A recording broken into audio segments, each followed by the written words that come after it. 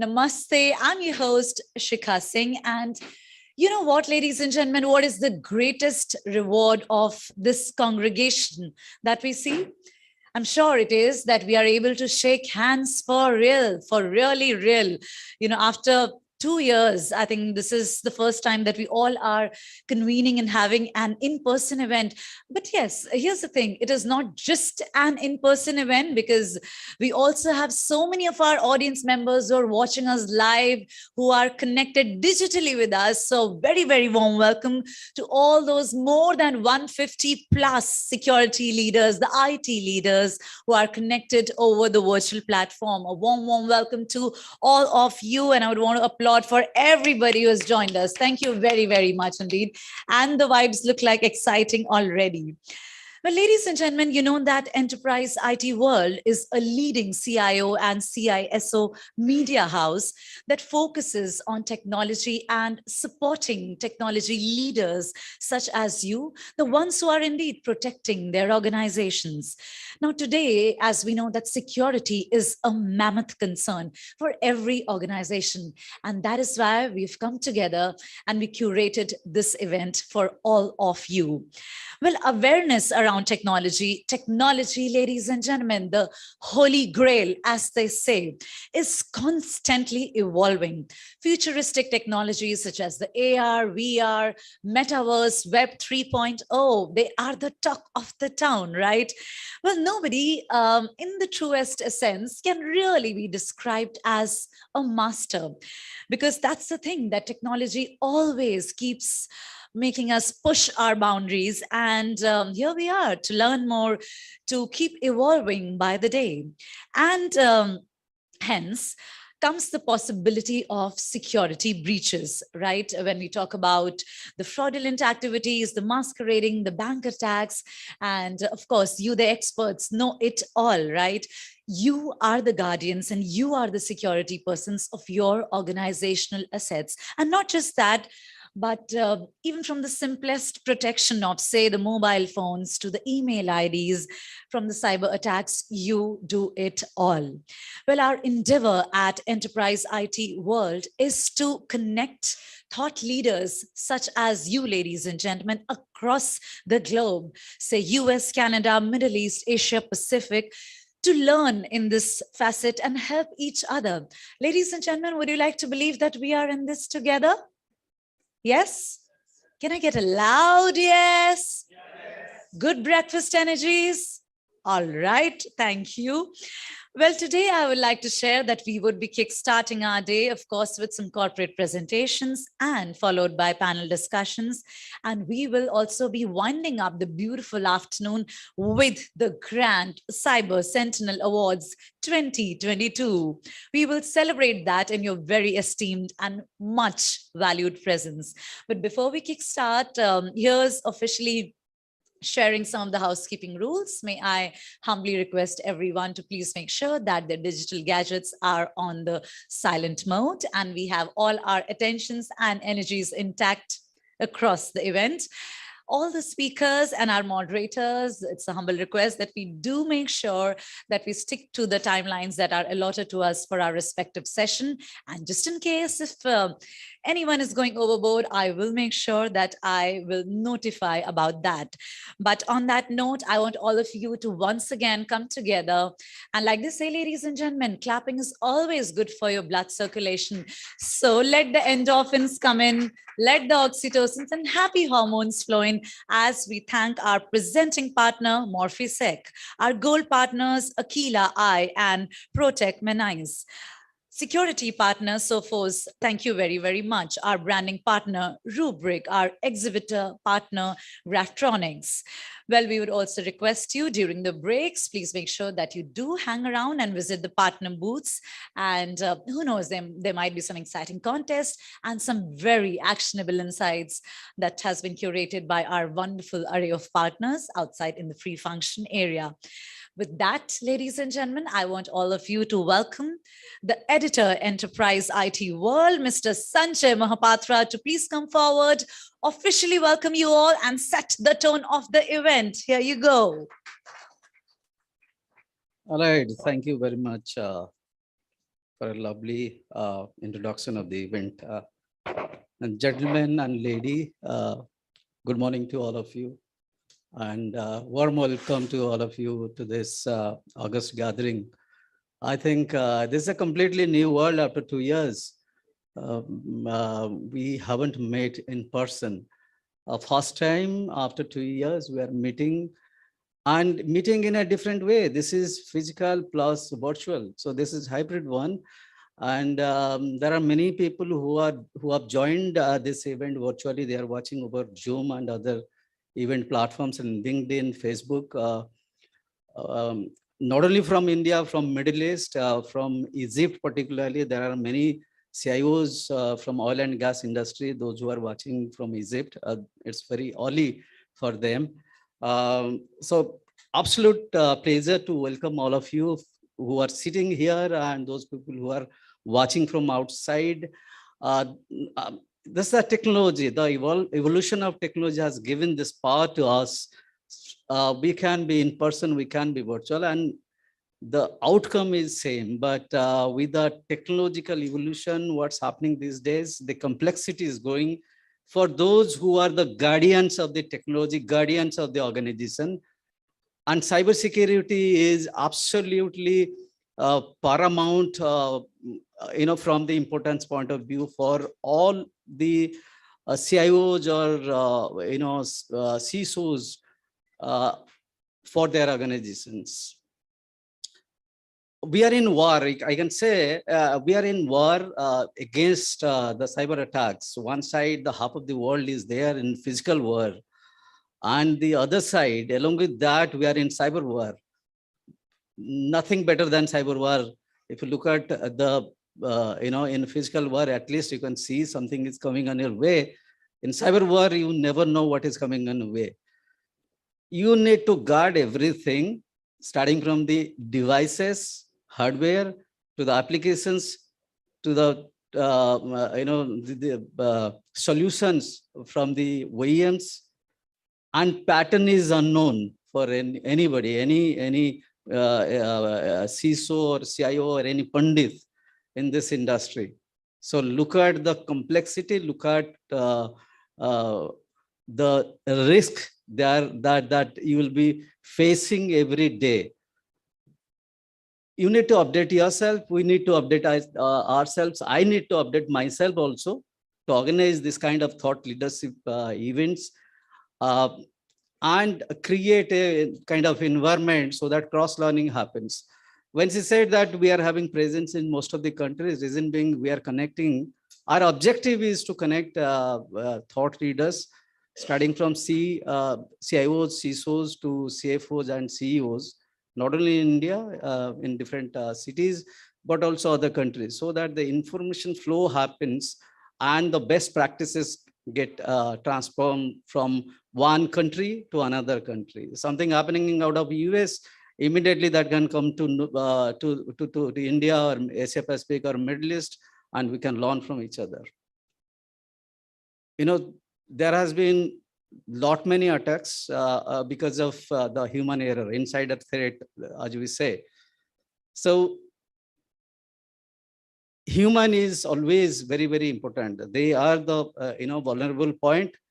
And today's date, for any CIO or any CISO, human skill is a big challenge. To finding skill everywhere is a big challenge. So for me, for the CIOs or for the CISOs, they are under a Damocles sword always. One side they are reporting to the board or this CFO, CEOs, talking to them, making presentation for them. Other side, learning new skills, new technologies, and reskilling their team. Look at the complexity, look at the pressure they are in.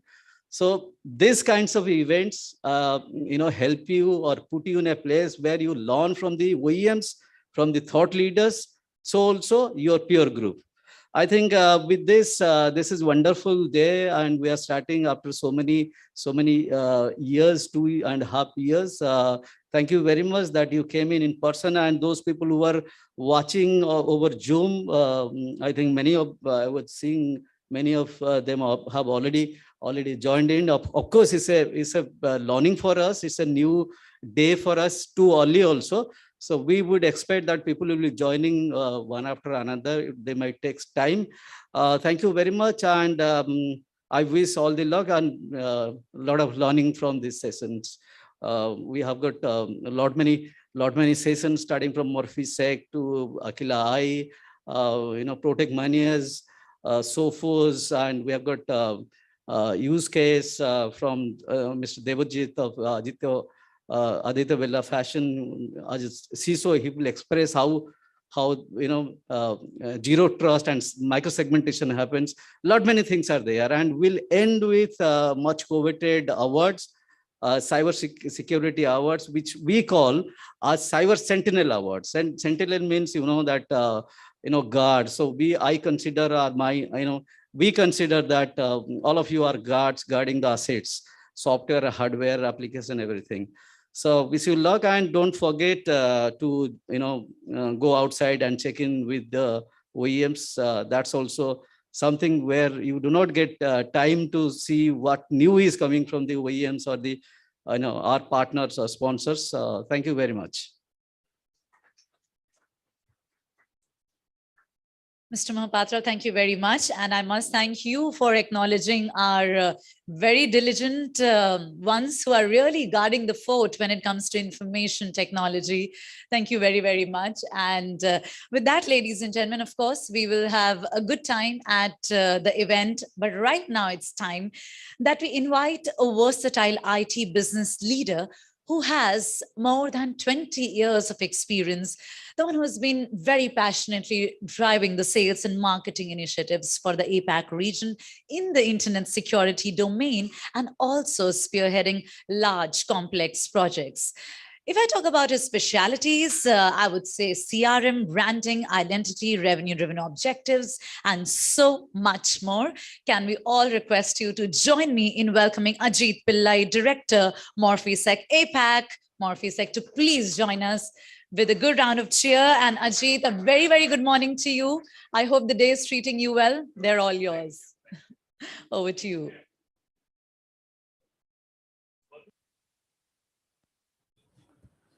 So, please reduce the volume. Thank you. Thank you, Sanjay. We are meeting after how many years? It's been like 20 years. Yeah, the first time he met me was in Delhi in one of the hotels, and he was telling me the story about he got drenched, he was in a bike, and I was with Trend Micro then. Okay. So, thank you very much. Good morning, everyone. Moved a lot of places personally. My good friend is here. And a lot of the cybersecurity CISOs, CIOs, industry colleagues know me very well. With that, let me quickly get onto the agenda. So what we're going to talk today is, I think he set the stage, talked about ransomwares, new age threats. What is that we have to do? We cybersecurity professionals are always pushed to the wall. No matter whatever we do, still someone is going ahead. So today I'm going to talk about the breach prevention, how it has been made easy. I will talk a little bit about Morphisec at the end of my presentation. Now, what am I going to talk? As cybersecurity professionals, there is a problem which we are all addressing somewhere or the other. And for professionals like us, there is an opportunity as well. In 2021, 218 billion has been the cybersecurity infrastructure investment across the globe, which has been happening. Now, the projected is 2025. With the current situations, it is even going to multiply more. We all know this. And the other side, when you look at the dark world, look at the cybercrime damage. 6 trillion in 2021, 10.5. So when you compare both, you see a CAGR of 15%. The damage is actually increasing. So it's a myth that we're all in a world that I never be hacked.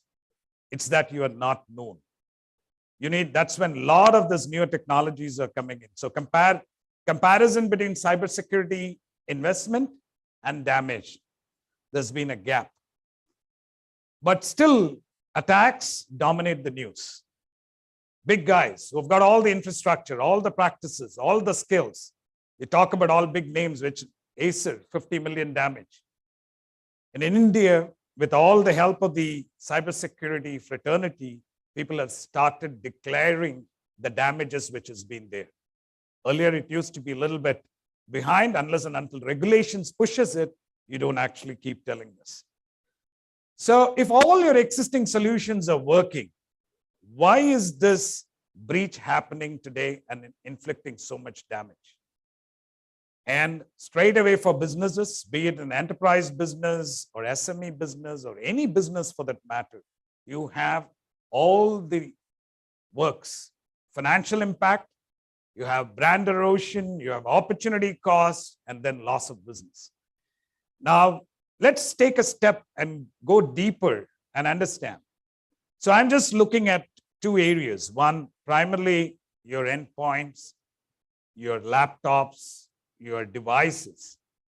When you look at it, you have all kinds of controls, which is established in the cyber world. You have an antivirus, you have your next-gen AV, the new age solutions like EDR, MDR, XDR, all is there. But still, why these breaches are happening? When you go back and see, there are a lot of new age terminologies which has been one. Of course, we all know what is ransomware. We have ransomware protection solutions, practices, etc. And like, for example, if you talk about Conti ransomware, one whole country came down because of one ransomware, and that is Conti. And similarly, backdoors. We have been seeing the best of the best cyber compliant environment has got backdoors still being there. And some examples are there. Cobalt Strike, if you talk about the Indian context or the Asia Pacific context, there are a lot of variations of this Cobalt beacon, which is not heard, seen, because we believe that, yes, we have put everything in place. Similarly, supply chain attacks, Kasaya ransomware attack is very well known. And malware downloaders, Emotet, different variants of it. And it's a laundry list which keeps going on and on. So in a nutshell, if you really look at it, these are the four categories which we have been hearing: ransomware, new malware, variants of known attacks, and unpatched vulnerabilities. So when you look at the attack evolution from the dark world, it used to be disk and file-based attacks. And I was talking about Sanjay, and we met when I was at Trend Macro. We were talking about an antivirus solution then. Today, it has come to polymorphic, fileless, in memory, and you have all the jargons, 0 day, and it goes on. And that is all based on behavior-based. And at the end point, today we talk about EPP, EDR. Now, how has the evolution happened? Morphisec came with a new approach called as moving target defense. Now, what is this moving target defense? It comes from the defense background. And today we have adopted this technology, which is MTD. And one of the reasons I put the slide here, what is Gartner talking about this moving target defense? Many, half the people in the industry still do not know moving target defense. In the Asia Pacific context, we have close to 200 plus customers, especially India, Japan, and Singapore. And they have really understood the concept of moving target defense and how it has been helping. So this is going to be the next technology which is going to tackle this ransomware. Now, what is this moving target defense? And what is that we are going to talk? We are doing in addition to whatever controls is what I would talk about. Morphisec MTD, let me just give a very layman's explanation of this moving target defense. If you're playing a dartboard, you have the skill sets, you can hit the dartboard and you can hit the bullseye. Now, when you're coming to a tournament and the dartboard keeps on changing every time, no matter whatever skill sets you have, it will be very difficult for you to hit the bullseye because it is something new. So the same in the technology, whenever an attacker or a hacker or adversary is looking for gaps in the network, we actually keep changing the structure for them without affecting your seams and feeds, your applications or whatever. And this is, we will talk about it. Our booth is there. My team is around there. If you want to go deeper into it, they will actually show it. So if you really look at the endpoint today, despite all the solutions, you have a gap. And that gap is what we do. Primarily, we call it as in-memory attacks. You can call all the terminologies there. So our existence has been an additional layer to your existing EDR, MDR, or any of the solutions. Across, you talk about the banks here, start from S-Bank and many financial institutions. And the beauty is people who have been breached, they have come back to us and said, look, we had all the bullet points which has been advised by the big fives, whatever it is. But this gap has been there and we have seen the back doors out there. Some of the examples of polymorphic attacks, which has been prevented by MorphiSec. This is a prevention kind of an approach. When you look at all your EDR, MDR, it's all detection kind of an approach. And all this has been prevented and the list goes on. I've just for a snapshot put some here. So what is the difference? Moving target defense, why is it effective when you talk about ransomware and advanced attacks? MTD is changing the rules of the game. Just because you're not showing your true self to the outside world, you're being able to camouflage the surface. And we do it when the application is loading. And during the load time is what we change those structures. And the moment there is an attack, which is actually looking at the original structure, what we do is we actually take a mirror image of that, and then we crash the program, and you get a kind of a forensic there saying that this is the attack which has actually happened. And this is creating a lot of traction. You see a lot of new vendors, OEM adopting MTD in various aspects, in your Linux protection, in your network side. And this is going to be the next force in the security marketplace. So the question automatically comes to you, how do you actually deploy it? Yes, you could deploy it in different way. One is you have your native Microsoft controls. Today, if you look at the Gartner's leaders quadrant, it's Microsoft who's the leader. After semantics exit, it's Microsoft, then you have CrowdStrike, Sentinel one, you have the works. So Microsoft native controls can be enhanced using MorphiSec. You can get more details. The other area which I talked about, coexisting with your EDRs, like CrowdStrike, Sentinel one, or even for that matter, Trend Micro, Sophos, whatever. But we are seeing the maximum traction in the market around this space. And that is and the proof is in the pudding. You have prevention and you see it for yourself. We are not detecting, asking you to look at all the logs which has been there, etc. So EDR is adequate at detection, but needs help with prevention. That's been our core. And when you look at the Mitre attack framework, you got some 7 or 8 subtitles there, the tactics. Under the tactics, you got multiple techniques. And we basically look at those tactics and actually dismantle the basic framework for these attackers. And that is how we have been able to prevent many of these attacks. I'm not saying this, you got multiple. So the other question which comes in is it that you're going to only take care of one portion or 2 portions, like wherever the attack is, if your system resources have been used for proliferation in your cyber kill chain, we actually come into play. And we actually prevent it. And we have been very, very successful in that. So we have some 4 or 5 solutions. I'm not going to cover that, but like for a general interest, MorphiSec Guard, MorphiSec Keep, MorphiSec Scout, and we have got MorphiSec Night, which is for Linux, for servers. So another example which I would like to point out here is, we all know the CWPP, Cloud Workload Protection Platform. In that, there's one area which is important, that is memory protection and exploit prevention, which if you look at all your current solutions, that area is not covered. And Gartner pushes us very hardly and tells us that you guys need to come with more and more innovations around memory protection and exploit prevention. And it is a key. And rest of the things in the server area, be it an EDR, be it an antivirus, it's all good to have. But from a prevention standpoint, that's where we start. In RSA is going on in San Francisco right now.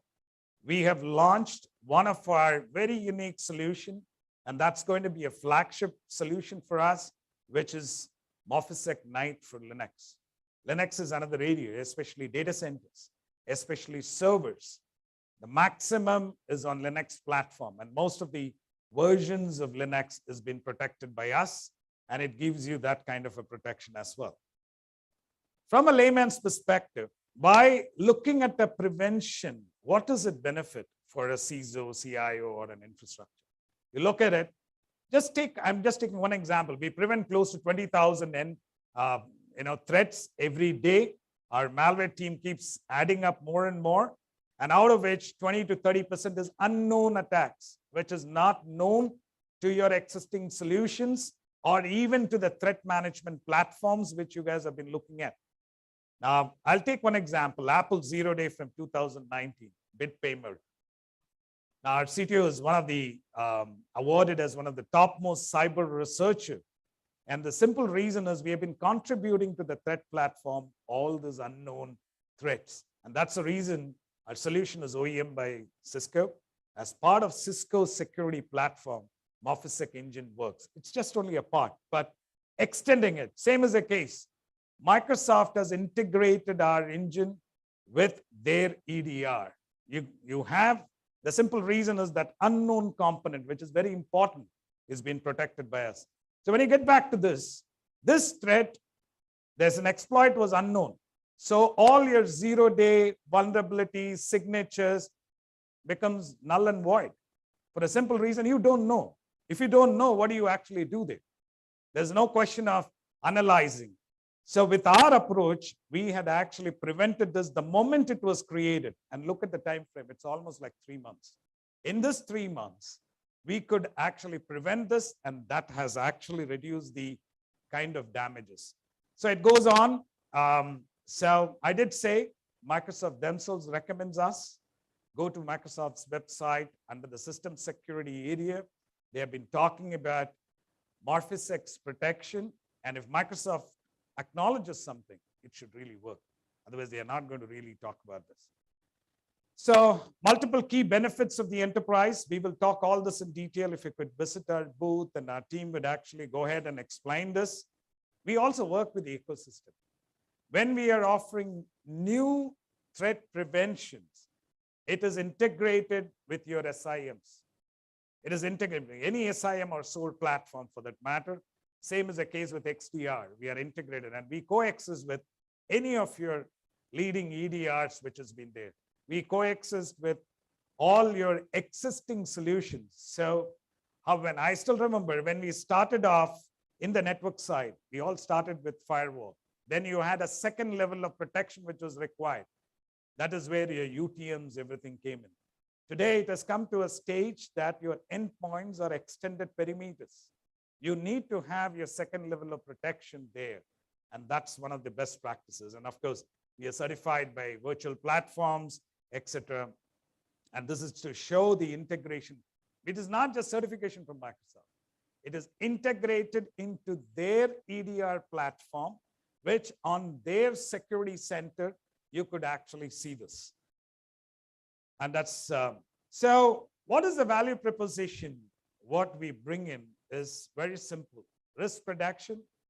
We are not talking about reports and reports and reports where you need to go to a SOAR platform, use your skill sets to start looking at it. The pain points with every CISO today undergoes is like EDR is throwing out a lot of reports. And who is sitting and actually doing it? Do you have the skill sets to do this? You're depending on an OEM. And the other thing is you have report fatigue. You fine-tune it to an extent that none of these threats pass through, you have a problem. At the same time, you cannot fine-tune to it to a lower extent. So that gap always remains. And that's the reason why most of the customers and prospects look at MorphiSec to add that kind of protection. So what are we saying? As we said, 20 years before I met Mohapatra very long back, it was just an antivirus, right? The virus was there. You have signatures, whitelisting. You came with application control, memory mitigation. That's what the world was. Today, the world is heuristic and analytic. You're talking artificial intelligence, deep learning, machine learning. Everything is plugged, and detection capabilities are being improved in all these solutions. And we all know that security is about automation. How much automation can you do? And we want to reduce those services. What we are doing in the marketplace today is we are changing the mindset. We are making it deterministic and binary. What can be prevented? Let's prevent it. That's the approach. And we use this moving target defense. It's an old concept which has been there in the defense background, which has actually been pushed by US, defense for quite some time.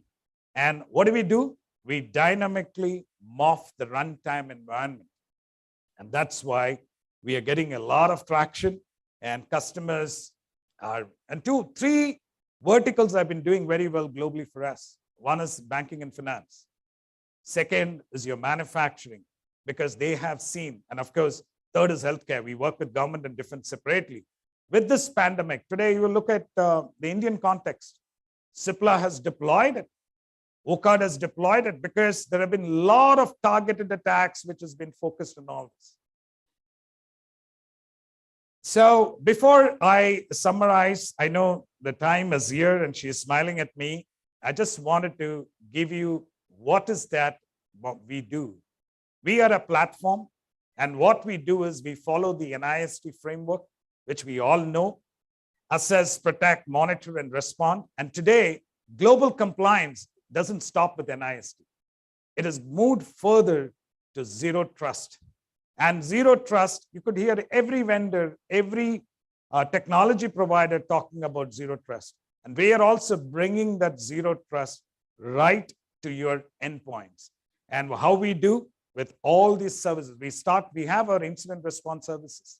That's picked up. It's customers' demand which has come to us. People who have got breached.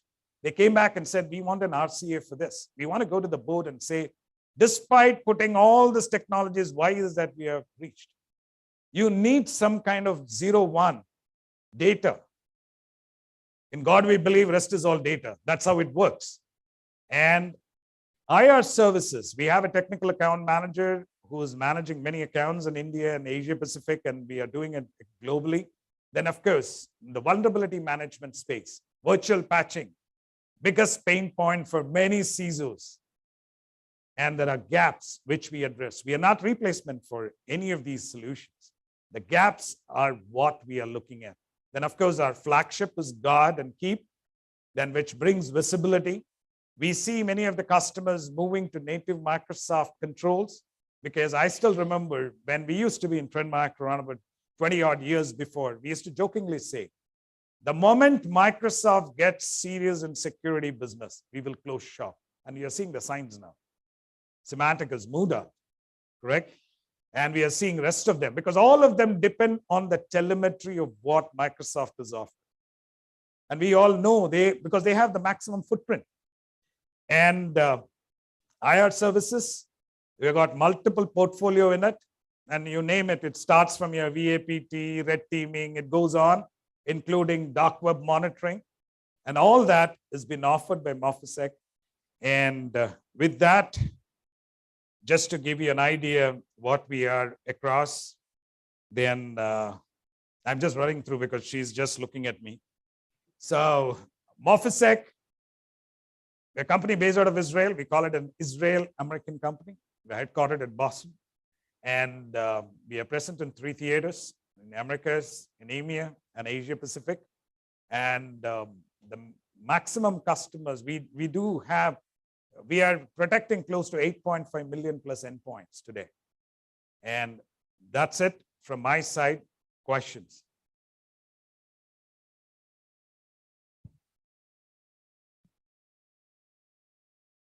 Am I good on my time?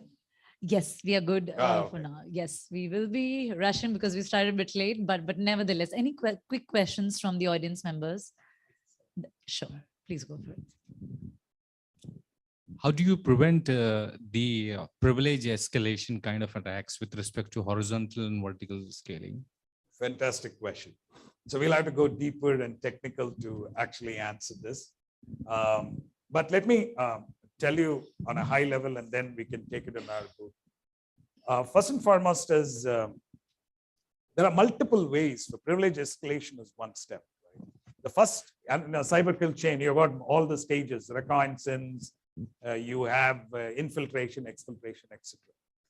In all those stages, there are some techniques and tactics which has been used. As I said, when you go through the MITRE attack framework, when you map any attack for that matter with MITRE, you would see multiple gaps. When you say that under the tactics, you got a lot of techniques. Privilege escalation is one of the technique which has been used. But to get to privilege escalation, there are too many steps ahead and too many steps after. The steps ahead, what we do is we don't allow access to system for them to proliferate the cyber kill chain. The objective of a cyber kill chain is to get that control, correct? You move from one stage to the next stage. In any of these stages, before you reach there, we actually break the chain. And by breaking the chain, we have been able to successfully do that. And in this, as I talked about polymorphic attacks, you got multiple ways. It is not one technique. It was before, in that old times, man in the middle attack. There is one technique which has been used. Here, it is multiple. So it is a very high level. And I can also show you, my technical team is here, how a privilege escalation attack can be stopped. And also we can show you a bypass demo to your existing controls, be it AV or EDR. The objective is not to demean them. The objective is to showcase the gaps in it. Yeah. Hi, Sure. Ajit. Hi. Hi. So a beautiful story that we saw with Microsoft. My only question is, as we see, the Apple footprint is also growing. Do you have a story with Apple? Are you working with Apple on Okay. that? There is one problem. Apple is close guarded. They don't open up the way Microsoft does. But having said that, you have Apple themselves come with a lot of their innovations. So as of now, we don't have a story there, but we have been working. The moment Apple opens up, Microsoft is like wanting everyone to collaborate and to prevent. That's true. That is the biggest problem why you don't see Mac in our presentations and discussions. But you talk about Linux, you talk about all your Red Hat, Amazon, because everyone are moving on the cloud. Protection is complete there. And the same is the case with Microsoft. This is the biggest hurdle as of today when it comes to Mac. But eventually we'll come there. Thanks. Thanks a lot. We all Thank you. need to, yes, Sorry. say thank you to you. Thank you very much and have a great day. And Thanks a lot, Ajit. Ajit, thank you very much for a comprehensive approach in your talk. And I could see our audience members being participative. So all the more this felt engaging. We hope you have the rest of the day good with us. And ladies and gentlemen, on that note, I'm very quickly going to be transiting into the next session. That will be presided by a veteran, ladies and gentlemen, the one who is and who has been a recipient of so many industry accolades for a presentation on micro segmentation. Ladies and gentlemen, please bring some very enthusiastic round of applauses for Debojit Mehta, the CISO from Aditya Birla Fashion and Retail. Let's welcome Mr. Mehta with a very, very good round of cheer, please. Thank you very much. As the applauses are gradually going up, very good morning and a warm, warm welcome to you.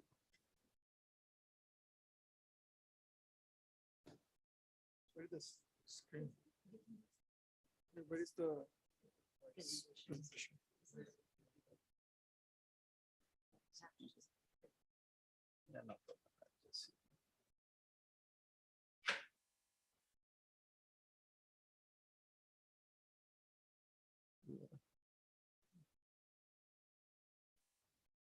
इसको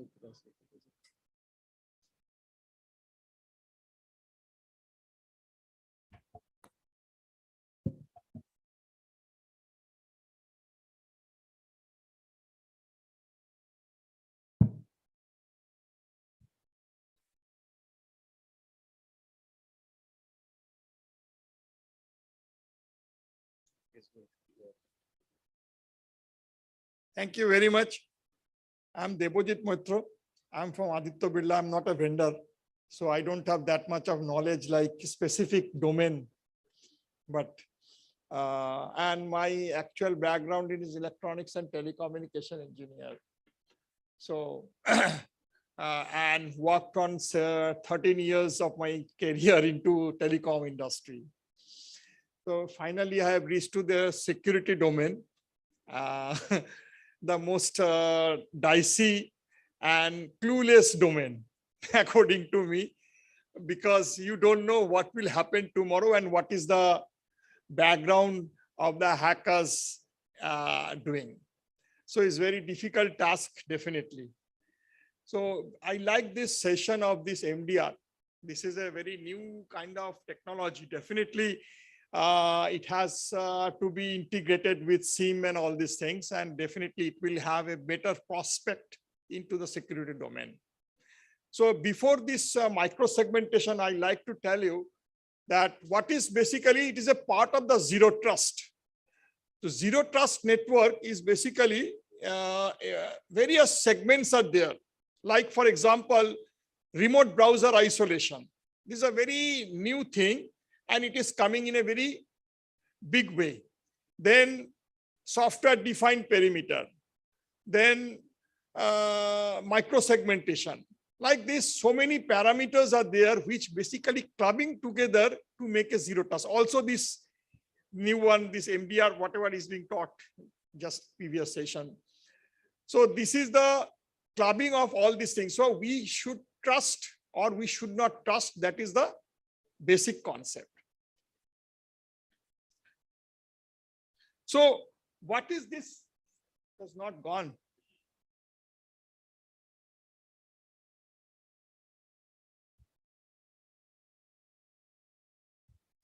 It's not going.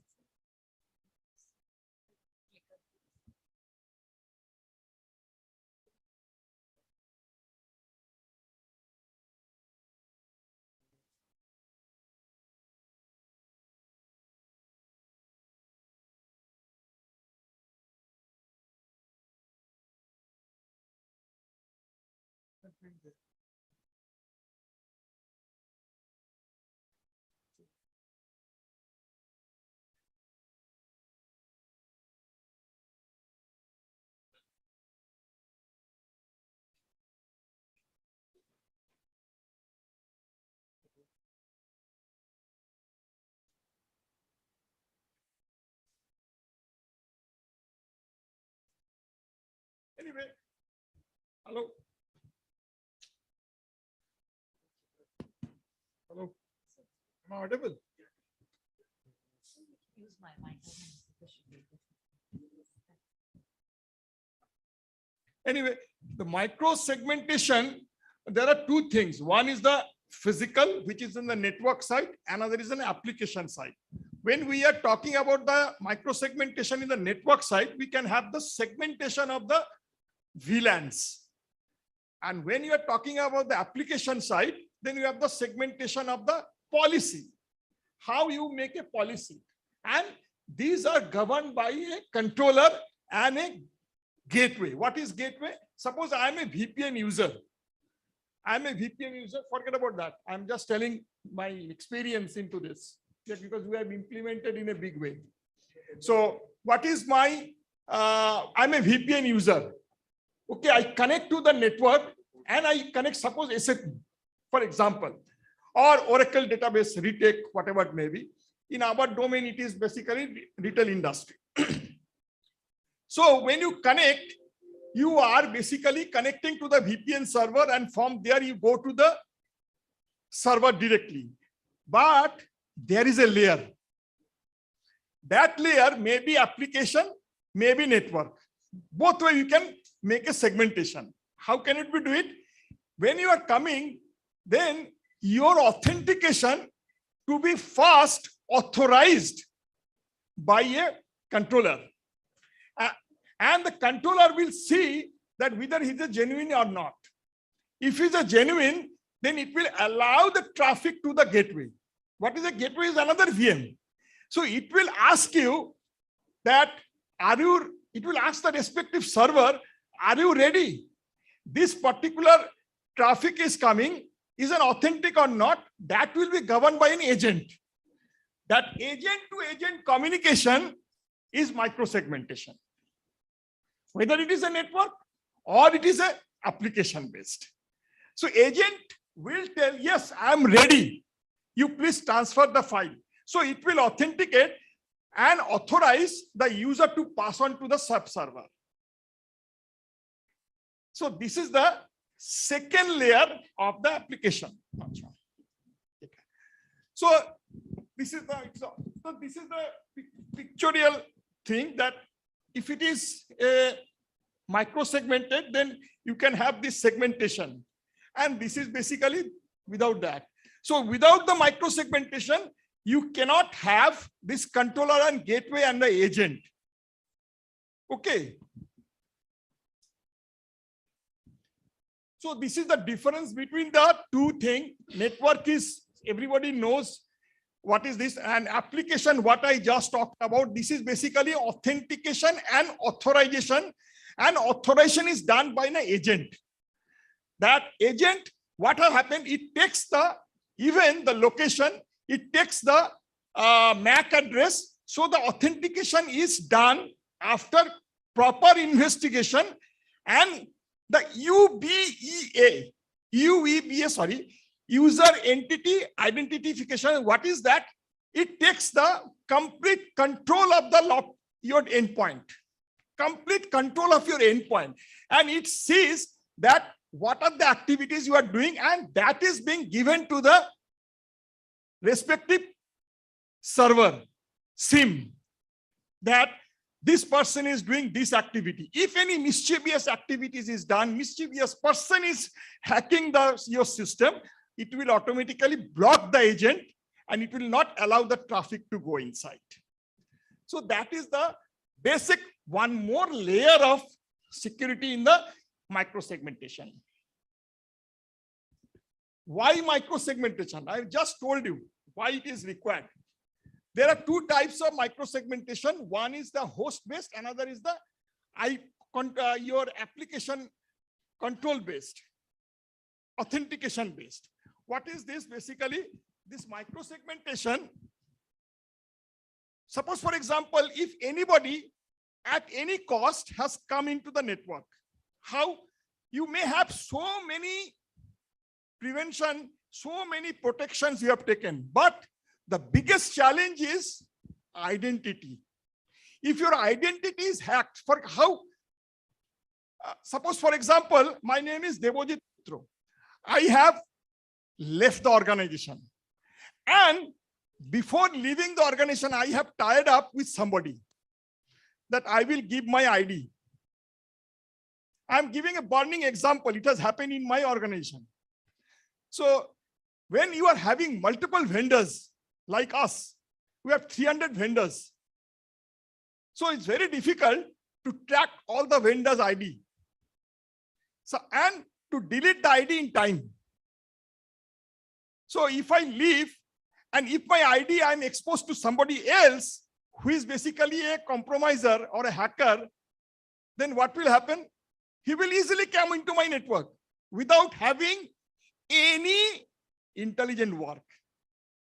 Because the password is known, the ID is already known. So he can get inside, but once he gets inside, he then tries to understand where is the machine which have not been patched properly, whatever. That is an objective of the hacker is to first attack the Active Directory, to block everybody. All identifications are blocked and I can work whatever I want. So that is called active defense. So this particular thing will stop. This microsegmentation will not allow, because you may hack the system, but you may not be able to hack the agent, because you are coming as an user, not the machine. Because machine you have submitted to the respective vendor or respective user or respective company. So a MAC address, agent, whatever is installed into that machine, that will be basically not available. And that is the only reason and only protection this thing can take. So you get inside, but you can't do anything. Any application or production-based servers, you cannot get inside. You may get at least up to the AD level. If you do not have proper protection, at least you can reach up to that, but never be able to get inside the production zone, because your production zone having the agent installed, which can communicate with the controller, one more VM and the gateway. So user, controller, gateway, server. So is a 4, is a square. 1, 2, 3, 4. You cannot bypass any of this 1 to 4 or 1 to 3. You have to go all the steps. This is the fundamental thing. And if you understand this, then you should be able to, you should implement in all the organizations, as per my advice, as per my experience is concerned. Because we had this problem, but due to this, we have not been able to, we have been able to save our data center. Up to the DMZ section, it was happening. But after that, nothing was happening. So this is a very real-time example I'm giving you. Then how this is working. So the micro-segmentation works on splitting the entire network into small segments. I have explained. Application works in the layer 7 and network works in layer 3, layer 4. So layer 3, layer 4, you can have VLAN. Everybody is having so many VLANs. But in the VLANs also, you can make NSX. That is micro-segmentation. But this is costly affair. In the layer 3, layer 4, micro-segmentation is costly. But if you go into that, but what happens, suppose for example, in a firewall, internal firewall, external firewall, you open a port, suppose 443 you open. And if you open a port 443, it is opened forever. You cannot block it until otherwise you manually type it. But in micro-segmentation, what happens, you have the controller works as a, not controller, the gateway works as a dynamic firewall. What is dynamic firewall? Sim khul ja. What is that? Come inside, get the work done, go outside, port is blocked. When the transfer of the data is finished, the port is automatically blocked. And this 14453, this number of ports to be defined into the controller, a gateway. So the application firewall is not a WAF. This is not a WAF. This is an application dynamic firewall. WAF is not a dynamic firewall. WAF is also a static firewall. So this physical firewall, application firewall will soon be replaced with this kind of dynamic firewalling, because this will make your system MZ section absolutely secured and at a very, very low cost. Very, very low cost. Because if you go into any kind of system, you have to put manpower for that. Who will do this allocation of the IP, allocation of the port, allocation of source, destination, port, block karo, kholo. It is automatically. It will sense, the agent will tell, open the port. I am ready to transfer the data. I have authenticated and authorized the user to send the data in the layer 7. Okay. So once the authorization comes in, then it will open. The port will be open. It is blocked. Maybe it is 443, but it is blocked. It is open. Once your work is finished, agent will communicate, bhai, my work is done. So it will block. So this policy, the entire thing is based on the policy. That's why this micro-segmentation is called. Micro-segmentation application based is basically policy based. The company who are making this, the expert domain has to be very knowledgeable into the policy defining. If you can define the policy properly, you are safe. And if you can define the policy bogusly, then you are gone. Your money is wasted.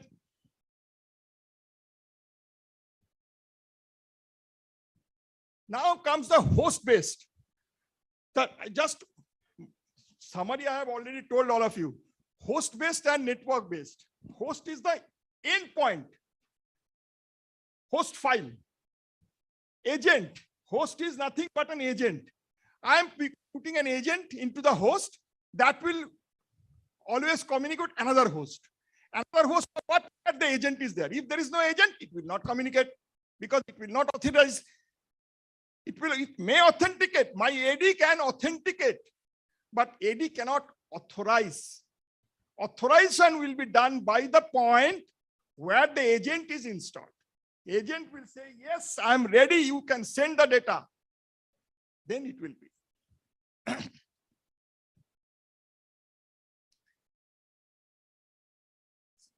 And another point is the identity. I have already told a real-time example of identity.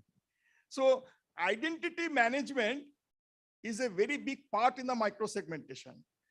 If the identity concept is gone, now I'm telling you, you have to think into adaptive identification. This is a function like y equal to fx in mathematics.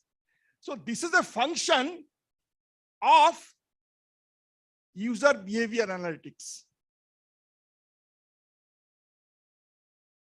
Because if the user defined in a function of working, and if it is changed, because the hacker may not know what is your way of working, what is your timing, what are the files you handle.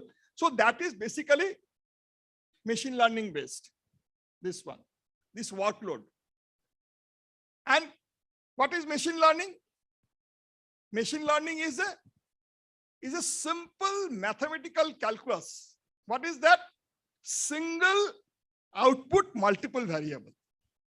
What are the multiple variable? My UBA, my timing, my application searching, what are the activities I'm doing at the endpoint, all these functions comes into a matrix. And the matrix, when you differentiate, you get a value 1. Suppose delta X. So that is this workload variable. So this is the fundamental concept. I'm not going into the vendor detail. I'm just telling the fundamental concept of the microsegmentation. What is this and how it is so important and how to do it. When you configure, how will you take? Because I have taken 1 year time. I have 400 applications. I have taken 1 year time. Because it's not very easy, because you have to take all the parameters into consideration. If you miss any of the parameter, I'm talking in my experience, then you are lost. You are lost because your money is wasted and you cannot achieve the target.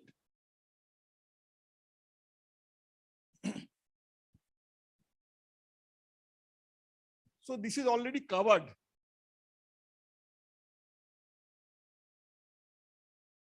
Another thing is that the cryptographically encrypted application, today's day, the database to be masked.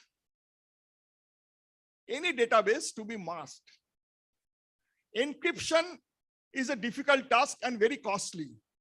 DAM, all these things are very costly. But masking is not costly. You can mask it. So when two applications, maybe application and database. Database is SQL, application is, suppose for example, .NET. So the SQL database should be masked. And the application should be encrypted. Application, you can encrypt it. Yeah.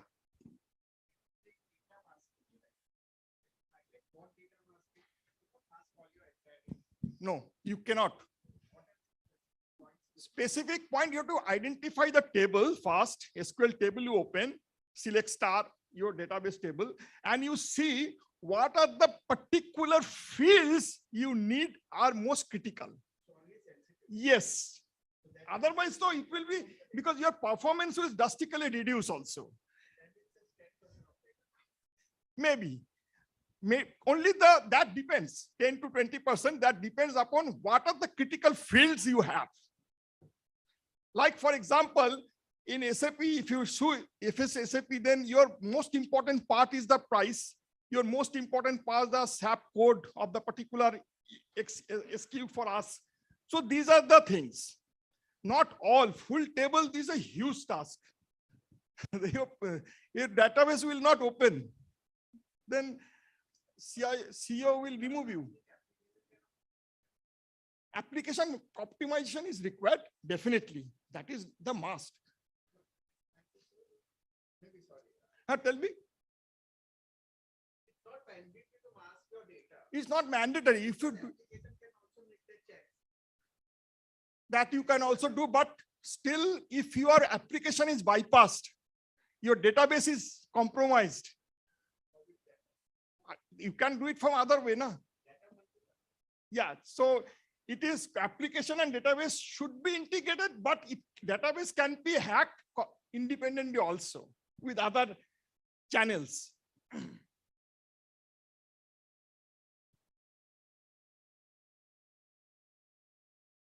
These are the benefits. What you is my, experience. You can have other also. Yeah, what are the things I have benefited after doing the microsegmentation? Yeah, 100%.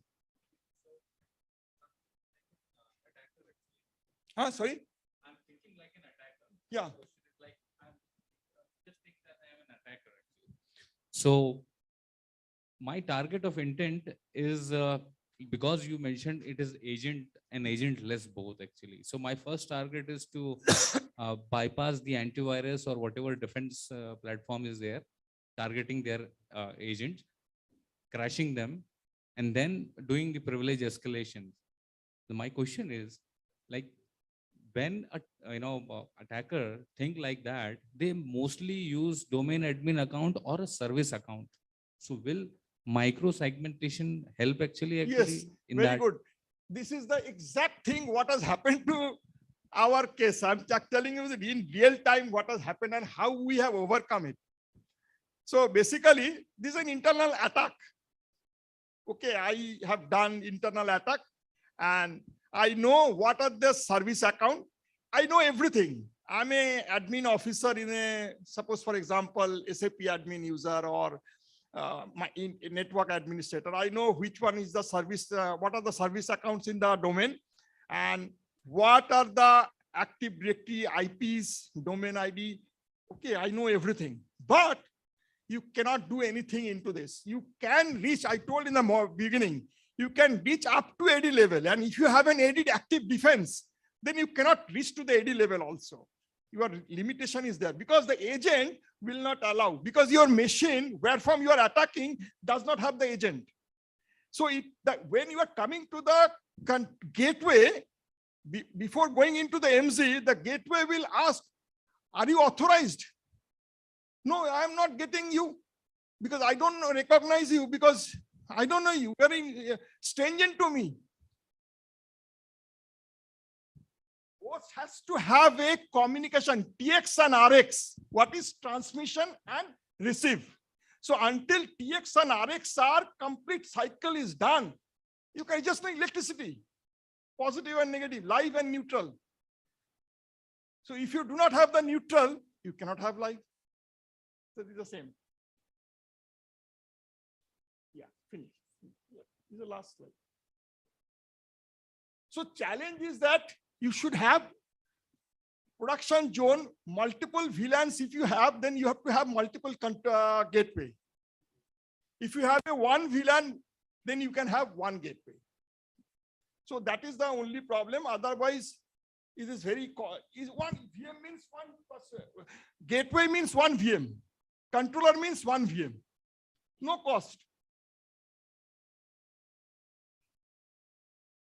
So this is the company. These people will tell about what these people they have done for us. Mr. Rajat is here. He will talk about their company. I don't want to go into that. So this is all. This is the architecture. Already I have described gateway, then controller. This is the actual architecture, how the entire thing works. Thank you. Rajat. Any question you have?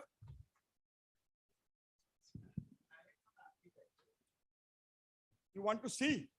Oh my God. Because it is still already closed down. I will show it to you. I will show it to you. Where is the question? Use the hand mic, maybe. I'll just request you to use the hand mic, maybe. Trying to squeeze through.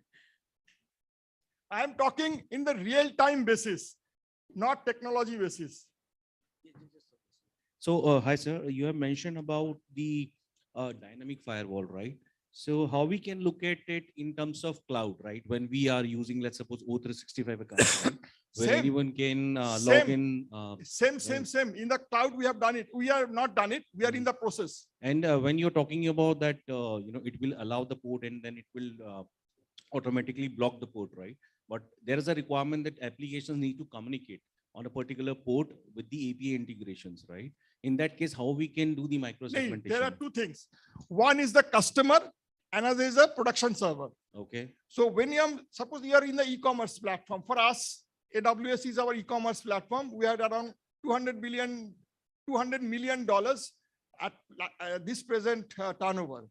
So now we cannot touch the customer's database, but customer PIA we are masking. But suppose, for example, my production data is a separate VLAN altogether. And production data is being, taken care by the administrative people or development people. So we have to have an agent into those machines, not in the customer's machine. Understand?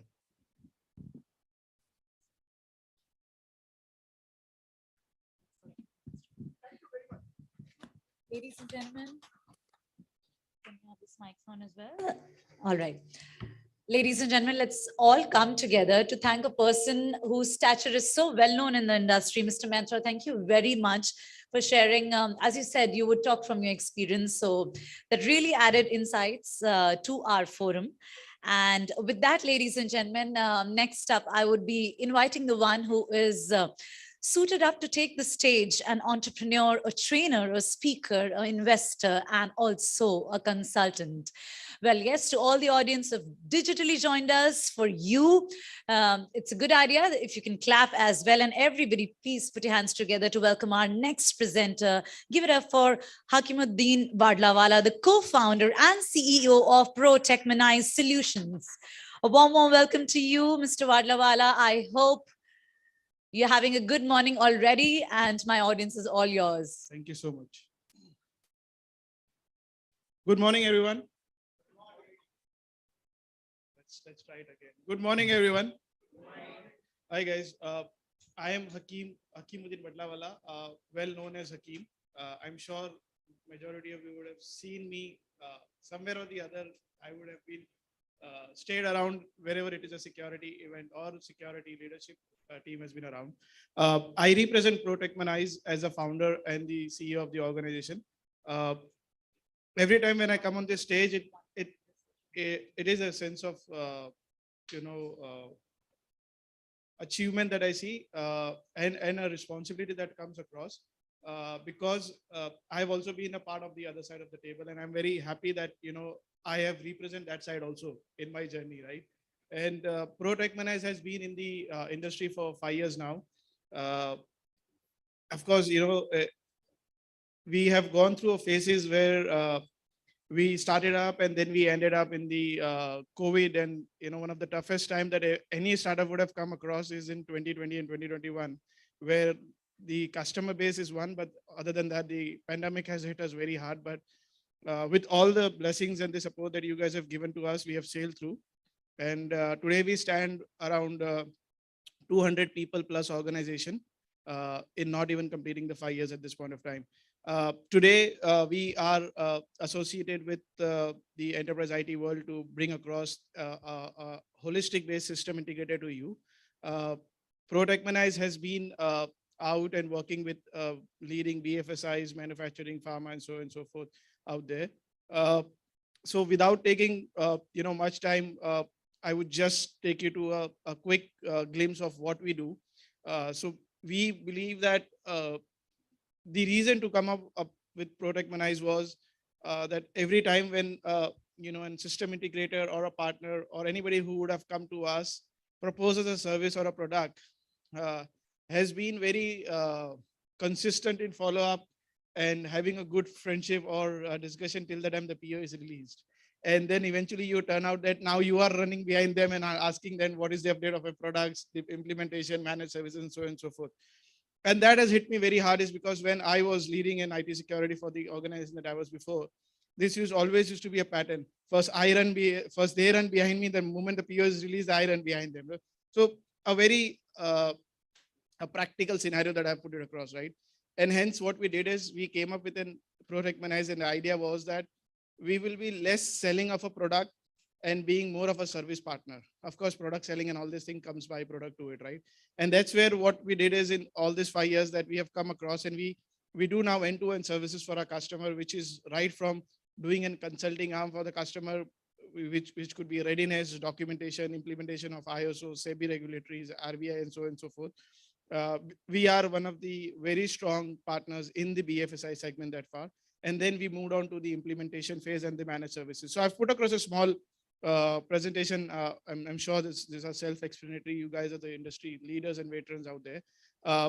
So that's it. What I would like to summarize ProTechmanize. Idea over here is not to come and look for a business from you guys, but to put across ProTechmanize as a system integrator to you all, so that we are known to you and we will be there available anytime whenever you need our help. Without taking much time, I'll like to call upon Aditya to take over the stage and take the presentation forward. Thank you so much. Somebody will come and introduce you. I'm sorry. That's good. Can we have audio, please, for this?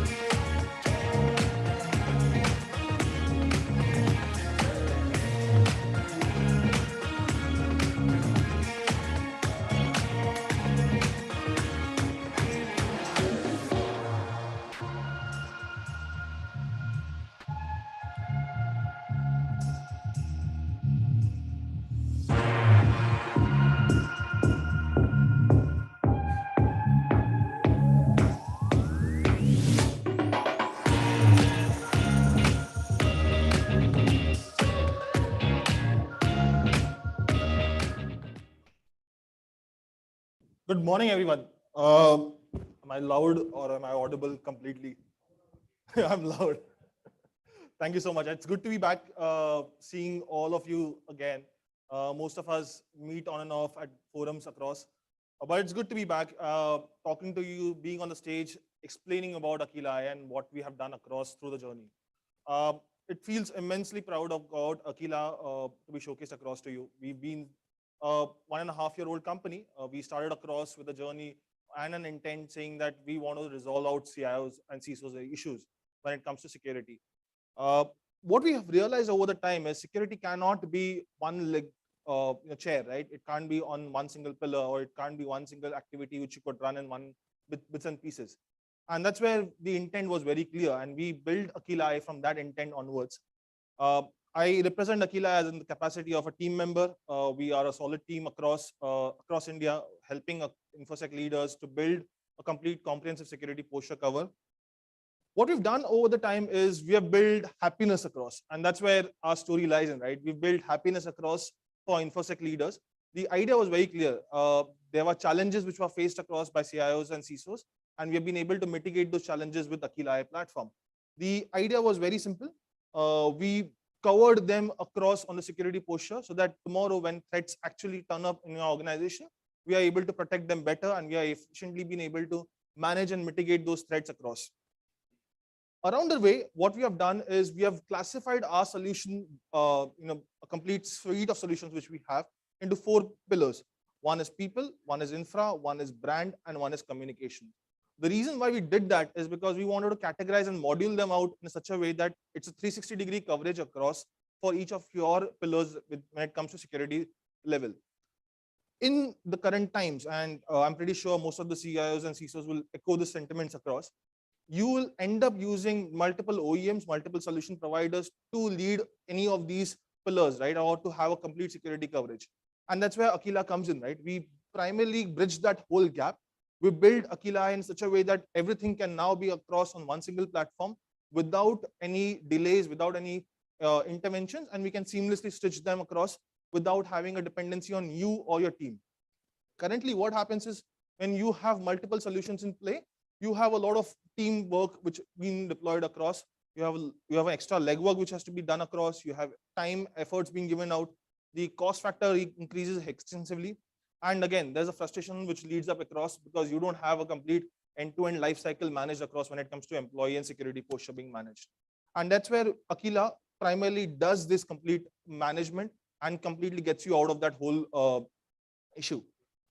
If you see, this is a recent study which we did across. The idea was very clear that security as an activity couldn't be left standalone, right? And that's where we wanted to build an understanding across, and that's why we did a recent survey where we analyzed a certain set of companies where we work across and prospect companies and understand their security posture out. We've seen that most of the companies who have not deployed extensive security cover have been leading up or have been led to a very vulnerable state right now, because the activities like, which I'll cover in the future slides, but the activities which are basically important for an organization to ensure that security cover is being not laid down. And you can't never blame on one single person or one single entity or a stakeholder to basically manage those. And that's where we help you across with it.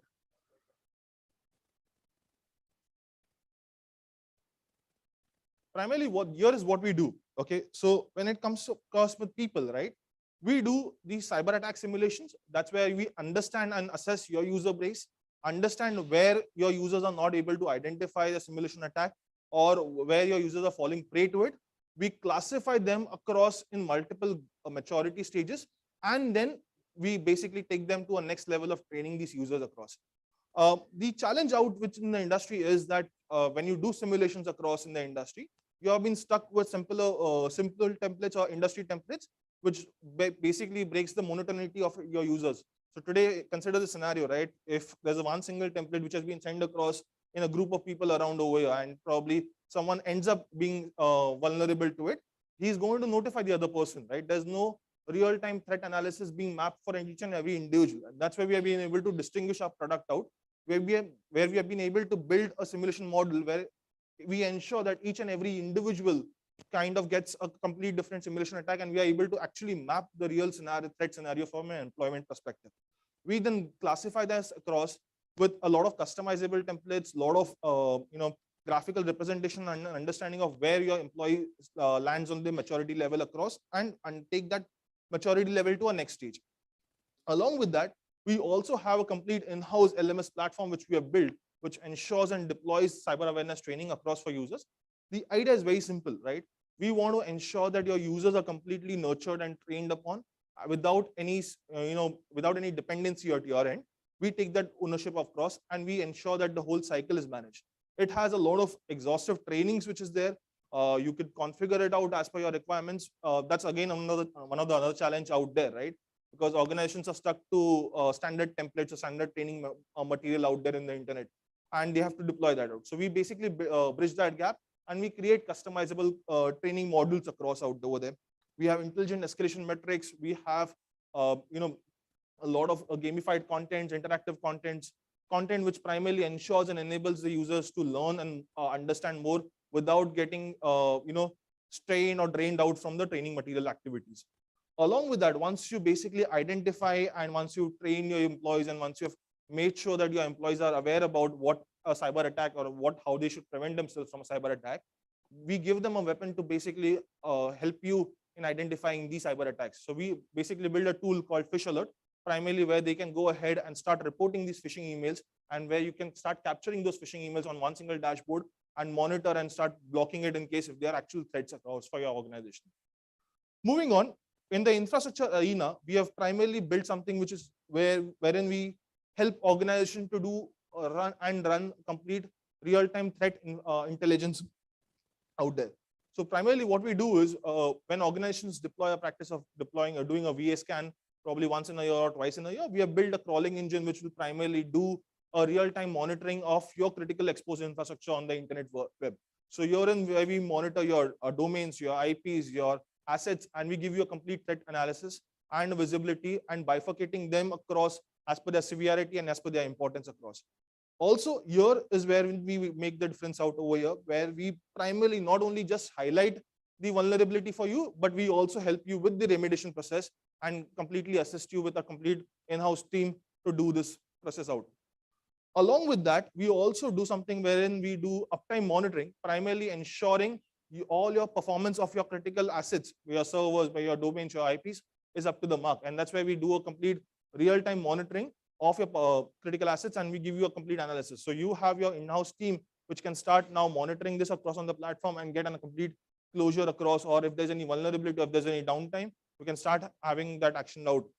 We also have an incident management system, which primarily is where your internal team and your external teams probably could align, and all these vulnerabilities without any discrepancies or without any gaps, we could fill that up and we could close those out before it opens up a gate for cyber attackers. Along with that, once we cover infra scan, that we move on to brand monitoring. Brand monitoring is primarily where we protect your brand's identity across in the internet world.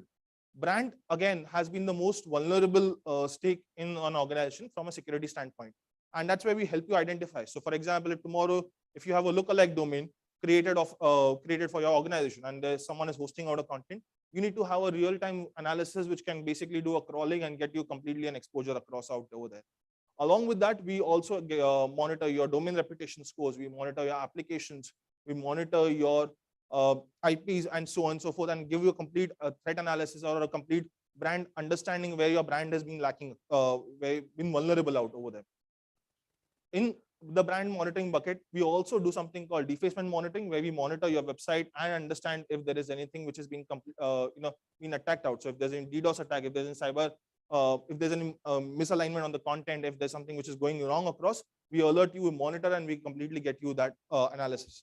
We also, along with that, we do your dark web monitoring for identifying your brand's content on the dark web, where we identify if there's someone has put any source code across, if there's someone who has misrepresented your identity on dark web, and we get that understanding as well.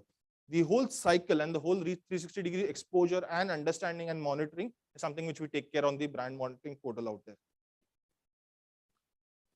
Coming to the last bucket of us is the email or business communication bucket, right? Business communication has always been an onward and offward journey, right? So primarily what has happened is the most neglected, so to say, was the DMARC journey out for organizations. Organizations always thought security from an inbound email threat is something which is prima focus important. Obviously, that is important. But along with that, someone representing your domain and putting out a mail to a third party or an internal customer or internal user also is something which is important. That's where your demarc journey comes in play. That's where we have been deployed. We've primarily do a complete exposure mapping along with that analysis and along with that remediation for your demarc journey. We do a complete analysis and we do all these across on one single platform. The idea was very simple. When we build this out for as an Aquila as a product, we wanted to have everything across for customers and for CIOs, basically to have a complete understanding of what kind of vulnerability or what kind of visibility they require from a security posture and mitigate those vulnerabilities for them through a complete end-to-end managed service support. So today, once you deploy on Aquila, you can end up, completely having this assigned to us, and we can completely take control of this, and we can start working with you to give you remediations and take care of the whole necessary next actions across. Through the journey, what we have done is we've also worked across in industries. We have a strong presence across in the banking industry, mutual fund industries, pharma, logistics, healthcare, or we have a complete suite of customers around over there. I'll be very happy to share across that within a calendar year of within a calendar year, we have been able to cross across 85 customers, which is primarily a good jump for us when we started off, right? And it has been a huge journey for us when it comes to customers. It's all enterprise customers we've been able to achieve and we have been able to help out with. A few of the customers who we work very closely with, few of the names do pull out, we primarily have been doing a complete end-to-end lifecycle management when it comes to threat management around over there for them. And the intent has been very clear. We work with you so that the security as a posture, as an activity is less dependent on you and more dependent on us, and we give you the results as required to.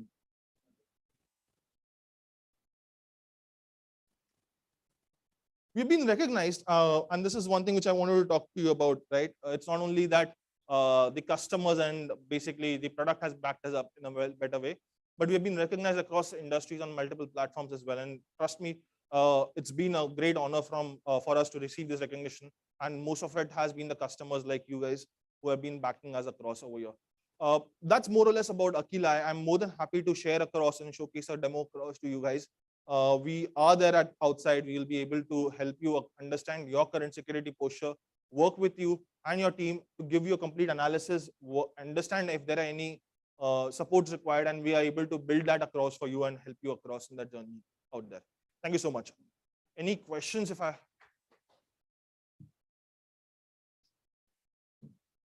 Great. Thank you so much. All right. All Thank yours. you. Thank you.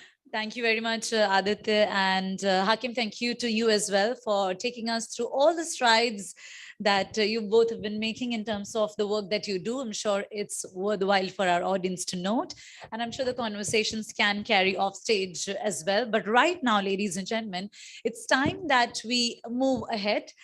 When we talk about, and yes, that reminds me, I also have a fun question to ask all of you, but that should happen right after this discussion that's coming up. Now, in his book, 21 Lessons for the 21st Century, historian Yuval Noah Harari says that today, information and knowledge are so freely available that they are no longer a source of power, as they say. It is the clarity that is actually that source of power, the source of real power in a world that is so flooded with information all the time. Well, a panel discussion is coming up. Some conversations would be brimming up on the stage. This will talk about and delve into the hacker's target of mobile device and MDM. Well, it will be my pleasure to be inviting our session moderator and our panelists. If you can get the stage set as well, so that our panelists don't have to do a lot of legwork and they are well stationed on the stage. I would be inviting, and before we go ahead, if you can do the stage setting as well for the panel. Yes. So that tells me that we have a little scope to ask that question right now, the fun question that I was talking about. In the meanwhile, I hope we'll all be set, and that's when we invite our panel members. So here's the thing, and I'm sure all of you would know the answer. Can you tell us, when is the World Passport Day celebrated? Anyone from the audience? I thought everybody is going to raise their hand and say that, yes, we know the answer. All right. Anybody wants to take any guess? Any small guess? I know one of our. Yeah, but today is not the World Password Day. World Password Day is what I'm asking. Anyone try? No, by the time you should not be looking out in your phones for the answer. And ma'am is smiling as well. Ma'am, I'm so happy. Now when I say ladies and gentlemen, I think I'm absolutely right in addressing everyone as that. So good to be seeing the smiles, but okay, I get to keep the goodie because I'm the one who will be finally sharing the right answer. So here it is. And okay, so I hope we can get if we can get two more chairs because our moderator and one more panelist is there. All right, so the answer is this year we celebrated it on the 5th of May, 2022. And the concept goes as it was created by cybersecurity professionals only, you know, which year, ladies and gentlemen, in the year 2013. And they designated the first Thursday of every May month as the World Password Day. And this is just a day to make sure that we foster good password habits that keep our online lives safe, right? And secure. That is what exactly you all do. On that note, we are almost set, and it's my duty to be warmly welcoming our moderator for the session. May I please request Amay Subhash Lakeshri, the Associate Director from EY, to please march up and join us on the stage. A warm welcome to you, Amay. Thank you very, very much. And with that, it's time that we please bring up some applauses, ladies and gentlemen. Let's come together. We are in this together. Everybody said a yes to this. Let's welcome our seasoned panelist, Yogesh Kumar, Head IT and Business Applications from Tata Advanced Systems Limited, who would be actually joining us digitally. So warm welcome to you, Yogesh. Everybody says hello to you. And with that, let's also welcome Nihar Patare, the CISO from 63 Moons Technologies Limited. Warm welcome to you, Nihar, and thank you for those warm smiles. Let's welcome Satyavrat Misra, the Vice President and Head Corporate IT Godrej Industries. And let's come together, put our hands together to warmly welcome, and you can see Yogesh on the screen, I'm sure. And with that, handing over the strings of the conversation to you, Amay. There you go.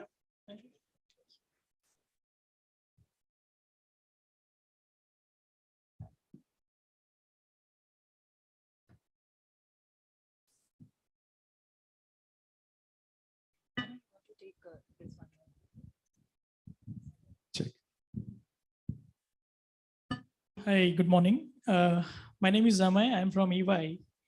And Yogesh, are we audible to you? Yes, yes, you are audible. Good morning, all of you. Am I audible? Yeah, you're on mute, sir. No, am I audible? I'm on mute now. Yes, Yogesh, we can hear you now. Good to go. Yes, now you're audible. Thank you. Morning, all of you. So thank you, Enterprise IT and the entire team of the Sanjay sir. Thank you very much. It's been a pleasure for, sitting at the back, at the, stage, and then being on the stage with such InfoSec leaders. So it's a great pleasure for me. And thank you all for joining over, it's a first of kind in a hybrid model. So great. So let's start this session. So it's about mobility, right? We want everything on the fingertips, starting from booking the tickets or boarding pass, say, whatever you do, you want everything on mobile, right? That's how the today's world, right? Starting from your morning till night, everything. Now saying that with this kind of digital transformation, there are digital risks which are also involved, right? And which are also unknown. So today, I think we have a great leaders, Nihar, Satyavrat, Yogesh are there, and probably we can talk about more since last 2 years, we have seen a lot of attacks are happening. So Yogesh, the first question to you is, right, what kind of attacks would you like to talk about on the mobile phones have, evolved in last couple of years? Pre-pandemic or post-pandemic? So that is the first question to you. Okay, good morning, all of you.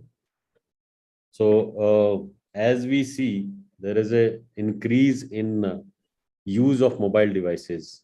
So first we need to understand why the mobile attacks are increasing actually. So if we check the statistics, the new app downloads that has come to 230 billion, and the app store spend itself $170 billion, which is a 19% increase from the last year. Then again, the user who is spending more time onto the device is 4.8 hours a day, which is again 30% increased. So these are few statistics which tells us that we are spending more and more time onto the mobile devices.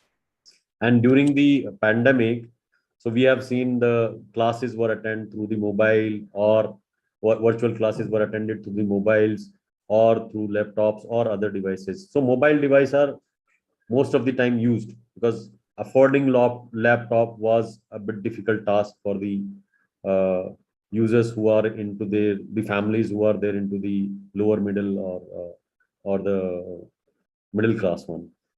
So that's why this has increased a lot. And if we talk about the hacking statistics, so in last year or last few months itself, you can say 845% increased in hacking attempts, right? In India itself for the last 6 months, right? So these are the horrible statistics that let us know that why the people are getting into the mobile traps. And as you know, the phishing and smishing attacks are increasing day by day. So most of the attacks that are happening to the mobile device are through the smishing, through the phishing, through the SMS link, right? So why people are attracted towards that? So let us understand, because people are what they are saying, that there are a lot of offers. Earlier, the offers were used to be grabbed by going to going to a mall, going to a shop, that were more attracted. But now everything is onto the mobile. So they get a simple link. The Tata Group is giving Samsung TV for free, or Samsung, the company is giving free for this kind of stuff. So just the people who knows about these kind of hackings, so they do not click. But most of the time, user are so much fascinated, and they click the data, they click the link, and they do not know the repercussion around it. So it goes into the device, it takes off the control, and the app control that is given to the device, to that app, right? Mobile control basically. So mobile controls in the sense, access to the telephone directory, access to the photographs, access to location. These are very common thing that every people is giving to that app, right? And somewhere we are very forced to do it. Otherwise, app doesn't work at all. Correct. So these are few things where the people fail to understand that the devices are taking, the apps are taking control. And nowadays, we know that giving OTP is something dangerous, but giving permissions to the app itself is more dangerous. So the people calling from the remote side, hackers calling, they simply ask you to click on the link, right? Then you will get an offer of 600 rupees, 1000 rupees, or 6 lakh rupees, right? So people are fascinated. They just click it and they don't know what will happen around it. Scan the unknown barcodes, use the UPI connections, right, which are unknown. So, and just paying money through the digital means has become a new payment method for the industry, for every people now. Digital money is going around, right? So, but at the same time, we must be uh, careful enough to use those things. So, if we talk about the policies, even in the organizations, BYOD policy is not so much strict. So backup of the devices, even passwords. So every day and night, there are hacking attempts happening. Passwords are getting leaked. Still, people are using a simple password or their date of birth, their this one, the combination of name and date of birth, son or family date of birth, right? Likewise, so that becomes very easy and very easy target for the hackers to crack, because the kind of data you give to the marketing agencies that contains all those things, right? If one marketing agency comes to the people, comes to the user and ask that we are offering this holiday package for free, and just you fill up this form, they fill on all the informations, date of birth also, family details also, everything. And this, Absolutely. yeah, and second thing, then Facebook, if everybody knows, if anybody knows about your Facebook account, he knows everything. You want to give a ice cream to the your son, what is your favorite ice cream, the other person knows now, correct? True. Even with the where are they going for a party, where are they going for a dinner, today I'm here. So entire the location mapping is also one of the key element. So Yes. great, sir. I mean, that was a great, I'll say great introduction and great start to the topic. And you rightly said the attacks have increased by 845%, which is around 1315 earlier in 2019-20, and it is around now 12,000 plus, which Right. is a fantastic stat, sir. So I'll move to the Mr. Nihar, right? Right. So would like to understand how organizations should take the business risk into the consideration while using of the mobile phones. Well, the mobile phones also has the same risk that all your other devices in your organization have, your IT devices have. But over and above, because these are mobile devices, there's three particular risks that we monitor. And these risks are, one is your amplification risk, because what happens is these devices being very small in nature, it's very easy for a hacker or a malware to bypass your small screen. If you see a phishing email, for example, on your laptop or your computer, it's most probably you see on the website that's unprotected, but seeing the size being so small, you usually miss it, and most of the mobile devices end up getting compromised. The next risk is a specific risk. As these devices are mobile, a lot of theft and these are lost. So this effectively reduces your productivity, and it's a great risk being specifically, it's not able to cater to your organization devices. So saying that, and we have also the gateway risk. On gateway risk, mobile devices now act as a gateway to enter your corporate network. So although the hacker would plant a malware on your device, might not be interested on your device, but it would then further wants to enter your enterprise because yours is a secured or connected device. Saying this because mobile devices are, users usually are very lax and lazy when it comes to accessing mobile. So being relaxed, the level of their security decreases. And this it makes them very vulnerable. Great, thank you. So we'll move on to Mr. Satyavrat. Okay. So we would like to understand, because since rightly said by even Yogesh and Nihar, is that even we are using mobile phones a lot, even our kids are using, our parents are using a lot. Now, saying that organizations are taking care with some of the elements with the MDM, right? Would you like to throw some light on how the MDM should be, used, or what are the recent? I'll talk about, say, how it has changed the game, MDM, by coming to the picture, and how attackers are targeting MDM itself, and what should we do on that? Okay, thanks. So I think one of the biggest opportunity that an MDM had was during this lockdown, right? I mean, especially the demand for BYOD suddenly, went up, and almost all the organization, perhaps they were not even prepared for, this kind of a scenario. But I think mostly it's a missed opportunity because perhaps either those MDMs, in terms of configurations, too complicated, right, to enable, these kind of a scenario for BYOD kind of a setup, one-click setup kind of scenario. Now, post-pandemic, I think there is a lot of traction and everybody is thinking. And initially, obviously, organization, everybody had. We also had, MDM solution.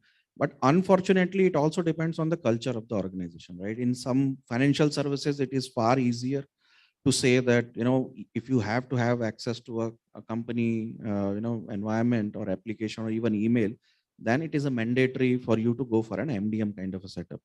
But with all other kind of industries, like, we are from manufacturing and all, they are really not that sophisticated. And see, mobile is one area where people are not comfortable, putting a kind of application that is given by the organization, because it's a personal device. Even though organization reimburses the amount and all, but it's still, it remains a personal device. And therefore, there is still a hitch, or, people are not really comfortable. So the maximum that we have been able to do, and mostly what I have also seen, is that people have been able to say, put security around the application. So maybe, a MAM kind of a solution.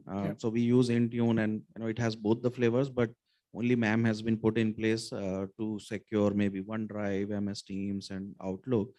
But as far as the rest is concerned, it's still a something that comes up in our internal discussions and debate, but haven't really been able to progress much.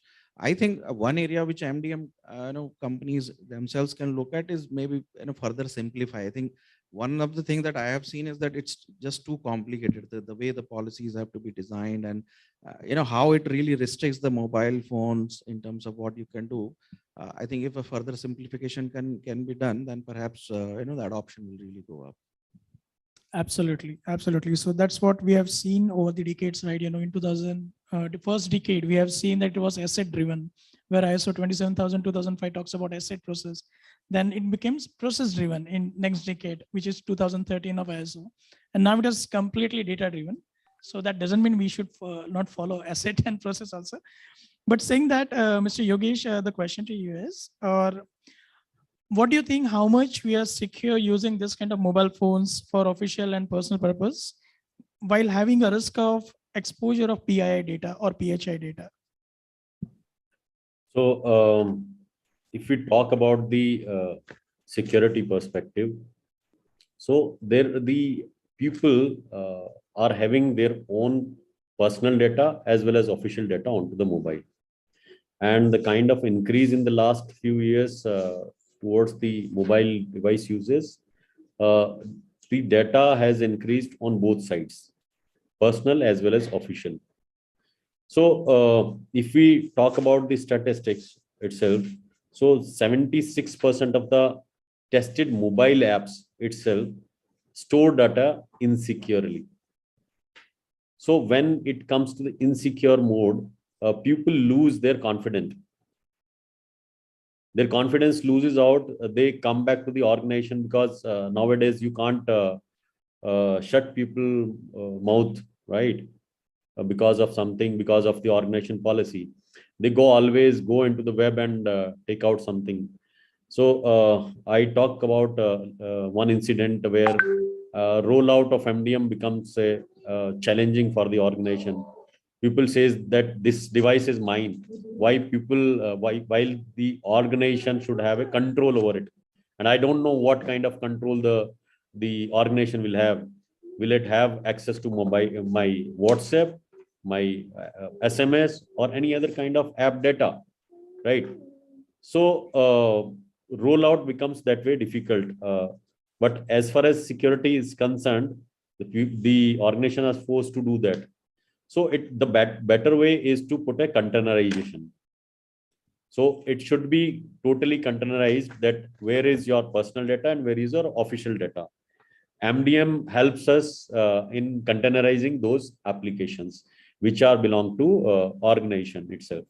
So, and there we can be more confident that this is what the data is secure. In case of the attacks, the phishing attacks are more nowadays.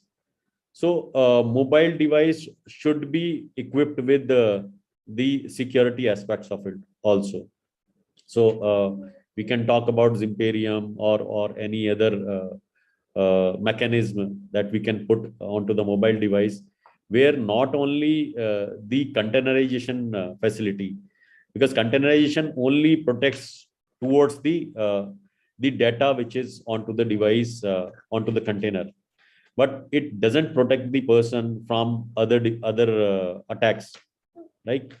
So those attacks can be prevented by using some other mechanism. Either we should have next generation AV, or the threat defense, mobile defense kind of, just like Gimperium. So we can use that one. There is a myth around the iOS and Android security also. So most of the people think the iOS is most secure. Yes, iOS is secure, but to what extent? It should not be taken as that everything is secure in iOS, and just you take iOS phone and everything is secure. No, you should be aware. So awareness part for the employees, for the end user is very, very, very important. You put any security in front in devices or across the organization, the awareness part is foremost important. If, let's say, I talk about, let's say, the device is secure. If somebody calls and asks you to put only a simple URL into your mobile, click it and download one app, you won't be able to protect it, right? Because you have already given a control to it, and whatever it is, it does. You are taking the manual exercise over it. You are manually overriding that one. So that way, a user must be educated towards that. And nowadays, ransomware attacks are getting increased, even onto the mobile devices, right? So mobile devices are supposed to be protected now onwards if your personal data or your official data is the compromised. But at least if the organization has MDM policy, proper MDM policy, and the proper controls over it, then at least we can make sure that we are protected to some extent. Right. Sure. Okay, thanks. I mean, that makes a great summary that not only one technology, it should be a multiple tools or technology along with the right processes with the proper awareness. That's a great summary, and we'll definitely talk in detail about it at the end also. So Nihar, next point we would like to get understanding about is that, what do you think how this attacks has evolved, right? We have seen Russia-Ukraine war, there has been a lot of attacks is happening. Probably the shift has moved a little bit from India to other countries, fortunately for some time period, but still again, it has come up with a more sophistication by the attackers from script kiddies nowadays to be a state sponsored or any next generation level of, attack. So what do you think the changes has happened from pre-pandemic to post-pandemic? Massive changes from pre-pandemic to post-pandemic. Pre-pandemic, we were living in a world where antivirus threat management was something that was an add-on and not much on focus. But as Yogesh rightly said, that we had more than 800% of attacks only in India.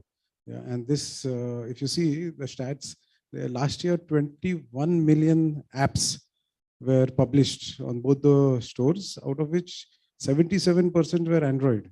So, and India, if you see what he said was 4.7 hours is what we have gained. Pre-pandemic, this was 3.7 hours, a normal user being on a mobile device. The longer you are on a mobile device, we are the fourth largest country to be on that. So post-pandemic, because of this, as a corporate, we thought we were defending our perimeter network. But when the users started work from home, these were now the IT admins and the organizations also had to do a hybrid role. They had to not only protect their perimeter, but now their entire network extension was going out into homes, residences, cyber cafes, hotels. So we needed a very secured location, security. And post-pandemic, although many organizations are calling users back. There have been resistance because people are used to it. While at the same time, 50% of the users do want to come back and work. So it's always going to be a hybrid model.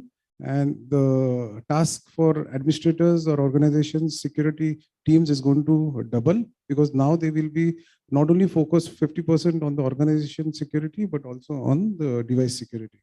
And one last point, what you wanted to add for the MDM deployment, what Yogesh has said, is we sell MDM over MAM to our users with one single reason, that in case a device is lost, yeah, with MDM installed, we could do a remote wipe, which is one of the major selling points for us in our organization. Right, absolutely. Then, Mr. Satyavrat, the next question is about, would you like to share some thoughts around how the attackers usually use some different tricks, or what are the common ways they try to fool the people? And if you would like to talk about any of the recent incident, Sure. that would be great. Yeah, sure.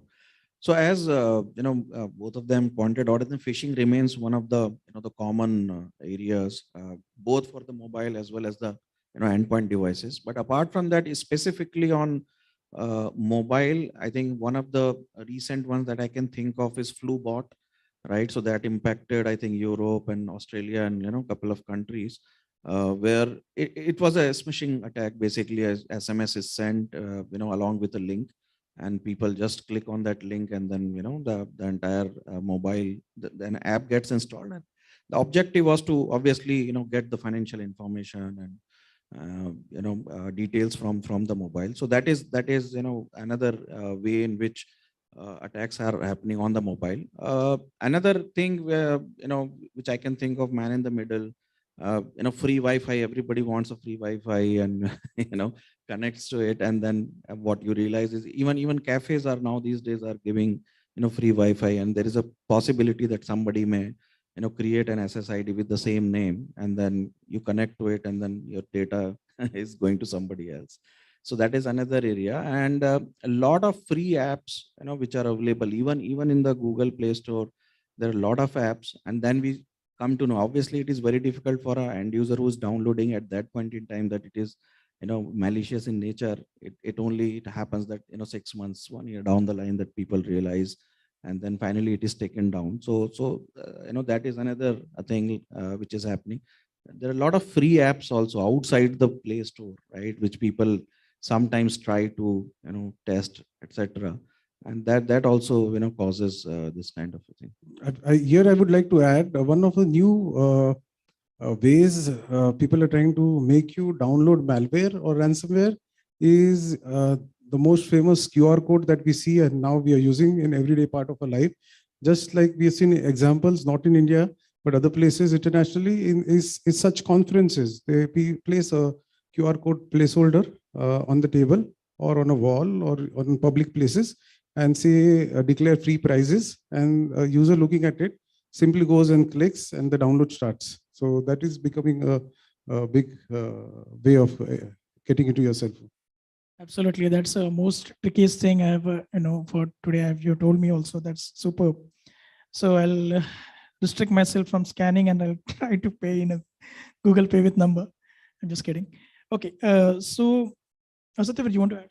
Yeah, no. So these are in a couple of things, and then obviously in terms of how one can really secure, etc. I think we just have to be careful. It is all about the awareness.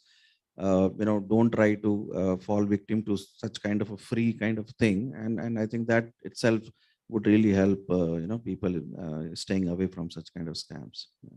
Absolutely. So Yogesh sir, would like to ask you from it's kind of a very high level question, like what strategies we should adopt from an organization perspective, from a defense perspective, or for even what we would like to tell the people or the CISOs, CXOs of the different organizations to follow from a data security point of view and a point of view for an end user as well. Okay. So first of all, there is no golden bullet, whether it comes to any organization. The security policies should be defined considering the environment. First, environment study is foremost important. what kind of data we have, where we have, how to secure, which data needs more attention. So data discovery becomes the foremost concern. So most of the organization are not means, I will not say any statistics around it, but yes, the people are not aware what kind of data is residing where. So from the last 3 years, when pandemic started, the people moved towards the cloud, adopting different strategy without looking into the proper structure. So at that time, it was very important for a BCP planning perspective. Yes, people have adopted different strategies, but now it's a time, at least we should look into the data. Where is that data residing? So data discovery is foremost part. Then the data classification. So we should classify the data which is more important for the organization or for the customers. Then after classification, we have to put the enough controls towards it. Again, don't just look into the products available in the market. Look for the solutions. That solution may be helpful with the existing systems available with you. Simply closing USB, simply protecting admin rights, or something like that, right? So it depends on the organization itself, what kind of structure is there, what kind of environment is there, what kind of product they are making, and what kind of customers are there. From all perspective, the environmental studies must be made, and then architecture must be laid out. Cyber security framework must be laid out for the organization, how to protect that one, right? For the end users or for the even the organization, a strong BYOD policy must be there. As far as mobile devices concerned, so BYOD policy is very, very critical. What kind of data they can carry, what kind of device they can carry. Device standardization is also important part. So there are devices which are having Android version which are very, very old. So from that perspective, we have to be very firm. Then we have to design a mechanism for backup of the devices. The third one is important is password policy. Either we move to a passwordless authentication or towards a strong password mechanism. We should adopt that one. Then mobile device security policy is also a concern. In case of end user, the first myth that everybody has, it will not happen to me. Just like they think that it has happened to the world, statistics they see, but they don't think that it can reach to them also, right? So they should also be aware about that the threat can reach to them at any moment. So two very, very important things that I will bring in. One is the mobile permission controls. Whenever there is an app installed, we should always look into the mobile app permission controls. So in case momentarily, let's say that app is asking and we are forced to give it, later on when it is not being used, please disable that or remove the device, remove the app itself if it is not used. So we have a habit that we install the app for a momentary purpose and we keep it for all.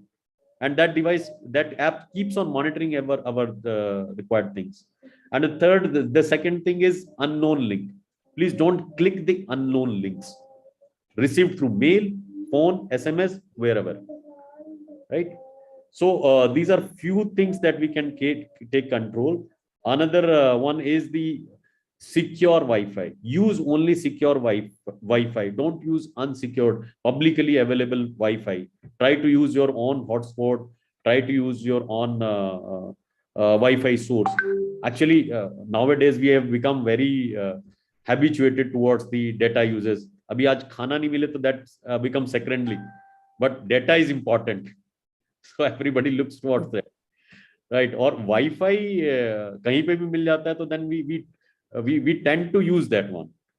So please refrain yourself using the public Wi-Fi's, because we have seen many attempts that entire data is theft, right? Absolutely, absolutely. Same goes for Bluetooth also. That's correct. Absolutely correct. Yes, yes. So thank you, sir. I mean, also we'll come on the data protection part also at the end. We'll have some of you, one of you to summarize on the upcoming data protection bill. But before that, Nihar sir, would you like to talk about if we have, say, MDM and antivirus, is it going to be a target for the hackers to attack through that channel of MDM? Well, I say the first step is an antivirus. The second step is a MDM, but these two do not guarantee you that you would not be attacked. There are more sophisticated ways to get around them. You have to first understand that MDM is a data leakage prevention from the organization point of view. When people do not want to install MDM, organizations then get into application management. They will only manage those applications securely. But what I feel is MTM, the mobile threat management, is a key. This complements the entire security gamut. Unless you have all three in place, it's going to be very difficult. But starting off with just antivirus and MDM is a good start. But if you really want to have something which is real time and blocking, now the new MTMs are AI powered. And this happens in real time where you don't have to take control. The MTM takes control of it completely. Absolutely. So, Satyavrat, I mean, would like to understand from what would you like to give as a summary or the tips to the end users with respect to that? And we don't see a much awareness about BYOD, right? So what role the awareness will play in the industry? Sure. So I think, as we already discussed, the MDM and mobile security is not an area which has got as significant attention as compared to maybe a server security or endpoint security, right? In most of the organizations. So it is certainly, awareness is the key, and not just to the employees, but also to the larger audience. So for example, just to give an example, in Godrej, we are running a awareness session even for the partners. So there are, there are saloon, there are ladies from, towns, small towns, etc., which is part of a Godrej CSR activity, right? So some of them actually got phished, and the team actually got into action. They logged a police complaint, etc. So as part of this initiative, what we are doing is that we are also imparting education to them on how to take care of your mobile and securing it, or Wi-Fi related. So some of these aspects, not just to the employees, but even to the people who are associated with the organization.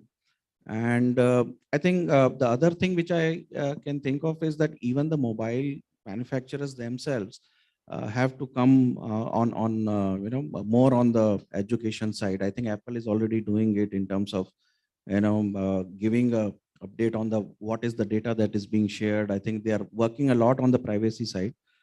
Similar kind of steps, I think, can be taken by Google also, should be taken by them.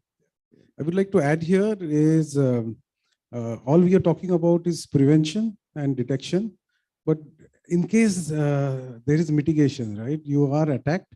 What we suggest is you also have a helpline in your organization and have spread awareness that a user, if he's attacked, is not crucified. Yeah, you give a confidence to a user in case, because most of the time the delay of a user reporting that he has been attacked takes away those critical crisis moment when the IT team could actually act.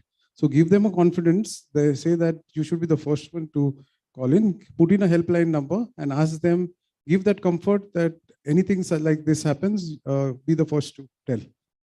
Absolutely. That is the need of an hour, that where to report, whom to report. And even if you're in doubt, you don't have to be sure about the incident. You just report it. That's it. That's a good suggestion and input.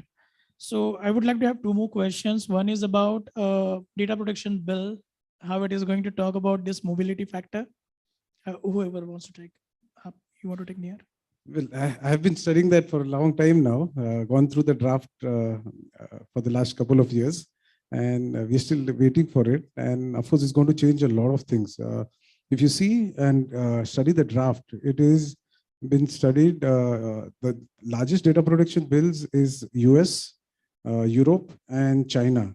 And our bill, which comes in from India, is much stronger than all these three countries. So once this happens, it's going to be a transformation change. And I think the change is going to be so great. And that's the delay which it is taking, because each line or each point in that bill is going to give a absolutely direction changing security and control for end users. Absolutely correct. So Satyavrat, the one question about what we talk about, the incident happens, right? What to do after that? So forensic investigation is kind of a need of an hour, but people are not aware about it, right? People sometimes do just formatting of the wiping the data. They think everything is gone, but there is always a possibility of a residual malware sitting behind it. So would you like to throw some highlights on how it will be effective to have a forensic investigation done if there is an incident? Yeah, so certainly it is very, very important. Typically for endpoints, since these are owned by the organization, so we do it because it's a organization's property. But with mobile phones, I think one of the problems is that people are not really comfortable giving even for the forensics, because there may be lot of things which they may not want to share with others, right? So I think it's a matter of awareness. It may not happen like overnight, and since organizations do not really have control on these devices, so you cannot insist. But I think only thing that we can think of is maybe making people aware that we should really report and investigate so that others do not fall victim to such kind of incidents. I think that is the only thing I can think of. Absolutely. So we'll now move to the summarizing the event. Okay, we'll have a final inputs and comments and insights by everyone. So Yogesh sir, would like to give a conclusion summary from your end? Yeah, so as a summary, we can say that overall user must be aware about the data that he is putting into his mobile device or into the official device. And organization must be aware about that data, what kind of controls we can put, what kind of segregation we can put over the personal data or the official data, and how prevention mechanism can be there. So at the end of the day, if we say who is responsible for the security, so it's all. It's not the single one who is responsible. Most of the time, whenever it is asked in the organization, IT team is responsible. So it's not the IT team. It's all, the user as well as the organization. Both are equally responsible. They have to take care of their own parts, and keeping into this thing that the data protection are going to be very, very stringent for the organization. So I would say that organization should start preparing themselves for the data discovery and making user awareness what to keep onto the official device, what not to keep onto the official device, so that it doesn't become a difficult part later on. Yeah. Absolutely, absolutely. That security is everyone's responsibility. We are hearing this, and it's kind of a true CIO sentiments are coming out also. That's why you're saying that. So we'll move to you, Nihar, for a conclusion. An interesting session. We saw MDM, we saw MTM, and how do we secure. My last summarizing point as a information to all present is, how do you know that your device is hacked? Yeah, there are a few 4-5 signs that all users who are present here should know. First is your device starts heating up. Your mobile device starts heating up. Your battery starts draining out much faster. You see excessive data usage. If you monitor your data usage, you see excessive data usage. If you have a malware in your mobile, you will see sometimes in your gallery some photos which you have not clicked but around you. So that's when the hacker is trying to click photos around you and use them as for ransomware. And best is to keep your mobile devices updated. That's nothing like it, because the operating systems of all devices are very good at doing their job, at keeping, but most of them, because of the high download of an OS upgrade, many people tend to be away from it, and it's time consuming, but that's the only way to keep it secure. Absolutely. So over to you, Yeah, Satyavrat. sure. Thanks. So I think, as we already discussed, I think mobile device security is an area that is not, as we already mentioned, that is something that there is still a lot of things to be done on this, especially on the awareness side, and rolling out MDM solutions and rolling out maybe an antivirus solutions, etc. Right. So that is the thing that most of the organizations should really look forward to, and make people aware, and also, as I mentioned, mobile service providers themselves should look towards imparting education or making people aware on the privacy side. So these are the things that I think we should do. Absolutely, data privacy is also one of the element. So from here, we'll move to a question and answers. If anyone have a questions from public.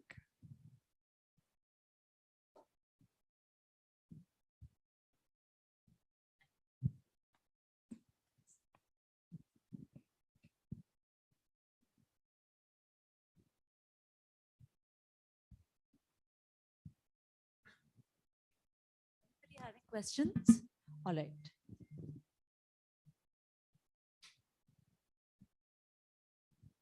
So my question is particularly on the Android platform. Like we have the Android release 12 as of now running on the latest systems. It automatically has that kind of thing. Actually, it removes the unused application permission after 30 days or some days. Actually, can't customize actually, but I think so using MDM, EDM, it still can be used in terms of removing the unwanted apps, particular permission related to your microphone, to your camera and other stuff. So my question is, with the operating system, that is the ecosystem which is already supporting it, and then powered by the enterprises with respect to, kind of a workspace kind of creation in the mobile itself, and doing the containerization such as Samsung Knox or any other services, what else, organization can do apart from, already having this native controls and putting EDM or MDM, and then doing the containerization apart from the policy side of it? Yeah, like I said, MDM and the basic OS does not guarantee you. You read mobile threat management, and without mobile threat management, that's the only way I feel which will reduce your risk to a very large extent.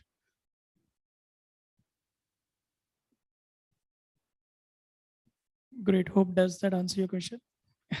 Cool.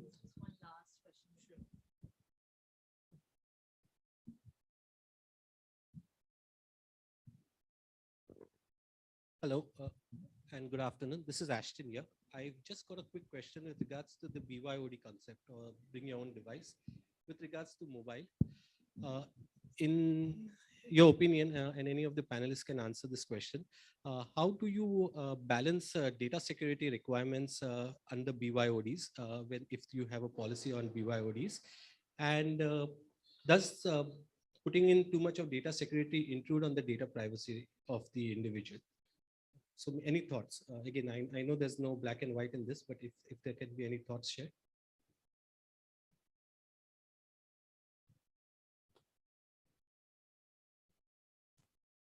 Yeah, it's we call it a seesaw, right?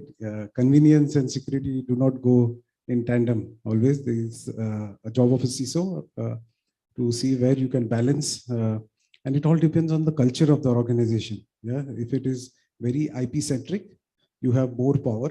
But when it comes to organizations like manufacturing, the user becomes a little more powerful, which becomes a little difficult for you to implement policies. But being in IT software, being IP property, intellectual property holders, that it is a given that these are the policies which have to be pushed, and this is the way it is going to be. To wrap up from here, please. Okay, great. Thank you so much. Thank you. Thank you. We'll request the panel to please rise for a group picture there as well. And yes, it's true that in our mobile lives, there were some very, very I would say very thoughtful and something that we need to be reminded of time and often, the handy and the very wise suggestions that did come in from our leading experts, the conversation led by Amay. Amay, thank you very much, along with Yogesh, Nihar and Satyavrat. Thank you very, very much for your time and energies at this forum. We wish you a happy day ahead. And those are our photographers, always vying for the best click. So that's good to know. Thank you very much. Thank you. Can we all come together and thank the panel? Thank you. Thanks a lot. And ladies and gentlemen, as we go ahead, they say that don't sit back and let things happen to you. In fact, go out and happen to the things. So proactive over reactive any day, right? Especially in the domain that you and I care about.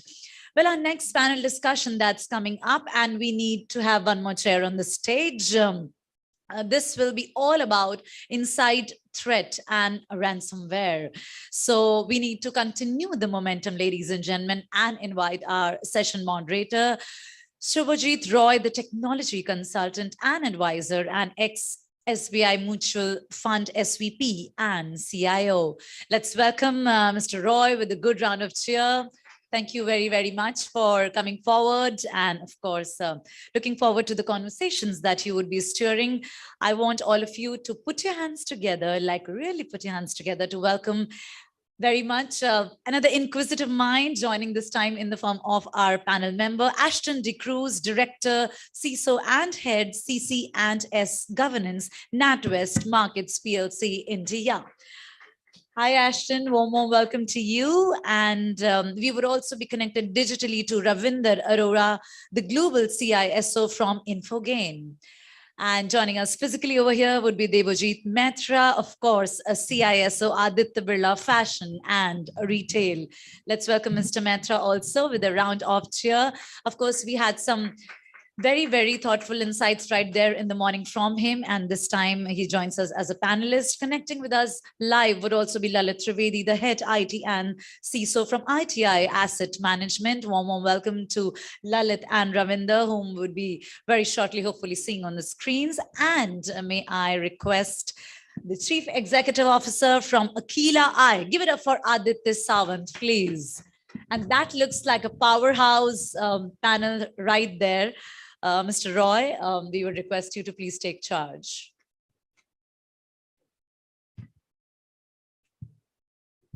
And Mr. Roy, just letting you know that we have got not more than 40 minutes for this discussion. Thank you. We are. So we should end at 1 o'clock? Yes, ideally, yes. 12:55 would be great, actually. Thank you. Yes, thank you, everybody. Good afternoon, everybody, to come and attend this session virtually and physically. And warm welcome to all the panel members to your present here, and two of them should join. So welcome to Ashton De Cruz. He is the Director, CISO and Head CC and S Governance, NatWest Markets PLC. Next to Ashton, we have Debojit Mehta. You have heard him in the morning. He's a CISO from Aditya Birla Fashion and Retail Limited. Welcome, Debojit.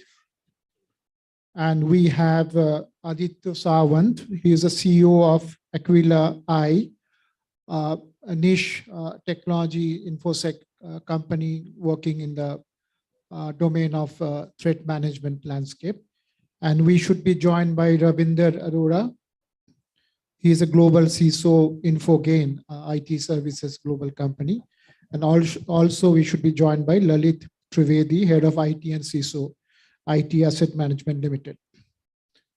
Before we start today's discussion, today we talk about, just now you have heard about mostly on the mobile side, is threat management and data security on the mobile side.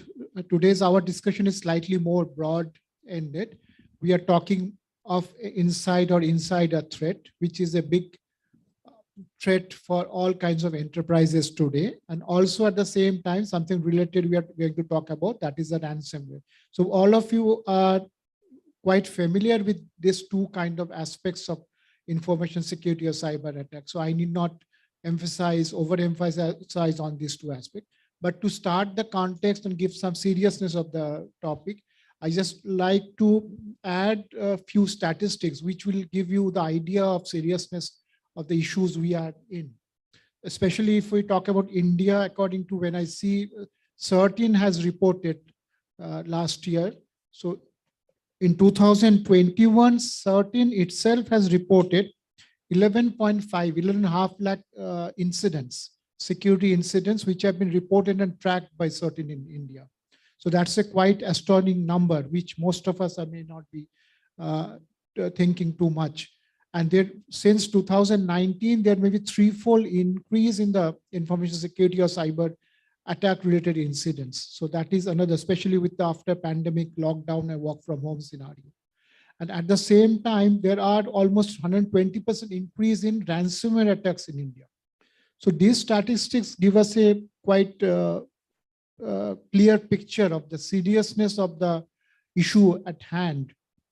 And it's not only financial institutions like bank, mutual fund, insurance, and other entities, but also this kind of a incidents, cyber incidents, including insider threat incidents and ransomware incidents, have been affected different type of companies under different sectors, from the oil and natural gas sector, power generation sector, telecom sector, entertainment sector, restaurants, even if the kind of a laboratories who are diagnostic laboratories. So it is happening across all industries, all sectors and companies.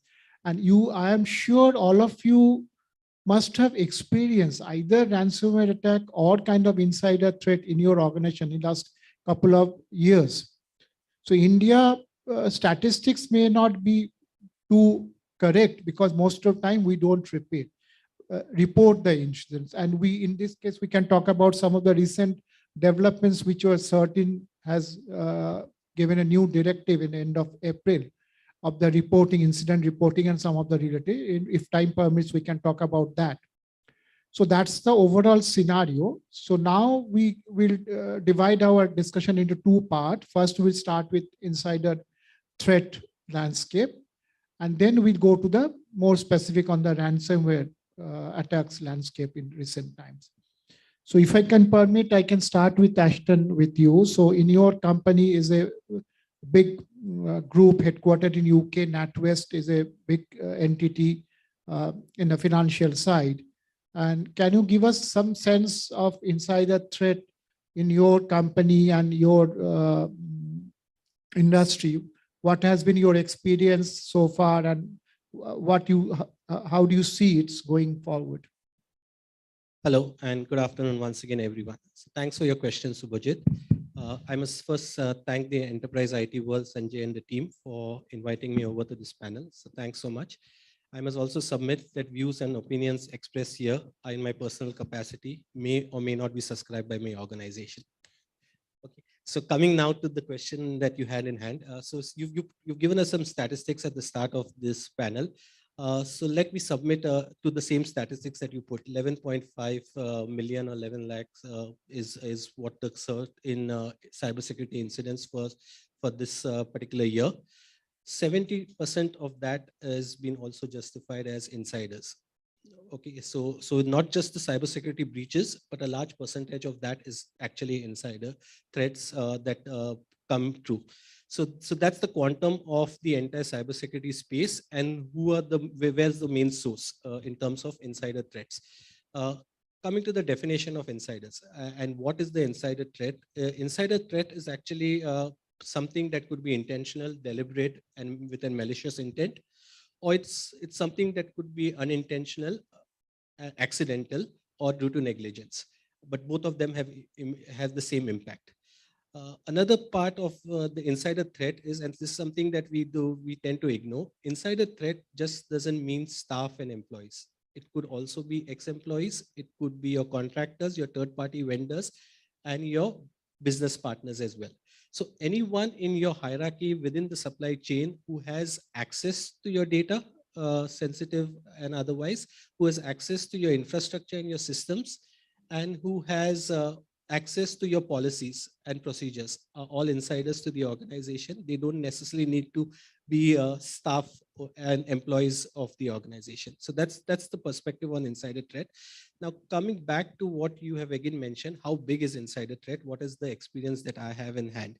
Okay, insider threat is big per se because of the, I just shared the statistics with you, approximately 70%, out of which you can say that 2/3 of it, or 2 out of 3, comes about due to negligence and accidents. Okay, so the intent may not be there with the individual, but it still causes harm to the organization. Having said that, we also know that in the global industry, and this is very broad-based, 34% of all organizations will have gone through some breach because of the insider threat. Okay, and more or less, the reason why we don't see the significant impact is because more than 70% of this don't really get reported. Unless it's a mandate, some people try to keep it in-house, within internally, they don't try to publish it and make it public. So now this is what our quantum is. Coming back to my personal experience, and again, I will not go into specifics for obvious reasons. Not something that we need to be proud about and be putting out on platforms.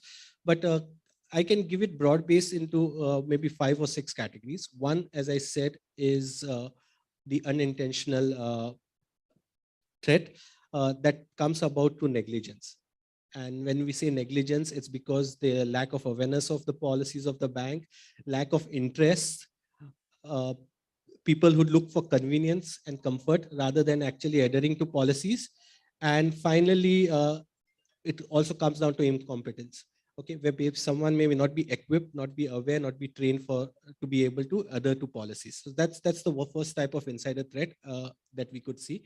The other one is again accidental, which is basically unintended. You may have the right intent, you may be aware of certain things, but something may be a bit more sophisticated in terms of a phishing attack, maybe something like a whale phishing or spear phishing, where you basically misrepresent senior management in the organization, etc. And purely by way of accident, it could result in breach. Third one is which is basically malicious, where there is a wrongful intent behind the attack, a wrongful intent behind committing a crime. And the other two that we could look is in terms of collusions. Collusions where we could see that basically there's a financial interest behind it. You may collude with the dark web, you may this behind, and the intent is financial. And the last, but something that we cannot ignore, is a disgruntled staff. Okay, where the only intent is cause harm to the brand or the reputation of the organization. So these are some of the 5 broad-based examples and experiences. Again, each of them would have been felt and experienced by all organizations. As I said, I'm just placing them on the table right for this discussion. Thank you. Yeah. So Debojit, just to continue with what Ashram is taking, I also looked at, and some of the research says, services. Fortunately, we are fortunate now 14% only of this kind of insider threat happens due to malicious insiders. It's not a large number, so it's still controllable, and it's fortunate because majority, which we, contrary to our general perception, majority is still negligent users. According to research, again, it says 62% is negligent users, and there are substantial part which is a stolen credentials from the either privileged users or non whatever. So still we are in a lot of work to do. So if you can share your experience from your retail segment you represent, and you have worked quite extensively on this space, I believe. So give us some perspective of your experience and thoughts on this time. Retail industry security is very, very difficult because we don't have the regulations like RBI, SEBI, etc., etc. So we have to govern the rules and regulations set up by us only, by the management itself. And we are having 4,000 stores across India. And all the stores are people not very highly qualified. So awareness, all these things are difficult, no doubt. Maybe qualified people can understand, but there are certain people, certain range of people where certain things cannot be taught. So these are the first and foremost bottleneck in this retail industry. Because before this fashion, I was in more. I was looking after the and Reliance industries. So the same, it was more difficult in the grocery section than the fashion and retail section. Grocery is more dangerous. Now, the thing is that insiders, people, and most of the retail industries are run by or governed by the outsourced people.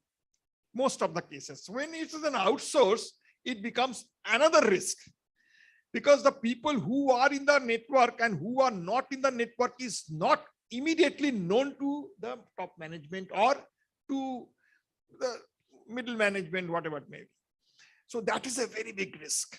And suppose, for example, when a person leaves and if he has some credentials in hand and if it is not deleted with an immediate effect, he can divulge it with a malified intention in mind, if you have, not for everybody.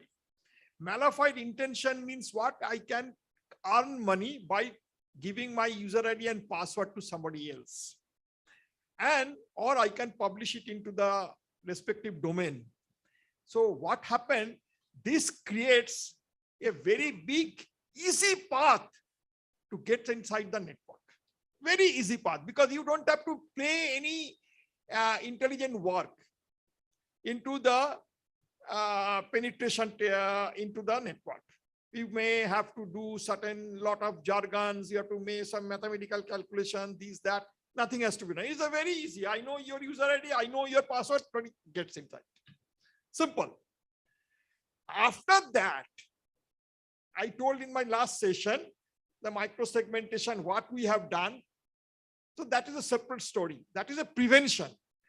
But blocking this insider is for retail industry is a very, very critical but important. Very, very critical but important. Second thing is that network people, server administrator people, these people, if they are outsourced today's date and if they leave, they have the complete credential with the company main jewels, like which server is having service account, which server is having, somebody was asking about service account. So which server is having service account, which server is having the critical data, SAP data, financial data, FICO data, etc., etc. So that becomes another Pandora box. So these are the very, very critical things which needs to be addressed. You can have so many technology in place. We have MIM, we have RSA, everything we are having. But when a person lives with credential and if it is not informed, then everything is gone into a toss. Your technology fails. So that is the identity management is the most important part in, at least for the retail industry. I will tell in my, we have a victim because I face this problem. We are one of the vendor has left the organization and they pass on to their credential to shiny hunters. You know, the world biggest threat hunter is the shiny hunters. They are the Microsoft, they have hacked. They have hacked NJ Bank. They have hacked so many, all big compromise are done by shiny hunters. They're the number one in the world. But happened to be, we got escape from this because of the micro segmentation. They have a limit, up to that they stopped. So this is the very practical experience I am explaining here in last couple of years. I don't have that much of experience in security. I'm only started the security from 2017. Before that, I was a different line altogether. I'm a telecom engineer, basically. So different line altogether. But in these 3 years, the experience that I've got is enough and enough. That is all. Thank you, Devojit. So now if you look at most of the companies and experiences we have in India, so kind of attack we see also by the either by state sponsored or big actors, especially on ransomware, on the groups. So attack doesn't happen overnight. So what you call Reiki. So that Reiki happens. They observe the entire enterprise network and behavior over the months. So these are the common practices now. And then attack happens after maybe a month or year later. So that's why one of the trends there. So I will come to Lalit. Lalit, are you able to hear us? You may be on mute. Just check. Yeah, good afternoon, sir. Yeah, good afternoon, Lalit. Now we can hear you. So I'll come to you from Birla Retail, which is a totally unregulated industry or company, to a highly regulated company you represent, mutual fund or asset management industry. So this is totally diametrically opposite. So give us some sense of mutual fund industry's current scenario, what you're seeing from the insider threat perspective, and what is your experience on this? See, insider threat, I think, is a common issue for every organization, irrespective of the business segment. Now, there, what if insider segment happens from 3 vertical. One is the vendor is outsourced or in-house vendor who is working for you day night. You are given every business control to them. Second is ex-employees who is left the organization and having some information which is not removed maybe or due to some lack, it is still with him. And third is a privileged user who is working with the business with day-to-day activities. Now here issue is there are many organizations where they have some management policy which overrides IT rules and security policies. It's a common practice for every industry, I think. If everybody is aware of this, and it's what happens whenever we are working in the organization. Any privileged user, I mean, say, suppose assistant to CEO is come and tell you, I want this X critical data on priority basis, then we never check and we blindly give it to him. And some of time we leave and he can misuse of the data. Same way it happens with business, compliance or finance. In each and every department, there is a similar scenario. So in my view, what we have to do is that this is time to, we have to implement IT and security policies at topmost, both the business policies and management policy. And we have to make sure that all policies are followed. We have to implement proper SOPs for each and every function along with the tools. So whenever any person is coming to IT to take some information or some critical business information or priority or timing, then we make sure that we follow the SOPs implemented by IT and security policies. Without that, I think we cannot move forward. This is one of the initial stage to prevent the insider hack or threat. Second thing is whenever vendor is working on from outside or inside the organization, his activity has to be tracked, is recorded whenever activities happen, and we maybe make sure that we block his access or we remove his access from the day-to-day activity. Same we can do with for ex-employee. As soon as employee leave, we make sure that we collect all data from him. Then we stop all access. We remove his password. We block his all other network or other business IDs from the where he can not able to access from outside. So these are the common area I think with every organization and IT has to follow. Yes, sir. Thank you, Lalit. So we have heard from 3 CISOs from 2 different sectors. So now I'll come to Aditya. Aditya, you started this company a couple of years back, and you are trying to provide a solution for the entire holistic or comprehensive threat management platform. So plus share us in last 2 years what you have seen, because you are also meeting customers from various sectors or industries across various verticals. Give us some sense what you are seeing last 2 years on the threat management scenario. Sure, sir. Thank you so much. I think quite of insight which you guys have presented out. And I agree with what Ashton sir has pointed out, saying almost 2/3 of these organizations are vulnerable because of the employees or the insider threats out, right? Am I audible? Yeah. Okay, so 2/3 of the employees are actually, the reason behind insider threats across for any organization. And that's one of the main criterias where organization now needs to focus upon.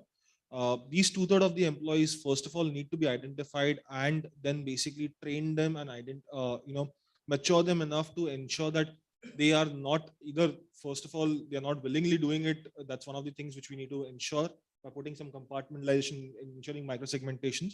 But also along with that, we also need to ensure that by mistake or unknowingly also they're not leading any organization into a trap from being attacked from a cyber attack.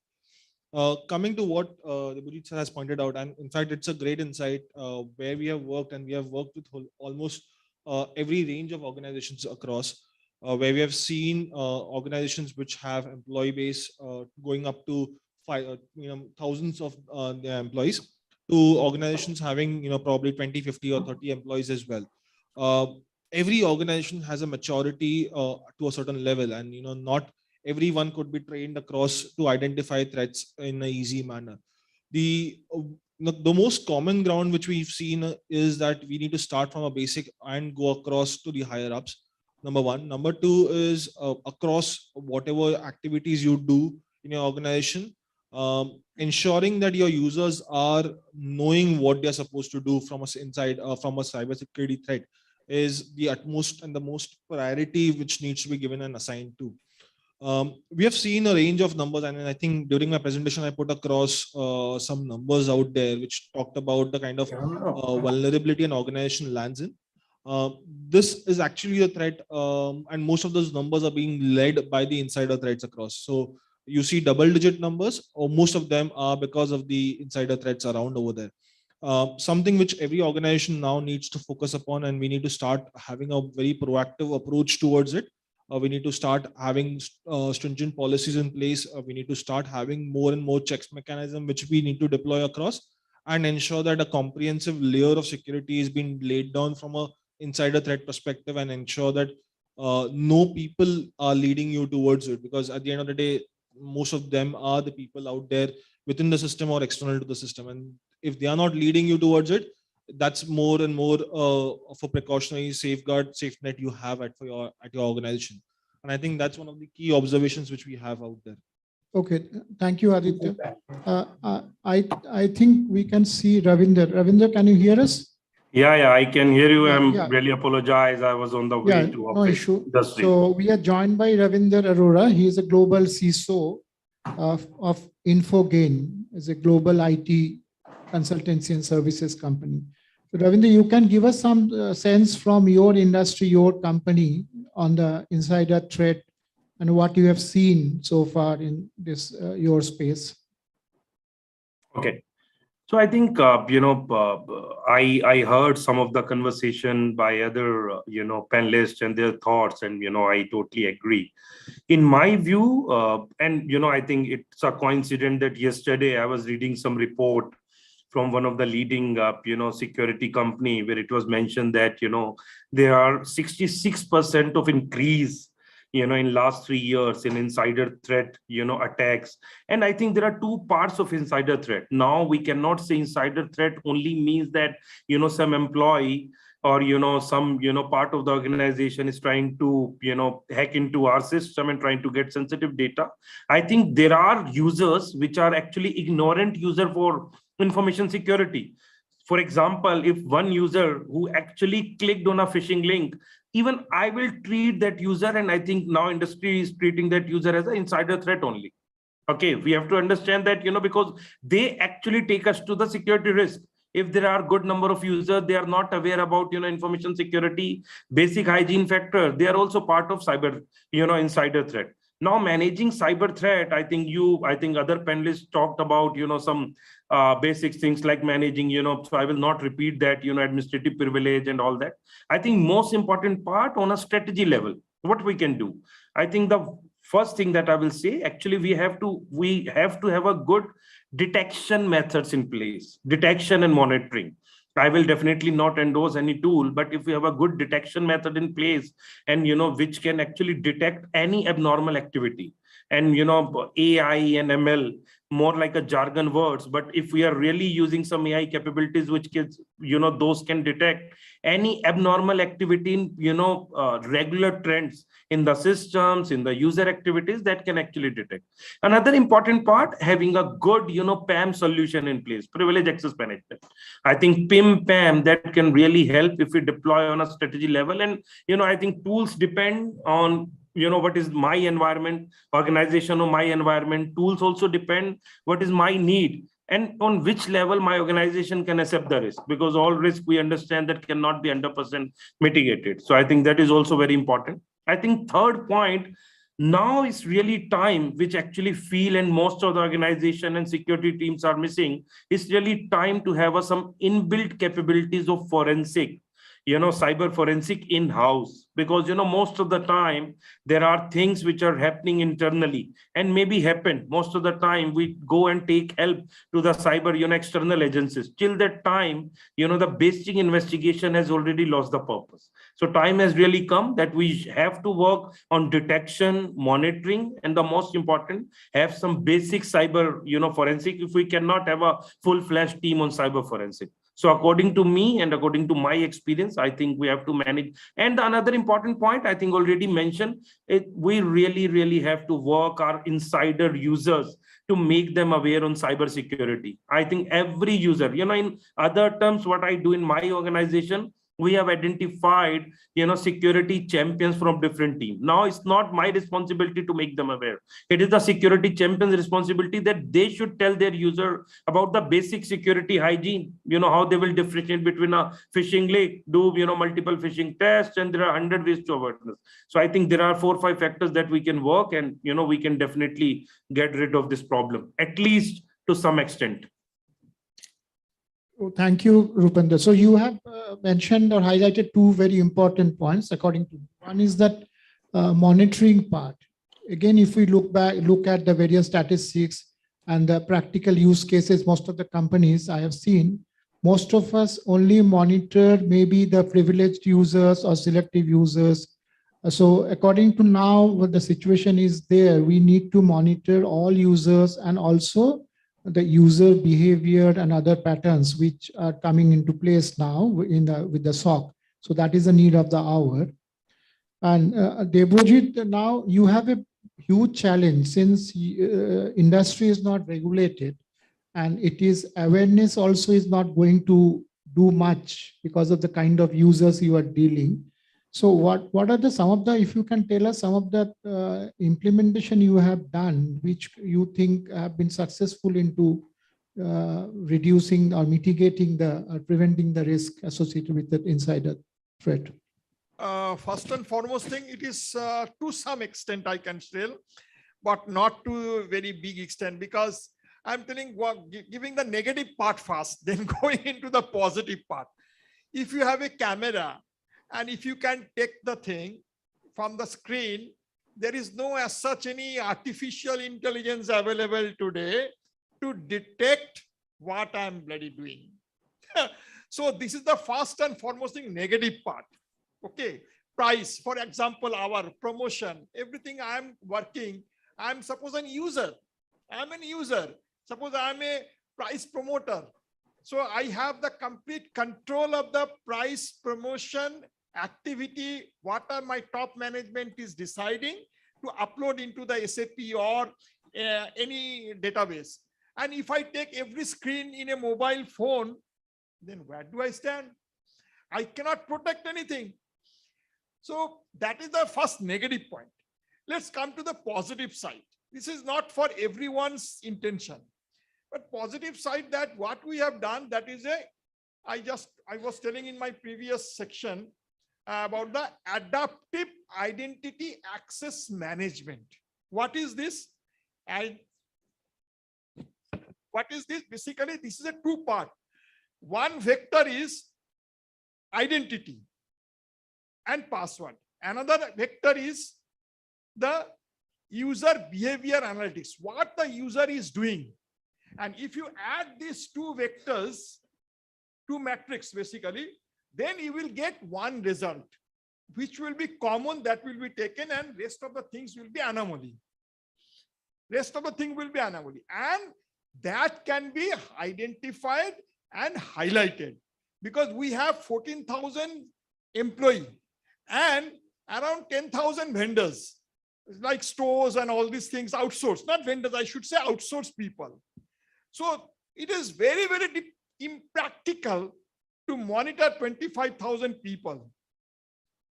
It is very, very impractical. Whoever says it is possible, it is a absolutely wrong statement because nobody can monitor. So this is the only way when you can add two matrix to make one more matrix, and if you can inverse that matrix, then just inverse matrix is nothing but a like natting, what we are doing in network. One IP I will see in the external and another IP I will snat in the internal. So that is the inverse matrix in the algebra. Simple algebra, inverse matrix. When you make an inverse matrix, it becomes a natting. So this we have started. This we have started, and this adaptive identity access management will definitely make some horizon into the detection, monitoring of the vulnerable people, not all. That is all. Okay, thank you. Just because of time constraint, I will just ask all the panelists to answer your the questions in a couple of minutes. I'll be delighted for that. Ashton, it's a NatWest is a big group headquartered UK. So what kind of benefits you have got in this space by virtue of a UK-based or global company? Any couple of instances you can share with us? So quite honestly, I don't think cybersecurity is restricted by geographies. Okay, it's in space, it's in the web, and there are no geographies. There are no limitations by way of countries, no limitation by way of politics, by way of continents. Politics is a pause because there are state-sponsored events and incidents, but that's a totally different subject. Having said that, if we say what is the benefit, then the benefit that I see is in terms of 3 or 4 aspects. One is in terms of the industry segment that we are, which is regulated as compared to maybe manufacturing, retail, etc. So that's something that we've already got a framework and we've already got a structure behind it. 2 is in terms of the size that we have, which is basically because of the large size, we've got more access to technology, more access to processes. 3 is in terms of the culture that is formed, basically because of the awareness of what is the threat and what is the harm that it caused. The culture is already formed. It's a top-down driven culture that is there. It's basically totally picked up and endorsed by the management of the bank. So those are the 3 aspects. And then we touch on some maybe lighter aspects like the risk appetite, where we basically have a more stringent risk appetite, as well as where we come to local laws and regulations, jurisdictions, etc. So again, to answer your question, that's basically how I would put it. But having said that, I think this threat is not geography specific. It is there, and it can be equally felt and impacted by all. Thank you. Okay, thank you.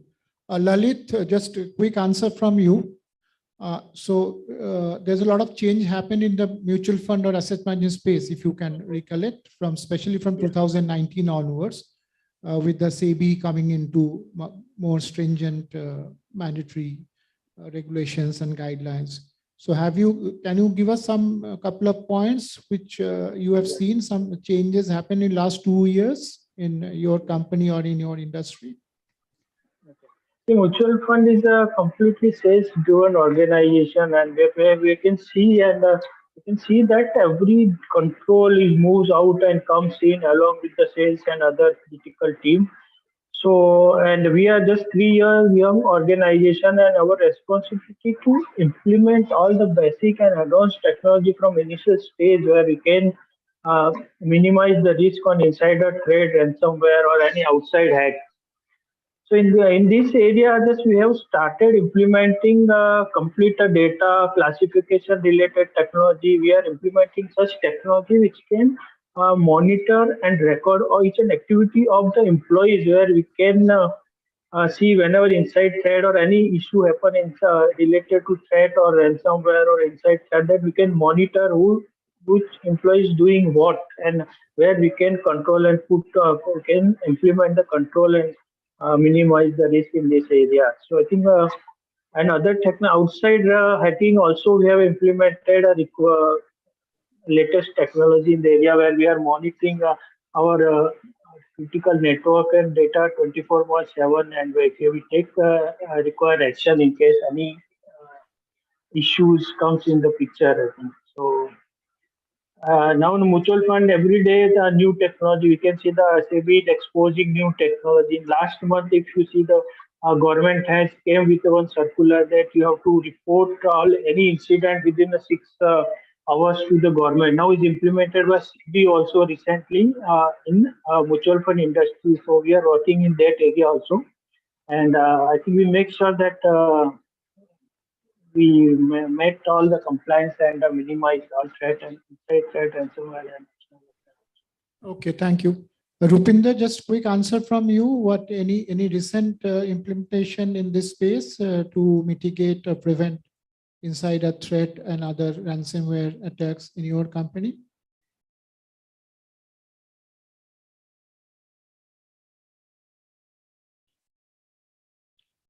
Rupinder, can you hear us?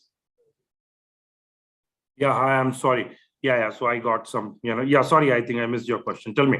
So my question was from your company in recent times, you have any experience to share in mitigation or prevention or any kind of thing you have done which can benefit us to listen? Okay, sure. I think, so in Infogain, my organization, so we are, still that, work from home model, and more like, moving to hybrid now.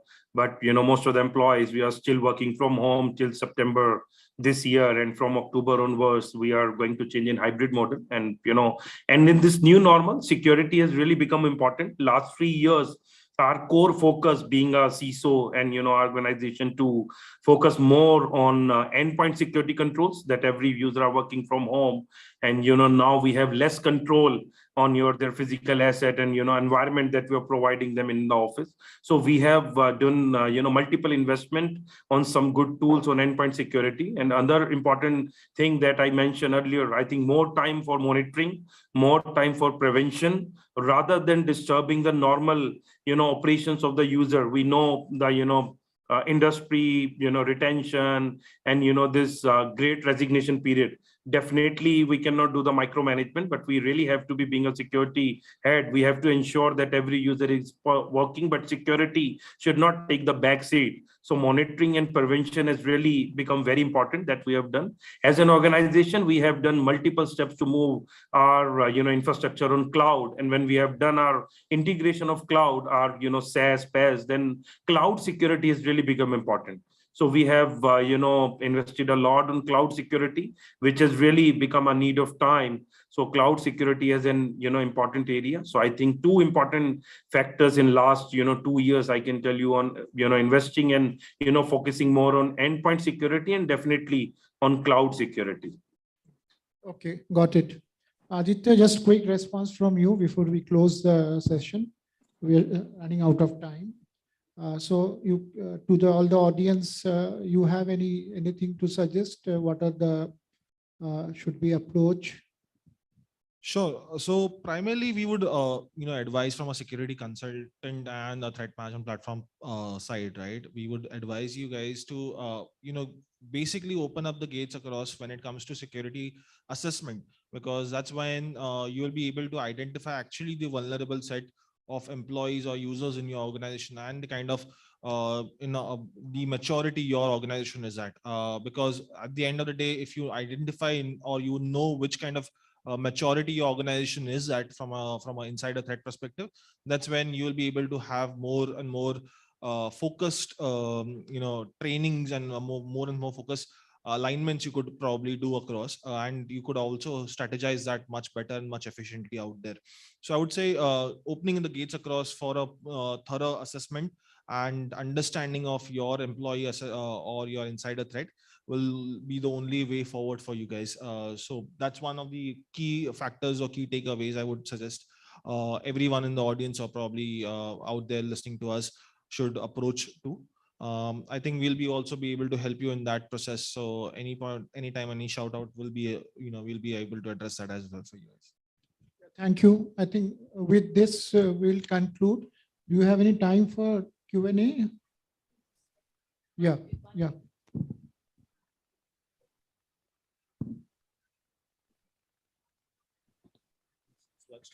Okay. Not So really. thank you, all the audience who are present here physically and also virtually. And thank you to the panel members, Ashton, Devojit, Aditya, and Lalit and Rupinder for your participation and time. Thank you very much. Thank you, everyone. And Thank you. I think first time I'm attending this hybrid model, but I think kudos to Sanjay and team to making this possible. And, it feel like I'm sitting in Mumbai only. So thank you, everyone. Thank you. Thanks. Bye. Thank you so much. Bye-bye. Ravinder, thank you very much. Lalit, thank you as well. It's so good to, be connected to you both in the hybrid model. And panel, thank you very much entirely.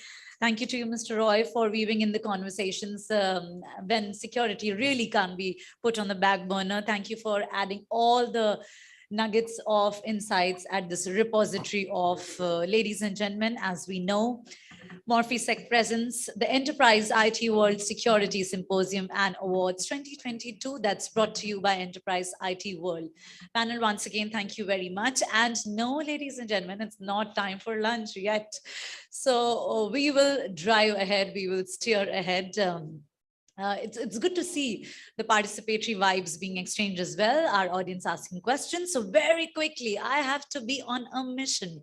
Our next panel discussion is all about, is our organization equipped to prevent the Gen V of attack vectors? Now, let the experts do the talk, ladies and gentlemen. This will be moderated by Faiz Alam Sheikh, the CISO and head IT from Digital Soft Labs. We'll request Mr. Sheikh to please join us. Of course, I am looking forward to some very interesting conversations. Like I said, a very inquisitive mind. Let's welcome him with a round of cheer, please, everybody. Thank you very much. Mr. Sheikh, allow me to welcome the panelists as well. We will welcome Bijinder Mishra, the CISO from Alchem Laboratories. And the cheers should continue, ladies and gentlemen. Let's be a good audience. Let's also welcome Hakim. He has spoken to us, is the co-founder and CEO of Pro Techmanize Solutions. Hakim, could we have you on the stage, please? And along with Ajit Pillai, the director, Morphisec. Let's welcome the gentleman with a good round of cheer. And he is looking forward to the conversations. Mr. Sheikh, I'm leading the strings of the conversations in your responsible hands. Over to you.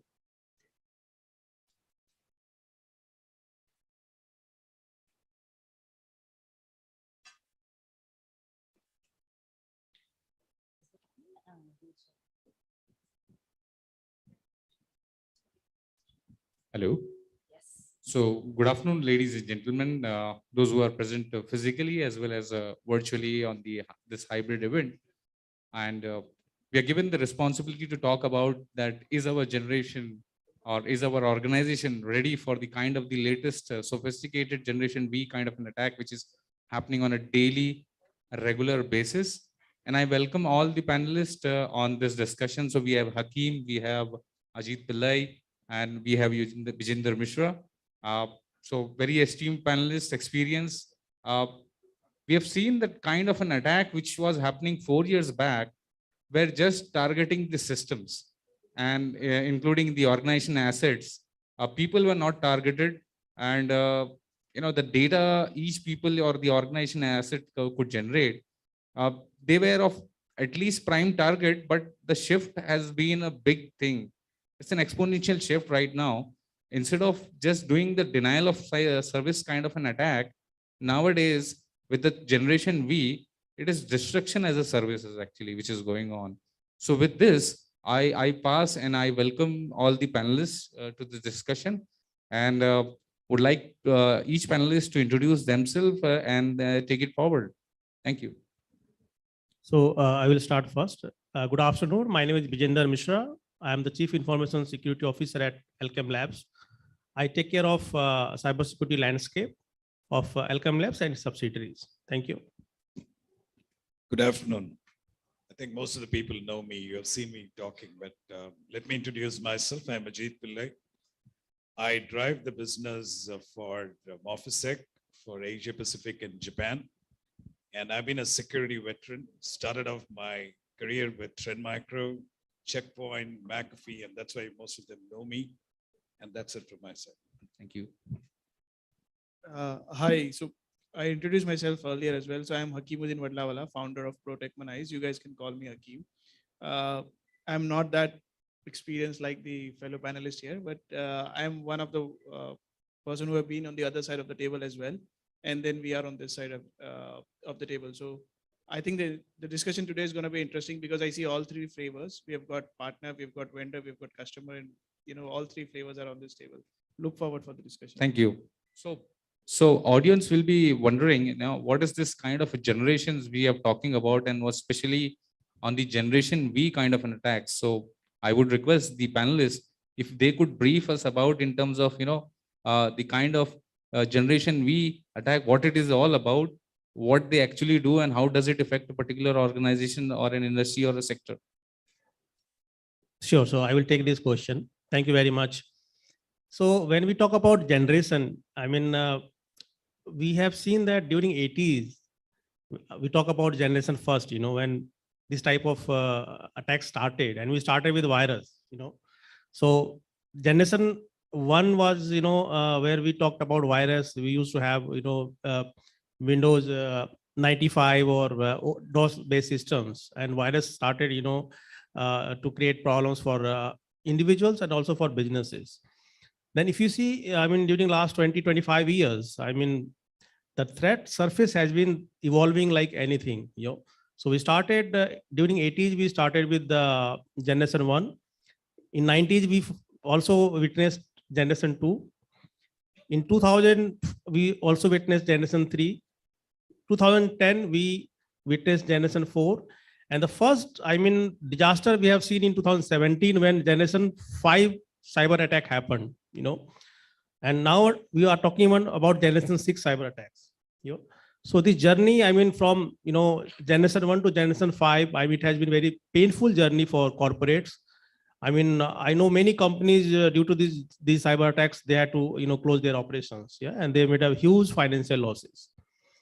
So currently we are talking about generation 5, so generation 5 is a multi-vector, attack, which has been designed to make a major disasters. And we have seen last year, I mean, multiple such incidents happened. We talk about colonial pipeline.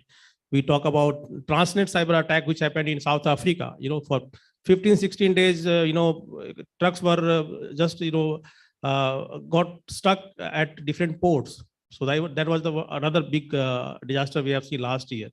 So now these, I mean, the surface of, attack has been evolving rapidly. We have seen, and we talk about all surface, we talk about, human surface, we talk about physical surface, or we talk about digital surface, in fact, So all surfaces, I mean, surfaces has been on high target for cyber criminals. And accordingly, I mean, the attack vectors are also, we talk about phishing attacks, we talk about ransomware attack. And we have seen that when we used to talk about ransomware attack, we just talked about ransomware. Then we started to hear about double extortion ransomware attacks. Now we are hearing triple extortion ransomware attack. So attack vectors are also getting, more power day by day. And that is really creating a, big pain for corporates. And it's a serious matter of concern for everyone. So that's my submission, Mr. Faiz. Thank you, Vijender, for answering that. And I just want to add before I move on to Ajit Pillai to explain something actually especially for us, is that earlier the ransomware was designed in such a way that they hack your asset and they could just try to gain a financial thing with respect to from a particular company they attack, and that's it. 95%, though 95% of the victims who have paid ransomware have never got the full key for the encryption. That is a well-known fact. But nowadays, this ransomware attacks at multi-level, which is happening, is just not for the payment. Though in the past, history has taught us that despite paying the ransomware, we never got the complete key and the data was not completely decrypted with the respect to whatever payment happened. But nowadays, as I mentioned during the start of the conversation, destruction of a system or services is the next upcoming thing. And with respect to that, when Ajit was discussing with respect to Morphisec about moving target defense, I think so that plays a very key and important role apart from your endpoint security, apart from your because organization assets, people, process, technologies, they could be on cloud, they could be on-prem, or they could be myself, person employee moving from one city to another city or working from home. And I could use, with respect to my BYOD policy, I could use my personal devices for company's network or to do something, though I have containerization actually on my systems implemented. But how does this help? So I'll move on to Ajit Pillai to help us further. Okay, thank you. So before I get into that side of the question, I would like to add to what our esteemed panelists said. When you look at the latest cyber threats which has been there, you need to look at the dark world. The dark world has evolved over a period of time. They are more organized. Today, you cannot talk about one attack, two attack. It's the ransomware attack, man-in-the-middle attack. It is all a collaborative effort which has been done. And that is why no one technology is a silver bullet for protection. And it is evolving. Today, you look at organizations, they start talking about dark web monitoring. Why is the need for monitoring the dark web? Is because you are doing a catch-up game from the cybersecurity perspective. Now, coming to the other angle for what he has said, when you look at a cyber kill chain today, it is not one technique which has been used. Earlier, when we started off, as I said, when I started off with Trend Micro, there was a virus, you have an antivirus, it was very static. You do your scans, your signatures are updated, you can be at least rest assured that you're secure. Today, there are multiple points which have been there, and there are gaps in the solutions what we have got.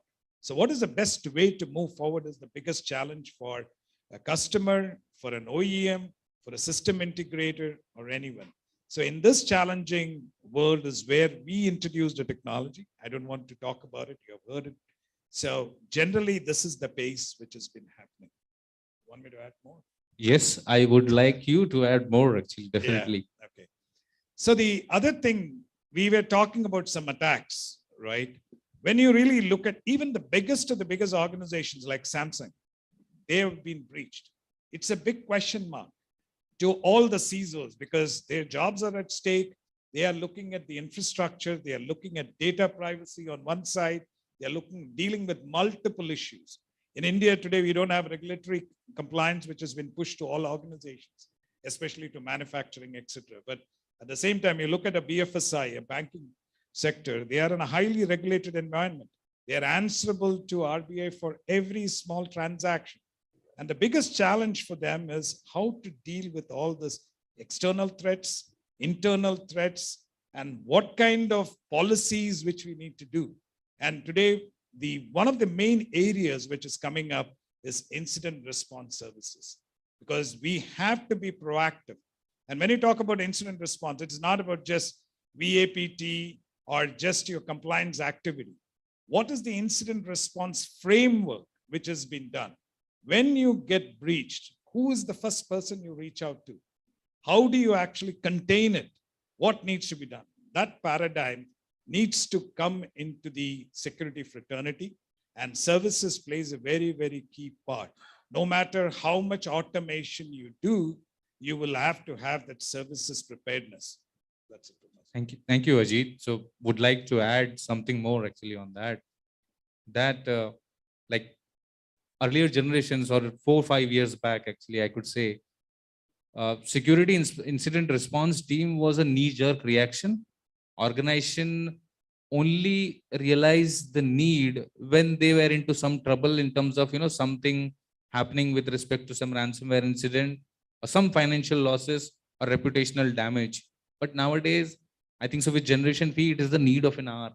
So having the CSIRT team with respect to who's reporting and also working along with the local government and the geographies, apart from the industry specific compliance and standard, which has having like mandatory and discretionary reporting with respect to the incident, when it happened, on what platform it happened, how are you mitigating, and reporting the financial losses too. So that is very crucial and need of the hour with respect to Generation V kind of an attack which is happening. And we are also part of the Generation V, by the way. So thank you. So I'll move on to the next question with respect to how does this real-time threat preventive systems and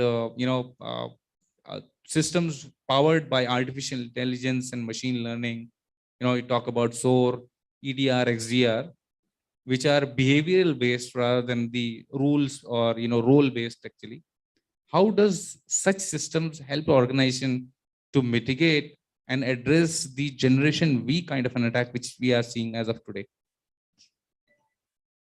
So when you really look at fifth generation attacks or Generation V, which has been addressed here, there is no, why is it called fifth generation or sixth generation? Because you're not able to identify one component of an attack and start focusing on it. There are multiple things. It could be man in the middle attack. And that's when I talked earlier that you have a cyber kill chain. When you look at the dark world, you've got groups who are into reconnaissance separately. You got groups who are into exfiltration separately. And of course, your Bitcoins are there, which are being used for trading information. Now, today, the biggest challenge for a CISO is my IP traded in the dark world? I need to know, so I need to be proactive. So one of the major things what I would like to say is we need to put proactive measures. And when I suggested having services, it's primarily to create an it doesn't mean that you have to put so much skill sets to handle this right away. Have a framework and look at how to actually tackle this.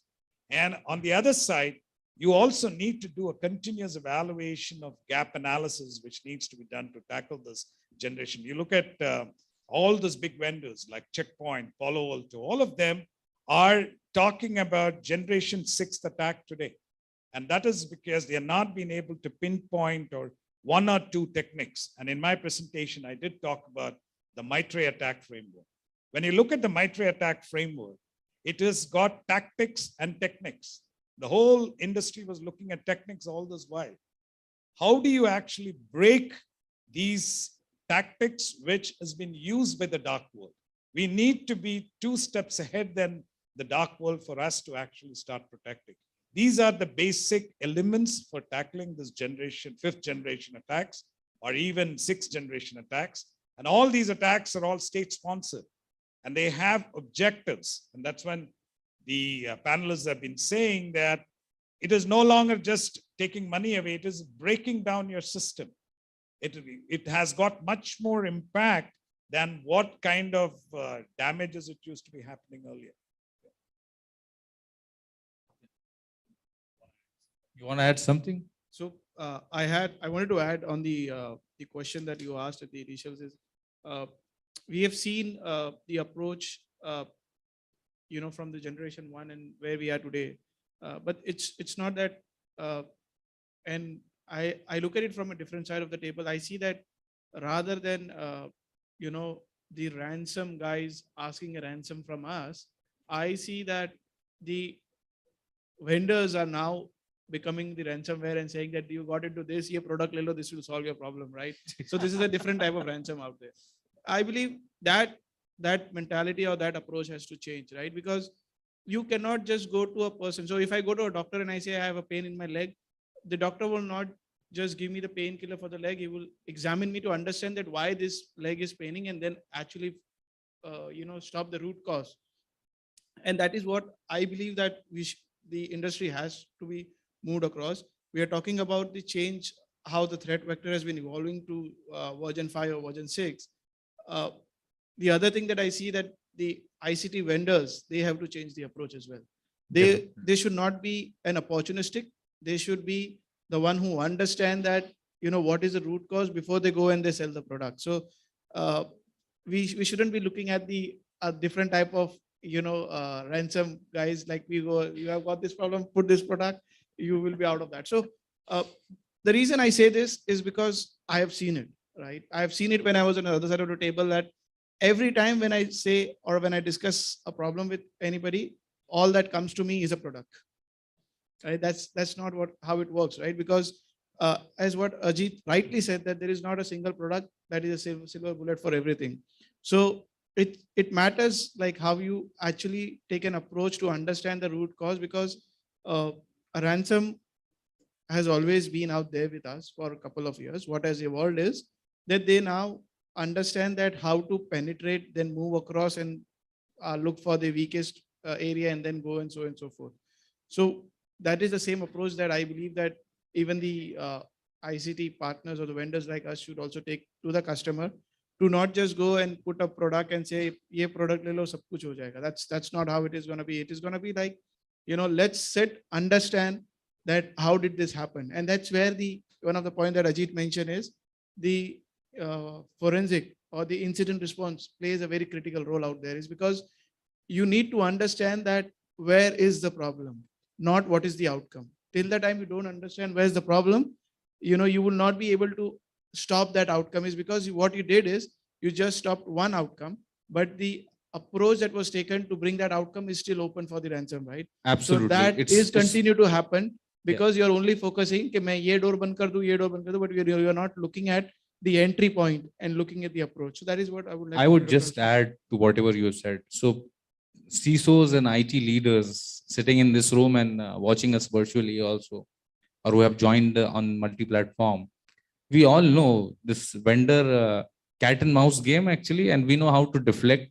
So I would just say one line actually: no vendor is perfect unless that vendor is really working, with you or with industry leaders, coming to a collaborative platform, trying to solve a particular business case using technologies. I think so. We all know how to deflect those kind of vendors. However, valid point actually. So my next, thought which comes around is like, there are many things which is happening in the industry, and some good part is like there are breach attack simulation, which is already available. There's MITRE, attack ATTK and CK defense system, which is inbuilt, and they also work along with other vendors and products and vendor OEMs. And apart from that, there's something called as like POC kind of a stuff, whereby these companies come, extend their knowledge, share their knowledge with different vendors, and they come across to share a one unified solution. Though no solution works unanimously across all platforms and industries, we all know that. But the biggest challenge which I've seen is the acceptance of particular organization in a particular sector to kind of risk which is already happening, the generation 5. Ajit has given us an insight that while we are today discussing generation 5, the generation 6 discussions are happening somewhere else actually. So my question is like, with respect to all this and organizational readiness with people, process, technologies, working with vendors, but despite that, I see a gap that first of all, they don't acknowledge the problem. Then they look for a vendor with one-stop solution, out-of-box solution, and then it fails. Unfortunately, the CISOs get the heat, and you know what happens next actually. So I just want to ask the panelists, what can we do within industry so that these things could be avoided, and how can we educate the board, investors, or even the executive boards to take this very seriously, because it impacts people, professionals, and everything which is dependent on them. So I will take this question first. Yeah. Thank you. One thing all we should realize that in cybersecurity, technology has very limited role to play. And it's not more than 2%. 98% it's a human psychology, which normally we ignore that, So you bring, state of the art, best solutions, tools and technologies. But if human psychology is not getting addressed, you don't get the right, expectations what you had. Yeah. So human psychology needs to be addressed. That is the first point.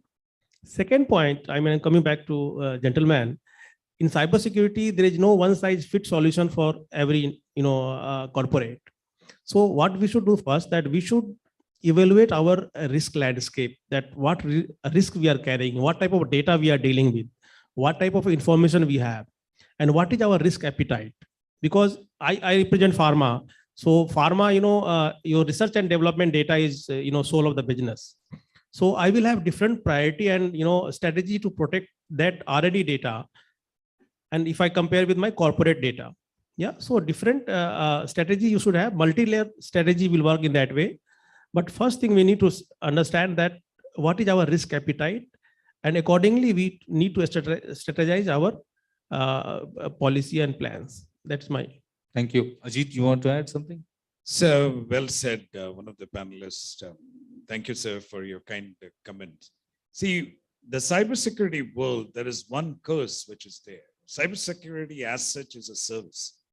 The market evolved by black boxing those services. You add your firewalls, all these technologies came in.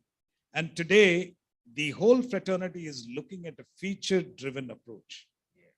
Now, when you black box a solution, let's say, for example, you have an endpoint solution. What are the features which has been there? Because we can't blame the customers, CISOs, because they want to cut the noise and want to look at what is beneficial for them from a technology perspective. And it is not just technology they are looking at practice, risk posture, they are answerable to the board on their preparedness. There are multiple things which they have been addressing. So from a technology perspective, we should move away from that feature, which is very tough, because that's how the industry has evolved for the last close to 15, 20 years. But that preparedness and gap analysis, which all vendors, and I am an ICT vendor sitting here, Hakeem gave a couple of bashes to me, but nevertheless, as a representative, and we went on selling like a product because it's feature driven. Gartner says this, you have your analysts talking about it, and it becomes easy for CISOs and CIOs to align and look for those features. We need to actually think a little bit beyond, because cybersecurity is not your seams and feeds. You are actually dealing with unknowns and unknowns, as that's why we are talking about generation 5th. We are talking about generation 6. So these aspects, every cybersecurity fraternity should involve in their thought process, in their practices. That's what I would like to say. Thank you very much. Actually, very important point, Ajit, definitely. So I'll move on to the next question, which is like, with respect to the, upscaling people, getting the right skill set people, doing the right stuff with the right mindset at the board and executive level. And apart from, adaptation to latest technologies and working with different vendors on a collaborative platform to do this kind of a threat intelligence, or we call it threat intelligence platform, and do intelligence gathering and do analysis on certain white boxing and black box testing actually, and then sharing the results, what we call as lessons learned experience. So one point which I would like to add, because threat intelligence we talked about. See, it's an ever growing, it's not that A, B, or C, it's very dynamic. Right? There are multiple new players who are focused on a particular industry. What kind of threat which has been happening? And that is when this dark web monitoring started coming up. You got DMAC, you got new trends which have been there. So my request to the fraternity should be that you always need to look forward and start preparing. It doesn't mean that you have to put some 4 tools. It is like how well you're prepared to tackle this. And that conviction, if you can give it to your board, to your business units, and that would be the right step to go forward. Very valid point, definitely. So my question was around that, with respect to all this, are our organizations today doing enough on all this people, process, technology, surrounded by the right vendor with the right product and solution, and catering to the upcoming generation 6 or a 7 attack kind of a thing. Because we have seen the way of evolution, the polymorphic attack, moving just from denial of services to the destruction of systems and services. Beyond ransomware, beyond financial gains, somebody just wants a fame, mostly state-sponsored activities. And if you go to the Mitre site, and if you know the TTP actually, tools, techniques, and procedures, you will come to know the behavioral aspect of a particular APTs. But that is evolving too. Few newer APTs are being evaluated. Their techniques and their procedure are still being documented. So it's a continuous learning journey.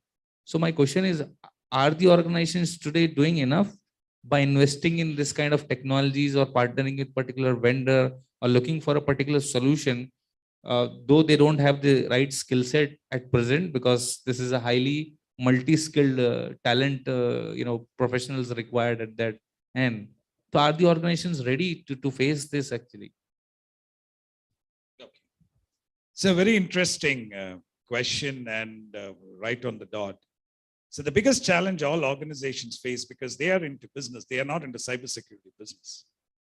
And what is the right approach they need to take? And I think the earlier panelists in that discussion talked about awareness. The CIO himself said that it is not my responsibility to actually keep everyone aware. So the awareness for the user needs to go up, meaning they should be aware what has been going around. And once you're aware, technology, people, practice, everything will come into play.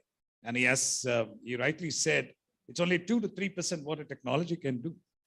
But having said that, what is the right approach within the organization frame with people, practices? Then comes the technology piece, right? It could be at your endpoint, it could be at ingress, outgress points, etc., etc. It could be internal, external threats, etc. So the crux of the whole thing is awareness is important, that yes, despite doing everything, you are open to attacks. Thank you. A very valid point. And just to add on that, awareness, training and awareness really, plays very instrumental role in cybersecurity. Apart from that, one more important point is to have ownership. I mean, I am well aware that if I'm sharing my password with my colleague, probably this password get misused, because I don't take ownership of what I'm doing. So, again, it's a human psychology. So training, awareness, and ownership. Ownership is also equally important in that case. Yeah. Thank you. So if I could just summarize that it should be top driven approach, not a bottom up approach as compared to the earlier things, to handle this kind of generation 5 attacks. And then moving beyond people, process, and technologies, the ownership and the accountability. Now everybody should be responsible, along with the CIOs, CTOs, and the CISOs. Of course, they have a higher obligation with respect to their roles and responsibilities they do in everyday, day-to-day job. But apart from that,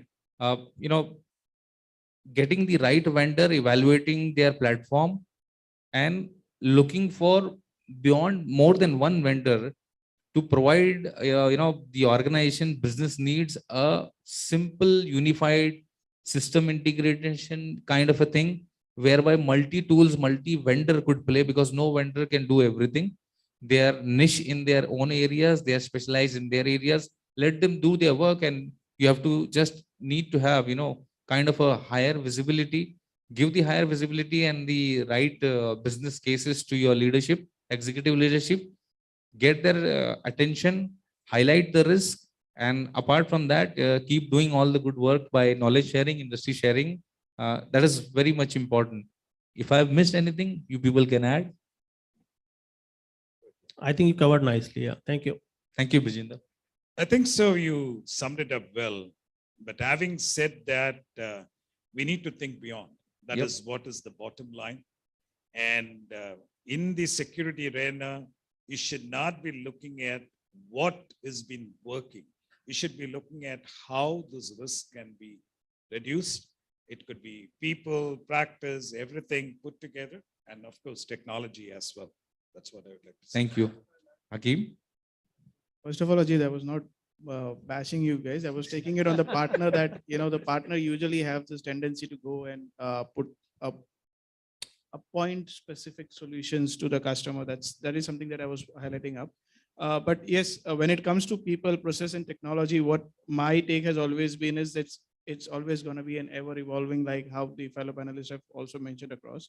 But at the same time, what I've also seen is there is a need of an upscaling of a team that actually does the upscaling of the end user. So it's like train the trainer kind of stuff, right? So you should have a skill and that they know their stuff so that they can train the other part of the group. And being a partner or being into this industry, what I've also seen is that retention of skills becomes one of the most critical aspect of it, and being focused, as you rightly mentioned, that everybody knows their own domain, right? So this is what I have seen, and this is a feedback that because we have got industry leader listening out here. We always, when I say we, I'm being on the IT side, the leadership type of the CISO and CIOs, and we've seen that we always have a tremendous pressure of budget, right? And that actually is the first point where I've seen that we compromise on the skills in the existing team that is managing the security posture of an organization. So if I've got one guy, I expect him to do a security stuff also. I expect him to do a desktop, a server, and so on and so forth. So that focus of nurturing a skills on the IT side, which actually enables to ensure that the skills on the other side, like end user awareness and all that stuff is there.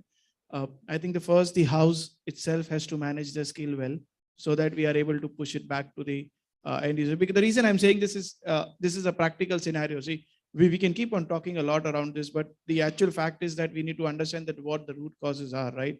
And if you do not have the right set of team who can actually go back and preach the same thing, because they themselves are not aware about it, it creates a different, the investment that you're making to learn the team on the other side, it goes waste. Thank you, Hakeem. In fact, most organization, I think so last 6 years, I have seen the trend that they identify a security champion within organization who could be anybody, any level within the organization.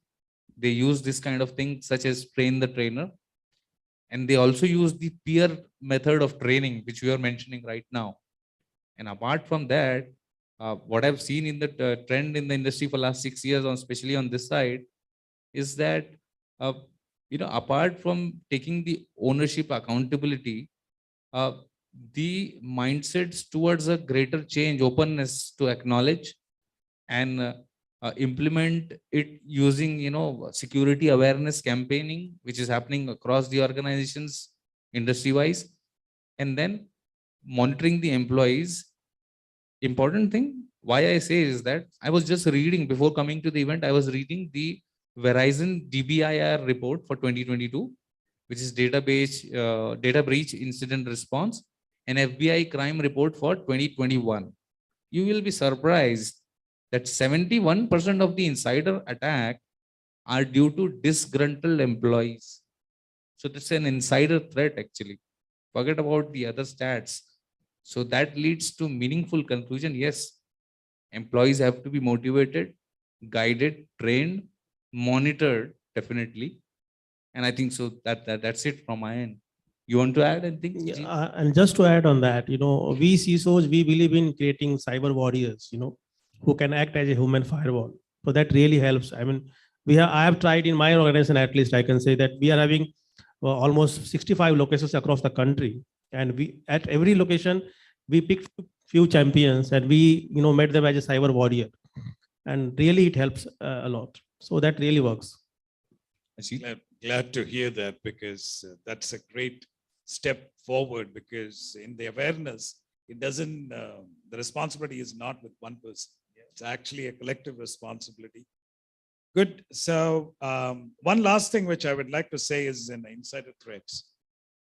In India today, you don't have any regulations as far as data is concerned, except for BFSI and others.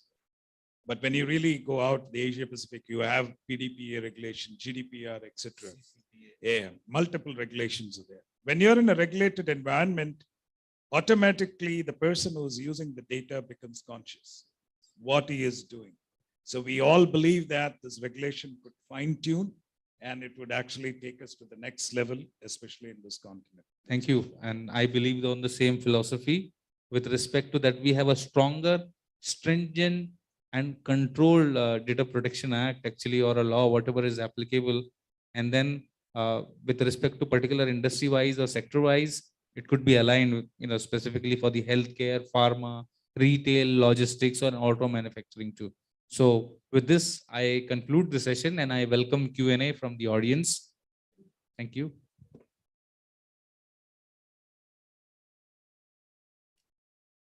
Anyone? Any questions? You have put lunch in us, so all are feeling. We got boring actually.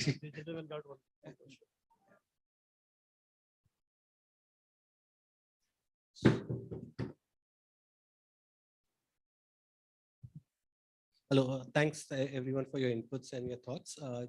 Very quick questions. Data security versus data privacy, which is the higher priority? So it depends, it depends on businesses to businesses. So for some, like I said that for pharma, data security is more important than privacy because that is the soul of the business. Like BFS, I would say that exactly it's same. So it depends industry to industry, but equally both are important. But I would give priority to data security.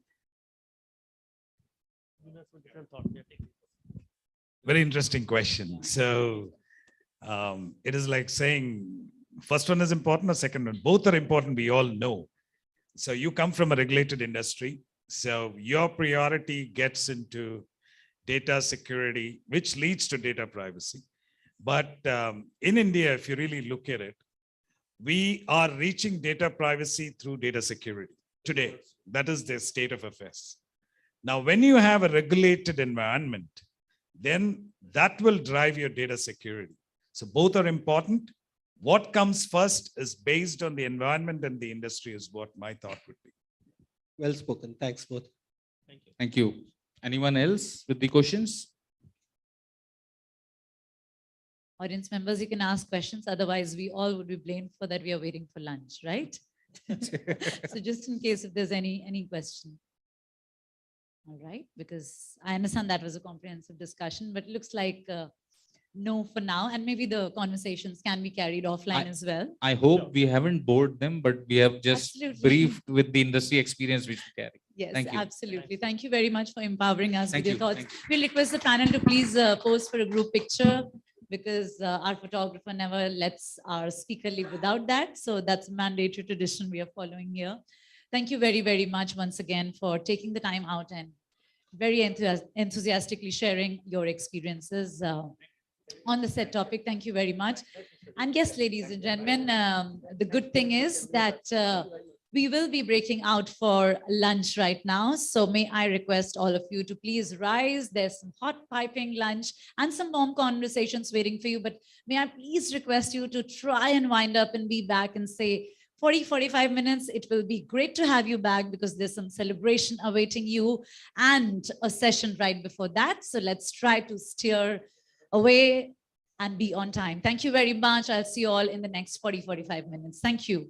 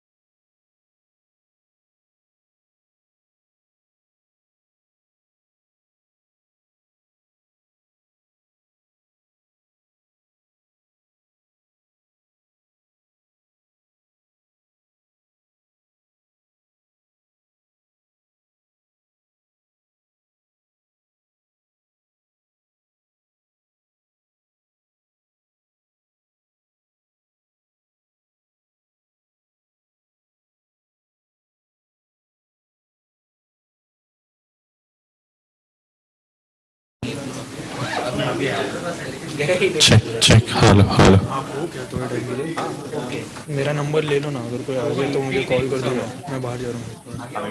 देखते हैं, मैं फिर देखता हूँ। Sir को phone किया था खाने में। क्या हो गया? यदि खाने की पूछता हूँ मैंने सर को फोन किया था मैंने।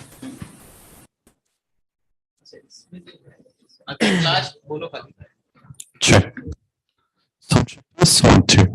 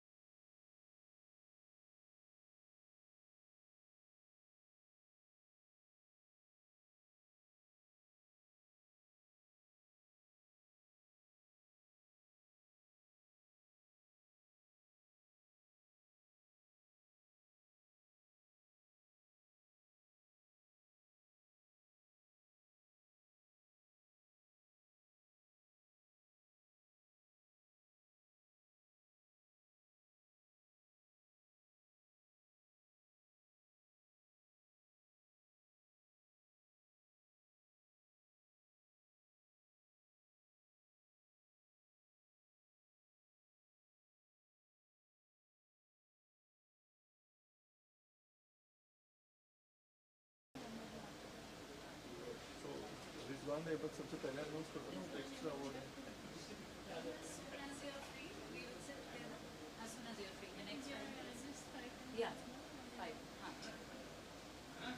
दो ऐड ऑन है, दो है, दिस वन एंड क्या नाम है,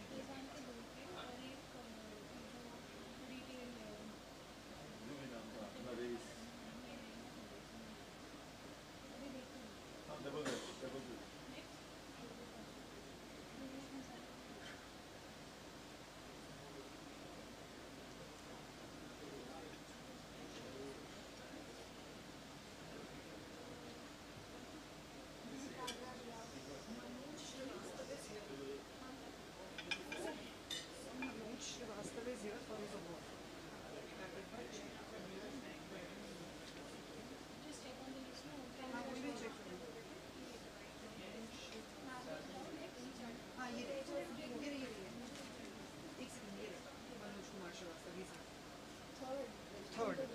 Nagesh and ये there he is. Sir, your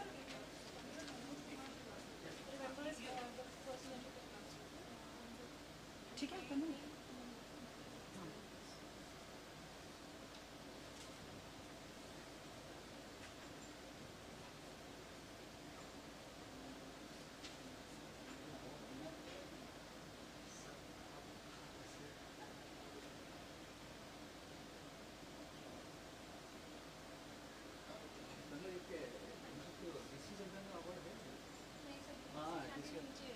अच्छा अच्छा तो आया नहीं ऊपर नहीं डीसी अभी खोले नहीं है खोले नहीं।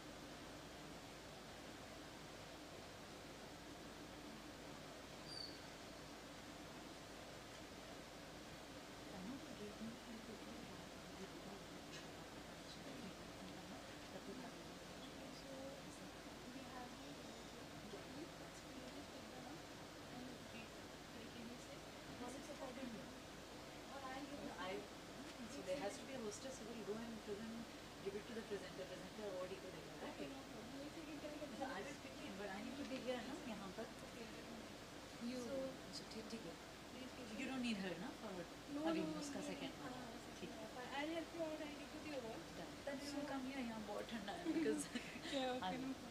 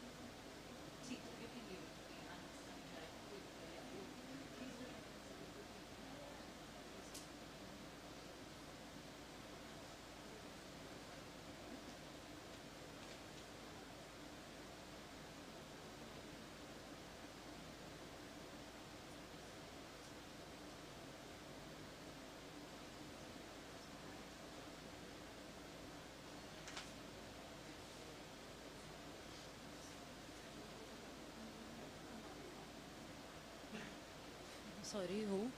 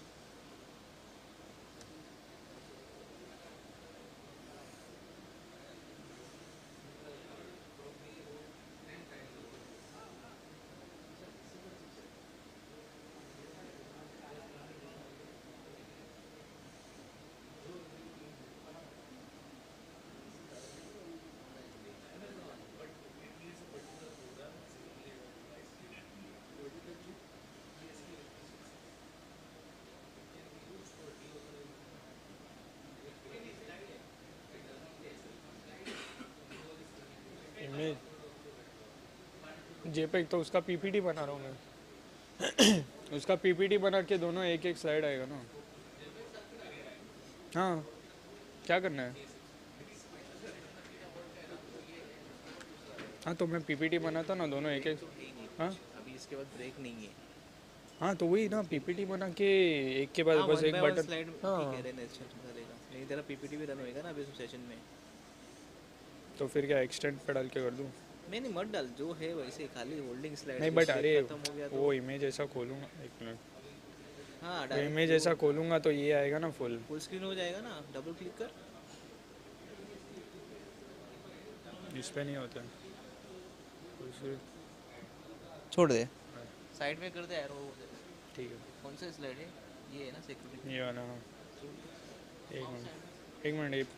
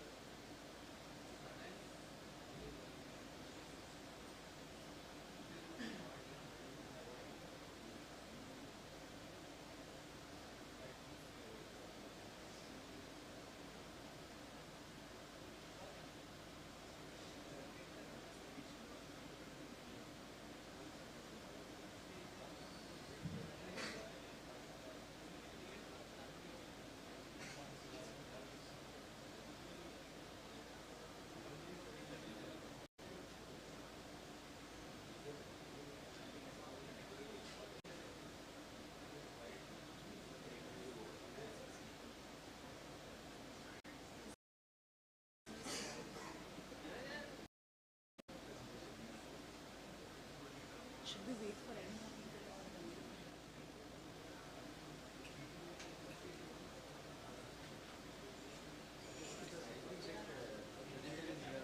Yes, sir, please, if you can check.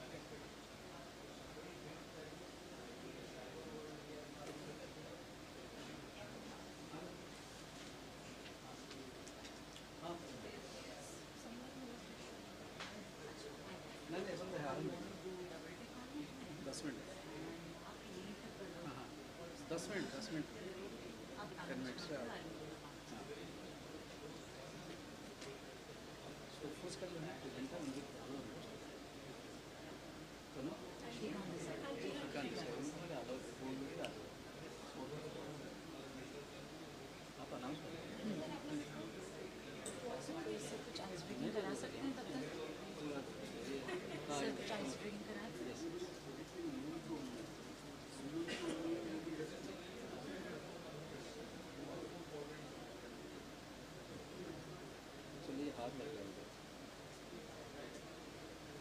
check. Okay. Yeah, yeah. You just do this.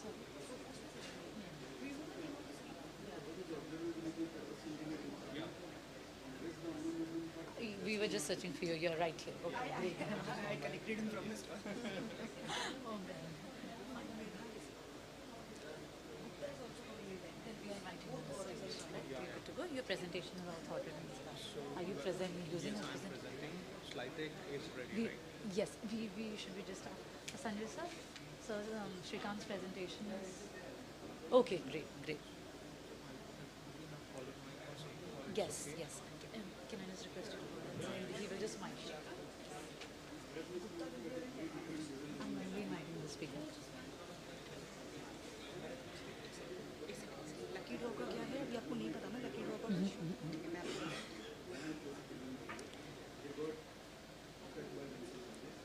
I will say just, no, we can say ladies and gentlemen. Warm welcome to all of you. Welcome back. I hope you're refreshed, re-energized. After the food for the bellies, it's again time for food for thought. And to everybody who's watching us digitally, once again, welcoming you. Let's get the symposium back on the road. I hope you had good conversations, good lunch, and on top of that, good desserts as well. Right? So I was planning to engage with you all, have some fun ice-breaking session, but our speaker is all set. He is just getting mic'd up, and he is mic'd up. So let's go ahead and introduce the topic on which he would be speaking, Need EDR-based security strategy. Since we're all refreshed and re-energized, that's how the vibe looks like. I want all of you to please warmly welcome the Senior Sales Engineer, West India from Sophos. Please welcome Shrikant Desai. Ladies and gentlemen, there he is. Some very, very intentful insights that are going to come from you. The clicker is right here. Right. Over to you. Hello. Can you guys hear me? Is it audible till the last? I hope you guys are not feeling sleepy after having such a wonderful lunch. Yes. Thank you so much sparing your time, and it's really good to be back on stage after almost 2 years. And yes, today's topic is very interesting. Can we have a slide, please?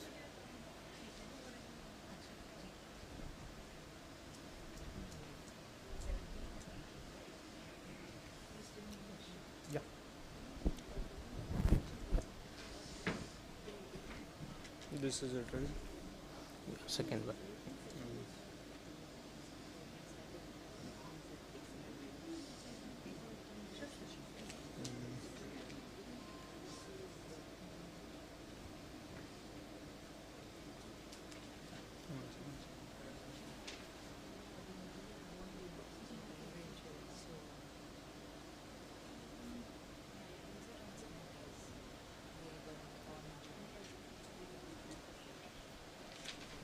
Thank you so much. Yeah. So literally, I took 2 days to post the headline, and that's very meaningful. Cyber threats that are not just going to die. We are experiencing pandemic since last almost 2 years, right? Back in 2019, we have seen first variant of COVID. Though we have a vaccine now, but still the virus is mutating and still exists in the world. Same is actually happened in the bad side of cyber threats, right? So we see lots of attack, and it's keep on mutating. Back in 2016 or something, we have seen WannaCry first, right? And till now, it has not just stopped, but it is keep on increasing their severity. They keep on changing their tactics, techniques to get into your system and hit you so badly. That is the reason we have choose to have some, such kind of topics on such a great podium or on just forum, so that we can help you to address those concerns, or maybe help you to prevent your organizations from such attacks in future, right? Some of the statistics we basically keep on conducting new surveys across to the world, and these basically help us to understand what is going on around to the world, and that will also help us to take the preventive measure in our organization so that we will be protected. Here, the survey was conducted somewhere in 2021. Okay, the percent of organization hit by the ransomware last year. This survey was conducted globally, and the baseline or the base customer was taken somewhere around 5,000. If you look at the global average, this is somewhere around 51%. But we are in India, we are always on top. So in India, you see 81%, 82% of the organizations are hit by the ransomware. Similarly, overall, if you look at the tendency, 4 out of 1 organization are actually paying the ransom. But are we getting surety that we are getting all our data back? No, right? Same goes with you. If you look at the other side, 3 of the people are not paying the ransom. which means they will be losing their data by default. Obviously, attackers, hackers are not doing charity and giving all the credentials back to decrypt their data. Obviously, they are losing all of their data itself. Secondly, right from the after the pandemic stage, right, people started adapting cloud architecture a lot. But you will definitely agree with me that people like, I mean, the organization like AWS or maybe Azure or GCP, they are just providing infrastructure to host your network there. Responsibility of maintaining security is completely yours. If you look at these particular survey, almost 70% of the organizations suffered from major security breach, 7 out of 10. And even 96% of the people are still thinking about the concern of the security level, how best practices can be maintained at the cloud level. These are the literally eye-opening statistics. Let's look at the overall graph, how basically these public security cloud are concerned about. So almost 34% of the attack has been is involved by the malware. 30% around data exposure, data exfiltration, ransomware again 28%. So the ransomware is not going to leave us anyway. Wherever we host our infrastructure, that will be there. In fact, a really interesting thing which I was reading on RSS feed yesterday itself, there was one attacker group called Black Basta. They have also developed one of the payload which can be run on virtualized environment, ESXi, and that is specifically targeting for enterprise Linux server, which basically has very least amount of security footprints. Same goes with, if you look at another survey, almost, I mean, the percentage of organization hit by the public security cloud, overall globally conducted survey, the global average is around 70%, but again, we are here topping the chart. Around 93% of the organizations are hit by the ransomware itself. Now, we keep on evaluating, we keep on seeing all those stuffs every now and then. We have social media, we have TV news channels, and people, we heard such kind of news. But why do we see such kind of incidences in the environment? One thing is, obviously, you have to have a good security solutions in place. That does not mean, even if you are having, if you buy term insurance, right, from any company, that does not mean you will stay healthy during all of your life, right? It is your responsibility as well to keep yourself healthy. Same goes with cyber security. Buying a top of the class security solution does not mean you are protected. You have to take care of the configurations, you have to take care of all those low and slow footprints. Basically, you have to stay ahead of attacker and you have to be proactive, not just having, I'm having antivirus, yes, I'm secured. No, it's not. So there are a couple of techniques which you really need to take care within the organization in order to stay protected. First one, obviously, network scanners. So this is one of the fundamental, or any attacker or hackers, when I'm trying to attack ABC organization, they will first do the reconnaissance with network attack. The examples like Nmap, Angry IP, Advanced IP Port Scanner. Obviously, such kind of port scanning will be done by the legitimate device.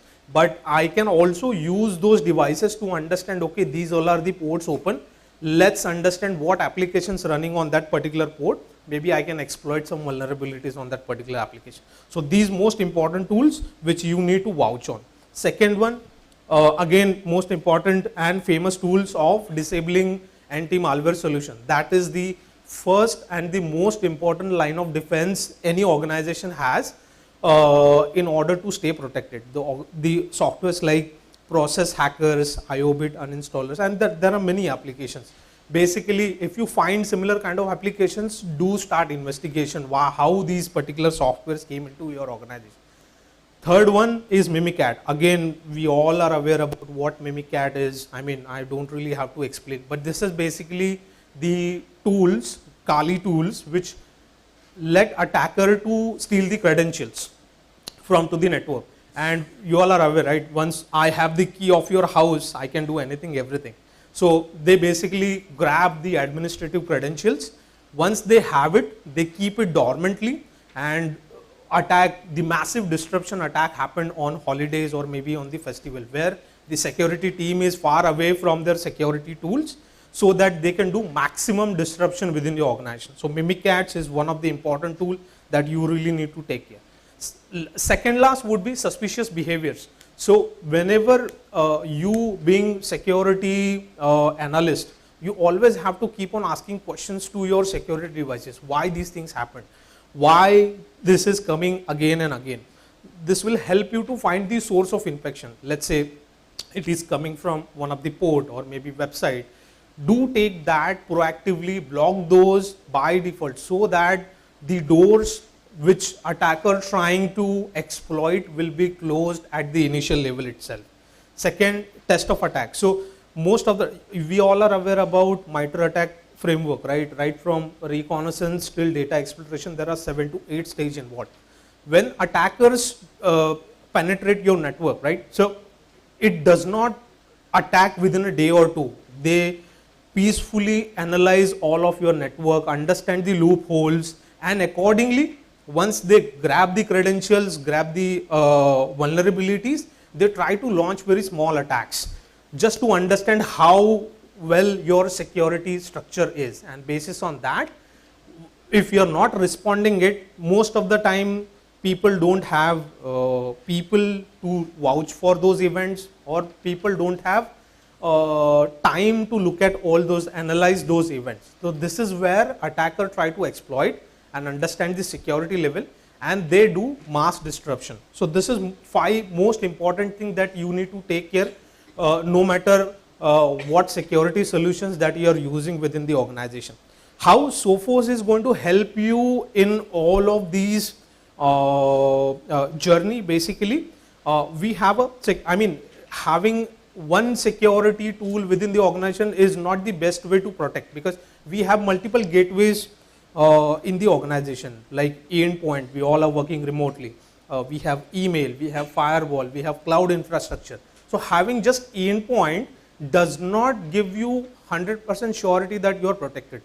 Threats can be coming from the web as well. Threats can be coming from the email as well. So you have to have the coordinated approach in your security defense. So this is where Sophos plays most important role. We have from endpoint till firewall till your cloud infrastructure, we have the solution to cover all of your workforce. Not only just having those, you can manage all these solutions from one single platform, and these has capability to share the threat intelligence with each other, like my endpoint to firewall, my encryption to my endpoint solution, many things. This will help you to automate the things. Regularly, when you are having a independent solution, obviously you have to have a dedicated SIM solution, SOAR solution, which will gather all the telemetry from your existing workforce. Then there will be a dedicated guy who will be sitting and analyzing all those information and reacting on it. It takes a lot of time. We have reduced all those footprints with the help of Sophos Central itself. How basically we as an organization, there are predominantly 3 to 4 products which will help you to stay ahead of attackers or ransomware attack. You can go, you can have a look at XDR as a solution, 6-star XDR and MTR. So XDR is nothing but next generation endpoint. This not only help you to do the investigation proactively, but you can also do the analysis what is going on within your environment.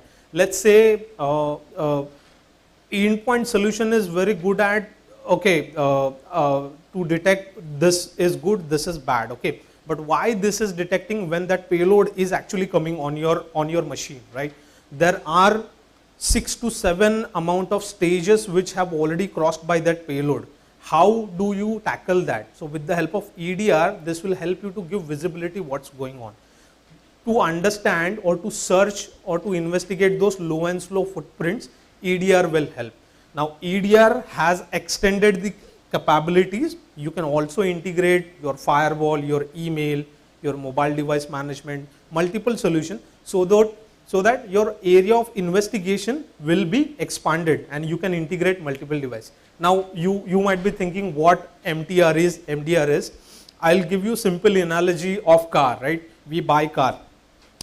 Imagine car is like your endpoint solution, okay? And XDR is like whatever additional accessories, sensors that you're fitting into the car. But what if you have bought top of the class car, you have incorporated all the top of the class feature, but what if you don't know how to drive that particular car? Does that mean, right? So this is where MTR plays most important role. It's like you're hiring someone to drive that masterpiece of engineering for you and get something meaningful from that particular thing. So MTR is service provided by Sophos team. There is a dedicated team of experts who will be continuously monitoring your estate, and basis on typically what security analyst will be doing on your premises, they would be doing on behalf of you. So it does not really matter whether you're having proper workforce or the people to manage your solution. And once you opt for MTR, you will be rest assured that all these investigation, threat hunting done within your environment very effectively. It's not just having about only Sophos and Sophos. We can also integrate other third-party solutions like firewall from any third-party vendors, endpoint from third-party vendors, and email into XDR. So even though if you are using multiple OEMs within the organization, all the events can be brought into one single roof, and you can write, there are 400 plus queries ready-made database available to query and to search for those footprints, low and slow footprints within your environment. Okay, so it's like when we are talking about XDR and EDR, so you will be having a dedicated security analyst who will be continuously understanding the incident within the environment and writing the queries. So let's say example, we have recently experienced one of the critical Microsoft vulnerability, right? How you as a security analyst proactively understand, okay, out of my 200 servers, how many of your server have received those patch? Not only receiving those patch, after receiving it has got rebooted, because critical vulnerability patch, you don't reboot your machine, that patch doesn't get applied properly. With the help of XDR, you can write those queries and actually float those queries or send those queries to all those 200 servers and get the information within 30 seconds. And accordingly, not only that, you can also take the remote of that particular machine through PowerShell, and you do multiple things like security analyst will do delete the payload, kill the process, uninstall the software, or reboot that particular machine. This is where XDR as a tool will help you to enhance the capabilities. Whereas in MTR, so this is how the RCA looks like. So by default, the appliance, the solution will give you whole threat case analysis, how that particular payload came onto your system, what was the machine, what was the IP address, what was the OS running on that particular thing, what file it has touched, what IP address it is trying to communicate. Each and every information for the investigation will be displayed. And same goes with MTR. So this is the proactive efforts done by the MTR team. If there is any incident occur within your organization, obviously they will be keep on monitoring closely. They will be sending you alerts by email or via phone and giving you the context of that particular incident. And if you are permitting it, they can also neutralize, they can take the action on behalf of you. So you really don't have to worry about how do I deal with that particular incident. No worries, MTR team will take care of that.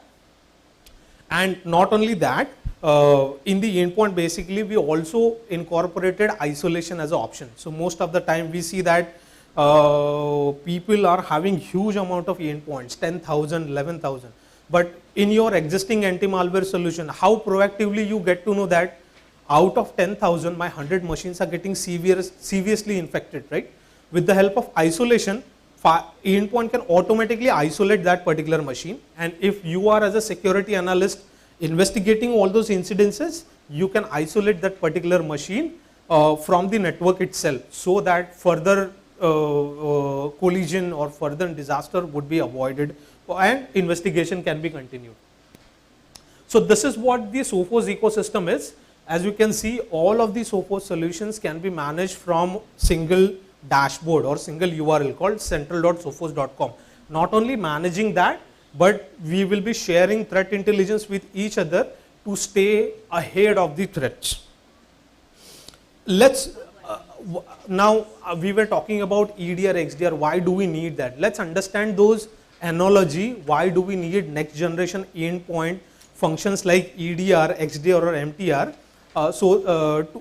To understand that, let's look at some of the history of the attack. Right. So around 20 years back, when we were teenagers, at least I am, we used to see attacks like whenever you are connecting any pen drive, something onto our laptop or desktop, one of the EXEs run and it would be doing some sort of fishy stuff, right? I mean, deduplicating your folders or something like that. 10 years back, obviously email came into the existence and popular attacks started delivering on the email itself. But even the attack surface was quite less. I mean, it would be impacting only one particular machine. Down the line, an anti-malware solution would be capable enough to tackle with those particular situations. Down the line of 4 to 5 years, when we see attacks like ransomware, again the delivery of mechanism would remain the same, but they are targeting multiple systems. And nowadays, people are so intelligent, attackers are so intelligent that even they will sit within your environment for 6 months, 1 year, and look for the control on your main systems like your backup server, domain controller. Once they run the mimikatz, get the information, then they can laterally move and infect whole organizations. So then at that point, you don't really have any option to pay the ransom, or maybe you completely delete all the information. It is as brutal as possible. This is where InterceptX Advanced will help you to deal with all those next generation endpoint, and EDR will help you to proactively understand those low and slow footprints and deal with that particular situation well in advance. If you look at the overall layer defense, I mean, you take any security solution, it is divided into 3 major parts: protection, detection, and response. In the protection, you will find all top of the class solution like deep learning, heuristic techniques, app control, device control. Nowadays, detection capabilities are most important because people are trying to exploit within your organization, trying to find the vulnerabilities within organization. So the tool which you are running on your endpoint should have capability to identify exploit prevention, anti-ransomware kind of techniques, hacking techniques, or something like. And again, the response capabilities. It is not just only about blocking particular thing.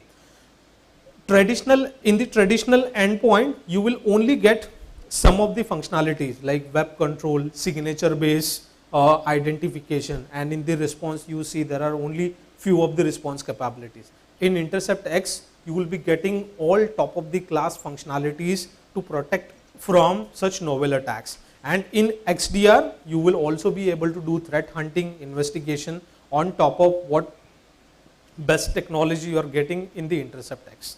This is what the MTR is. MTR is nothing but human-led investigation team who will be doing investigation on behalf of you, so that all those low and slow footprints will be taken care, tackled before it becomes a disaster, and they will act as your SOC, so that all of your incidences can be addressed and you will be proactive in nature rather than being reactive. We also, as I said, I mean, we have seen in the initial stage, right? Most of the organization have started adopting cloud, but people are not treating security as a top priority onto the cloud infrastructure. We as a Sophos, we have also incorporated multiple solutions like Cloud Optics, which will help you. Majority of the customers are using AWS, Google Cloud, and we help you to understand, give the visibility and protect those cloud environment as well. We help you to protect your EC2 instances, databases, cloud infrastructure, even the containerization and Kubernetes environments as well. So cloud optics, I would highly recommend to go and understand about this particular product, and intercept advance and firewall, such kind of technologies are already there. Let's have a quick look about what firewall is. I mean, not much in detail in slide, but in terms of understanding or preventing threat at the network level itself. So we keep on adding new functionalities on our core firewalls as well. These firewalls can be deployed at your branches, at your headquarters, or you can also deploy it on your cloud infrastructure as well. We recently launched V19 as the latest version, which has a dedicated network processing units, which will help you to decode 1.3 TLS encryption. Nowadays, almost 98% of the sites are working on SSL, right? So most of the attackers are sending the payloads through encrypted form. How will you identify that? With the help of such kind of innovative techniques, it will help you to stay ahead. Similarly, we have also come up with SD-WAN as a native technology. You don't have to buy any subscription to run the SD-WAN functionalities. You can write a SLA based rules so that your applications that you're using will be not disrupted and continuously using those particular applications.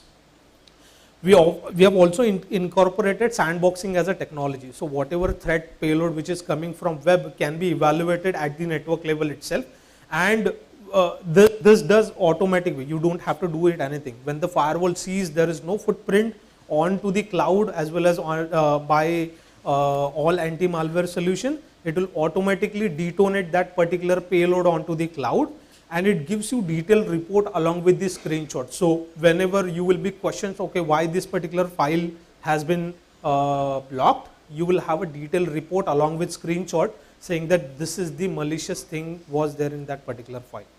Okay, and top of the class, synchronized security, we were discussing about, right? I mean, we not only help you to manage those solutions from one single URL, but you can also have the security threat intelligence. So if you're having Sophos endpoint and firewall, these can share threat intelligence with each other without any third party medium. And firewall can take the decision based on health status of the machine. If my machine status health status has gone down, firewall will automatically cut off the connection and won't allow me to communicate to your business critical applications. Same goes with synchronized SD-WAN. We can also understand those customized applications used within the environment, and accordingly we can create a signature of those particular application, and with the help of SD-WAN rule we can also help you to accelerate those applications within the. So this is what the total Sophos ecosystem is. Right from software, hardware to the services, it all managed from Sophos Central, not only managing it, sharing the threat intelligence, and there are 6 to 7 labs since almost Sophos is the anti-malware company. It's been almost 3 decades. So we have huge amount of intelligence in terms of anti-malware solution that has been converted into artificial. No, we are no more signature based company. All these things are detected using artificial intelligence. And all these artificial intelligence will be feeded in all of our security solution. And with the help of Sophos Labs, our all solutions are not just acting as a security solution, but it is acting as an ecosystem.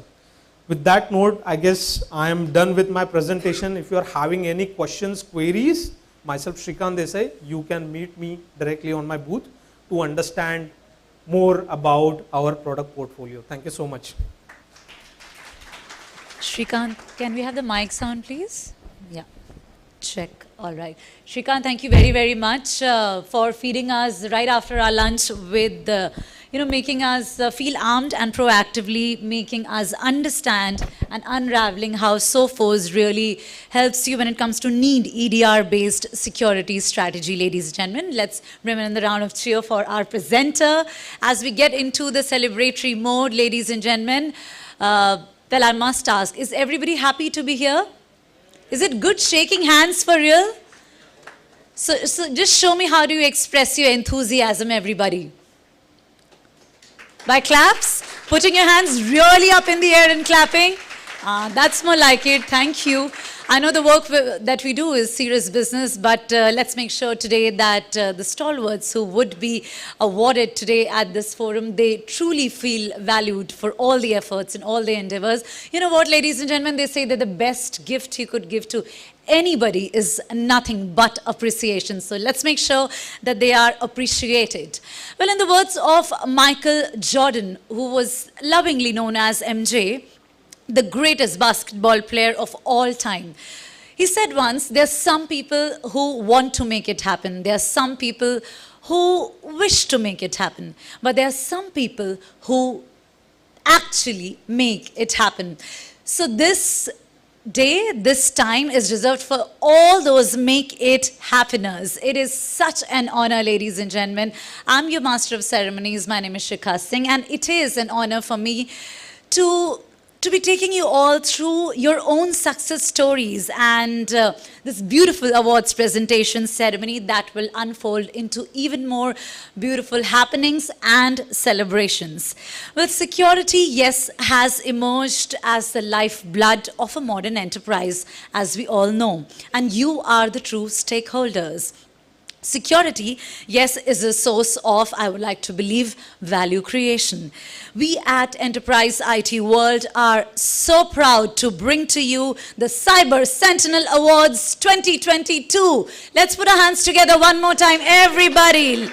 Like how we do it. That's some fanfare music already making its presence into the hall. And ladies and gentlemen, before we actually get started, invite our presenters and go ahead and celebrate this scintillating ceremony. You know, I would like to believe that everything good begins with self-love.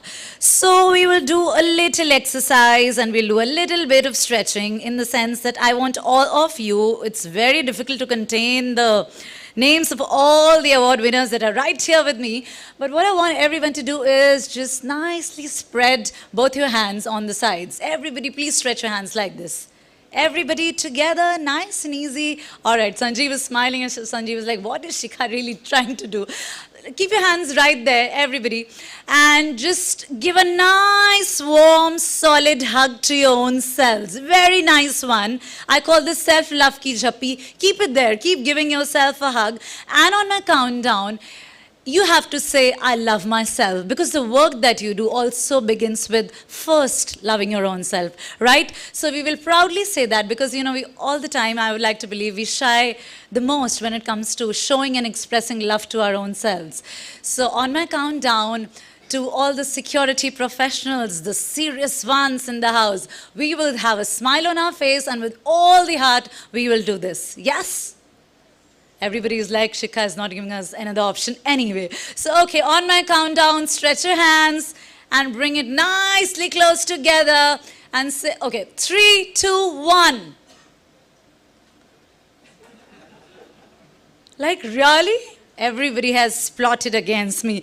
3, 2, 1. I love myself. Everybody together, please. Okay, once again, I give you the final last chance. 3, 2, 1. Here we go.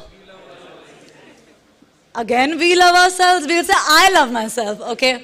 And I know there's mutual love for each other. I would have definitely asked all of you to, you know, rise and give high fives, hug each other. But for now, owing to the COVID protocols, we will still try to maintain that distance.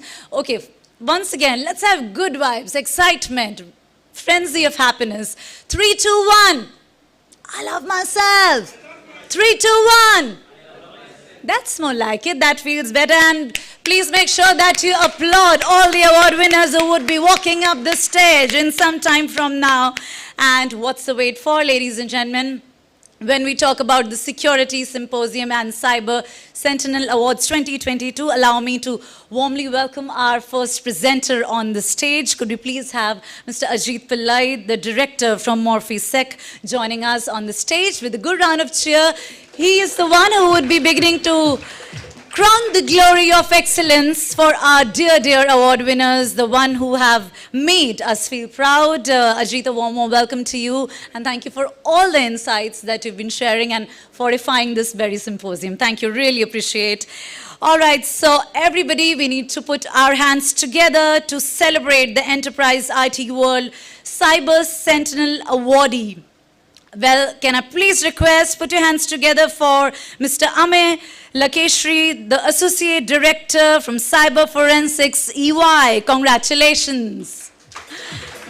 Hearty congratulations to you, Ame. You know, they always say that victory isn't about wins or losses. If you are truly able to say that you have put in your best, you truly are a winner.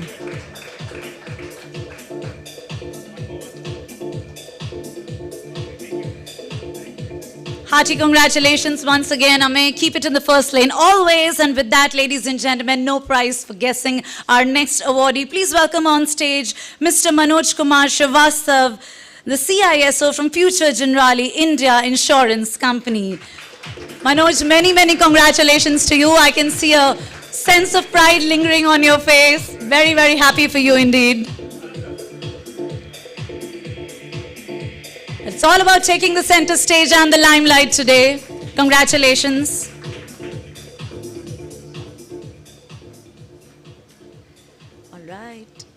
All right, maybe now request Mr. Sanjay Shirsat, the IT head infrastructure from Motwane Manufacturing Company, to please come forward.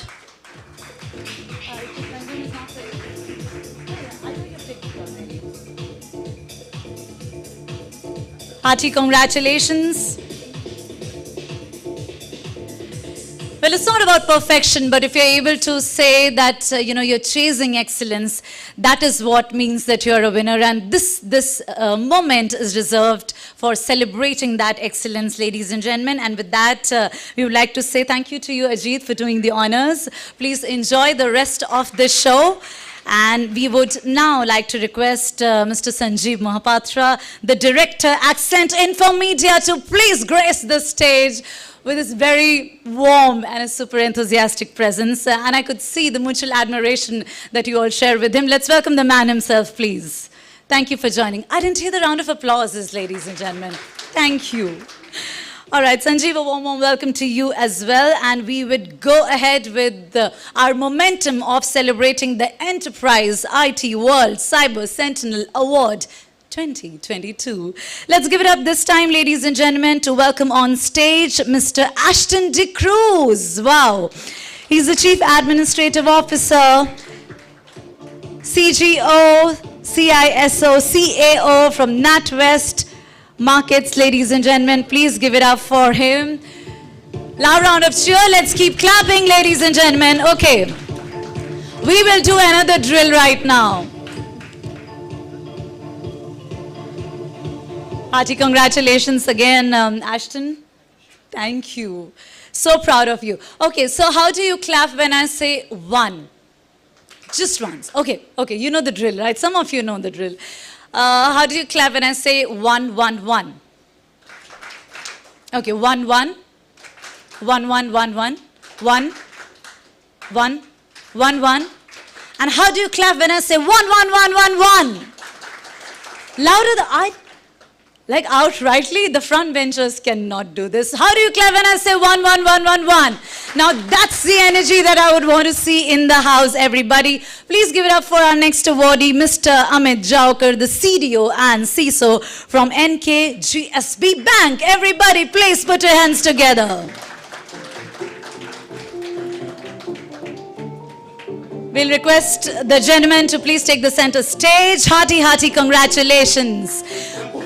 It's a beautiful day, ladies and gentlemen. You know, our first in-person and a hybrid event.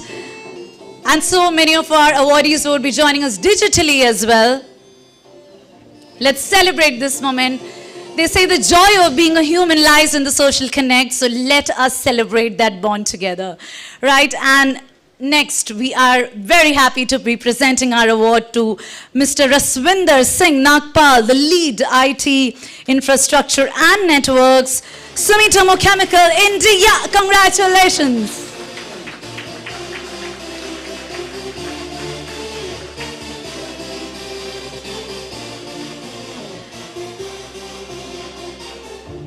And Mr. Nagpal, we would want to see how does your signature victory emoji looks like.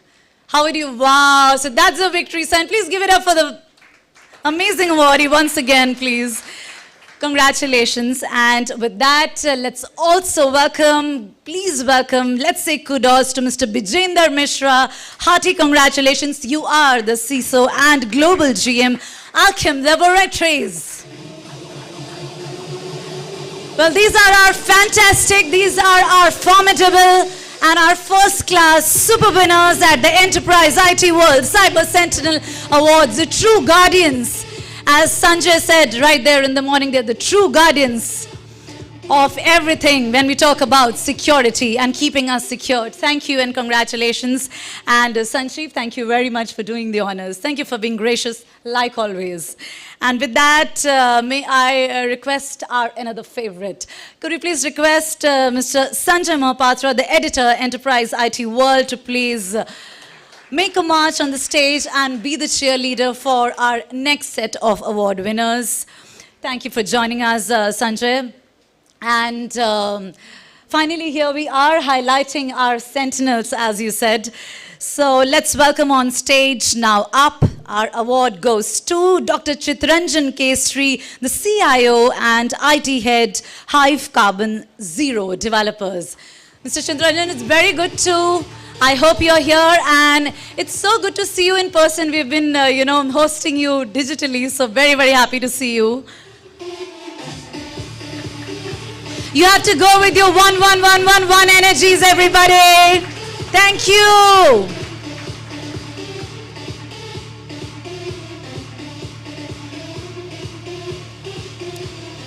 Many, many congratulations. Well, it's about, when we talk about sentinels such as you, leaders such as you, you're never concerned with being famous, right? But always setting new benchmarks so that others can follow and take inspiration from. So that is the kind of pride that we have in you. And our next awardee, please give it up, ladies and gentlemen, as we celebrate the Enterprise IT World Cyber Sentinel Awardee. This is presented to Mr. Shri Krishna Dikshit. Hearty congratulations. You're the partner cybersecurity. Nangia Anderson LLP. Congratulations.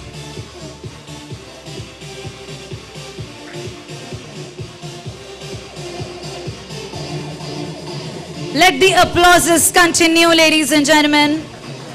Thank you very much for being a fabulous audience yourself.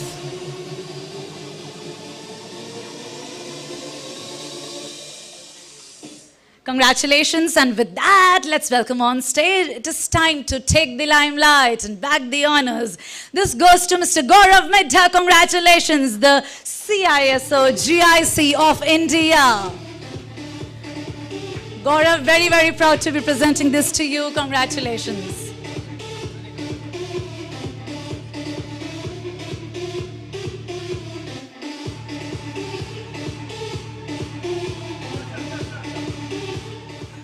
Ladies and gentlemen, they say that believe in yourself and you are already halfway there. Well, these are the believers that we are celebrating on the stage, and our next believer who has been an achiever. Let's give it up for Dr. Rizwan Ahmed, the CTO from Delaplex. Congratulations to you, Dr. Ahmed.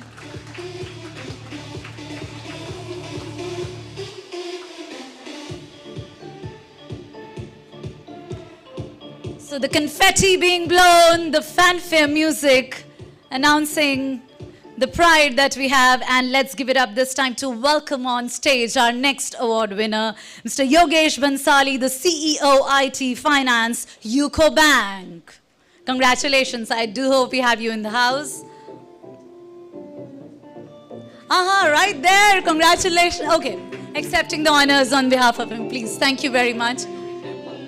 Sure. All right, please go ahead.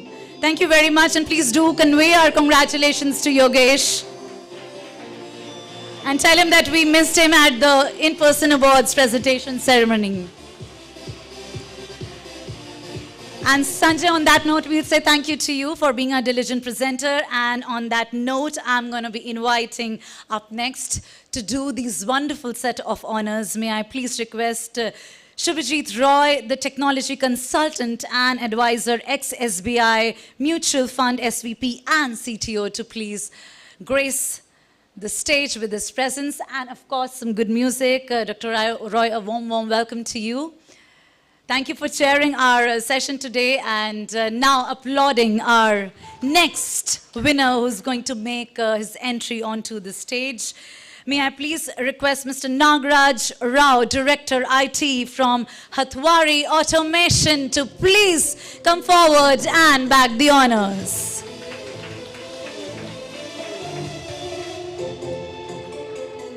Well, that's Mr. Rao, who truly exemplifies how actions really speak louder than words. Congratulations again, and with that, of course, Mr. Roy would be presenting the next award. Please give it up, ladies and gentlemen, for Mr. Gaurav Gupta, IT Head, ACG World. Gaurav, hearty congratulations to you. We'll make sure that the right snippets are being captured. This is your proud moment. Make it truly yours. Many, many congratulations. And thank you very much for giving us a reason to celebrate you. And with that, let's say congratulations and celebrations. This is for Dr. Amrut Urkure. Congratulations. You are the CIO and Corporate HR from Shubhalakshmi Polysters. Congratulations.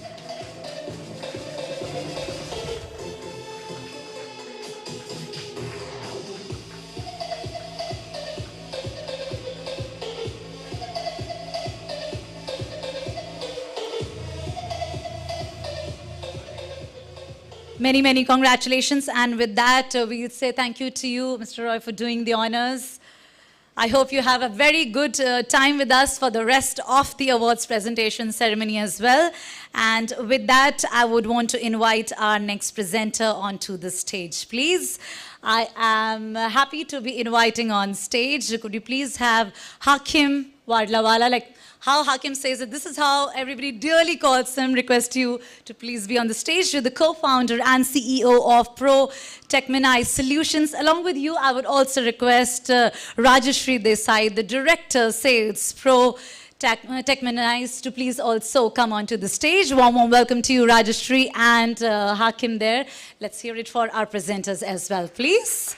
They represent Pro Techmenize. Thank you for joining us. And we go ahead and celebrate further the Enterprise IT World Cyber Sentinel Awards. The award this time is backed by Mr. Ashok Thauti, the CISO and IT Trust Mutual Fund. Congratulations.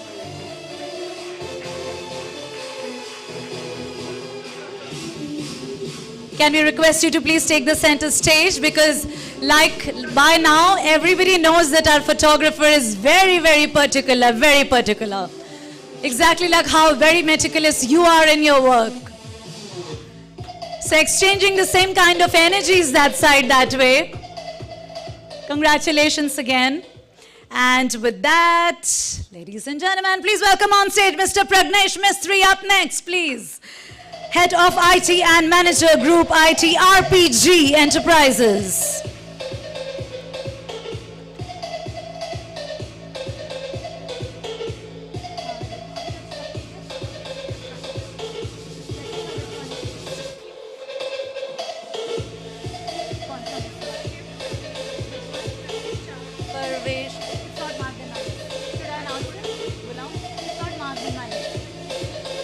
Congratulations again. And with that, all the accolades are next up reserved for Mr. Parvesh Chahal, the Head Information and Data Security from Cyril Amarchand Mangaldas. Many, many congratulations to you, sir. Please give it up for Mr. Chahal. Can we all come together in synchrony and really clap for this one? Thank you.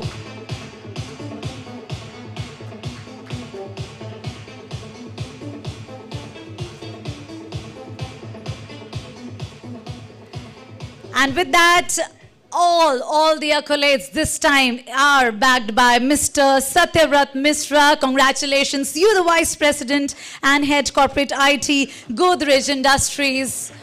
Please celebrate this moment. This is all yours for all the hard work that you do throughout, year in and year out.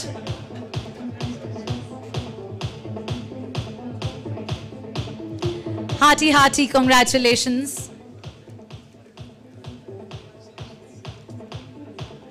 And with that, Hakeem and Ms. Rajashri, we'll say thank you to you. And thank you for very smilingly sort of motivating and upping the quotient of victory here on the stage. Thank you very, very much.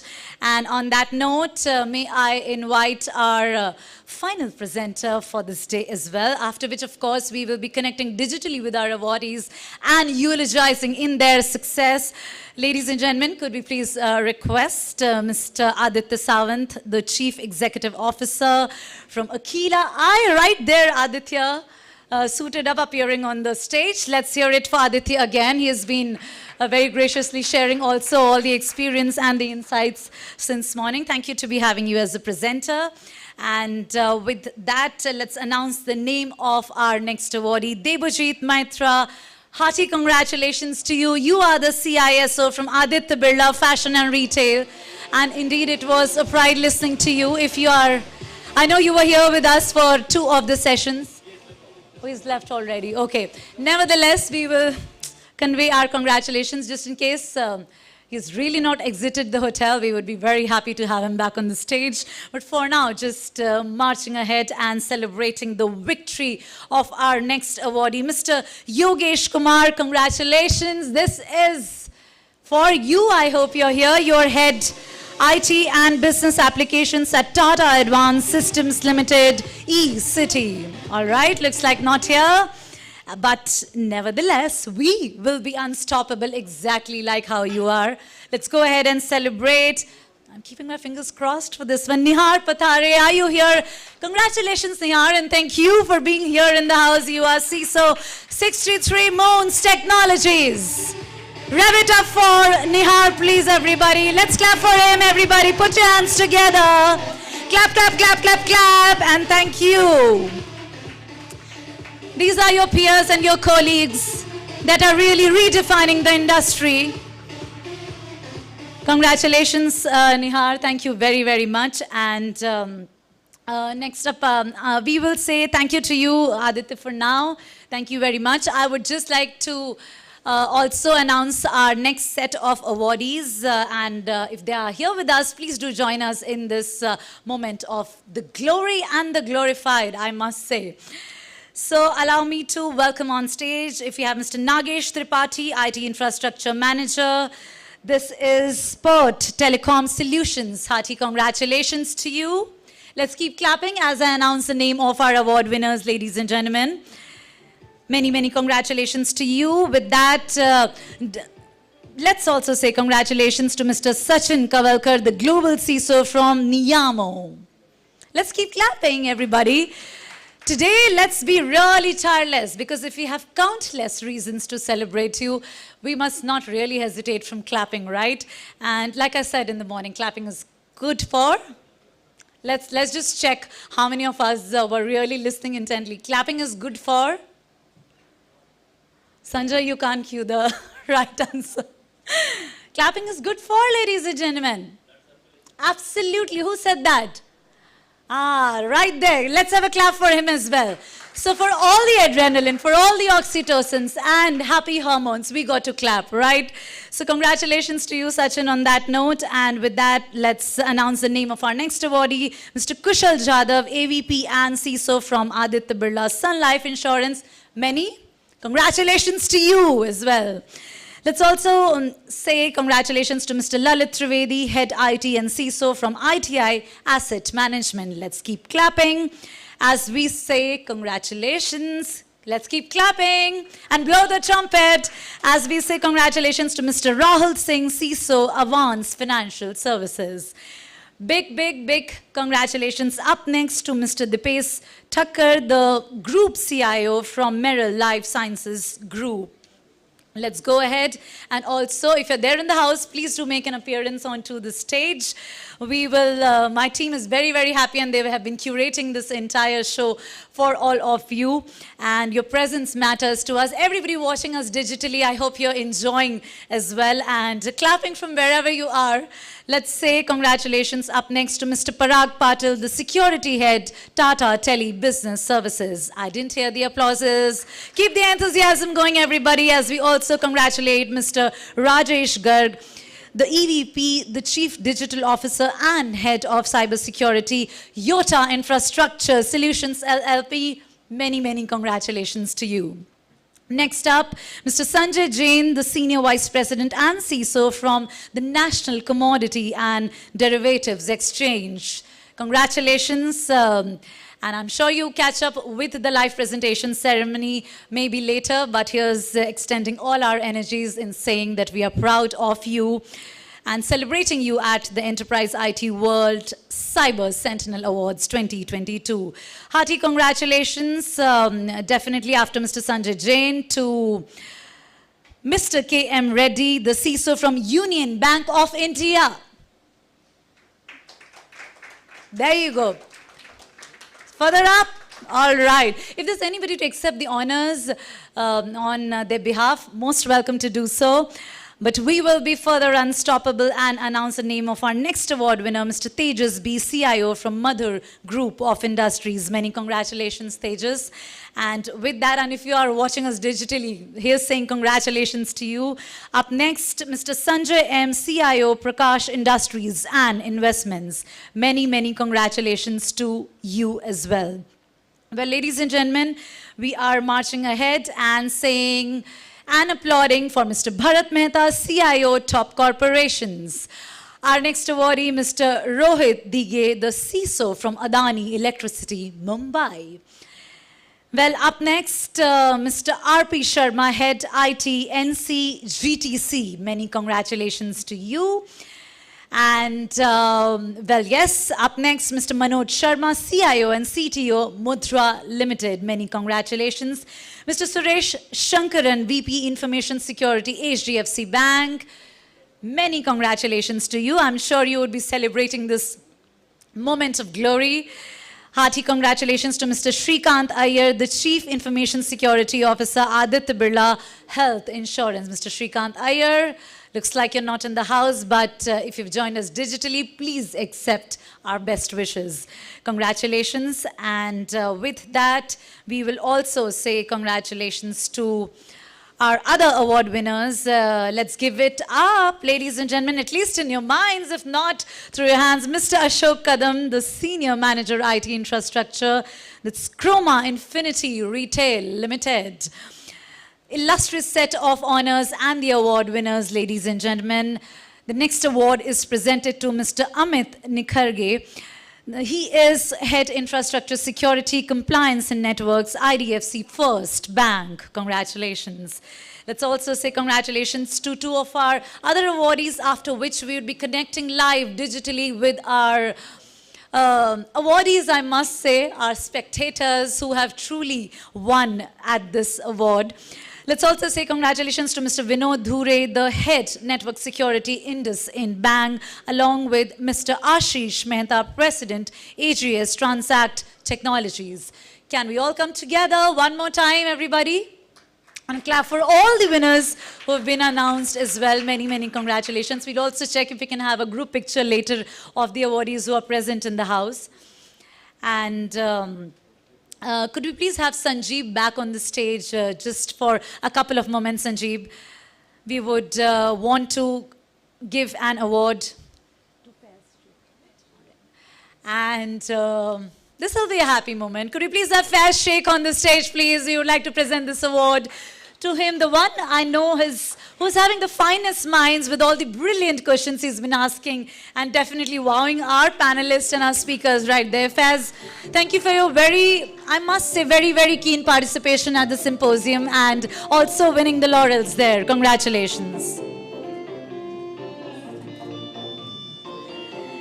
Many, many congratulations again. And Sanjeev, thank you very much for doing the honors. We would now be connecting, as I said, digitally with our award winners. So I hope everybody has braced themselves to be celebrating their victory as well. Yes, ladies and gentlemen? Yes? Okay, okay. Let's just, okay, on my next countdown now, everybody is going to shout aloud their names. Shout out their names, their own respective names. Right? We will do this? Everybody knows his or her name? Now everybody is like, Shikha, just get off the stage. No, okay. 3, 2, 1. Say your name. 3, 2, 1. Shikha. 3, 2, 1. No, like your name. Okay. I will come back better on this. But for now, please keep sharing your enthusiasm. And thank you very much for being very, very warm to all of us and all the happenings on the stage. Let's get started. It looks like there's another set of honors to go.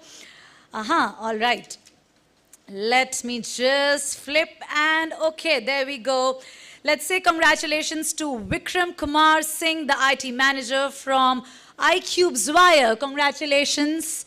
Many, many congratulations. I hope you're at least watching us digitally. Congratulating you. Let's also say congratulations to Sujoy Brahmachari, the CTO, CISO from Use Group. Congratulations. Keep clapping, ladies and gentlemen. You promised good energies. Let's now say congratulations to Manoj Gupta, Head IS and Infra from Indus Towers. Congratulations. Ravinder Arora, Global CISO from Infogain. This goes also for you. You're connecting digitally, but equal weightage to you winning this award. Hearty congratulations to Srinivasan Mahalingam, CISO from Hebail Sec, and I hope I'm pronouncing that name right. Congratulations up next to Manikant R. Singh, the CISO from DMI Finance. Congratulations and celebrations. It's a big day for our industry today, I would like to believe. Umakant Tripathi, congratulations. You're the Director, Cybersecurity Partner, and Global Head Security Architecture and Engineering, LNT Infotech. Many, many congratulations to you. And with that, Manish Gupta, Resilience from Wipro. Many congratulations. Hello and welcome if you're watching us. Manish, after Manish, get ready to pat your back. Right in there, Viren Italia, the IT head, GSC Bank. Congratulations to you. Pankaj Thakkar, Information Security SME from American Express. This goes for you. We are really proud. Congratulations. Well, with that, Jagannath Sahu, the head service delivery cybersecurity from Airtel Digital. Congratulations. Let's give it up, ladies and gentlemen. Let's really give it up this time, please. Intermittently, at least we'll have to clap, right? Intermittently. I can with this lenient at least. Thank you. Keep it going, ladies and gentlemen. Keep it roaring because this is a proud moment. Let's give it up for Satish Apala, AGM, Grasim Industries. With that, let's give it up for Aditya Mukherjee, Vice President, JSOC, India leader from Synchrony Financial. Well, yes, as we're gearing up, like we said, we're doing this in person and, of course, a hybrid event after 2 years. So we're really delighted all of you are in the house. But, of course, when we are convening the next time, of course, it's going to be the more, the merrier. So looking forward to even brighter times. But right now, even if digital makes it all inclusive, I think we're all happy about it. Let's say congratulations up next to Ajay Yadav, Head IT SBL Limited. Many, many congratulations. With that, we will further be rolling and the roll of honors therein for Parveen Kumar Sharma, the CTO from Vayanar Group. Congratulations. Let's give it up for Debojit Mehta, CISO from Aditya Birla Fashion and Retail. Well, we have celebrated that already. And Indranil Chatterjee, Director, Cybersecurity, Ernst & Young. Congratulations. And this is Srinivas Rao, CIO from Telangana State Cooperative Bank. Many, many congratulations. That is Srinivas Rao. Mupanini, and you're the CIO. Congratulations. Let's give it up for Rajesh Pandita, CI, SSP, CISA, CISM, CIO from IRSL. Please, let's clap. Let's clap for, let's at least have some claps and clap for Rajesh Thanua, the Head Technology and InfoSec, ladies and gentlemen, SMAS, Auto Leasing India.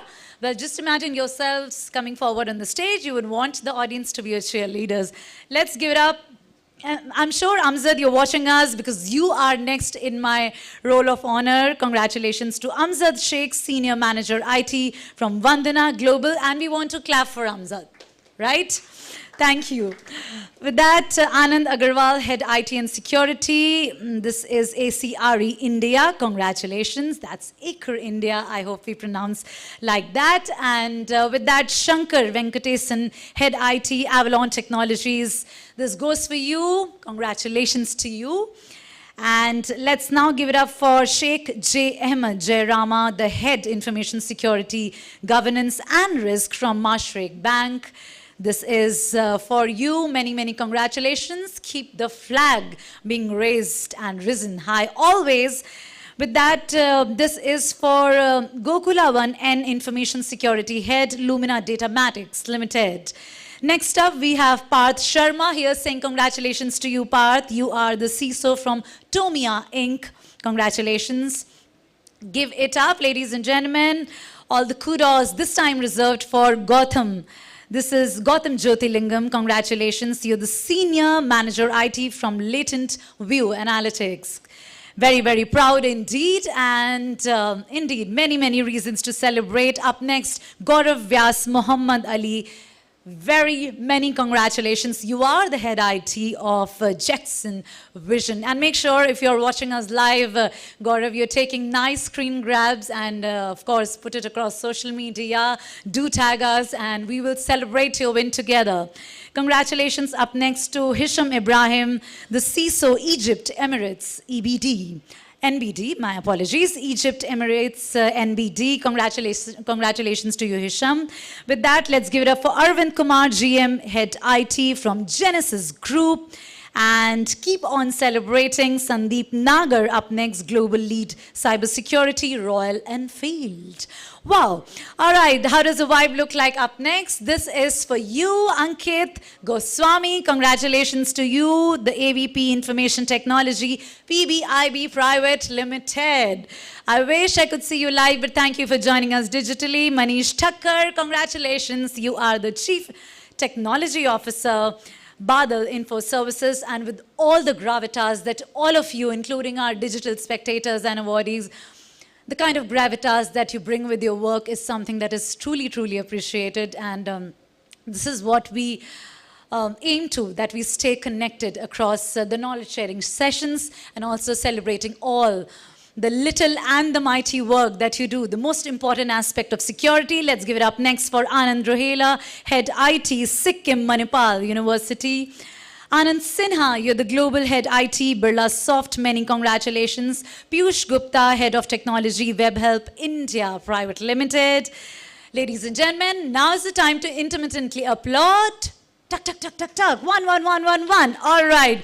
Let's say it for our digital awardees who have connected digitally, like for them, Ramkumar Mohan, CIO, Airworks India Engineering. Just the final set of honors to also undergo, after which, you know, there's a very important segment and a very special one that's happening right after we wrap up in some time from now. So our team, and I'm sure some of you are gearing up for that.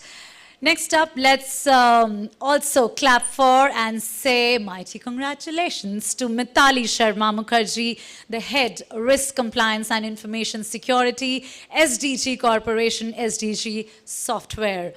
Well, our penultimate, ladies and gentlemen, award right out here goes to Prasenjit E, the CIO, CISO from TCPL.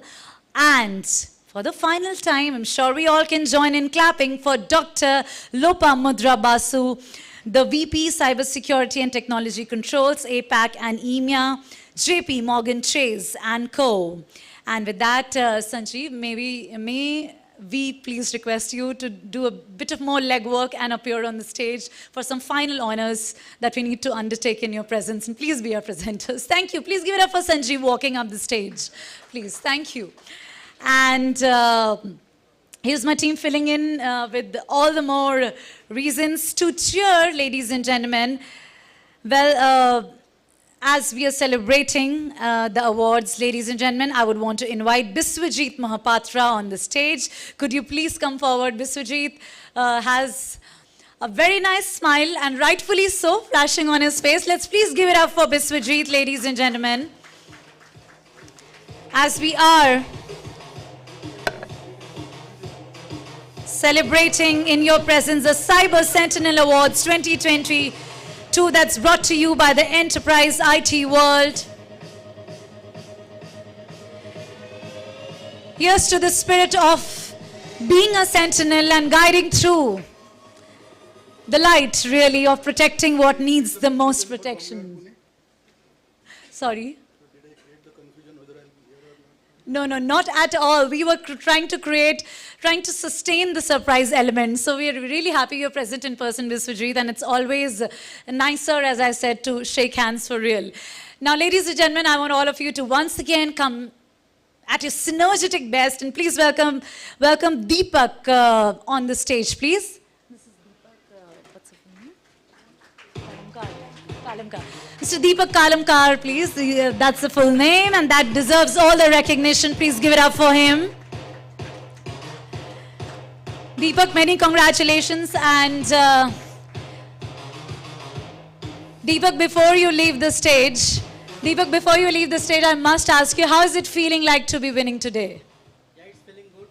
Just good? Awesome is the word. Please give it up for the awesome Deepak. Yeah, Deepak, thank you very much. We must celebrate these lighter and happier moments in our lives. And thank you for doing what you do. And last up, may I please everybody this time give it up for Pankaj Bankhere in the house, please. Let's welcome Pankaj with an exhilarating round of cheer, please. These are the Make It Happeners, ladies and gentlemen. The one who are the game changers when it comes to being the Sentinels, the Cyber Sentinel Awardees 2022. Sanjeev, I will just check with my team if we really need to hold you, or we'll again call you back on the stage. Are we done with it? All right, so there's a smile and there's a relief that comes here, that we are free to enjoy now the rest of the day. Thank you very much for doing the honors. You may please take your seats. And actually, Sanjeev, I will need you to please come forward over here and render the vote of thanks, because nobody could be more befitting than you to do so. So another round of cheer to welcome Sanjeev taking the dais.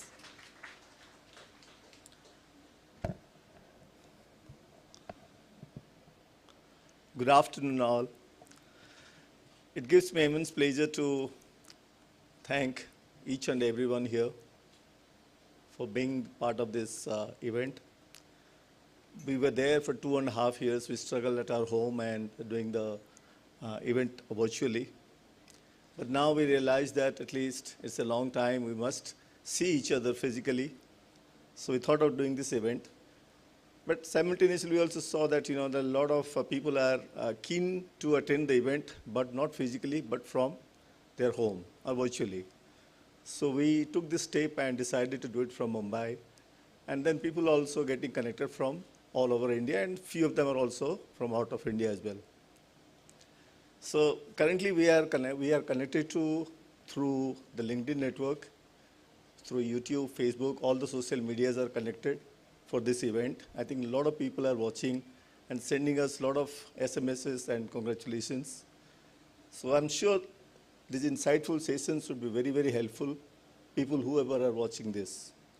So congratulations to all the winners, and sincere thanks to all the judges, people who have helped us to decide the award winners. And let me also thank the sponsors of the event.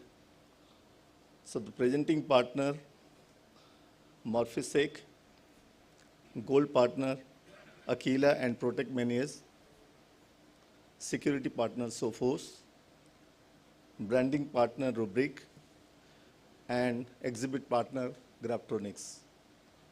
So before we thank, I would also thank each and everyone, those who took to come over here, despite there is a pandemic situation, there is a COVID situation everywhere. Let me thank from our team and from everybody to each other, that let's hope that this gets over and we are back to our usual events, and clap for each other in a larger audience. And also, let me take this opportunity. We have some lucky draw which we could not do during the event sessions. So let's do that. So I think she can do it. Thank you once again.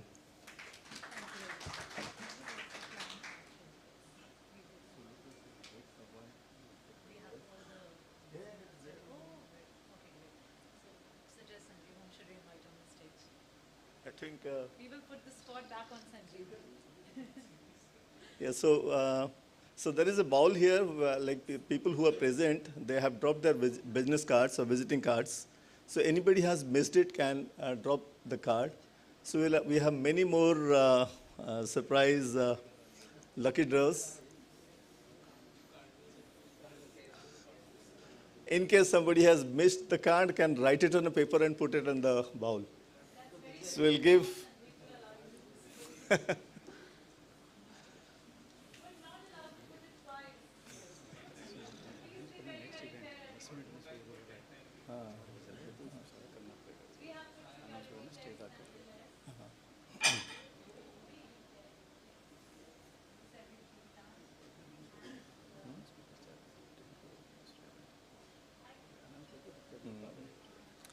So meanwhile, when the cards are getting connected, let me also invite you all, because the very important event, I think many people can guess, and maybe most of you are knowing about it.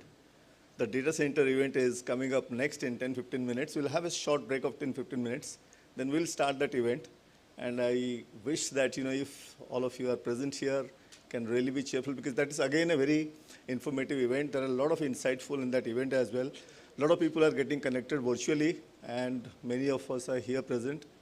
So I wish everybody can join us for that event. I think that event will go till 7:30 p.m. Yeah. Followed by cocktail and dinner, yes. Sanjay says the most important line of the day. All right, Sanjeev, whom should we invite to just pick up one? So let's invite a lady in this house who can, I think I can see a lady in the last row. Yes.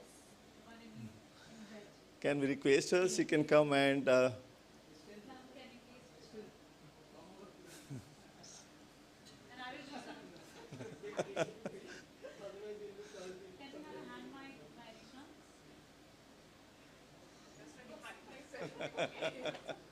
okay, so we Yes, can come. Yeah, I'll just, Yeah. so, if you can join Sanjeev on Yeah, the stage. sure. We'll take that mic.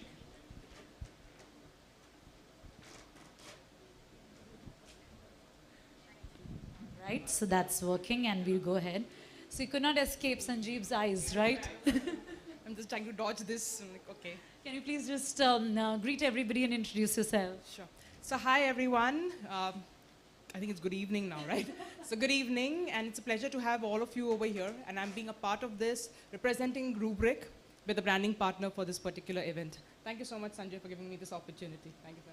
Lovely, and it's so good to be greeting such a confident and well-spoken lady. You have and you hold the luck of so many people in the house today. We will do some abracadabra on the stage. Dan-da-dan. Are we just supposed to pick up one Sanjeev or how many? You keep on picking till the time the clap ends. What? Wow, that's good. Like, I did not know. We could have done this during the award so that it could have revved up, right? Okay, go for it, please. Yeah, that should be the best way. And this goes to you. It's NKGSB Bank, Mr. Amit Jaukar. Yeah. So this awards will be reached you in a virtual format. It will be vouchers we'll be sharing over the mail. So congratulations, sir. Yeah. Yeah. So. So what do you want to keep this? Tanu, can we just have you near the stage for a bit? We'll just take out the cards, that she's already spoken. And for a moment, I was like, is Sanjeev going to say that we will just imagine that the gifts would go virtual? But I'm glad he said they will really go. So, all right, Tanu, if you can, have you just around, that'll be a help. Can you just take this card from me? You want to stand this side? Maybe that'll be helpful. Okay. Let's go for the next one. We'll say 10 to 10. Till the time the applauses go, it's upon you how much you want to win today. It doesn't happen, I tell you, every day. Go for it, and here you go. This is Nehar Patre. And that expression on his face looks like he doesn't want to be lucky. You know, it is not just that. Congratulations, and you can take a picture here as well and pose. All right, so it is not that the business cards just get you business. Business cards also make you lucky. Let's pick up the next one. Yes. Mr. Sachin Jaiswal, Cloud Consultant. Sachin, congratulations. Luck is favoring you today. Be happy and enjoy. And do share the 50% of the prize that you get with the two ladies. All right.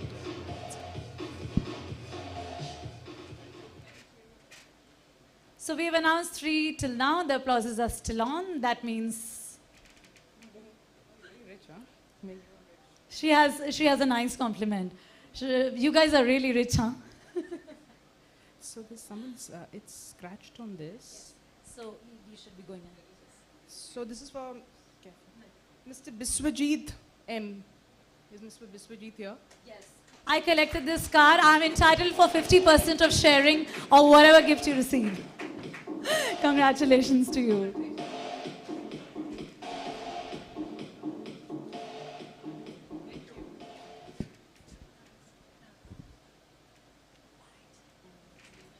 Oh my God. Try to be fair. It's RPG, and that's Mr. Pragnesh Mistry. Pragnesh, there's somebody who said, yes, that's for Pragnesh. Congratulations to you. Did you really imagine you're going to be lucky today? He says, yes. I love that confidence. I never get lucky in such kind of lucky draws, ever in my life. So, happy for you. Okay. I'm getting tired now. Okay, anyways. So,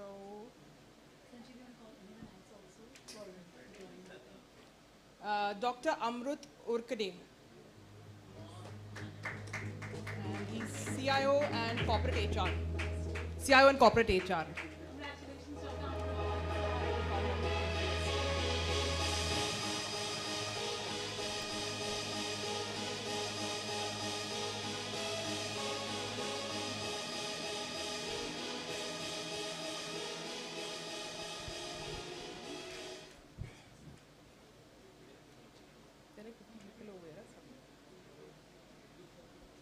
Okay, Mr. Subi Bhaskaran, Global Manager, Data Center and Cloud. That's amazing. We are getting like a bright mix of people from across. So it looks like she's really being fair. She's really being fair. Congratulations. Very well done. And okay. And now we are like, what do we get for choosing all the lucky people in the house, right? Put in my card. Anyways. This is Mr. Manish Cholkar, and that's Neo Growth. Manish, congratulations to you. A lot of backbenchers getting lucky, and that's a good thing. Congratulations. Please come forward for the photo opportunity for now. The prizes are going to reach to you sooner than soon, for sure.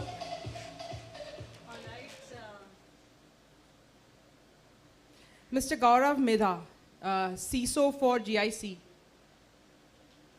Gaurav, congratulations. Please tell us how are you feeling. Thank you. Whenever you say great, we are all heart. Thank you.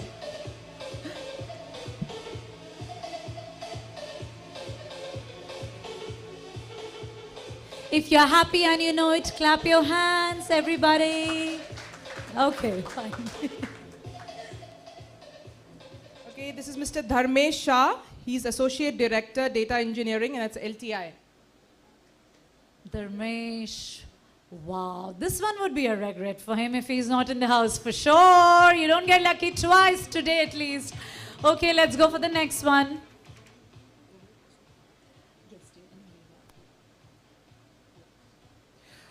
This is Mr. Raswinder Singh Nagpal. He's Lead IT Infrastructure at Networks. Raswinder, did I collect your card?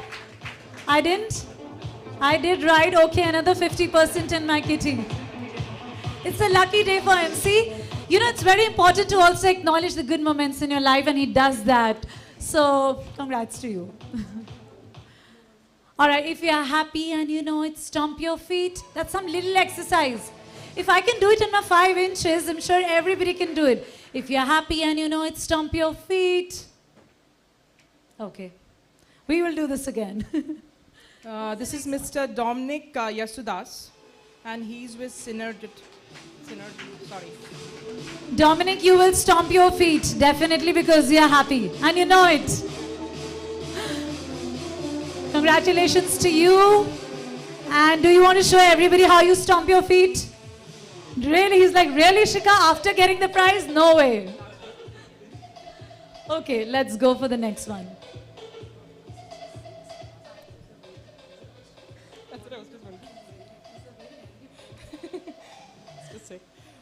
So this is Mr. Gaurav Gupta, Assistant Manager IT at ACG. Gaurav, please be kind to me. Please do whatever I ask you to. If you're happy and you know it, shout hooray. Hooray! See, that's more like it. Give it up for Gaurav, everybody, please. Okay, Gaurav, center stage, please, with ma'am.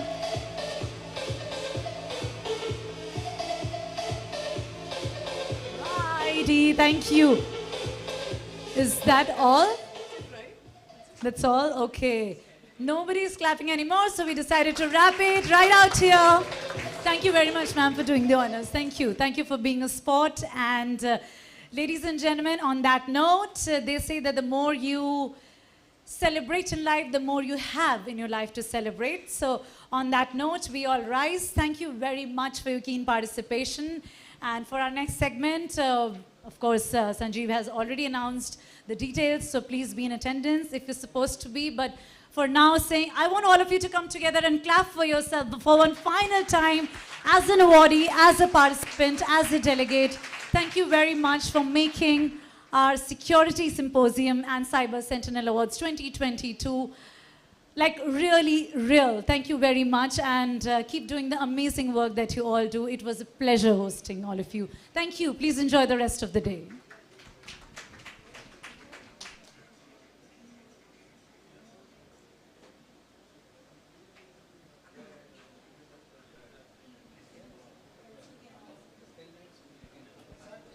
Ladies and gentlemen, we will be back and we will reconvene in this hall in the next 10 minutes. For now, I do think maybe you can enjoy a hot cup of tea and coffee and some toothsome conversations right outside and keep feeling the happy chappy vibes, everybody. Thank you again.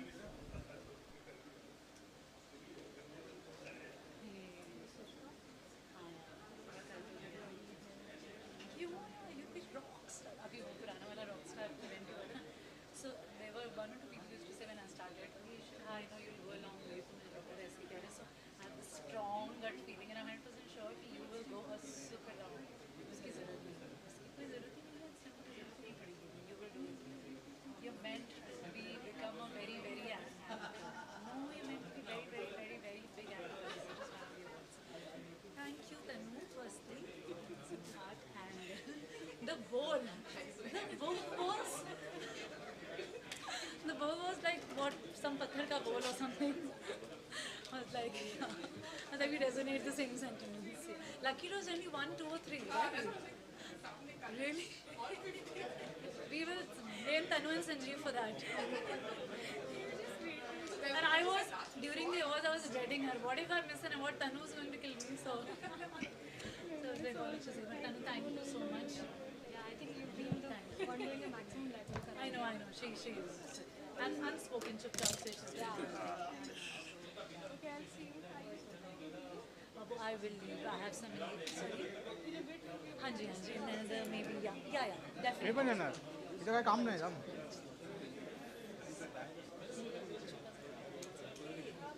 बनो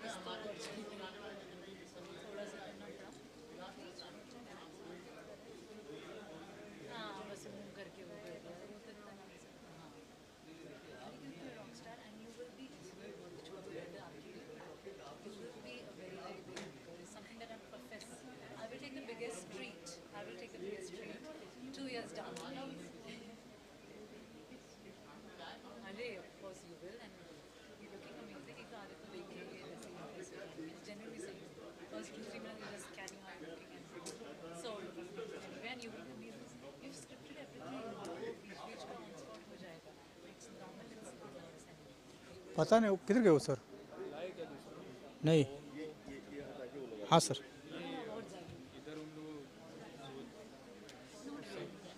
उनको zoom पे चाहिए फटाफट उसके लिए और zoom किस zoom पता नहीं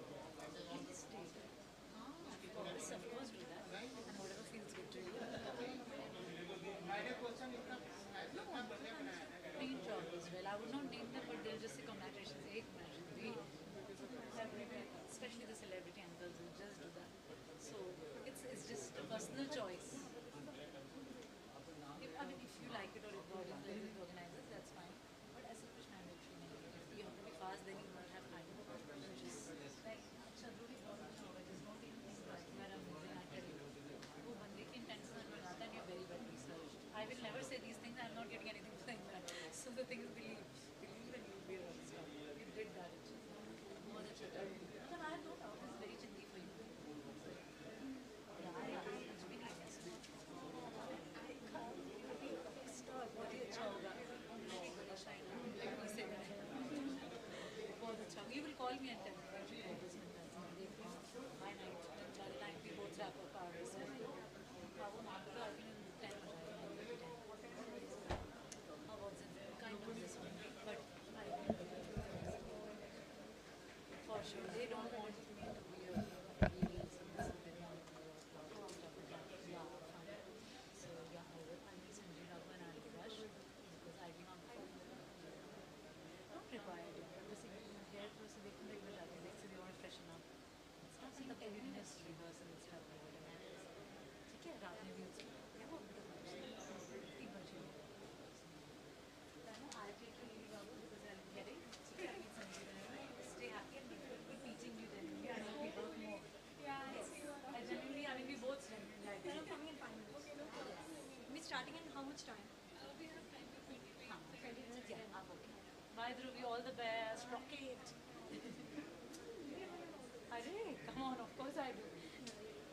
Well, thank you. We rock our respective friends. Bye bye Tanu, take care of you. Yeah. It's done.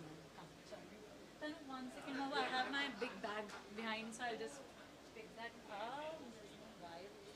Then I'll have to shift this थोड़ा आगे और उस time पे वो table शायद opening उधर नहीं. I don't want you to shift all of this. क्या करें? Just the one that I'll just come then. मैं आ रही हूँ संजीव को मिलके and everybody.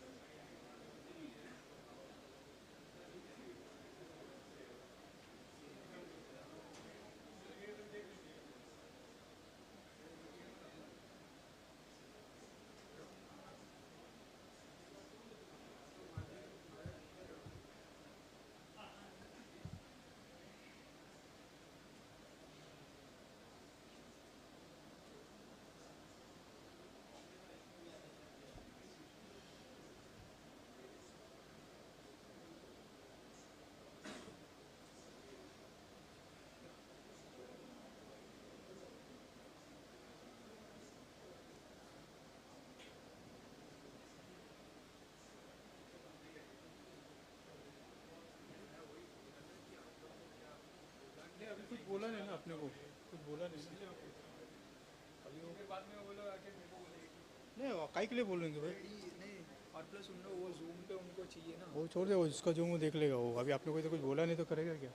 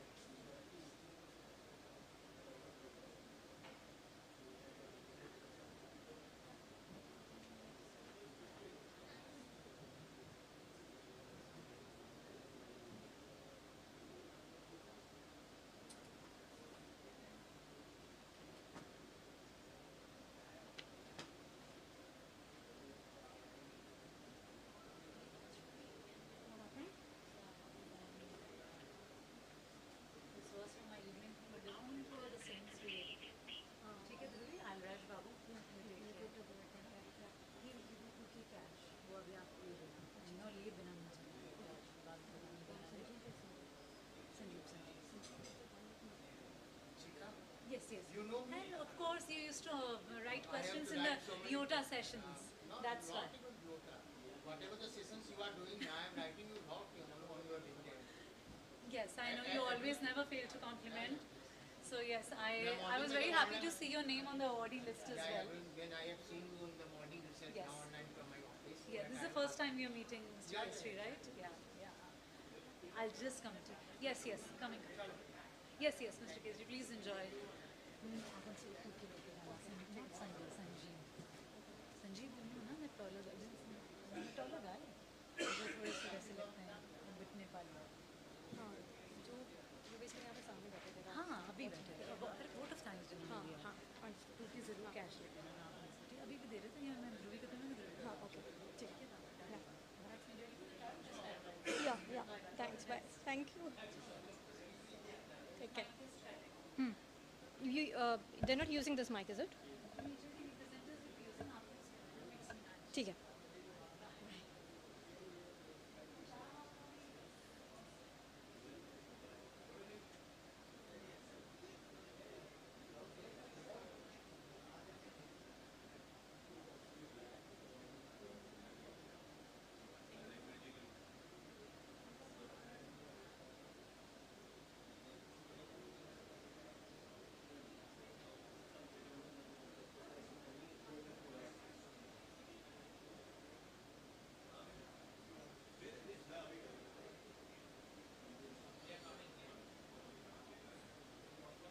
एक ना अमित जावकर के नाम पर कॉफी है किसी तरह से मिल सकता है इसमें ज़्यादा नहीं है शीशों में ज़्यादा था किसी तरह से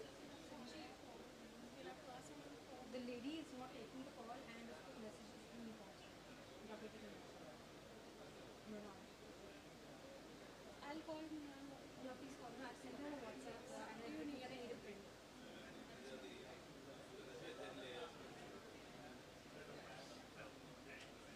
So we need someone from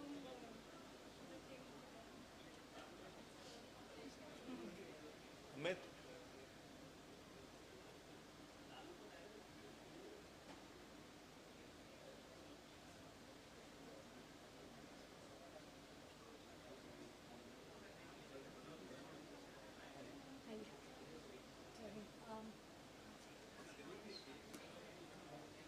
I'm adding one presentation.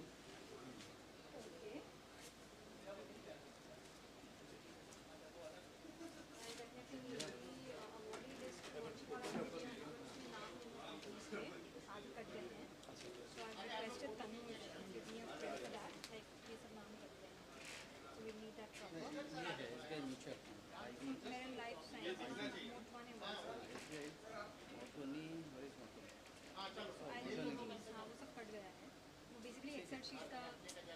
Column size कम हो गया होगा so this I have and या आप you see you have presentation where Presentation starts. I'll here presentation is added. The person who spoke first, this guy will be Ajit Kumar. okay okay and his presentation is on No idea. Inviting.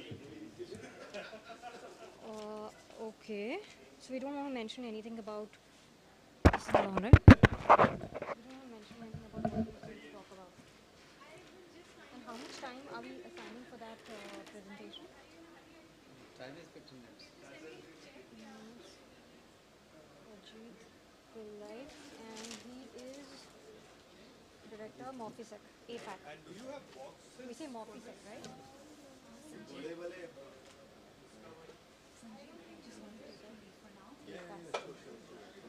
okay and fine so Q&A is there after every session including presentations and moderator sessions also right so it's across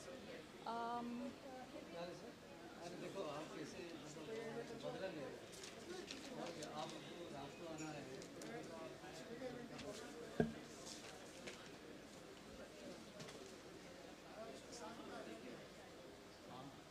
Tanu, any luck with her?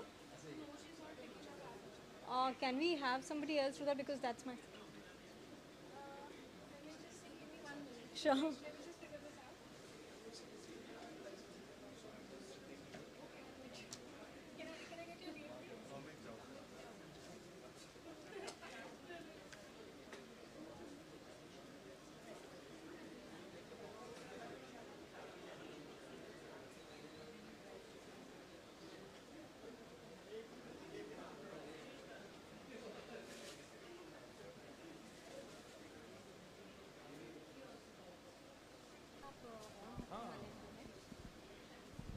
Hello.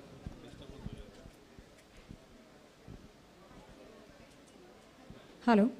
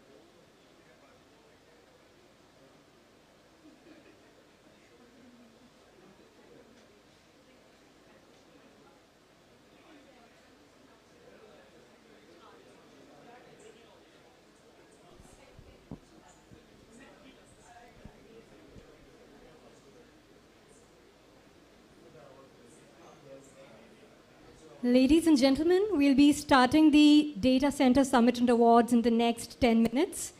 I would request you all to please come in the auditorium and in the conference room and be seated. Thank you.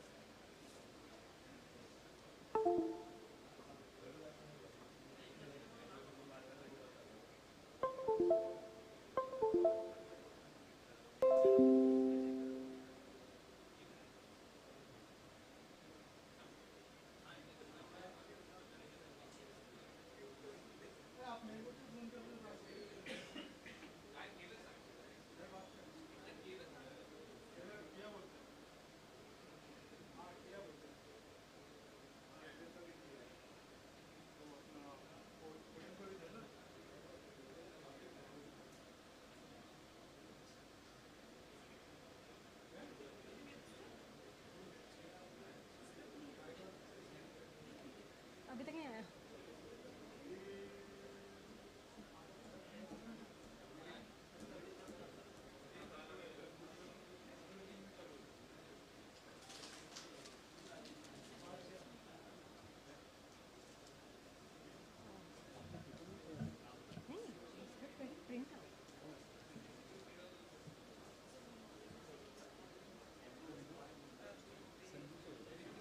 उनसे भी बात किया उन्होंने madam का number दिया था उसको follow किया फिर तनु देखने भी गई थी उनके ऊपर ये है ना आपके पास? हाँ but this is still a mobile phone right at the end of the day आप ऐसा करो ना तो इसका उसमें ले लो एयरपोर्ट मोड में ले लो इसको वर्टिकली हॉरिजॉन्टली इसको I can do that. That's like a last resort. If I can get the print, it will be good. I think that's more.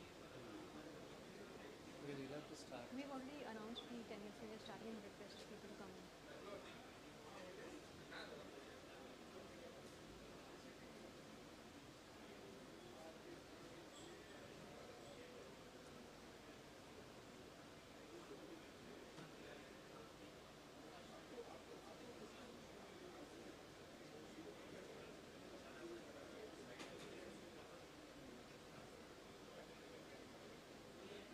You saying something? Okay. Okay, cool. Cool. I've called her and I've messaged her also. WhatsApp her.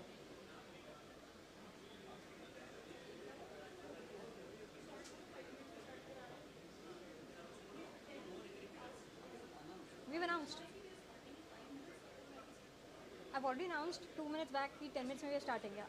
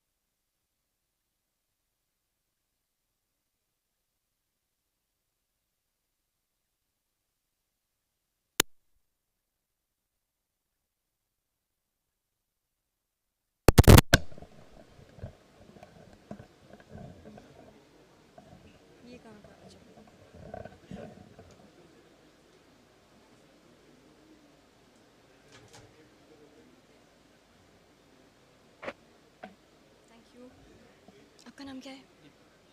आपका नाम दीपक. Thank you, Deepak.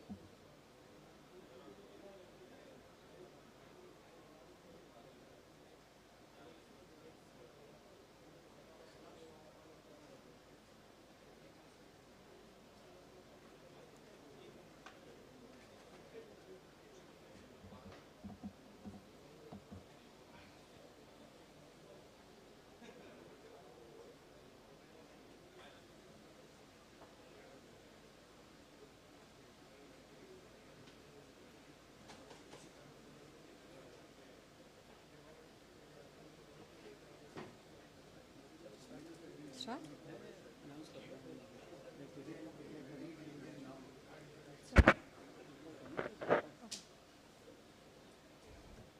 Hello. Ladies and gentlemen, we'll be starting the event now. May I request your presence in the conference hall?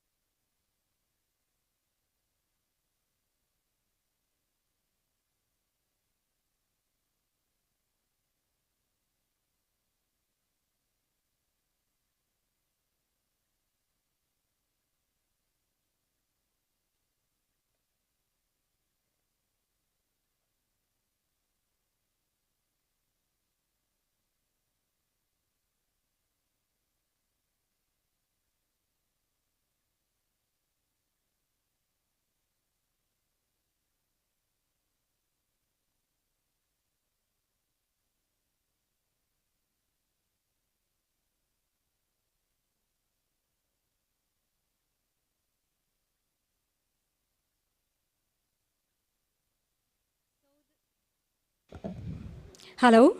This is the last and final call for all aboard the Data Center Summit and Awards 2022. We're starting right away.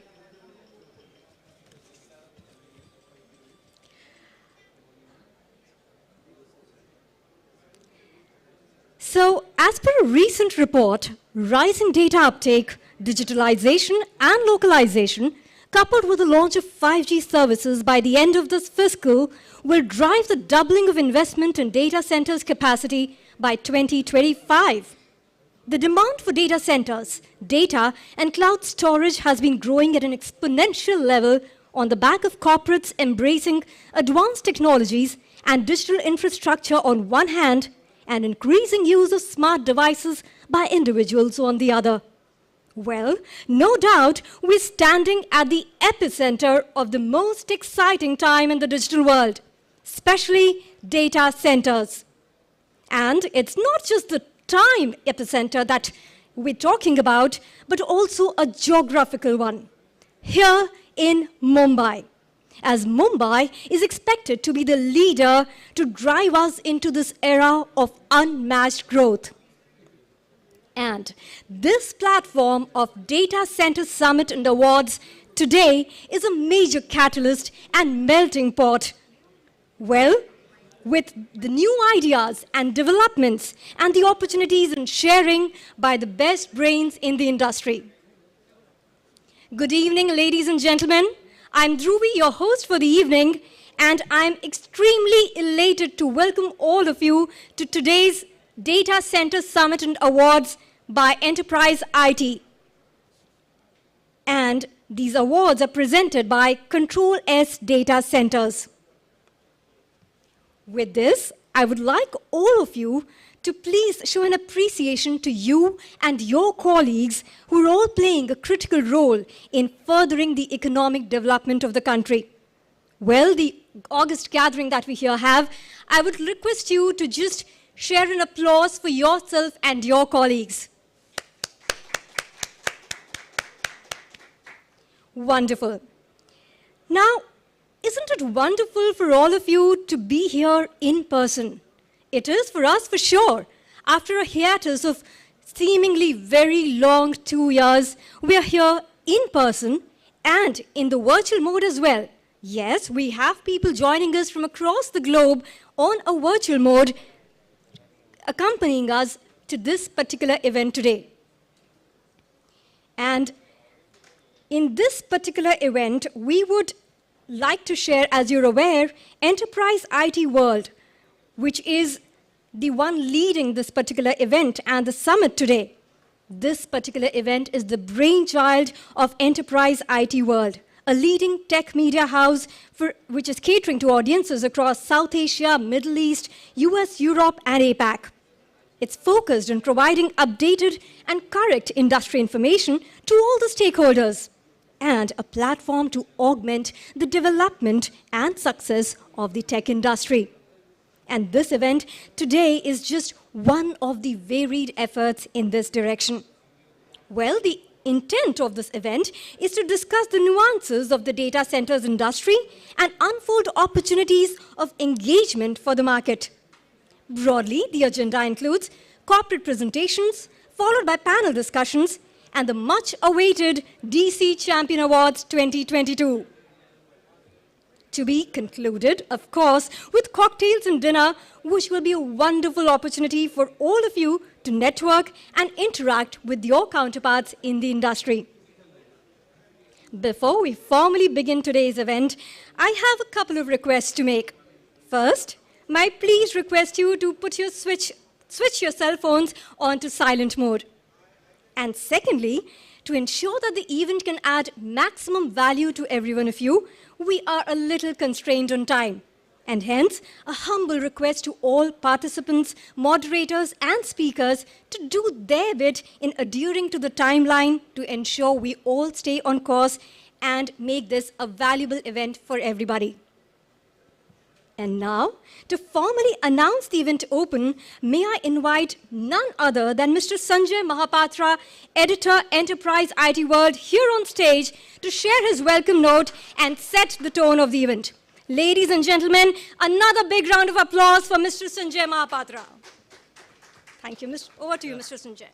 Thank you, Dhruvi. Thank you. I think must wait for some more people who are outside. So maybe I can start, and by the time the presentation happens, everybody will be inside. All right. Good evening, gentlemen and lady. Warm welcome to Enterprise IT World DC Summit and Awards presented by Control S Data Centers. You must be aware this company is into data center business with presence in more than, I think, 26 countries globally. And this is the happiest moment for me, for you, and for everybody present here inside this hall, and those people who are watching virtually, that we are meeting. Of course, they are missing you, missing this environment, those who are outside. the physical get together and getting acquaintance. But this is the reality. The reality is that we have entered into a digital world. We have entered into a digital economy. Already we are there. And like a motherboard inside a computer, data center is the core of any digital activities. Our effort to bring in thought leaders, our effort to bring in the CIOs or CTOs under one roof is that we should make them understand, we should make them aware about what's happening in terms of the technologies, what's happening in terms of sustainability, in terms of bringing down the cost to the organizations. In terms of green technology, how it's being used. This industry is around, this year it is around maybe 2021 is kind of 4 billion market in India, but it is growing to be 10 billion, which is almost 2.5 times of the existing one. So by 2022 to 2027, I think it is going to be exponential growth as far as data center built-up is concerned in India. Government of India has already announced the plan, already given the tag that it is infrastructure like any other infrastructure, airports and roads. So from that perspective, data center as an organization, as a built-up is becoming very, very important. And if you look at the content you are consuming at home, in office, in your laptop, in your television, all your cloud connects, all your internet connects getting merged into data center, which is making you enjoy a bit of, every bit of content happily without any block. Imagine 10 years back or 15 years back, how the telecast used to happen. Your cloud companies, your OTTs, everything is available on your phone itself without any delay, without any latency. Thank you, all the data center organizations who are making it happen. Of course, growth is happening, but the data center organization, I think my friends are here from Weibox. Of course, we'll be entering into one conversation with stakeholders of the data center organizations as to understand what's happening with this technology. That DCs are power guzzlers. So many of the countries have already created moratorium, particularly Singapore had. Nowadays I'm reading news that they have deferred that unofficially. Similarly, Hong Kong is also facing the same thing. One is real estate cost, the other one is human cost, the third one is the power cost. So from that perspective, there has to be innovation, and there is no way out that any organization can move out of the data center, whether it is on-premise or it is hosted ones. But there is counter argument that data center, of course, is power guzzler, but in case it is there inside your premise, what's happening? You are also consuming the same thing. So why not to leave the botheration to the third party, to the service provider? So from a digital perspective, digital journey, which is our effort or which is our objective to achieve our scale, to be there on the digital, complete digital migration or transformation, we have to have something. Even Government of India, all the state governments are doing that, all the banking and financial institutes who used to be very tight-knit. They were never giving up their data. They are seeing that unless until they bring flexibility, automation to their system, they cannot acquire more customers, they cannot service properly. So customer is king, and for that they have to be very, very flexible, very, very agile, nimble also. And here the companies, data center companies are becoming gods for them, for the customers indirectly. Nobody actually knows what is happening at the back end, but it is very, very important piece. So ladies and gentlemen, as you know, we are meeting after so many years, I think precisely 2.5 years, and it is an experiment for us that we'll do a kind of hybrid one so that we can connect people.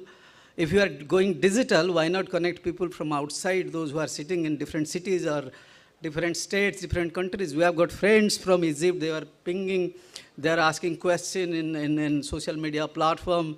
We have got people from Bangalore, from Delhi, from, even in Bombay, we have got CIOs who are connected over,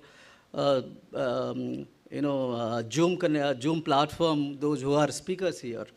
So this is the power of digitization, and the entire journey or entire activity, entire achievement is happening because of the data center at the core, I can say.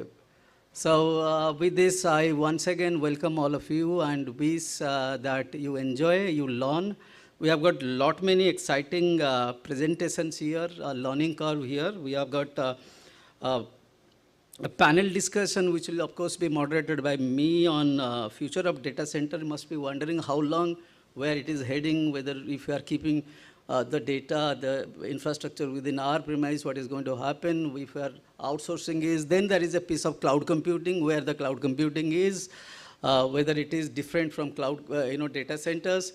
So a lot of ambiguities are there, little bit of confusion of course is there if it is cloud computing, whether it is different from data center. So all the experts and stakeholders obviously will answer those questions. And we have got other, panel discussions and fireside chats around business continuity and planning, which is a kind of important piece here. You have already seen experience during the pandemic, 2 years. Everybody fell flat, and there was no system, there was no internet, there was no security. We have to understand, we have to know more, we have to see new kind of service providers, solution providers, what they are bringing on table. Plus, there is always a battle between on-prem and outsourced DCs. So my good friends are there who are battling for on-prem data centers, and they're saying that there are technology advancement. Why should you, park your data outside? Why shouldn't keep the data under your control? So there is a battle also. There is a conversation also. Still, people are talking about that. I think this is going to be next 4 or 5 hours. Span of time is going to be very, very exciting in terms of knowing each other, knowing the newer technologies, learning more about this thing. Every day, every minute is a learning, and that is the power that we are getting through the data centers, through the digitization, through our mobility, through the skill or the zeal of learning newer things, so that you can serve your organization and save the extra buck that going from the CFO's pocket to the spend, and that will be better or adding to the care of the CIOs and CTOs. Thank you very much, and hope you enjoy the entire day. Plus, we have got awards after at the end of the sessions. Wait for that, and that's another incentive for you for the entire year. Efforts that you have done, minimizing the cost, maximizing the ROI, understanding that you have already filled in the forms, you have already exhibited what you have done. Of course, that's there in the wrapper. We have kept it secret. We are not revealing that. But yes, that's going to be ultimate incentive for you. Thank you very much.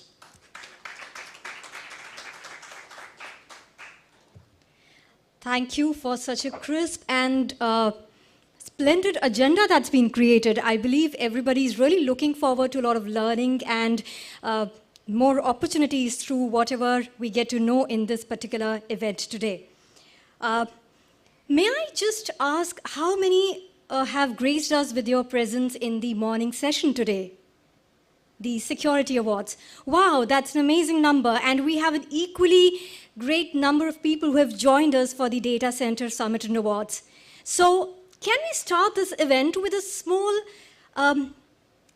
activity that we're looking at? It's not something, I'm not going to make you do something. But since it's a long gap of 2 years after which this event is being conducted, and we have this opportunity of meeting everybody in person and those on the virtual platform also, I would just like you to pass on, we all know what a hi-fi is, right?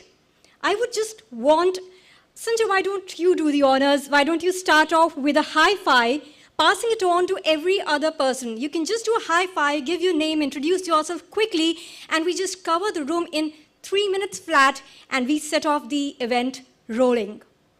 Could you just pass on a hi-fi to the person next to you? Yes, sir. Maybe have your attention, please, sir. That's a hi-fi. Okay. I would just like you to quickly give your names to everybody. Sir, your names, please. Great. Wow. Rohit.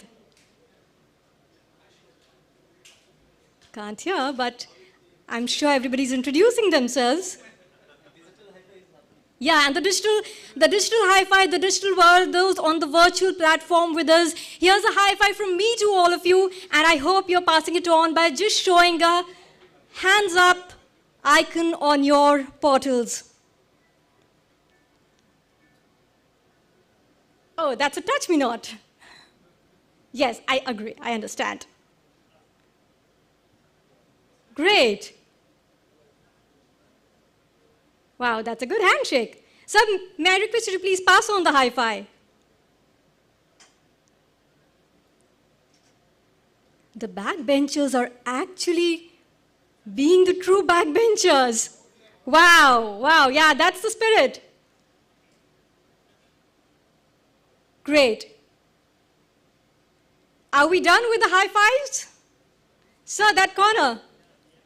Okay, great. High five. Okay. Thanks for being game to this. We just wanted you all to have that sense of connect with each other. And without much further ado, let's start with the first part of the event today. The global semiconductor industry is poised for a decade of growth and is projected to become a $1 trillion industry by 2030.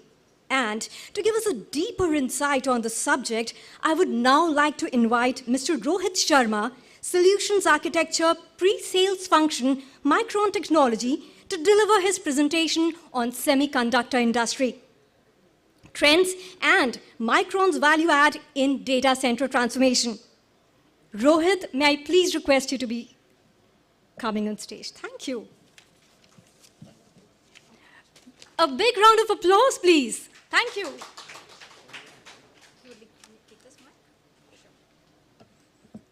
I'll have to connect this HDMI. Please. Yeah, he's just coming.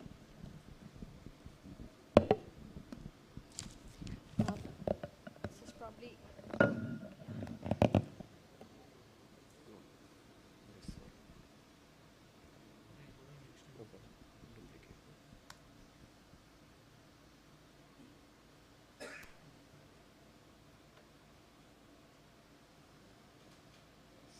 This one.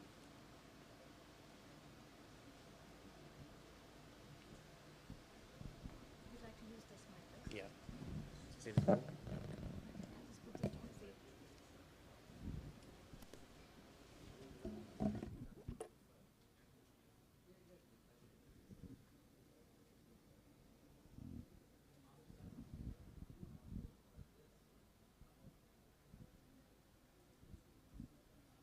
It's getting a little bit spread out.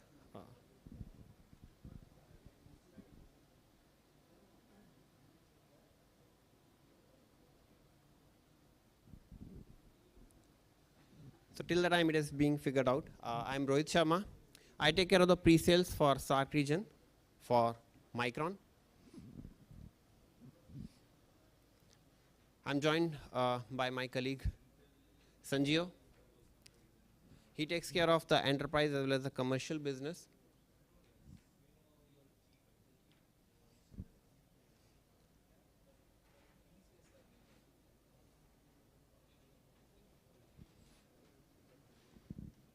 again, no, you would have seen that semiconductor industry is going through a turmoil, and primarily there was a huge shift in the kind of demand that we were seeing in different kind of verticals, and which is why a lot you would have seen from a demand or supply crunch perspective earlier.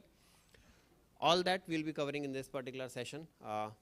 What semiconductor trends are going on at this particular point in time. And we'll tie it back primarily to the data center market, because this is a data center event, although we cater to the entire gamut.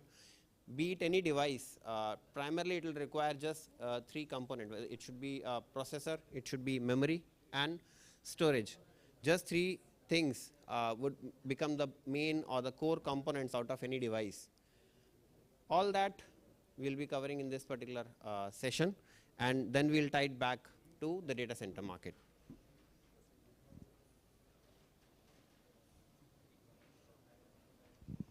Though it's a short presentation, but do stop me wherever you want to know anything or any question you have primarily. From either semiconductor industry perspective, data center perspective, the growth that we are seeing from the industry or the data center market perspective, and the kind of products that we typically cater to in the data center industry, and how that will typically grow in the current semiconductor dynamics that we are seeing. Okay, I'll keep it more closer.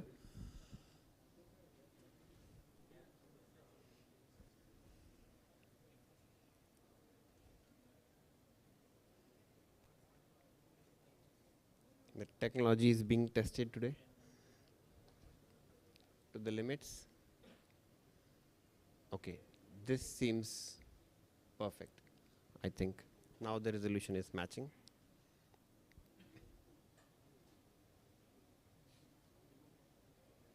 Okay, so it's working, yeah. Oh.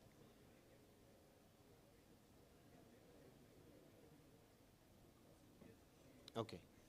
So just from an agenda perspective, we'll just see a brief glimpse of what Micron is, the kind of brands that we carry, where those brands are typically used in. The semiconductor trends throughout the presentation, we'll be seeing the semiconductor trends that are going through in the market, and there is a huge turmoil that is going in the entire semiconductor industry, and the impact that it typically has on the different verticals that we operate in. Then we'll see a bit of portfolio that we cater primarily from a data center perspective, and throughout the presentation you'll see how Micron can help in the data center transformation, whether you want to create a more scalable, more performing, more energy efficient, less power and cooling you'd be requiring in your data center, how in all that scenarios Micron would be able to help you. Just a brief glimpse of what Micron is all about. We are the 4th largest semiconductor company. This is by revenue. Not many people actually knew when I talked to them, which is why I just wanted to highlight that we are the 4th largest semiconductor company in the world. There are 12 manufacturing sites, and only 1 out of them is in China. Rest all are spread across. And most of the stuff that comes in, whether it is from SSD or DRAM perspective that comes in India, is either from Singapore, Malaysia, Taiwan, nearer sites, and US as well. Then we are operating in 17 countries. Last year we clocked almost $27.7 billion revenue, and we are 35th on the Fortune 500 list. Kind of from a patent standpoint perspective, we have just crossed the 50,000 mark as well now from a patent standpoint perspective, and there are 44,000 team members we have worldwide. And in India itself as well, we are 3,000 strong now. Our R&D in Hyderabad as well as in Bangalore. We have a huge team. The sales team might be pretty small, just 12 people, but the R&D guys Micron has employed is humongous now in India. We are the #1 employer in Singapore. Kind of a huge space we had on one side of the road in Singapore, and Singapore government has donated us a similar space in another side of the road, and that huge fab facility we have built out there in Singapore as well. And much of the stuff that we create, the latest 3D NAND, much of it in India as well as worldwide, it comes from Singapore only. Although we are 4th largest semiconductor company in the world, still we are #1 in the major markets, wherever quality, reliability, availability is of utmost concern. Like in the automotive market, no other place you can have fatal kind of accidents. which is why automotive requires highest kind of reliability, availability, and therein we are catering to all the standards applicable, AEC Q100, all the other standards that automotive industry requires. We are catering to that. The different kind of temperature ranges, the entire broad portfolio should be there. We have for it. From highest performance standpoint perspective, the networking market, the graphics market, where user experience is of critical nature, and you'll not care too much about just money, and you require the highest kind of performance like in gaming segment. And in the graphics segment, in all segments, typically we are number one. There are two brands typically we carry. The NAND that we make is the same. The processor and other stuff typically is the same. From a supply chain and the end customer perspective, we have divided them into the two brands that we carry. Crucial is primarily our aftermarket brand, a consumer brand. You buy your laptop or desktop from HP, Dell, or any typical vendor, and then you can upgrade those SSDs and DRAM in that primarily through the Crucial brand. Micron is our enterprise class brand. Within Micron as well, we have our client SSDs, and those are typically our client SSDs which go into HP, Dell when they purchase them from us and sell the end product as laptop, desktop to you. That typical segment is taken care by the Micron brand. The entire data center market, whether it is SSD or DRAM, the entire data center industry is catered by the Micron brand only. Now there are multiple industries that our NAND gets divided into. This is through our latest update that Sanjay Mehrotra recently presented in our investor outlook in the recent presentation. Data center being our maximum bit share, kind of 30% we are giving from a bit share perspective from the NAND that we create to data center market, and we want to take it to almost 42%, which is why we require your support so that we are able to give more and more NAND to the data center. The recent numbers that we quoted to the industry were almost 6 million wafers we create, and out of that 6 million wafer, we will have to divide it into any of these verticals. And the more you are able to work with us and we are able to forecast to our company, therein that particular segment will get more and more NAND bits, and the other will definitely be starving. Every year, some or the other will be shining more. They'll be having much more demand. Like in a COVID time frame, mobile and PC, they definitely were selling like hotcakes, which is why a lot of demand was there. Auto was pretty much silent, and just last year I read a report that $210 billion was the lost sales of automotive industry alone just because of semiconductor shortage. All that pent-up demand will now come in this year, and auto will be shining this year, which is why we want you all to work with us so that we can forecast where all the bits should be going in this particular industry. From a overall standpoint perspective in a data center, like Mr. Sanjay was just highlighting, server is a major cost, and once you are moving from a server, SAN, and then storage architecture to a server SAN kind of architecture, server cost becomes a most prominent cost within the data center. Secondly, power and cooling costs are there, the other infrastructure that you will require for power and cooling, and the power draw itself as well. In all that perspective, we'll be able to help you out. In any kind of device, definitely these three components only are required, and we are only catering to just two of them. But just to tell you the kind of exposure we have to the customers that we have, this is a server. Out of the server, we are controlling the flash drives, SSD, as well as the DRAM. The only other component that we do not control is the processor. In a storage heavy kind of configuration, I have typically seen that 70% of the cost of a server is controlled by Micron, SSD and DRAM put together. The only left out portion is processor, and rest of the peripheral is minimal cost only, which is why there is a huge cost that lies with Micron, which is the reason why data center companies should be talking to Micron. Now this is the innovation timeline, and we have innovated a lot. Although we have been there in the semiconductor industry from last 40 years, but we have been earlier in the earlier time frame, our competitors were pretty much either ahead of us or in line with us. But from last almost 2020 or 2018, I can say, we have overtaken the industry from an innovation standpoint perspective. We were the first one to launch a lot of different products that I'll be specifying in the later on slides, and we have almost 3 to 4 quarter lead.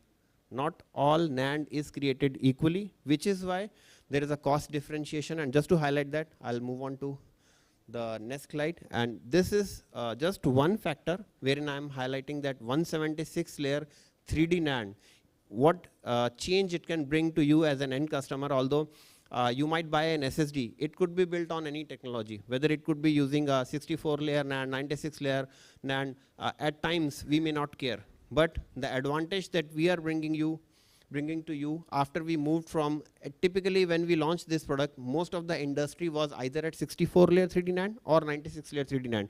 We directly launched 176 layer 3D NAND, and the advantage that that comes along with this was 30% smaller die, reads and write latencies were improved by 35%, and on top of that 33% more transfer rate, which means more bandwidth, which means the kind of product that we will be creating will be having the highest kind of performance, which is why 9300 series which we created had highest kind of performance level at that particular point in time.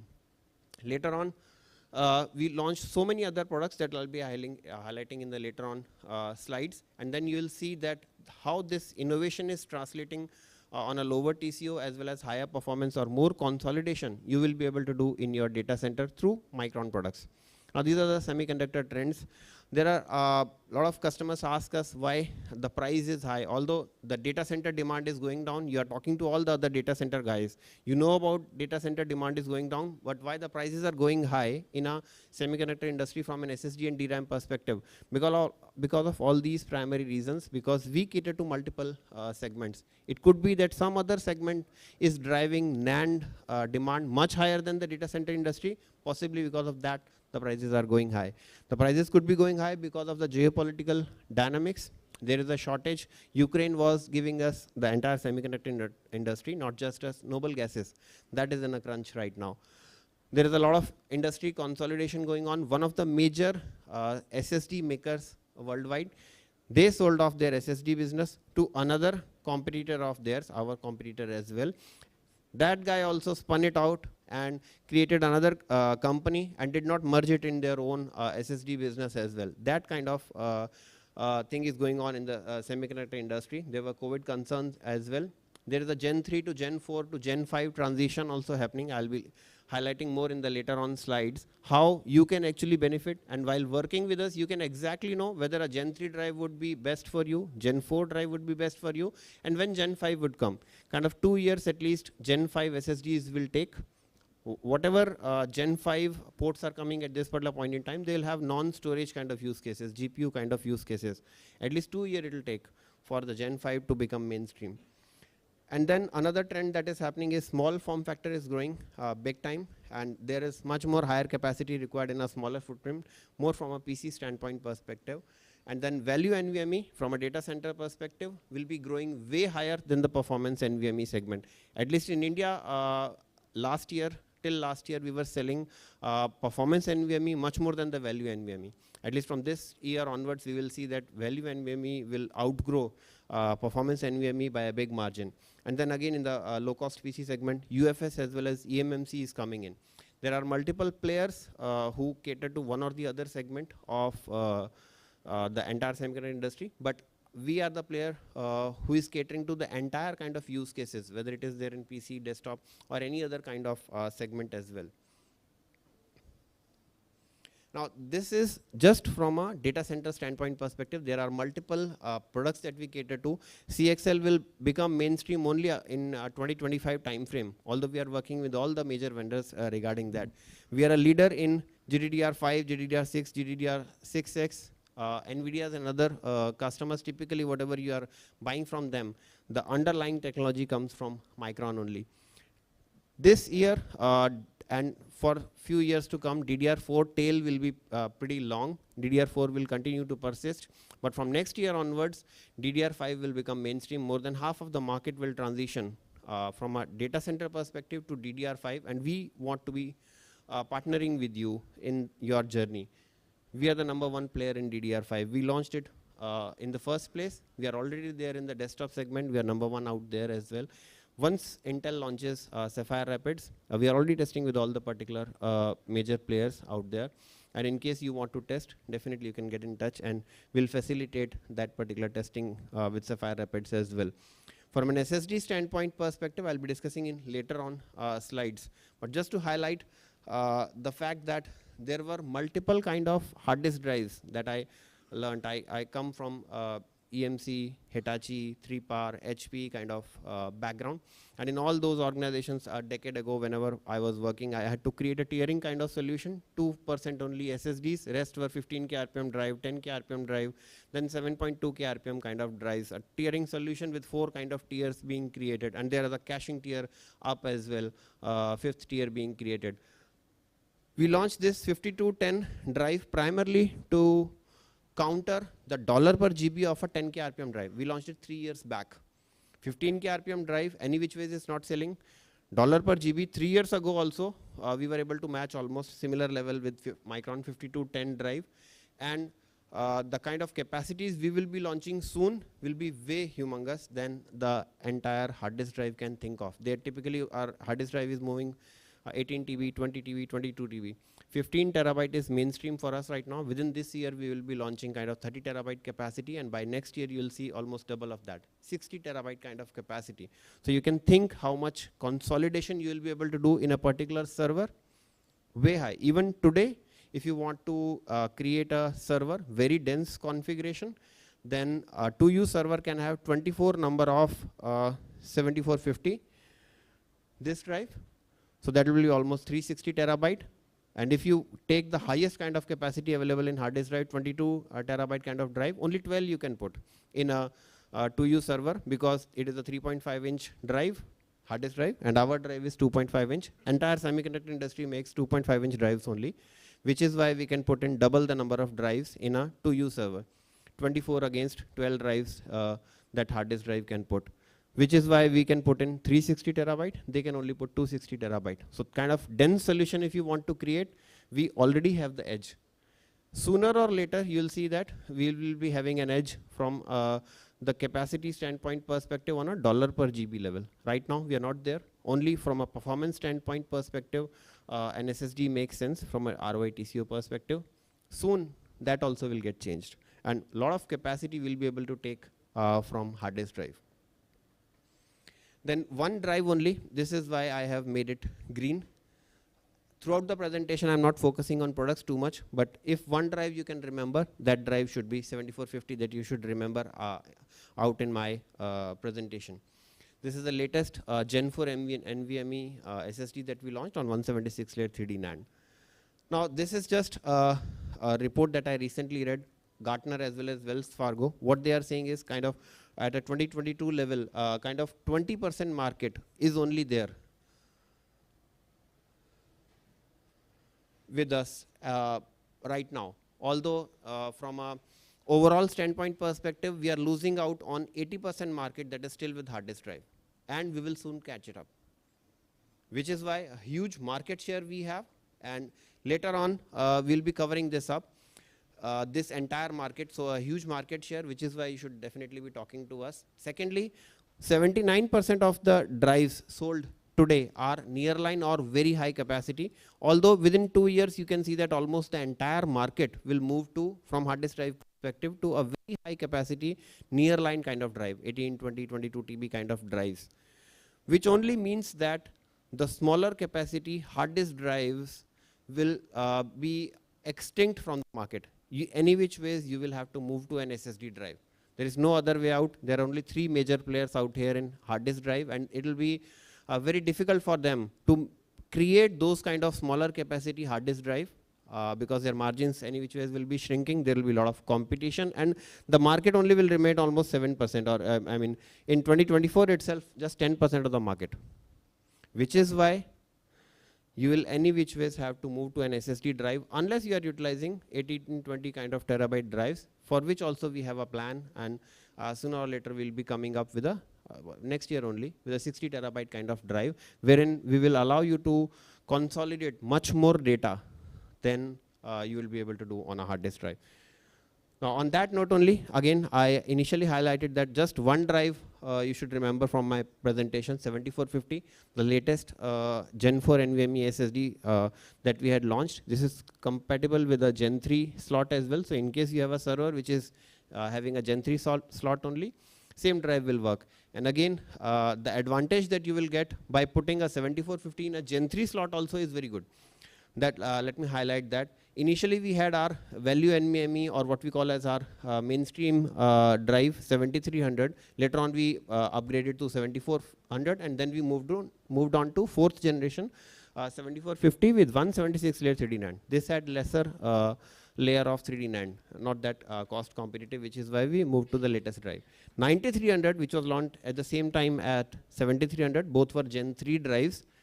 Once you put a 7450 into a slot which is Gen 3, it will not perform like a value drive 7300. It will perform more like a 9300 drive.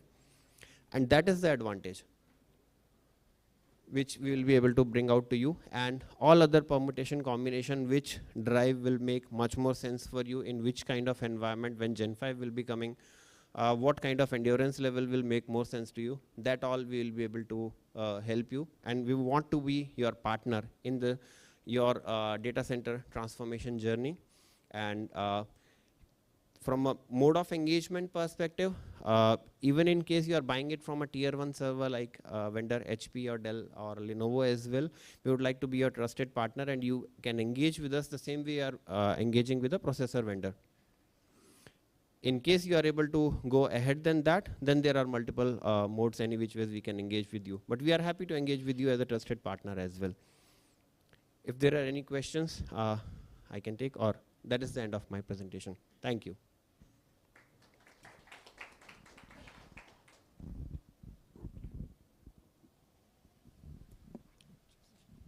Any questions for Rohit?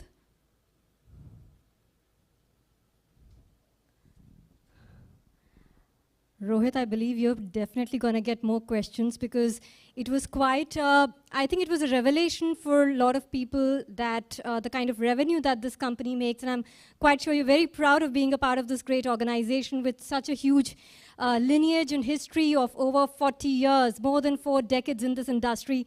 So Rohit, thanks a lot for sharing your inputs. And as we heard Rohit say again and again, he's looking at partnering, and definitely on both sides there's going to be benefit if you're partnering with each other. Wishing you all the best, Rohit, and thanks for making a wonderful presentation and sharing the trends in the industry. Thank you so much. Okay, wonderful.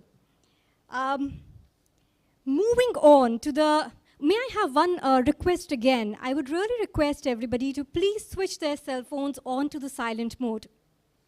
Thank you for cooperating. Now we're moving on to the next presentation, and to share his thoughts on the need for one of the most advanced and sought after technology, Edge, I would like to invite Mr. Amit Singh, Managing Director, India Zenlayer.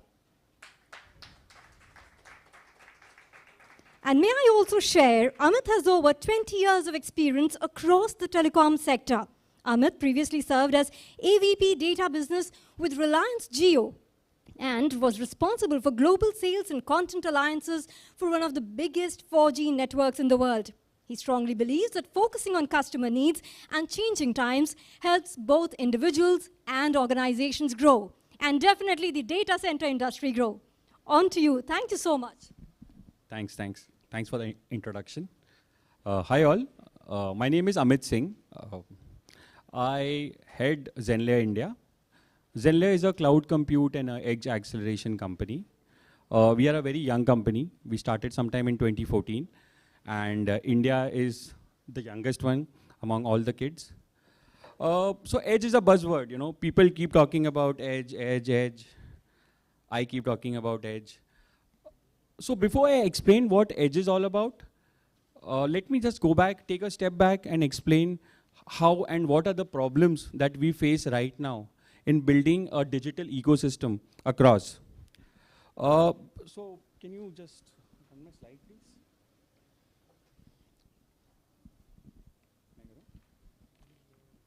Sorry.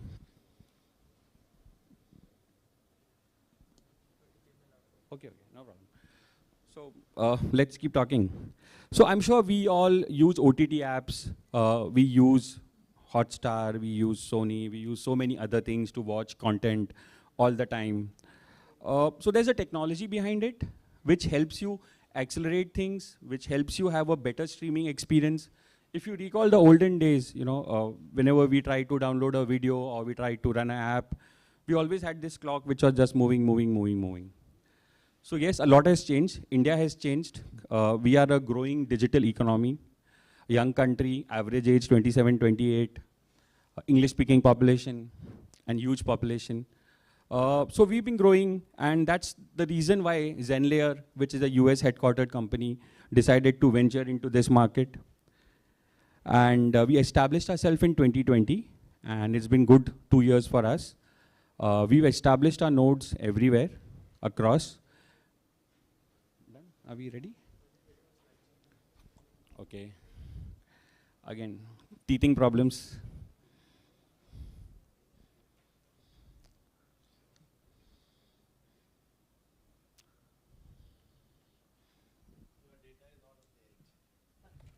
This is edge. Paresh, thank you.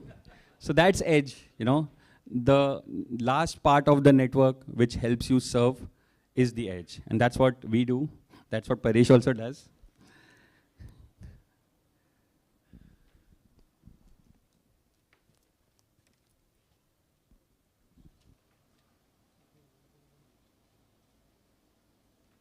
Okay, finally.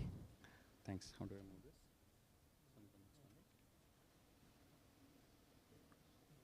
Done? So like I said, let's talk about the problems first. What are the issues that a digital economy or a growing economy faces? Let's talk on those issues. So this is a experience that we all must have felt, in the COVID times when we all are working from home, there's a dispersed group, somebody on Teams, somebody on Zoom. So we all face this issue of a distributed access and people having issues in actually talking, actually going for a video call or engaging with the team. High cost of working with multiple options. You can't go with 2-3 options at home or within an organization. Unreliable application performance on public internet. I mean, internet is a network of network. There is no fixed path, there is no fixed route that you're going to get it. It all depends on your upstream and how it works. So I have tried to explain taking software as a base and explaining the issues that we felt.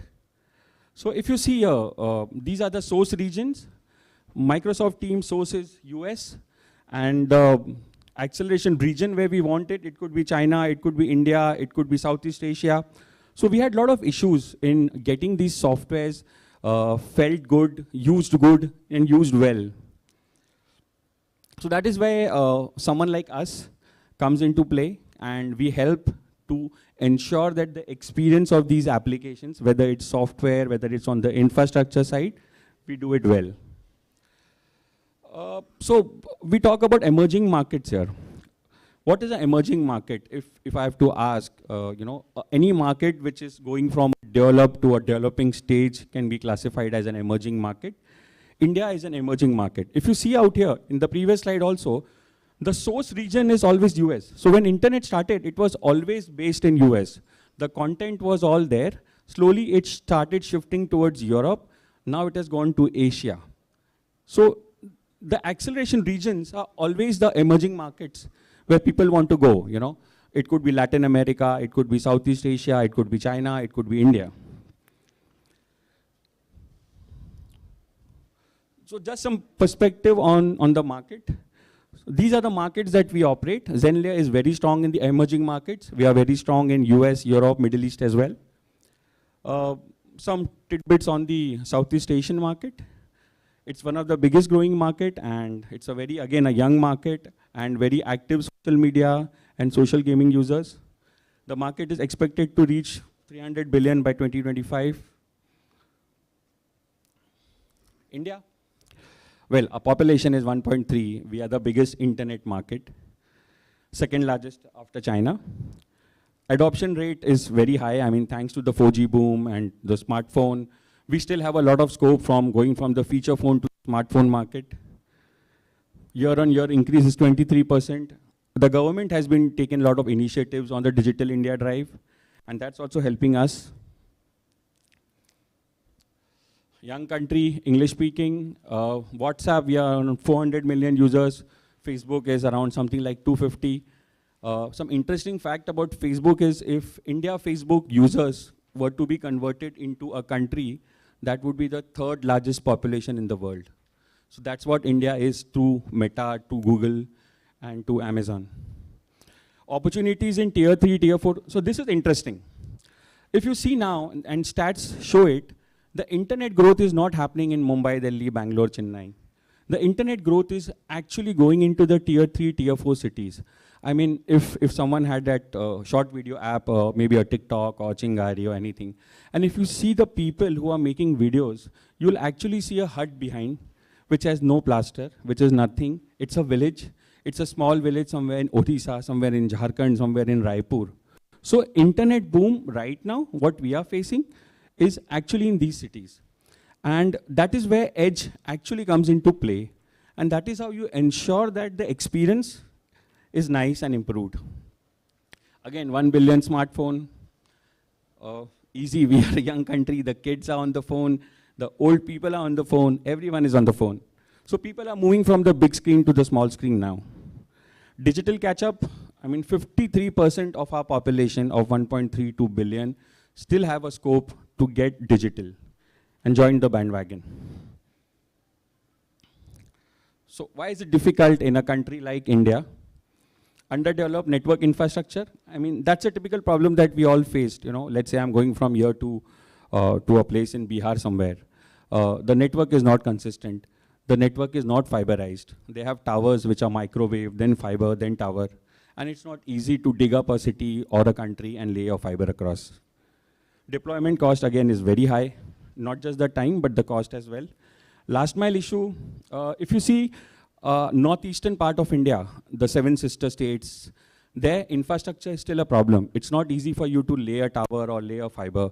It's a hilly terrain, and you don't really get the experience that you need.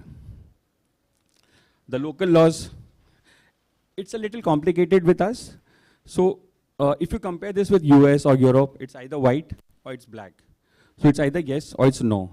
But unfortunately in India, it's 10% yes, 10% no, and 80% is gray. It all depends on how you interpret that law. Sorry, one last point that I missed, and I think a lot of my friends here will agree, is the peering ecosystem in India. India is still not an evolved peering ecosystem in terms of network. The networks don't talk to each other. You don't get a telco A having good terms with telco B in good terms with telco C. So there's a lot of traffic which actually goes through multiple hops. And that is where your impacts your service performance. How to tackle the challenge? The answer is on the edge. So what is edge? So cloud is an architecture which is decentralized process, and it's the last element of your network. If I have to give a very simple example, we are a cricket crazy nation. If I'm playing cricket and a ball is hit somewhere, the fielder which is the closest who will go and pick up the ball, is that fielder is the edge. It's the last element of the network which is standing there and willing to serve that customer. For example, I have a user in Patna. He's accessing some content which is hosted in Mumbai. So now he has to come all the way from Patna. Sorry, I'm taking Bihar example because I'm a Bihari by heart. So you can take this as a Jalandhar or a Mohali or any other place. So the content has to come all the way from Patna to Mumbai. And that is where the experience goes for a toss. You have something called as latency, which is the fact that the network time it takes for the data packet to travel from one place to another. So the longer the distance, the bad is the experience. So now, scenario 2, instead of getting that content all the way from Mumbai, then taking it back, I would suggest to build, or I would build a edge node somewhere in Patna or Kolkata, somewhere closer to that. And instead of backhauling it all the way to Mumbai, I serve that customer locally. So then the customer has a better experience. He likes the product.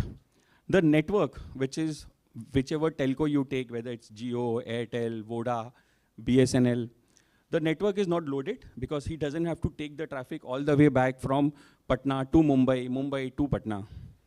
So that's where it comes. So how can edge be used? Edge can be used for compute. We can put a lot of compute power in the edge nodes. We can use it for networking. By cloud networking, I mean connecting to public cloud, whether it's GCP, AWS, IBM, anyone. It could be used for application acceleration, which is the CDN. I mean, we all use Hotstar, we all watch all these movies. So the technology behind that is a CDN, a content delivery network. So ZenLayer also does that. So again, why edge? Latency, which I just explained, the data has to travel in packets, an assigned source to another assigned source. So longer the distance, worst is the user experience.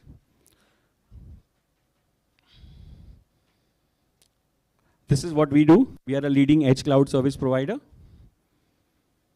How far data has to travel? So this is what we do. We have 280 data centers across the globe. These are all in emerging markets and evolved markets, right from the US to Europe, to Middle East, to Indonesia, to Vietnam, to Malaysia. We are present in 40 countries. This is what we do. Again, we build the ecosystem here. We have 2,300 plus global peers, which ensures that the traffic is directly handed over to the eyeball network. For example, a user X with a mobile company Y, I straight away hand that traffic to that mobile network. I don't go it through multiple hops. Lesser the hops, the better is the user experience. I have 37 Tbps global backbone. That's huge. So these are some stats from Gartner. They feel that in 2019, the landscape was on-prem, 80%, public cloud was close to 19%, and 1% was the edge. And that's how it looks in 2025. I mean, on-prem is going to come down to 30, and edge is going to be the play where you'll see 30% of compute acceleration residing there. So this is just a broad overview of what we do. So if you see this, we are there from the length and the breadth of the globe. These are POPs. So if I have to talk India, we are not just in the metros, the Bombay, the Delhis, the Hyderabad, Bangalore, Chennai. We are there in tier 2, tier 3 cities as well. Cities as small as Bhopal, Agra, Lucknow, Patna, Nagpur.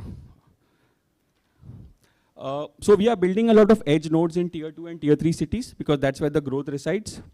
We have connectivity to all the eyeball networks in the world. So we straight away hand over the traffic to that eyeball network. And we believe in partnership. So that's one of our strong points. In India, we work with all the partners. Few of the partners are sitting here, like Control-S. We work with Sifi, we work with Equinix, we work with NetMagic, we work with everyone. So that's one of our strong points again. Some of our products that we offer. So we offer an edge data center, we offer IP, we offer bare metal cloud. So we offer cloud compute on rent. You can take the infrastructure from us, go online, spin up a server and use it. We offer networking, and I spoke about. We also offer global acceleration product. So let's say, if I have to explain this product, if there's a gaming company and the user is in Mumbai and the gaming content is in somewhere in Moscow. So instead of taking it to the internet, I ensure that I take it on my private network. So gaming experience is better. Otherwise, the typical problem with India is that, you know, if you take some games and by the time our guy picks up the gun, he's already shot. So we have a latency problem there. And this is what we've been doing. We are trying to improve the digital experience of every organization and person in this world since last 8 years. That's it. Any questions, please feel free to ask. Yeah, sure. So I can classify it into buckets. So one bucket that we do is infrastructure as a service. So we offer bare metal clouds, which is hardware on lease. We offer managed hosting. This is typically for the gaming community or the media community, where we customize it for them on what they need. The second bucket is the connectivity piece. So we have 280 POPs like what you saw. So we offer SDN, layer 2 connectivity between these POPs across. We offer connectivity to public clouds. We offer connectivity on SDN. We also sell a lot of IP transit. Unfortunately, in India, we are not doing it so far in a big way because we still don't have a license. So once we have a license, we'll surely do that business as well. But we have 4 entities. We have a US entity, we have a China entity, we have a Singapore entity, and we have an India entity. Our third product is the Edge products, where I offer CDN as a service, and I offer ZGA, ZenLayer Global Accelerator. That's a mixture of 2 of my products, my SDN and my IP. So these are the buckets that, so if I have to place myself, I'm not a hyperscaler like a AWS or a GCP. I'm not a telco like a Tata or a Airtel or a Voda. So I take the best of the hyperscaler world, I take the best of a telco world, and I mix it up. That's what ZenLayer is all about. And obviously, we bring a lot of element of flexibility, which sometimes becomes difficult with the big guys.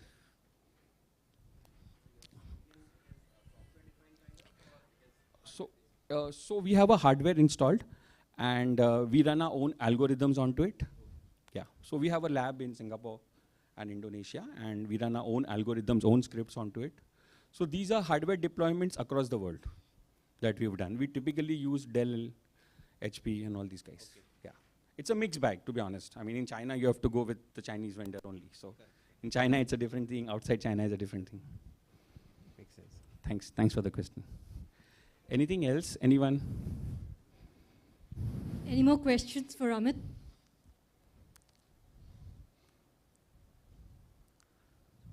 I think we are good, yeah. Amit, thank you for your presentation. And it's, as Amit said, best of both worlds is what you're providing to all your customers. That's quite a niche that you've drawn for yourself there. And I'm amazed by your global footprint. So I believe any corner of the world you need some services that ZenLayer provides, this is the man to go to. So thanks a lot, Amit, for sharing your Thanks a lot. work. Thank you, everyone. Thank you.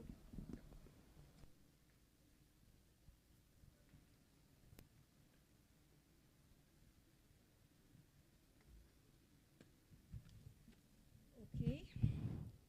So after this very informative and interesting presentation by Amit, we are now moving to the next section, which is a panel discussion. As a famous personality once said, future influences the present as much as the past. Keeping in line with this thought, we believe today's summit would be incomplete without a panel discussion on the future of data centers. May I invite on stage the man who would be moderating this session, Mr. Sanjay Mahapatra. A big round of applause, please, ladies and gentlemen. May we please have the chairs on the stage?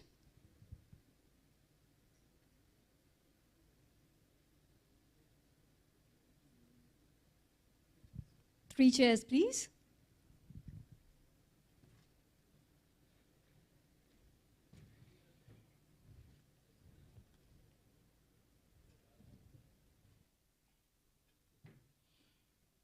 So while the stage is being set, let me introduce to you the panel members for this panel discussion. First of all, we have Mr. Paresh Shetty, a sales expert transforming global business in BFSI, IT, and telecommunication industries for over 20 years. 25 years, I'm sorry for the, sorry? Okay.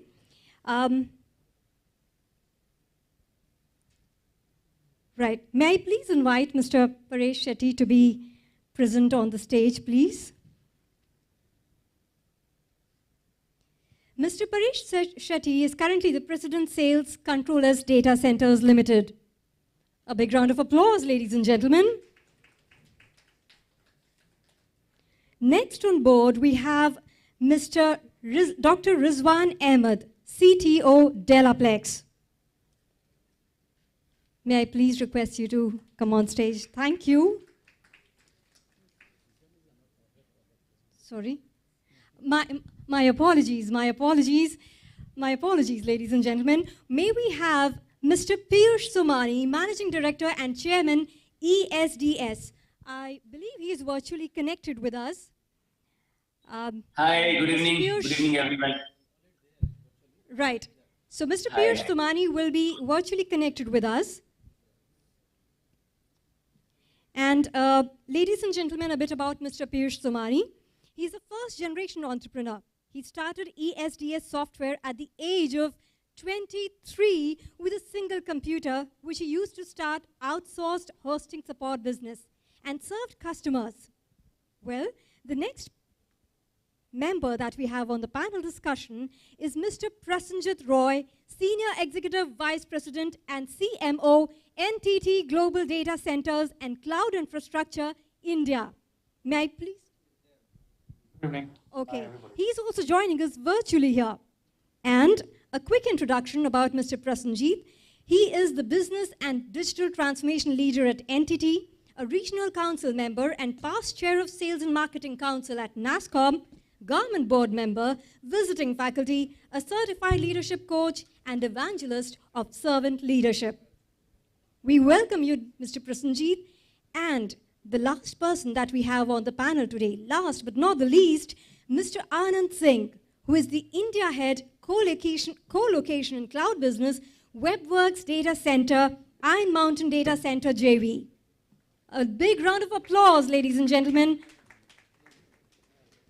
And about Mr. Anand Singh, he's been a business leader with 18 plus years of comprehensive sales, business development, marketing, P&L, and people management experience in India and APAC markets across IT, cloud, data center, telecom, and digital tech industry. A very warm welcome to all the members present virtually as well as on the stage today. May I request Mr. All right, Sanjay thank to you. please take the lead from here. Thank you, Dhruvi. Thanks. You know, in my introductory remark, I said that this age is digital age, where we have already entered into a digital economy. Everybody's experience now in this very forum we are experiencing. You know, two of our esteemed panelists are virtually connected. You can see on the back, and I can also see on the television there in front of me.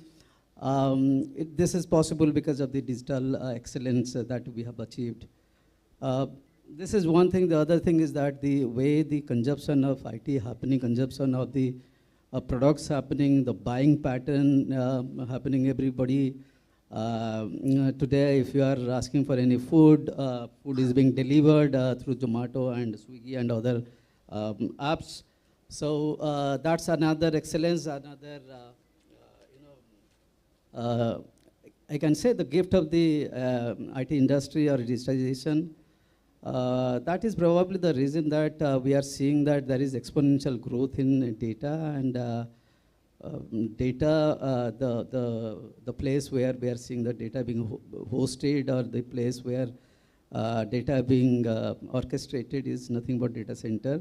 That's the reason the market size of the data center from 4 billion is going to touch 10 billion, if I'm not wrong, gentlemen, in 2022-27 time frame. Within 5 years is going to grow.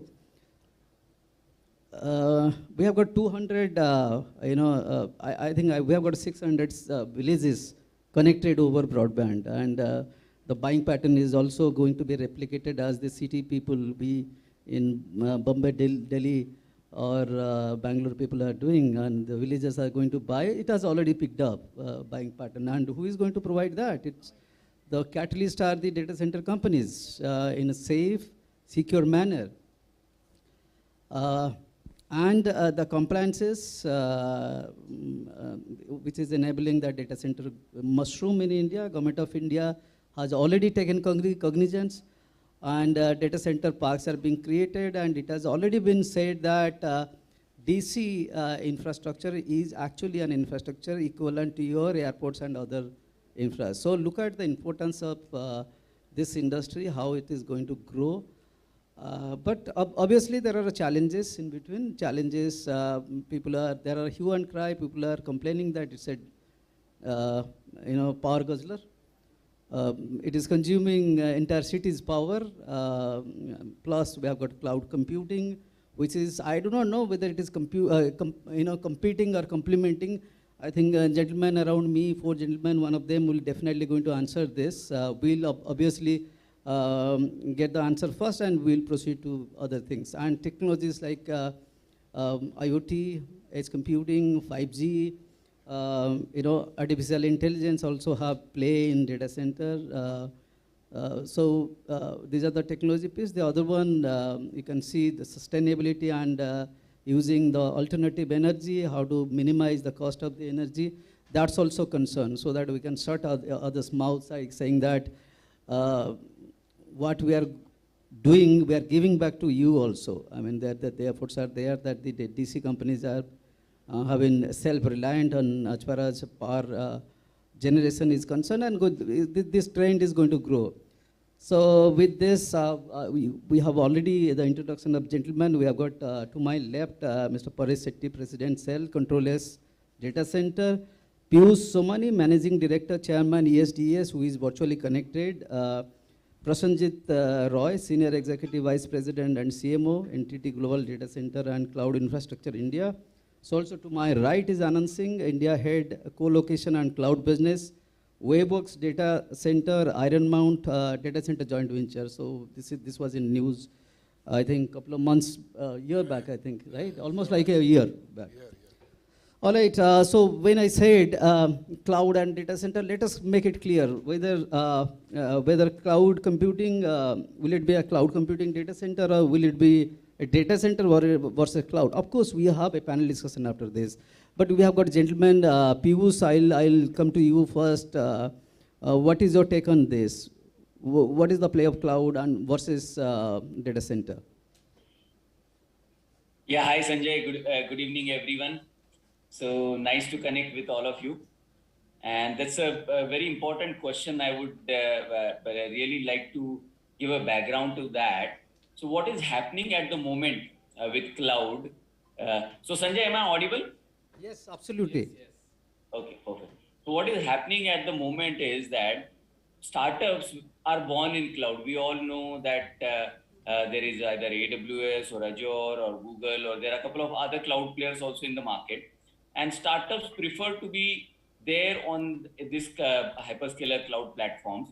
But after a certain size, the startups feel that, okay, now cloud is becoming more and more expensive, because when you go big in cloud, startups are not able to sustain. And we've seen startups coming out on a private cloud model. So then where does the private cloud go? That private cloud goes in a data center. We've seen this happening with some of the largest enterprises also, and a lot of CDN content players also. They have also moved on a private cloud. They have set up their own data centers, or they have co-located into other data centers. So this trend will continue. People who go to a certain size, and then when they don't need the scalability of the cloud, when they have more predicted workload, they prefer to go on a data center model. So this, in the future, data centers will also grow, cloud will also grow. Now, will cloud compete with data centers? So yes, cloud will also at some point compete with data centers. Data center will have certain advantage when there is a scale. When you need 100 rack colo, 200 rack colo, when an organization grows to that size, they will have an advantage going on a colo model. And the future technologies, especially the GPU technology, AI, ML, all the IoT technologies, so all the next generation technologies, they will consume so much of compute that utilizing, taking all those workloads on cloud will not be affordable for organizations. Your monthly bill is going to be beyond your budgets. So for that reason, people would want to do a CapEx, capital investment, and take those workloads on a colo model. And that is where the colo demand is rising. The reason we are seeing gigawatts of new capacity coming in Mumbai itself, there is a 3 gigawatt of capacity coming in. The reason is that there is a demand rising for co-location also. Right, well said. Thank you, Piyush. You said that technologies, IoT kind of things, I also said that 5G is artificial intelligence. These are influencing the market, and these have got to play in data center operate, right? So I'll come to Prasanjit on the AI part, on the technology part, how these techs playing in DCs. Thanks, Sanjay, and good evening, everybody. I'm panel members. Sanjay, reiterating what you just said, okay, so India is one of the fastest developing economies with explosive growth in the internet economy. I think the data center industry in India is growing around 20-odd%, and as per JLL, the DC market in megawatt terms is going to double by 2023-24. If I'm looking at AI in particular, Sanjay, to your question, there have been some recent advances, okay, in AI ML, and which are making possible, like, if you can automate many processes of DC operations. For example, AI can be used to automatically scan and update software updates or patches. It can be used to proactively identify and alert issues with network or application performance or security, for example. It can also improve your data center performance and reliability through the ability to predict failure and optimize performance of the IT infrastructure. And more importantly, it can forecast capacity and help in enterprise scale their IT infrastructure accordingly. Besides this, Sanjay, there are also industry-leading SaaS-based AI ops platform that simplifies IT operations and drives reliability to the use of ML and analytics. These platforms are capable of predicting potential failure, identifying performance degradations, and this comes in very handy to any data center players. They increase the operational efficiency and the use of management through unified analytics and 360-degree enterprise dashboard view operations.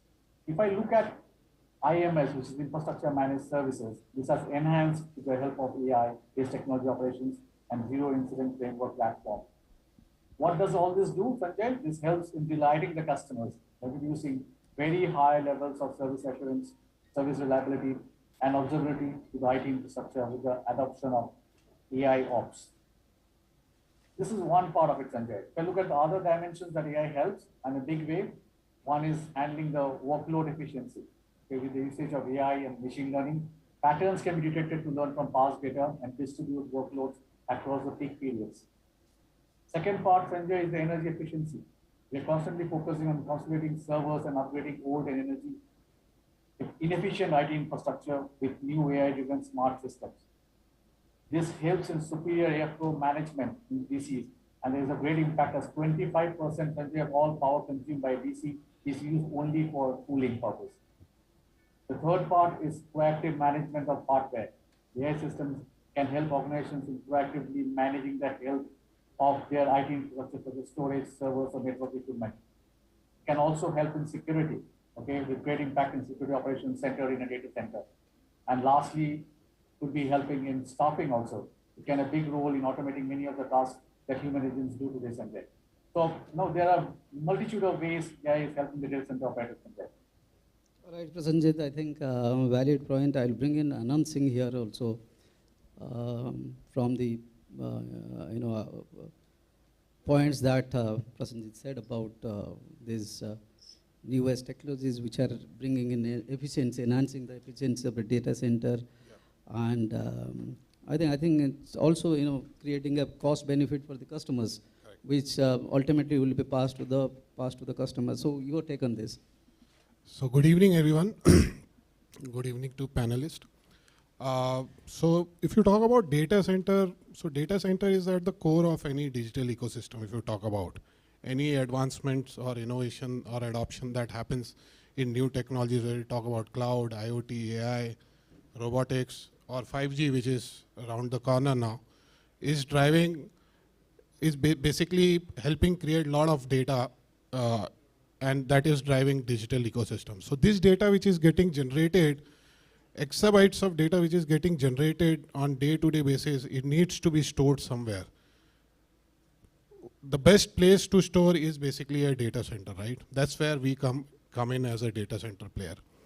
So data center is basically provides critical infrastructures which helps you secure that data and basically help you modify that data, basically secure that data inside the data center, and helps you you reuse that data whenever it is required. So my take is, as this digital adoption increases in days ahead, obviously data center consumption will increase, whether it be at the core or at the edge. All right, Anand. The other thing that we are hearing that India is becoming hub of data center, isn't it? And with this argument, I think we can see that globally there are moratorium, officially, unofficially. Of course, the Singapore, I think, is the brightest country, so also Hong Kong. Singapore, of course, I'm seeing the news that there is ease in moratorium. They have probably, I don't know, I mean, what is the latest one, I do not see. And the content that consumption is happening in the priority of government within India, it is growing also. The e-commerce, e-procurement, everything is growing. Plus data from outside getting dumped here. If I'm using the right language, dump, I do not know, but then that's what is the benefit for data center companies, for the economy of India. What's your, Paresh, what's your thought around India becoming global hub? Good evening, everybody. Good evening, Piyush, Prasanjit, Anand. It's a great topic. I mean, for everybody in the panel and those who are associated with the data center industry, we all know that data center is in the boom phase. In fact, we don't know how big the boom is going to be. But very clearly, any statistics, whether it is CRISIL or anybody we are talking about, from 820 megawatts, it will double or triple in the next 2 or 3 years. We are talking about 2,000 megawatts or 2 gigabytes. In fact, Piyush was talking about it's going to be about 3 gigawatts. That's what it's going to be. And that's only in Mumbai in the next 5 years. So the growth is phenomenal. And in India, it's going to be the brightest thing. So anybody associated with data center industry is going to be good. We are going to get a lot of competition. That's also going to be good because there's going to be meat for everybody. Now, why is it happening? It's basically because of the 3 Ds, which we keep talking about. It's about the data boom, which Anand talked about, Prasanjit also talked about, the amount of data that we are generating. Just to let you know, the number of internet users, 825 million, and 1.4 billion populations, we have 825 million people using internet. Amit was talking about TikTok and everywhere, rural, all the other cities, they are using internet. Just to go by that, and US has got about 330 million population, probably all are internet connected, but they are still half of us, right? And then you have per internet user, the amount of GB that they are consuming, right? In US is close to about 14 or 15 GB. We are in India already at 17 GB, and that's slated to come to 25 or 30 GB. So look at the amount of data that is being consumed by India. So there's going to be a huge data consumption. Data is there. So you have the data boom, then you have the digital adoption, and the third is domestic storage. So these 3 Ds is going to help India to be the main focus area. Now, with this, if I compare that to US, we have only 210 data centers in India, okay, third-party data centers. Whereas US has more than 2,000 data centers, more than 2,000, which means they are 10x, okay? In terms of capacity or utilization, you can talk about? Versus 4 trillion and 22 trillion. Yeah, so that's what it is. Whereas their utilization is close to about 3,000 gigawatts, whereas we are only about 500. We are the second, by the way, from US. Singapore is about 415, Hong Kong is about 450. So Australia is about 460, 470. And Singapore is already saying, we'll not have more data centers. Of course, they are trying to release a little bit. But having said that, India very clearly, and the government recognizes it, MeitY recognizes it, all the state governments are recognizing it. So they see data center as a great service industry. They're recognizing this industry. So the norms are being, made in favor of that thing. So a lot of things are helping to be India probably the hub in Asia Pacific. We might serve multiple other countries from here.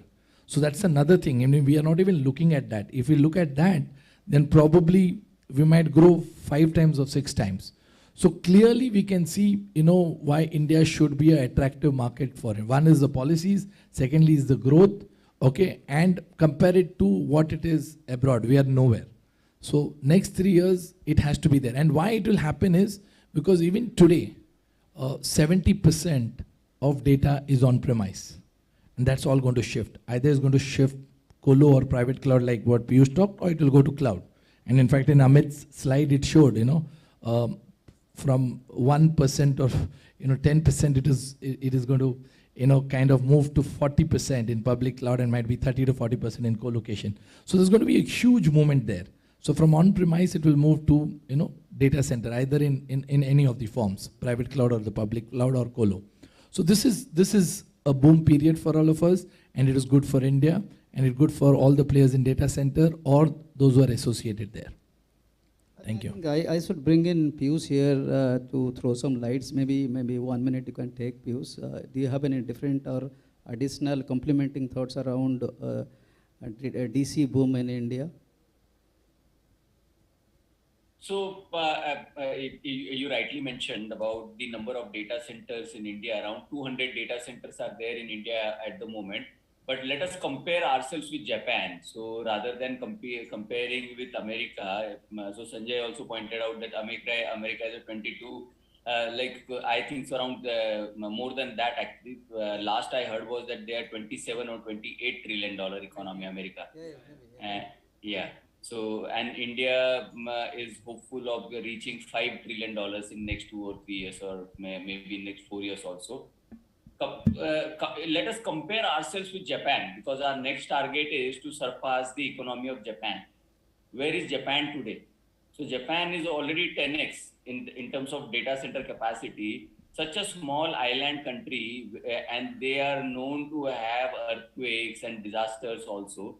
But they also have more than 200 large data centers. Now, 200 data centers of India, majority of them are much smaller than the data centers of Japan. So what they are consuming over there, but they had anticipated all this long time back. We did not anticipate, and even right now, we do not have any understanding of what is going to happen in the future. So we start creating infrastructure after we face a situation. When we see 1 million vehicles on the road, then we start constructing roads. So we actually do that. Same thing we are going to do with the data centers also. When the tiger would have outgrown your home and then it starts eating your own people at home, then you start creating a forest for the tiger. So that is going to happen in India. The government is not able to understand that data centers are a compulsory necessity actually for the economy. You cannot restrict those data centers with your laws which are enforced on other industries. So what government is doing is the data centers cannot generate their own power, or they cannot transport power from one location to other location. You have to buy power from government only. How will we buy power from government when we need 20 gigawatts of power? Government is already struggling to give power to whatever is there in the country at the moment. So all the discoms and transcos, they are already having all that extra stress on them, because you need to keep farmers happy, you need to keep industrialists happy, and data centers are a compulsion for you. So allow us to now, only one state I have seen lately, Telangana is the only state which has understood that data centers can be the biggest problem of the country and can also be the biggest opportunity of the country. What they've done is you come to Telangana, generate your own power anywhere in Telangana and transport that. Whether you generate solar power, you store a solar power, wind power generated during the daytime, consume that during the night time, whatever you want to do. Your government is not going to charge you anything. Government is not going to restrict anything. But in other states, the problem is that if you want to transport solar power from one part of the state to other part, they will charge 4 rupees, 5 rupees. You want to store power, then again there are charges on it. You want to use generator, there is a license on that. You have to pay for generation also. So there are so many complications in the other states that the opportunity would be missed by the other states. And if tomorrow Telangana becomes the data center hub, and 10 gigawatts and 20 gigawatts of data center capacity getting installed in Telangana, I think so they would have made the most out of the opportunity. It is very likely that this will happen. And cities like Mumbai in the long run might lose out. Today, very clearly around our data center in Mumbai, I can see 3 gigawatts of new capacity coming in. In fact, very soon we also are planning to scale up beyond 50 megawatts in Mumbai itself. But there are other players, the larger players who are bringing 3 gigawatts of capacity. Just the Mahape area, the Airoli and Mahape area will see 3 gigawatts installed capacity in next 2 years' time. So will Mumbai have an advantage in the long run? I think so. Mumbai would have experience a lot of challenge in the future. We need to sensitize the government in Maharashtra, central government also, that come up with policies now so that this business complements the growth of the economy. All right, Piyush. Very good insight. You mentioned about the technologies, the energy consumption, and in addition to that, the sustainability. Let's spend maybe 5 minutes or 7 minutes on that. So, sustainability versus data center. Of course, we'll come to the energy consumption after this. Probably Prasenjit can answer this. What is the future? Thanks, Sanjay. Sanjay, sustainability is now attracting the attention of the boardrooms. And the good part is it's an important competitive differentiator for data centers. Sanjay, 2-3 times in that today you have mentioned that data centers are power guzzlers. Okay, DC account for 3% of the world's total power consumption. The future of data center is green, Sanjay, and green data centers are energy efficient and have lower environmental footprints. There are focus areas for green facilities, Sanjay. I'll call them out. So one is the renewable and zero carbon energy sources, where you need to optimize your consumption versus automation and efficient hardware, because of one of the musts. Second is the construction. If you look at the climate neutral and cement and steel, all this needs to get into consideration for creating the green facilities. Third is the water part. How are you using the optimum utilization and the treatment of the water? Fourth is the waste, the management of e-waste. Fifth, Sanjay, is the alignment to ASHRAE cooling standards. Sixth is optimizing the power management part of it. And lastly is the high efficiency equipment. All these are needed and focus areas for building green data centers, which majority of the data center players are now focusing on. What do all this results in? What is the output? We get a lower PUE, we get a lower operating cost, efficient cooling, and absolutely a reduction in the carbon footprint. I'll tell what we are doing, Sanjay, so that will help you to understand. With NTT Global Data Centers, we invest in renewable energy for a sustainable future. And we follow multi-dimensional approach, Sanjay. First one is the source of power. So exploring alternate power sources, okay, be it either solar power plants, wind power to open access for DCs in Chennai and Bangalore. So we are investing to build capacities, okay. So as we speak, we are building up solar power plants in Mumbai and in Bangalore. We're investing in renewable energy with multiple partners to achieve our objective of turning carbon neutral by 2030. So this is one of the things that we already called out in the ecosystem. Second, Sanjay, is how are we doing the globally benchmark sustainable design? Okay, so you need to build DCs and obtain a LEED certification under IGBC or under USGBC. So we have platinum LEED certification for Bangalore, multiple data centers, and also the MAPI. In fact, one of the first data centers, Chennai, was the first gold LEED certified by USGBC in India. Third, Sanjay, is the operations part of it. You need to have sustainability that can run for 30 years, 35 years. And there all the play of the sewage treatment plant, air-cooled towers. You need to also choose locations that have a reliable source of power. Why that is important, Sanjay? Because the simple reason that the consumption of diesel has to be the bare minimum, thereby reduce the carbon footprints. So, when you are choosing the location, this also comes into consideration. And the fourth is the AI-based system to optimize the energy consumption. So there's a whole play of things that you need to do in order to ensure that you invest in renewable energy, you invest in sustainability, and you invest as a core corporate social citizen looking at the entire ecosystem. All right, thank you, Prasenjit. The one very important one which I pointed out at the beginning is the data power guzzler. DCs are considered. So how to demystify that? Paris, if I can come to you. No, you're right. Actually, there's nothing to demystify. Data centers are going to guzzle power, but what we need to do is we need to make it as energy efficient as possible. And Prasenjit did talk about it. We talked about, in Piyush talked about it, is, can government help us in this entire thing? Because we are going to consume a lot of, power. So can we use more renewable power? Can we generate our own power? Like for example, in controllers, we are seeing in the next 7 or 8 years, we want to generate as much power as much as we consume. So zero thing. So that means whatever we want to do. In fact, that's where we put maximum. In fact, Prasenjit also was talking about it, is how do we make sure that we become as efficient as possible. In fact, most of our innovations, in fact, we've got 80 innovations in terms of energy efficiencies, because that is what we feel is going to be the major differentiator for all of us, in fact, because as more and more corporates are becoming aware, they would want, they will try and demand for it. So they will ask for a PUU of a particular value. So they're going to say that, your PUU is as close to 1 as possible. 1 is impossible, but if you're close to 1.3, 1.4, that is when we will, come to you.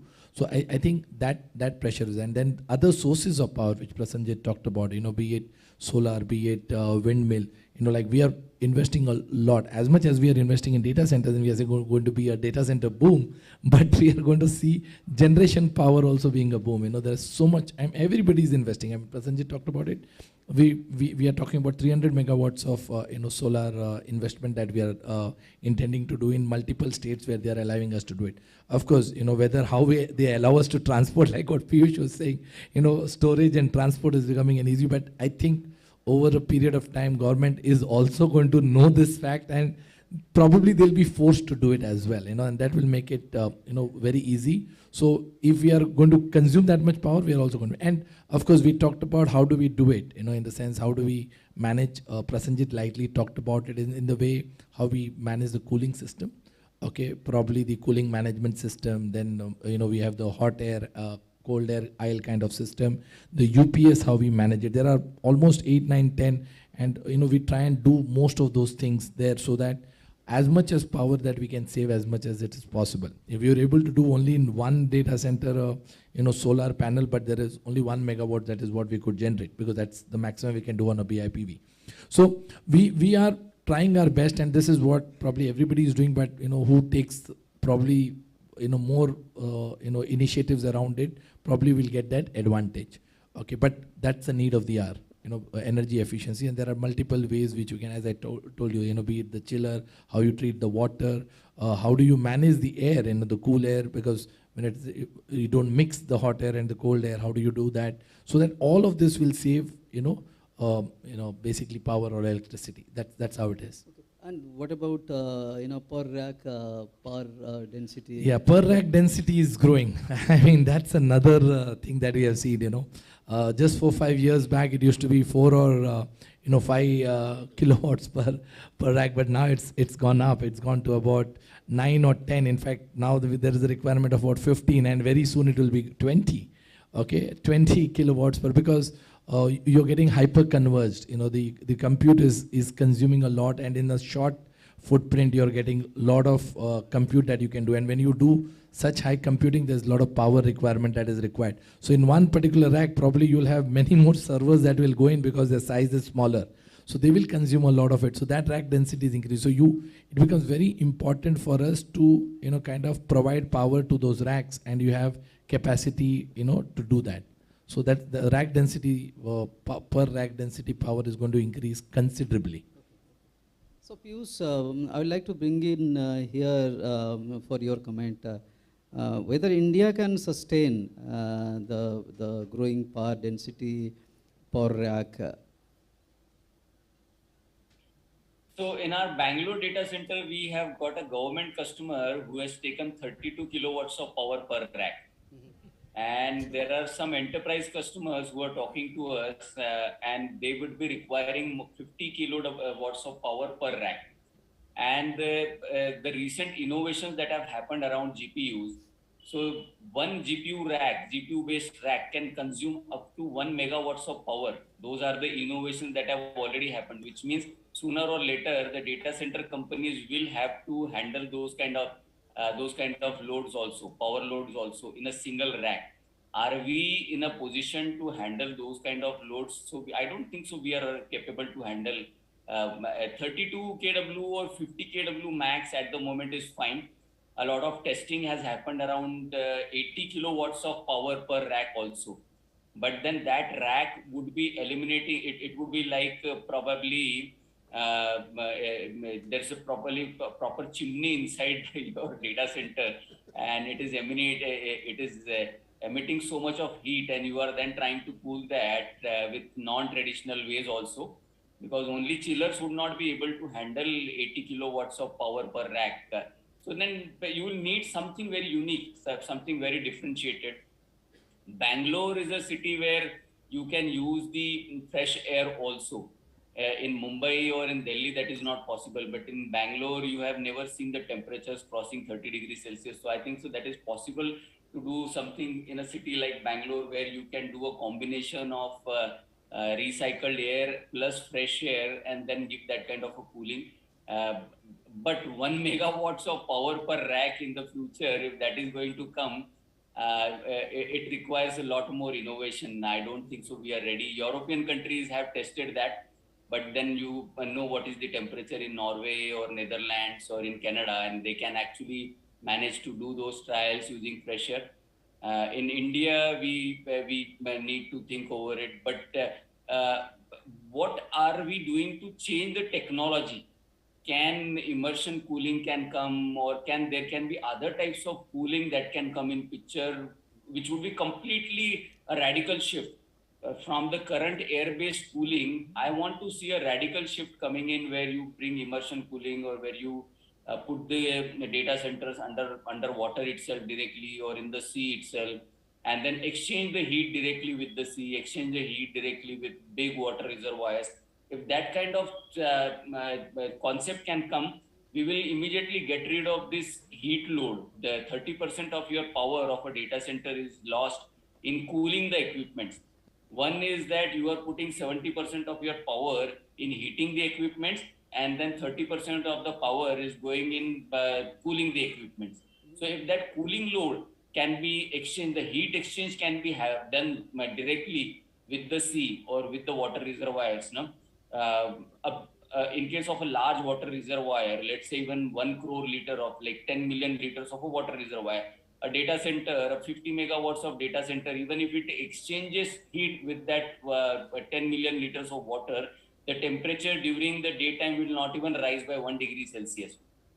And during the night time, when it radiates the heat with the sky, so the sky temperature at night time is minus 22 degrees Celsius. So though definitely the temperature comes down without loss of water, like without evaporation. You will be able to get rid of that heat during the night time.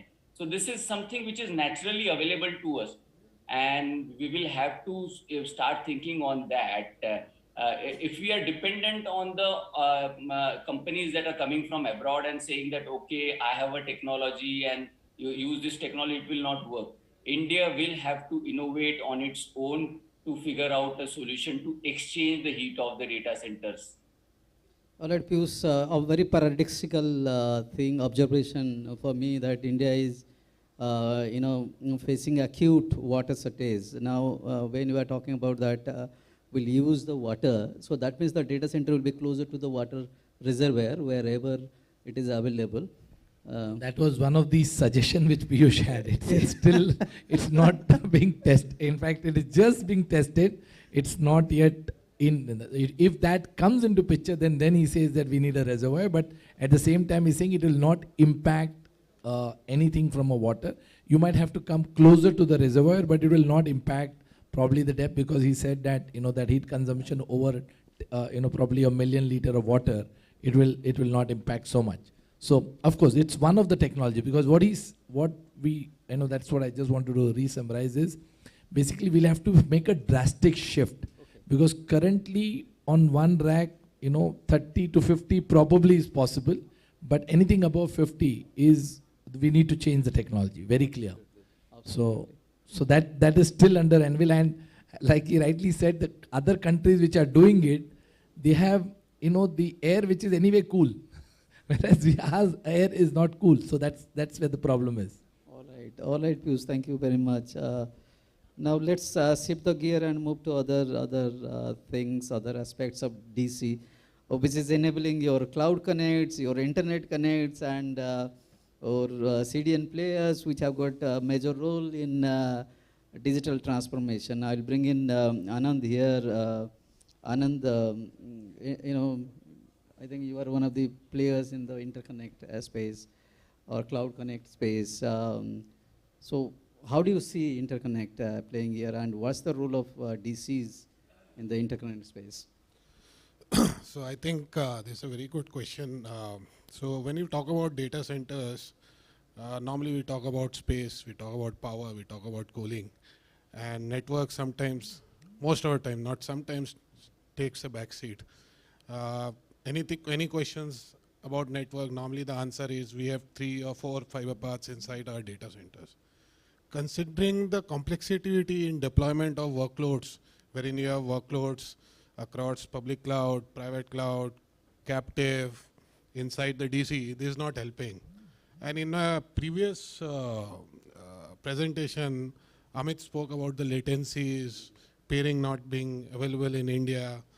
There are a host lot of challenges as far as network goes, right? We at WebWorks have been trying to address this challenge. We have been trying to simplify this. And I can proudly say we are ahead of the curve.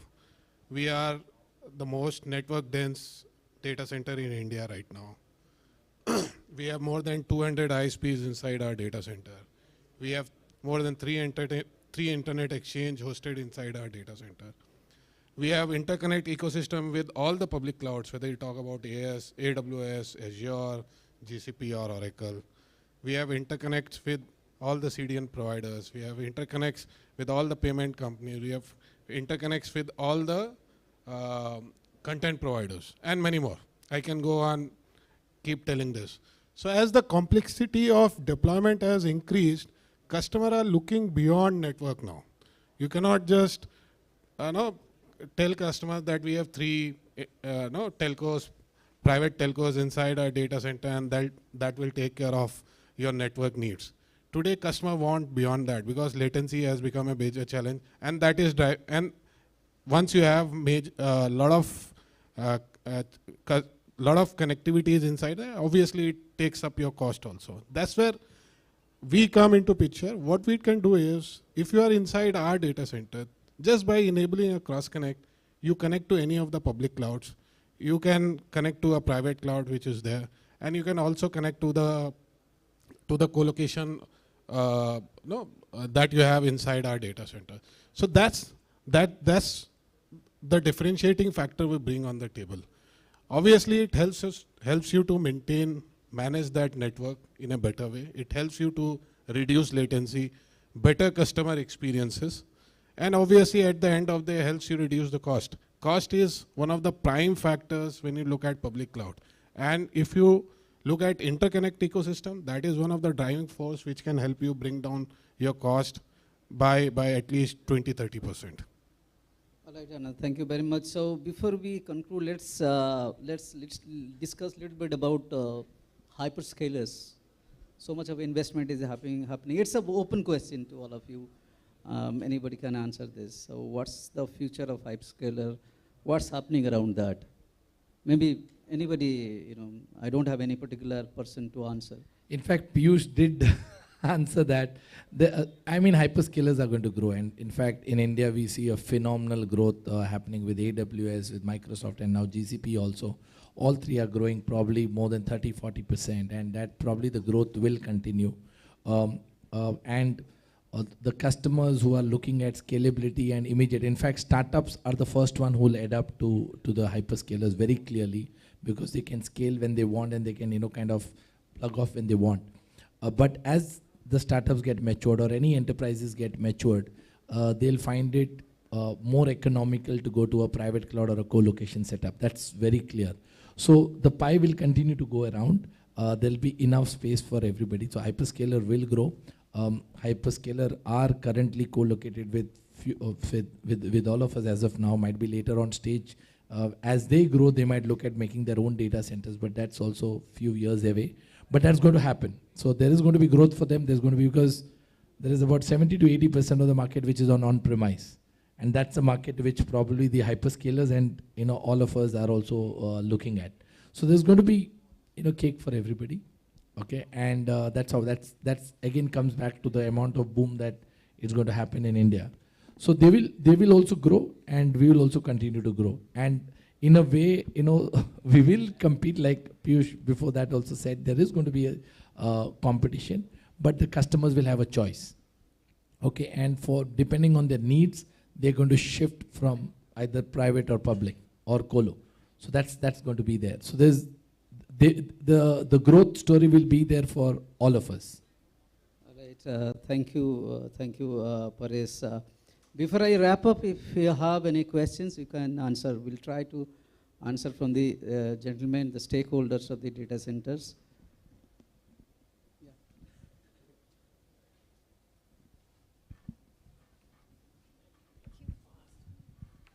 Any questions? Yes.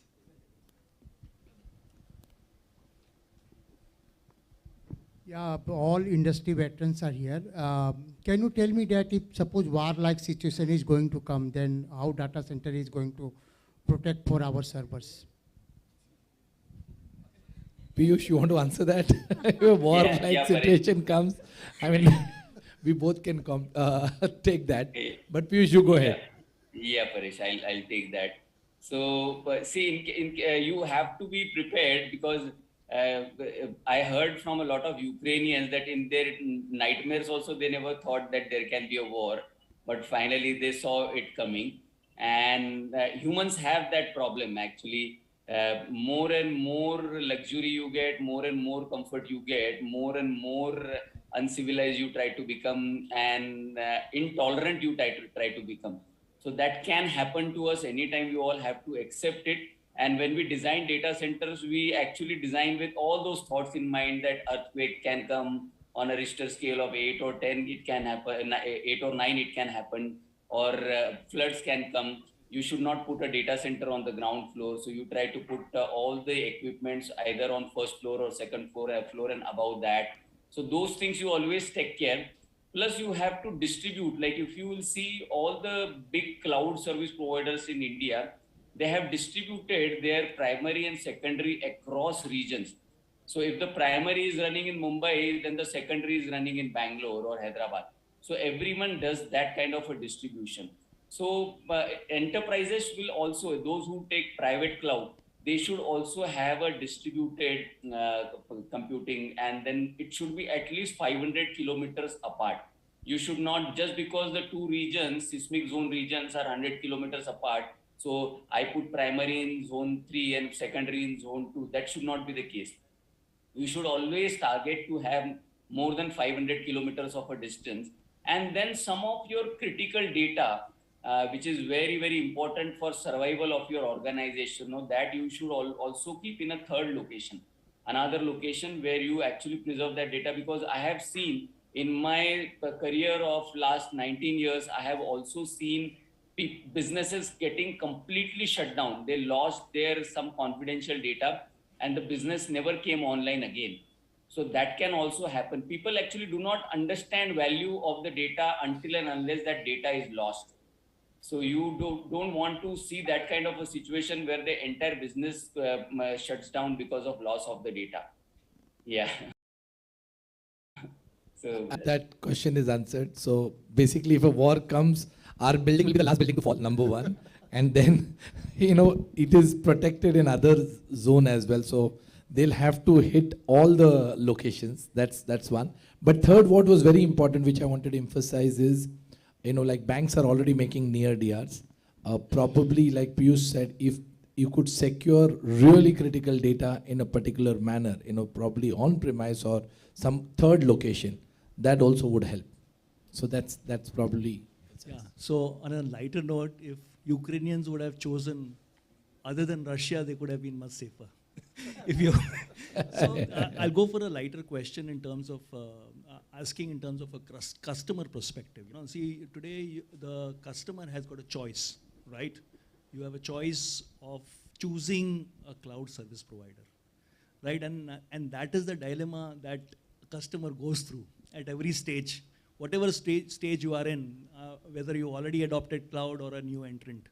I think that is very important. And the question I think I would like to ask Prasenjit, because marketing side is that dilemma is being handled by the marketing team. So Prasenjit, your intakes on that. Yeah, it's actually a very good question. And that is where I think most, in fact, the role that we play to answer it is we come as a neutral, as a consultant, okay? And we first assess what the problem is and give a solution which is vendor agnostic, okay? We leave it to the particular customer to decide. Because if you try to force it down his throat, sooner or later he is going to revolt. So play the role of a consultant, give your options to him, and in case he needs guidance, etc., then you can do a handhold.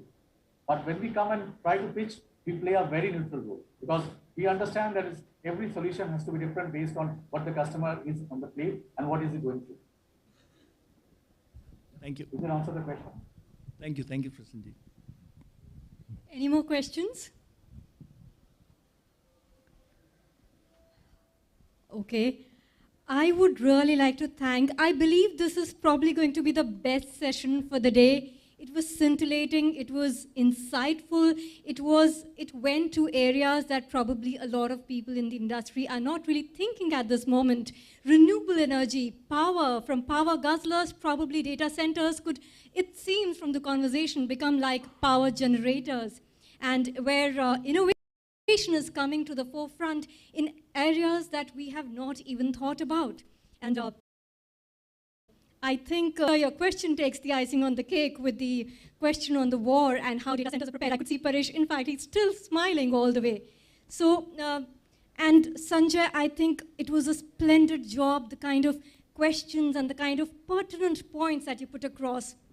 I believe this particular session really needs a huge round of applause. If you agree with me, please, let's give them a great hand. Well, thank you, Dhruvi. I think she concluded nicely.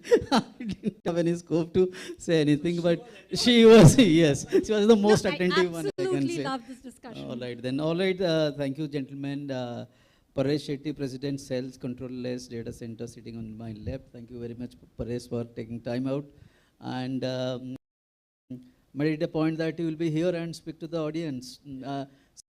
So minded the audience, double of this audience is on virtual world, which is being enabled by you. I mean, you in the sense the data center companies.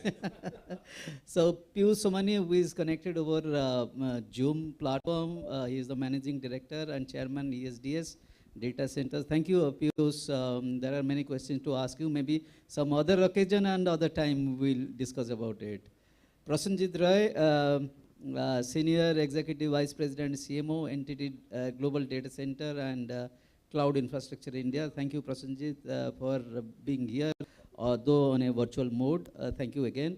Anand Singh, India Head, Co-location and Cloud Business, Waveworks Data Center, Iron Mount Data Center Joint Venture. Thank you very much, for Anand, for coming here. So, the end thing is that this is going to grow and it is becoming a hub. India is becoming a hub of data center, and always this this fight about or the hue and cry about it becoming a power guzzler is going to stay, and obviously there will be innovations as Piyush pointed out. So also sustainability is going to grow. We are miles to go after this, I think. Thank you, gentlemen, and wish you safe wherever you are. Wish you a safety, weekend ahead. Thank you very much. Thank you. Thank you, everyone. May I request? A photo with okay. with them yes. on the screen behind. Yeah. Sanjay probably. No problem. Cricket commentary में होता है ना, तो सब खड़े होते हैं. नहीं तीनों ने वो पीछे वाले भी रुके थे.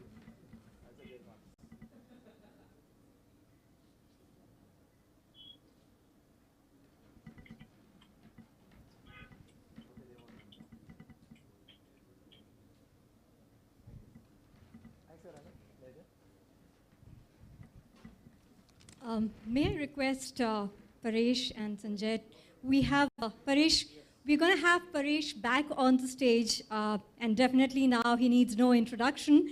We've already heard his insightful ideas and suggestions on the industry. Now, Sanjay is going to have Paresh rolling on a tete-a-tete where probably you're going to explore a lot of areas that we are yet to explore. So, Right. Could we have one chair moved from the stage, please? Okay. Great. So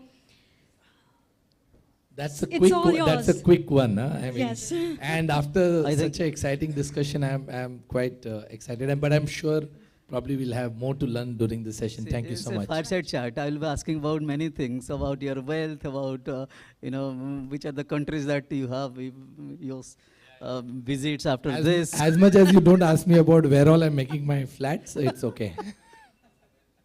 All right. So, ladies and gentlemen, once again, warm welcome to you to this particular session. It's of 20 minutes, not very big one. And I'll be throwing some questions around the controllers data center. It's a controllers data center specific fireside chat. Controllers has been a pioneer in DC industry for a long time. At least I know this company for last 20 years. I met Sridhar, who is the founder, in Dubai in I think 2010 or 11 or 12, I think. That time it was not a big operation out of there. Now the big question here, I think you are so when I say you are the pioneer, Assam is a state which is very small and northeast. Nobody is actually looking at that region. What prompted you that to have your DC there? Okay, I never knew you'll start with Northeast first, but that's a beautiful place. I mean, anybody who's visited Northeast will basically agree with me that is one place that makes India more beautiful. I think the 7 states that are there, it's an extremely good place. But having said that, that's a place currently they are looking at getting connected to India and becoming as good as the other parts of India, or becoming as good as the south part or the west part of India. Under the digital Assam or initiative, the government is taking a lot of initiative to make sure they are reaching the rural part. They are making it more digital literate. So they're getting the policies in place to do that entire thing. So we wanted to be part of that initiative. We have an endeavor to go to multiple small cities. I mean, that's our expansion plan. We want to go to almost 200 to 300 tier 2, tier 3 cities to set up the edge as fast as possible. Northeast was something which was where it came forward, and we thought it's in the right manner. We are also working with the government there to help them also to set up their own data center. That's where it is. There's a cable landing station that is going to come in this thing, and probably that will be a hub for not many SAARC countries. So Kolkata and Guwahati might become very, very important in the next 3 or 4 years. And if the government takes the right steps, probably East will boom up much faster than the other regions. And we wanted to be part of it, and that's why we said we will set it up. We will start off with the good part. It's going to be a rated 4 data centers, not like the other edge where we are doing tier 3. But this will be a rated 4 data center that we are doing, but it will not be a very big hyperscaler, but it would be 10 megawatts. That's what we are going to start off with. So that's the plan. So with all the initiatives which government is starting, and the things that they are looking at, in fact, there are a lot of things which the Assam government is doing, and we want to be part of it. And that's where they wanted the data center, the local content and everything to be there. And once we are there, probably the other ecosystems also will develop. And that's what we are looking forward to. It's a very exciting journey. We've been continuously interacting with them. And I hope it becomes a successful venture for both of us, the Assam government and also to Control S. So that means it's specifically for Northeast. You won't be catering to other customers in other regions from that for all the East customers, probably Guwahati and Kolkata will be the 2 hubs that will cater to. So, many customers who are local there, they will come. But lot of the telcos and the others will be there. So that will be a helping zone for all of them. And also to the SAARC countries, whichever is closer, probably that would be the place where they would like to go. Okay, you said that's it's not pure play edge data center. It's a tier 4 data center, you're saying. Yes, it is. So see, edge data center is, if it is local, it is edge. Right, okay, absolutely. but the only thing is the scale of this edge is slightly higher than the other edges which we are doing in the other tier cities. In the other tier cities, we will start off with data centers which might be 1 or 2 megawatts. And depending on how the pickup is, then we'll scale up. But here we are starting up with a large size, which is 10 megawatts, and then we'll scale up if the pickup is higher. So we're starting off big in Guwahati. It's a speculative thing that we feel that that region is going to be quite a hub in that area. You talked about hub, India being a hub, but within India, probably that east hub is what we are quite positive about. So that's why we are there. Okay, similar to this, any other region, any other city that you are thinking about, not the metros, particularly Chennai, Noida or Delhi or Bombay, Bangalore, any other place that you are thinking of having similar kind of DC services, DC built up? Frankly, and I'm happy that this discussion has happened after the the first discussion. As you know, there is going to be a boom in the data center, and we are looking at that boom. Currently, we are present in 4 major metros.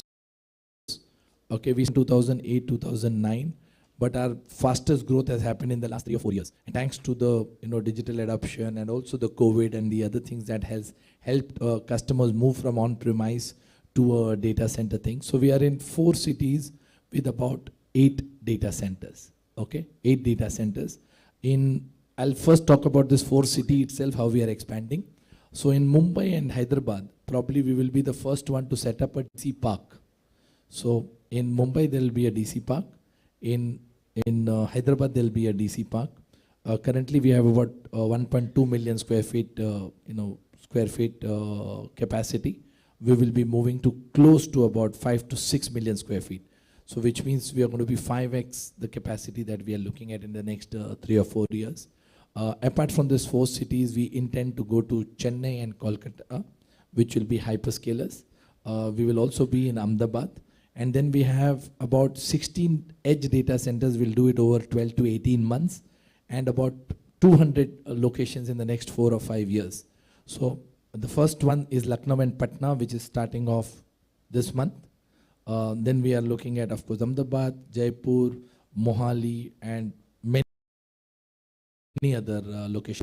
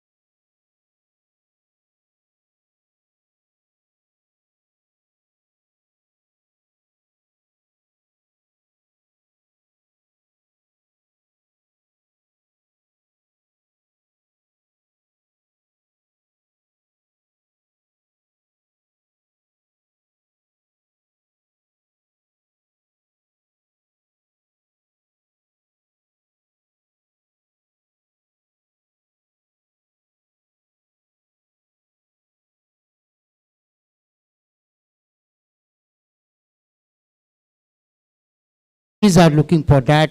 They are really going for cloud, or business is required that they are going for cloud, or they are going to host their server or data in their premises or in the colo locations? And what is the mindset behind our person in India? So I think what after COVID or before COVID or whatever time you could call it, the businesses now has got a choice, and especially the choice has been that how do you go and adopt cloud? There are particular reasons why you need to go for that. You know, creating an infrastructure on your own is not easy. Looking at a choice when you want to prepare your own data center, your own infrastructure and servers, having proper connectivities, setups, resource planning, which is very, very important, is one of the most pertinent questions in our mind. So especially SMEs, if you look at a segment, that if I want to start a business tomorrow and I want my infrastructure up and ready within quick moments of time, I need to go and adopt cloud. There is not a second choice, number one. Number two, if you look at enterprises who are still on-premise or having their own data centers, there has been a shift of mindset of banks and pharmaceutical industries which have been very, very protective about data lying in their offices. Those have also started adopting cloud platforms. See, the part which you rightly asked, that Indian mindsets today, if somebody asked, last time when I discussed with one of the big leaders online, and I asked him a question, what is the big learning for us CIOs in India? I think one of the big points that came from him was go into details. Go into very minute details, and I feel that one point of us as in CXO leaders has been missing from Indian point of view. And we should learn from it. Go into minute details, you will get your answers before you look at questions. The choice is yours. Best choice is cloud infrastructure, but you could always go and look at a hybrid sort of a setup, which could be looking at a phase-wise implementation. So I think it's not a hard, fast rule that you go and adopt cloud straight away. It's not that. You need to make a mindset of a change for your organization, what benefits the best. Yeah, Mukesh, the change is required and that the companies are looking for.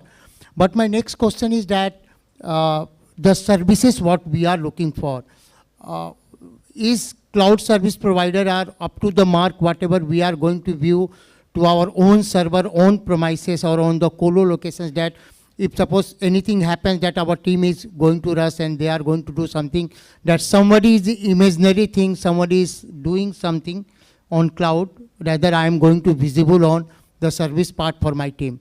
So what is your take on this related with the service? I think irrespective of the service provider, the world is moving towards the managed service. So whether it is your cloud provider or whether it's a third party or whether it's external, whether it's internal. So the world is moving towards the managed service. The managed service, because the last few years and particularly post-pandemic, there's a serious problem of the skilled people. And organizations are spending the double the cost.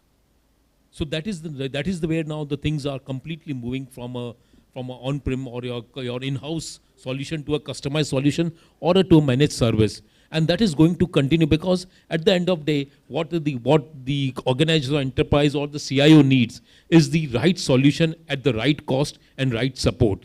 What you can do as a CIO, you have your own proactive monitoring system. So you have a managed service from the provider, and then you have a monitoring system. So you have a control at your hand, and you can dictate the terms and condition. So this is the way we should think of it. Have a complete managed service, and which is a typical outsourcing or semi-outsourcing model, and a complete monitoring in-house. Okay. During my recent study from last 3 months, that I am writing some of the things on the innovation, and this has come out in my mind that the lot of companies, those who have done rush to go on cloud, they are moving on premises and colo.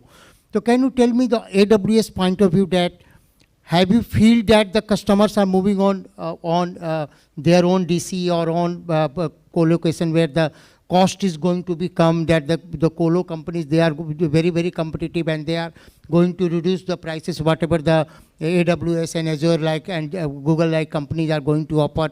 Such type of solutions, they have also come and they are reducing drastically price for whatever the you peoples are going to charge. So have you feel that this is going to be pinch in the market? To be very honest with you, not really at this moment, right? So if I really talk about the India and South Asia business that I am really focused on today, at this moment of time, we don't really feel that pinch basically, right? In fact, in the 3 months of the first year, we met all of our targets that we are supposed to get in India, right? That's the way the cloud business is moving today. Coming back to the customer's cost point of view, I really treat this as an iceberg, and many of you probably know this. Probably I'll just reiterate that problem. So what's really happening in a typical on-premise environment, right? You need to really focus on your hardware, you need to focus on your license, you need to focus on your system implementation. That's basically above the water in the iceberg, right? But in the same time, below the water, there are a lot of things goes on there. Whether it is your ongoing license management, your hardware refresh, hardware update, right? Technical administration costs, patch management, so many things happen there basically, right? But when you move to typical cloud model, everything is subscription based. Of course, you have dedicated license fees that's bundled into your subscription charges. That makes probably the cloud proposition more competitive for the clients. And having said that, this price war is going to still be there, right? And people are going to still continue on different pricing models, right? We hear about so many different models that's available in the industry today, starting from your T-shirt based model to whatnot basically, right? But having said that, it's not that you move to the cloud and like Mukesh said, move into a managed services mode. Once you move to the cloud, there are also opportunities to optimize the cost, right? And cost is one of the primary driver when you are moving to the cloud, along with agility, flexibility, and other stuff. But when you are moving to cloud, how do you do the cloud financial management once you are on cloud? What are the cost optimization levers that you are applying, right? What is your customer's health dashboard that deals with the cost? Those are the things needs to be really looked at by every CIOs and every decision makers. I think the awareness and the level of knowledge is probably different at different levels when we come together as a community. But I think the way the entire cloud story is moving from chapter 1 of cloud to chapter 2 cloud, very soon all of us need to really acquire that knowledge, acquire that skill and awareness. Otherwise, probably we'll get pushed into the land of irrelevance very fast. Miria, your company is a global company. What do you think about this question, that how we are going to reply it on this? See, Indian mindset is more for less always. Commercially, you are saying that you get more and more and more and pay less. वो mindset कभी जाएगा नहीं. I think that is what we need to live with. I think all CIOs will have. But I think look at a hat of a CIO, CTO. You are going to wear a hat to offer technology solution. I think commercial is one side of the story. When you are offering cloud, what are you getting out of it? And what is your roadmap? So I would rightly agree with Biswajit on the AWS part. See, when you are taking a solution, what are you paying for it? What is your workload? What is your peak timings? What is your off-peak timings? You need to take a solution which can be flexibly operated by the customer. And you can tweak and turn on that cloud solution. That is the optimum solution that one can look at. That has to be followed by the other service providers also, because that offering is going to make a change of it. Number one. Number two, there are a lot of technology stacks which are operating on the cloud platform. You're talking about data, you're talking about coding languages, testing, everything happening on the cloud. So you're going to build a platform over it. Application-ready platforms. I think that is something that you will go back to the business and explain that this is the chart I need to take. Absolutely. I'll just add on to what Marriott said. So pretty often the cloud implementation is being seen as a technical solution, providing some technical cost solution to get the cost advantage. But the reality is that, is the business aligned, right? What value realization you are doing? What value map you are creating to get the business outcomes?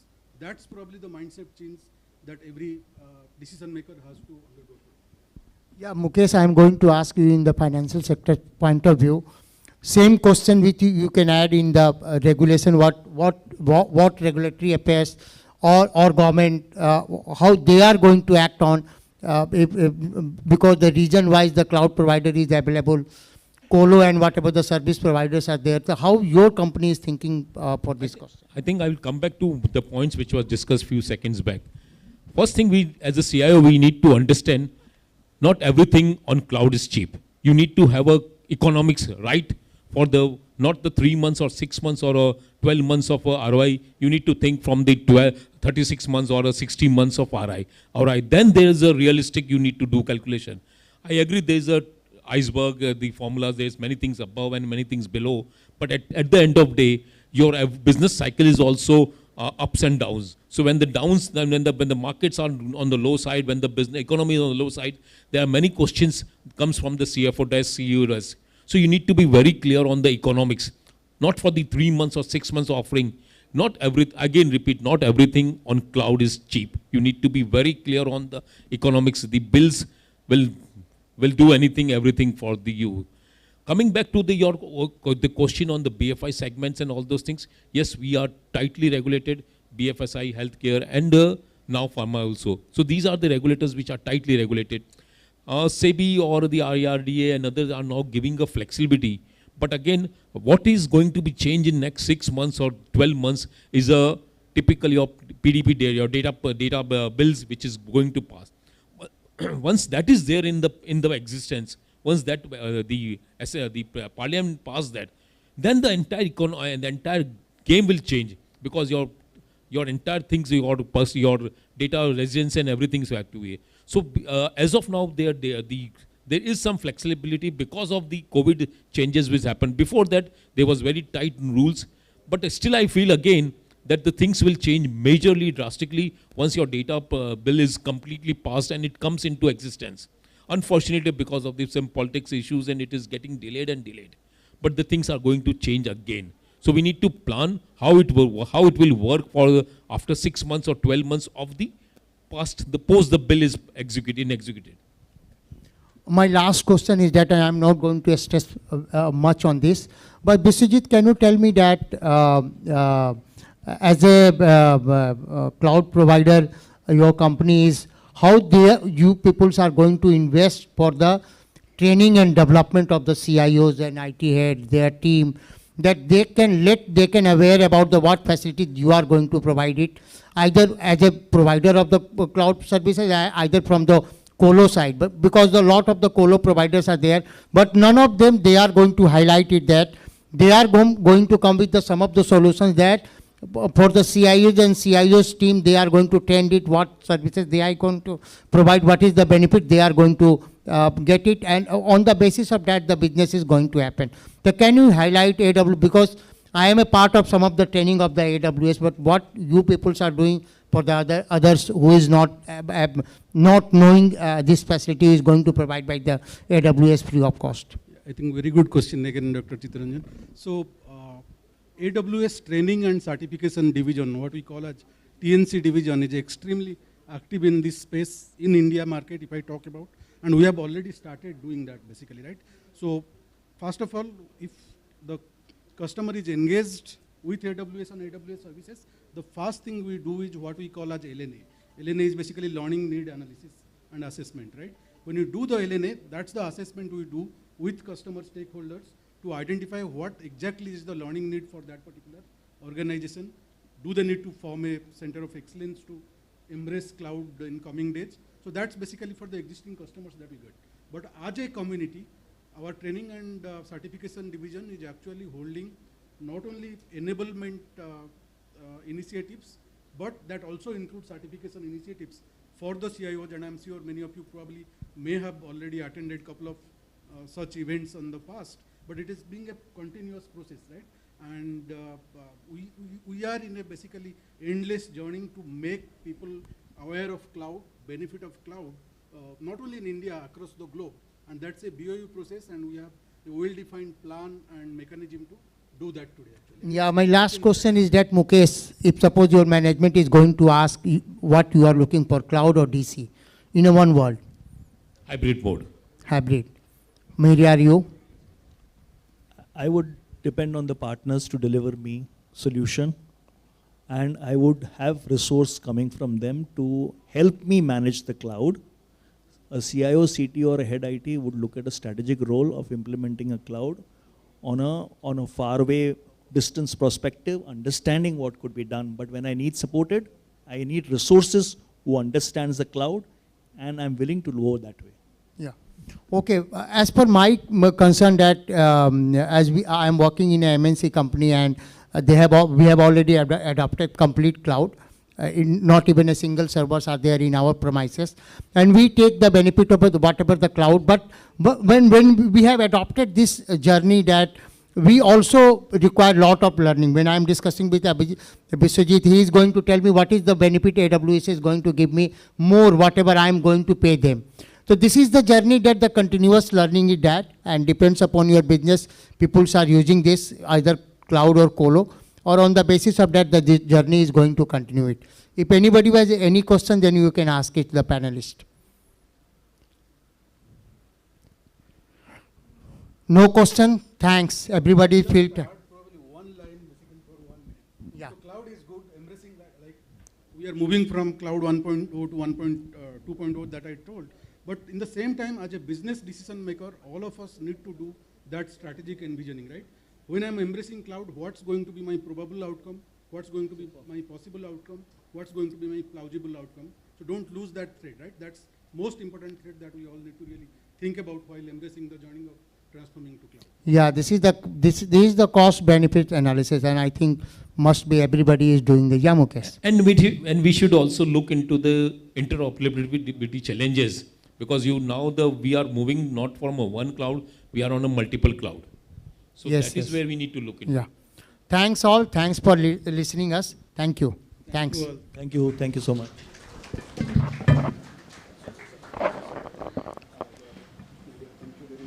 Thank. Nahi hai? Okay.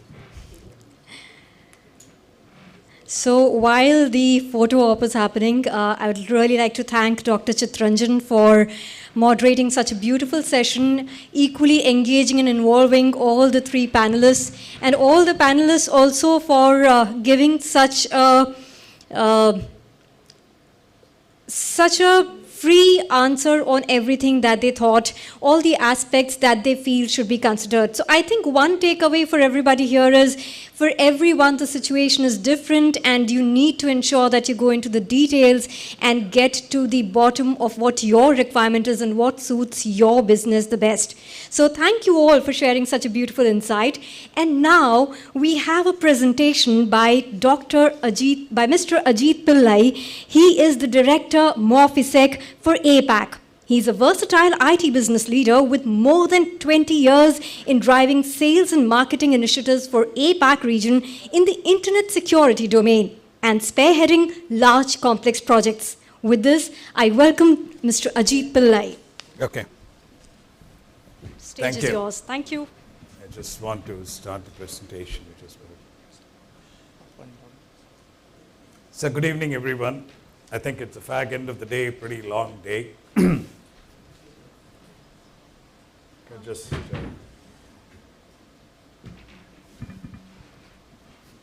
could you make it into a presentation mode, please. I have to ask them. Can you make this in a presentation mode? It is in presentation mode. Okay. So while this is happening, I just want to give you some insights on Morphisec. Some of you know this. So Morphisec, we are primarily into security. As I'm standing here, the data security solutions is being released in RSA conference in SFO. So I'm taking this opportunity to actually introduce that. So what I want to talk is primarily around the Linux servers. We talk about security, we talk about everything, at endpoints, at servers, but Linux is something which is actually catching out. So let me quickly take everyone to the same page. What do? We bring IT and security executives peace of mind. And that's when breach prevention is what we are talking about. There are a lot of panelists who talked about monitoring, moving from the cloud, a lot of insights. Thank you for the earlier session. So I'm not going to, I'll just quickly get on to the core. Linux is everywhere. We have been talking about security protection on cloud, hybrid, and all that. 90% of web servers and 70% of cloud servers today are all on Linux. What is the protection mechanism for Linux? Advanced protection mechanism. The next frontier for cyber attacks is around Linux. 90% of breaches involve this Linux operating system in a kill chain. Just to brush up, in a cyber kill chain, you've got the 6 or 7 areas. It starts from reconnaissance, infiltration, exfiltration, etc. And close to 35% in 2021, all your advanced attacks are all somewhere or the other connected to Linux. And the ability to prevent Linux data breaches is actually becoming a real question mark for the cyber world. When you go and look at the protection mechanisms which are there for Linux today, it is more from a compliance perspective rather than a security perspective. And let's go back and look at this Equifax vulnerability in 2017 and what happened because of this breach. This many number of names and data has been breached. Why, how it has been breached, we'll get into those details. And what are the lessons you learned from this? The lessons what you learned in a span of close to 1 year or less than a year, we were actually struggling to figure out how to actually tackle this problem. I mean, there's a lot of details. My technical team is out there. They would actually give you much more inputs. Now, if you take a step back, we always in the security area look at the NIST framework. And today the NIST framework is extended to zero trust architecture. Every security vendor, solution provider talks about the ZTA. How do you actually manage your zero trust architecture? Now, in these 5 aspects, all the solutions have been looking from scanning, defending, giving you the intelligence. You have, if you really look at those servers, you have those EDR solutions. And it is good, but there are a lot of gaps even above the EDR. And it is actually pushing decision makers to look around staff, budgets, tools, threats, and it goes on. There's one more case which has been there, the Cilion case. Most of the US retailers you talk about across the globe, they have all been attacked or they have been breached. And today, at least in the Indian context, you have multiple such examples. Like for example, the latest one, the Log4j. I'm sure 80% of data centers have been dealing with it. And to the level that how much can we do to actually ensure and get back the business? So what are the typical Linux vulnerabilities? Just to brush up. Building simple applications is no simple task. And there are 2 areas in Linux which we talk about. One is your kernel space and the other one is your user space. Today, when you go into any kind of protection, this does not cover both. Let's say, for example, the tools are the practices which you have been putting. It just takes on a superficial way because from a feature perspective. But when you really look at from a security angle, the gaps are still there. And so what has Mofisec has been doing? We launched the solution Mofisec Night primarily for IT and OT, and we prevent many of these 0 days. We are already been a proven vendor when it comes to the Windows platform and especially on server. Then one more point which I would like to say, in a cloud workload protection platform, there are 2 areas which is becoming for many of the server protection. One is exploit prevention. Why is that we should look at that? For a simple reason, because the threats have become polymorphic. You cannot just look at only the techniques which has been used. As I said earlier, in the Mitre attack framework, it is not just techniques which is determining your security posture. It is actually the tactics. How well can you break the tactics? And that's the reason why Linux protection is becoming more and more important, not as a compliance, from a pure security perspective. So what's the solution? The solution is defense in depth. And we have this Mofisec Night, primarily for many of the latest versions of Linux. You talk about Red Hat, Amazon Linux, you talk about all that. And what we do different is that we do kernel morphing in the process. And that is how we have been able to bring in prevention. And we have been preventing almost 20,000 attacks a day, out of which we also see the Linux attacks going up in addition to whatever the Windows attacks have been there. So the bottom line is, it's not just IT we are talking about. It is the OT as well. Critical infrastructure. The thin line, we all know that IT and OT, there's a very thin line or there is no line as well. There are multiple OT, even in the Indian context. We got some 3 or 4 bigger organizations who have actually started using Linux protection, and the solution is called as Office Ignite. Financial services, who are dependent on a lot of OT, additional extra protection. Today, we are looking at security more from a compliance perspective. When you start looking at from a defense in depth, those gaps can be protected, and we have been actually following that. So what has MorphiSec got to give? MorphiSec very simply gives you a prevention platform. When you look at all other solutions, it is all about detection. I still remember close to 10 years back, Gartner came back and said, prevention is dead, and it's all going to be detection.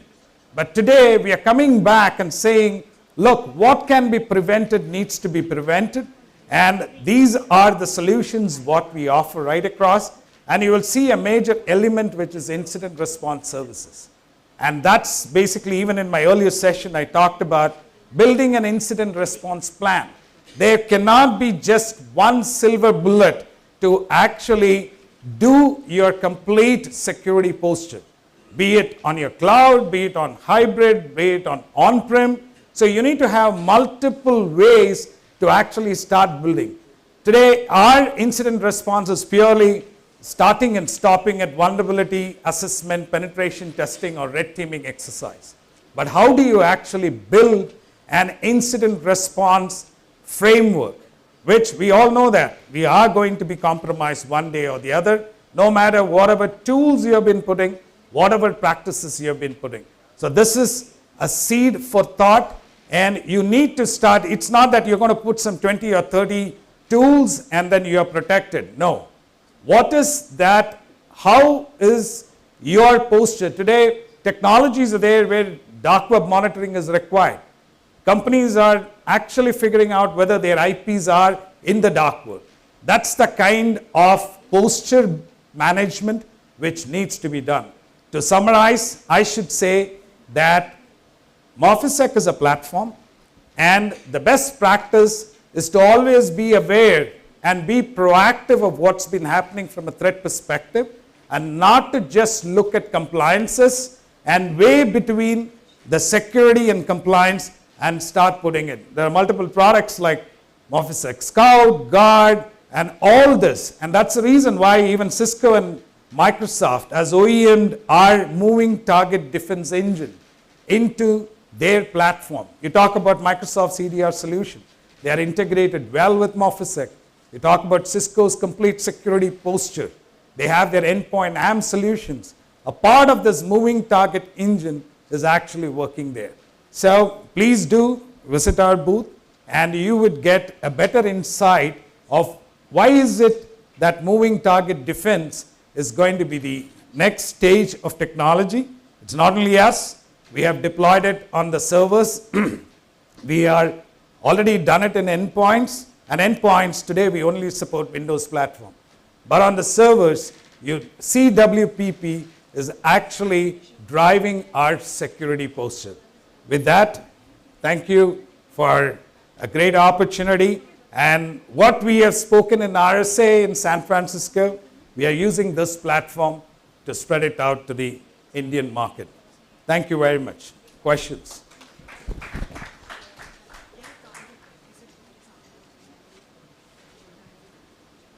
No questions? Feel free. I don't want to stand in between the award ceremony. Thank you very much, and have a rest of the evening. Thank you so much, Ajit. I think one takeaway definitely is not just protection, but solution. So I'm sure you'll probably have some customers by the end of the evening. Great. I think we're now coming to the most exciting part of this evening. And any guesses what that is? Yes, Balle Balle award functions, great. Awesome. So without any, yes please. Without any further ado, we are going to start the awards evening today. And I think we all would agree that excellence is something that doesn't just come on its own. It's a combination of so many things. It's a combination of perseverance, a sincere effort, a vision to see something beyond imagination to fruition, and definitely being driven by a much greater purpose than at an individual level. And today is an evening where we're going to welcome, appreciate, honor all these amazing individuals who have gone beyond their limits and who have achieved something that is par excellence. And for today's awards evening, which is the Data Center Summit and Awards 2022, powered by Enterprise IT World. And for this particular section of awards, may I invite Mr. Paresh Shetty to do the honors? Okay. May I then invite Mr. Amit Singh.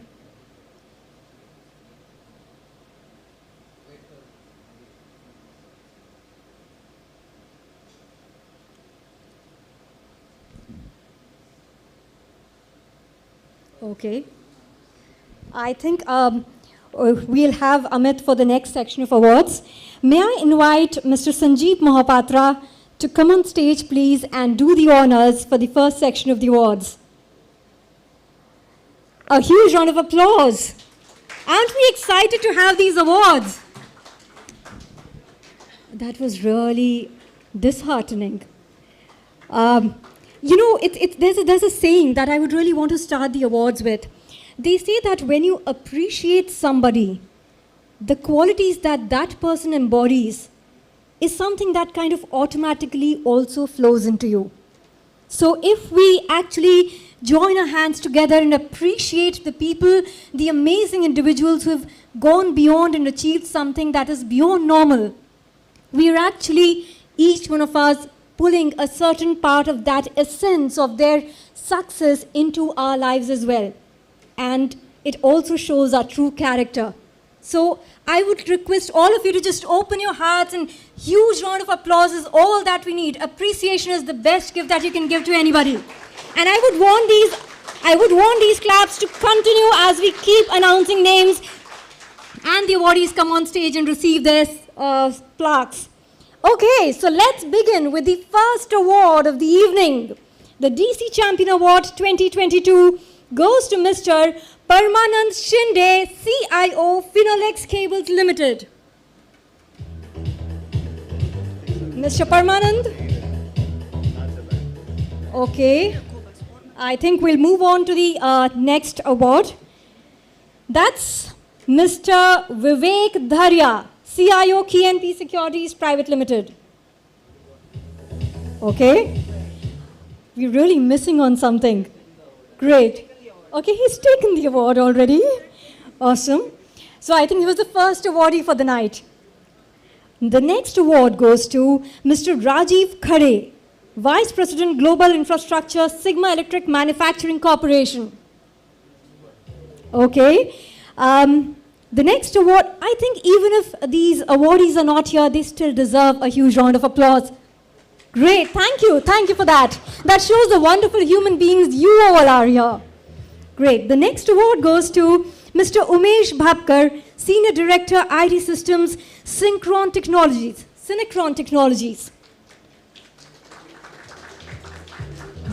Great, I love your spirit, not having the awardees here, but still appreciating them. Awesome, I'm loving it. Great, the next awardee is Mr. Manoj Kumar, CIO, Magic Bus India and Global. Okay, great. The next award, okay, he's taken the award. Next award goes to Mr. Sanjay Shirsat, IT Head Infrastructure, the Motwani Manufacturing Company Private Limited. It will be a hat trick if we don't have him here. Okay. Okay, okay. The next award goes to Mr. Deepesh Thakkar, Group CIO, Mirror Life Sciences Group. Okay, still a round of applause. I hope you're all on the virtual platform and you are seeing the appreciation that you're all receiving. The next awardee is Mr. Saurabh Tiwari, CIO IB Group. Mr. Saurabh, congratulations to you wherever you are at the moment. The next awardee, Mr. Ame Subhash Lakeshri, Associate Director, Cyber Forensics Lead. Oh, he deserves a huge round of applause for being here. Congratulations to you.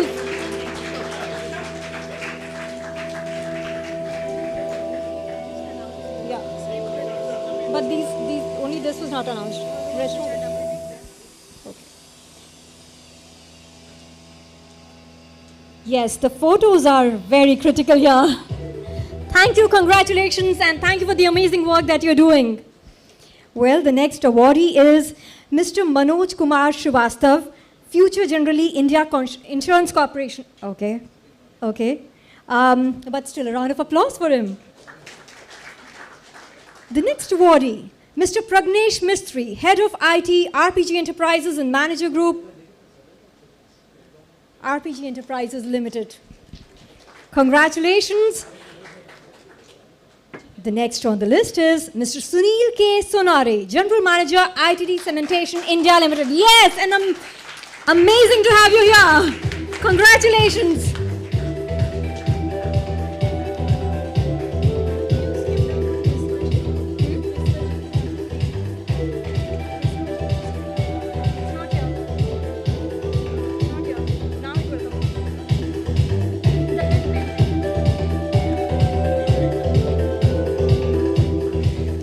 Congratulations, and we're all very proud of you. Well, the next on the list is Mr. Biswajit Mohapatra, Head Customer Solutions Management, India and South Asia, AWS. Congratulations.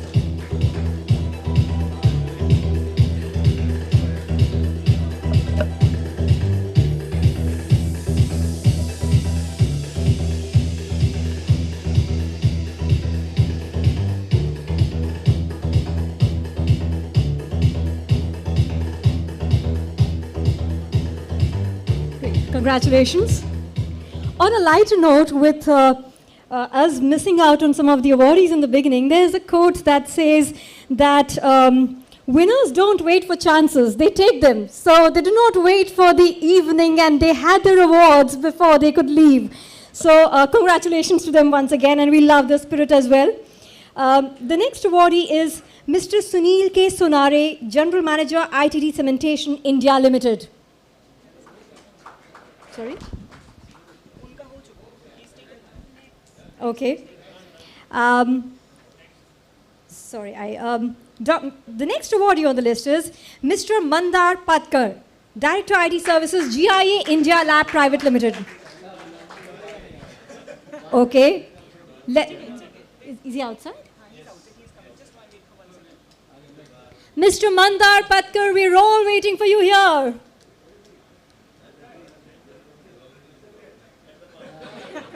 Welcome. Drum rolls, please.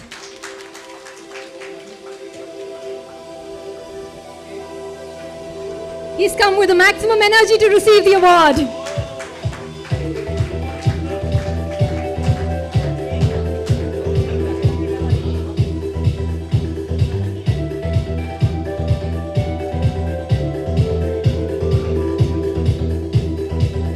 Great. Our next awardee is Mr. Austin Gomes, Associate Vice President, IT, Thomas Cook India Limited. Oh, great to have you here. A huge round of applause. They say winning means you're willing to go longer, work harder, and give more than anything else. And I'm sure that's what has brought you to the stage today. Congratulations.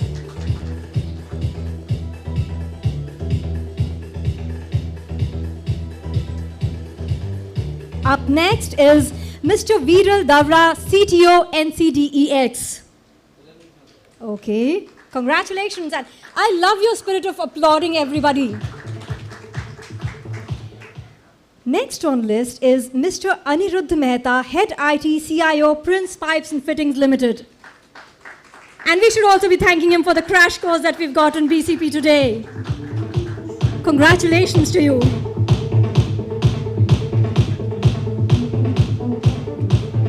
Let's have the applause continuing.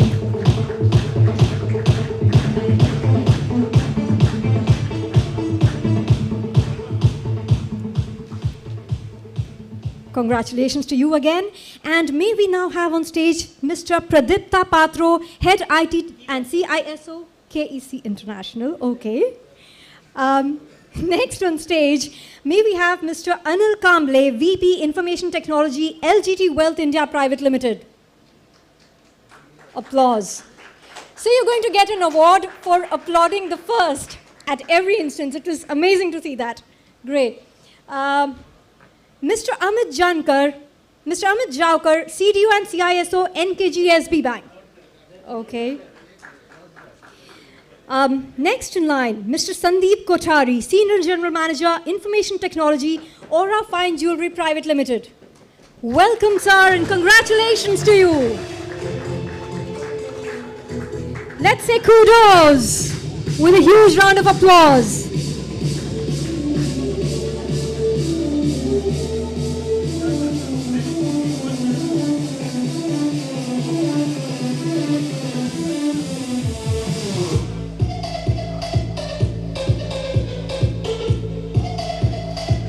Hearty congratulations to you, sir.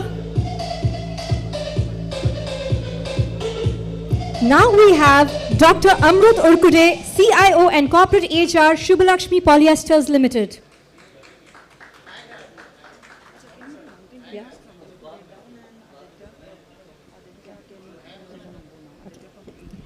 Mr. Sanjeev, thank you so much for doing the honors. And may I now request Mr. Aditya to please come on stage and do the honors for the rest of the awards. Thank you for being here.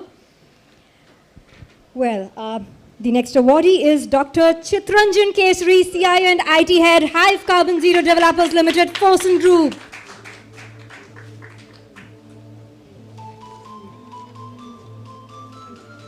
Hearty congratulations to you.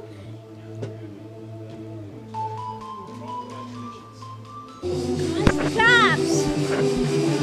Wow.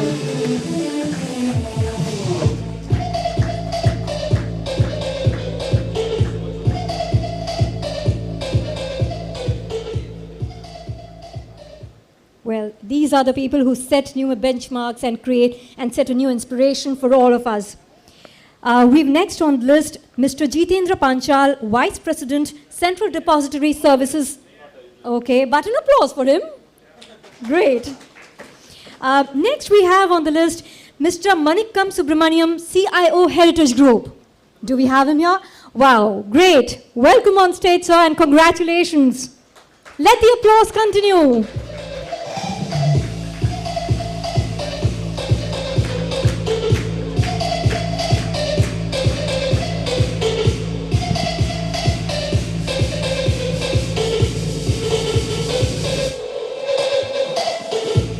Hearty congratulations to you.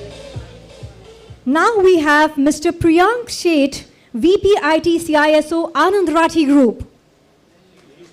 He's not there. Okay, but an applause for him. Applause to banta hai. Not everybody gets an award every day. Next we have Mr. Salim Syed, VP IT TransUnion Civil Limited. Okay, applause please. Thank you. Mr. Meheryar Patel, Group Chief Information Officer, Gina and Company. Congratulations to you, sir. Thank you for being such an amazing inspiration for everybody.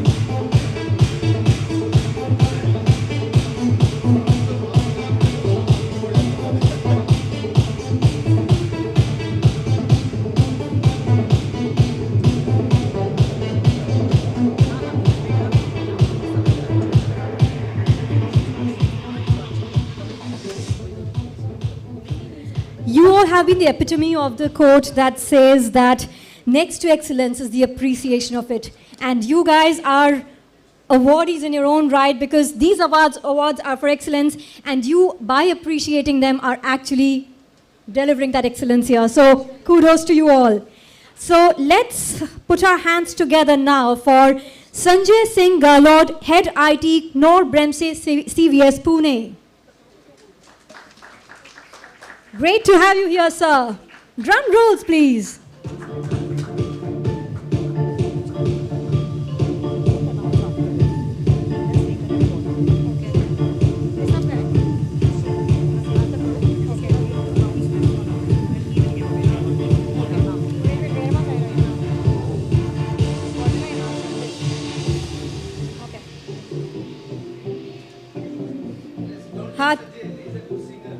Oh, you see, if you've got an award, there has to be at least a line.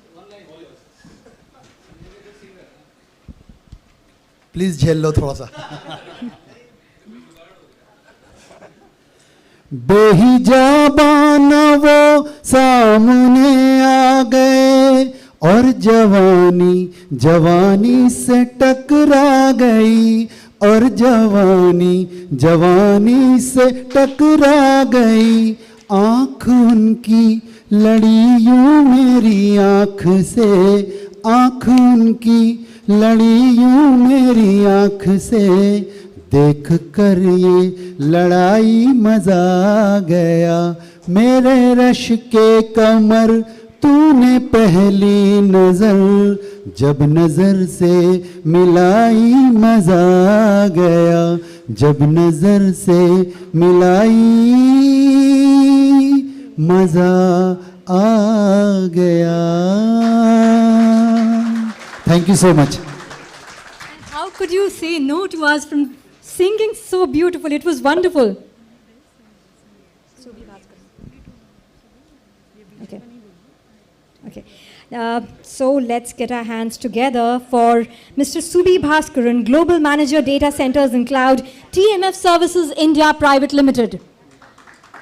Great to have you here, and thank you for being an amazing inspiration. Congratulations.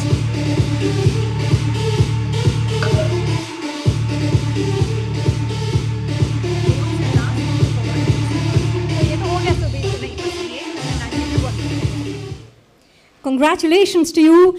And the next name that we have on the list is Mr. Jaswinder Singh, CTO, Eureka Outsourcing Services Private Limited. You have to come doing balle balle. You cannot, you have to do a balle balle here. Congratulations to you. And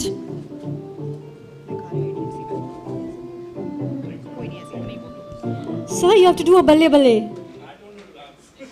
sir Punjabi को बल्ले बल्ले नहीं आता नहीं हो सकता सिर्फ आप बल्ले बल्ले करते हुए जा सकते हो yes okay that's the spirit love the spirit great thank you okay and now we have mister Amit Nikharke IDFC bank may I have you on stage awesome great congratulations for being the winner for this evening.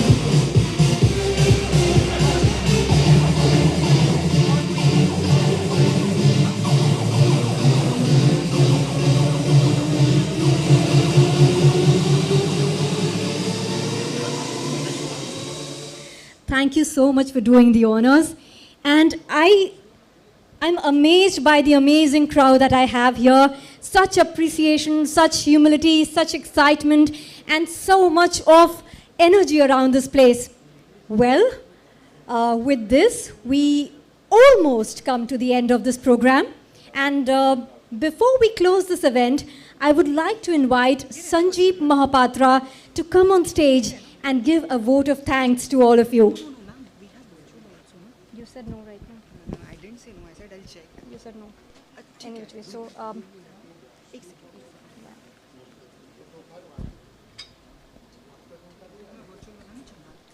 okay. There is another list of awardees that I've just received. So, Sanjeev, thank you, and we'll be inviting you again in 5 minutes.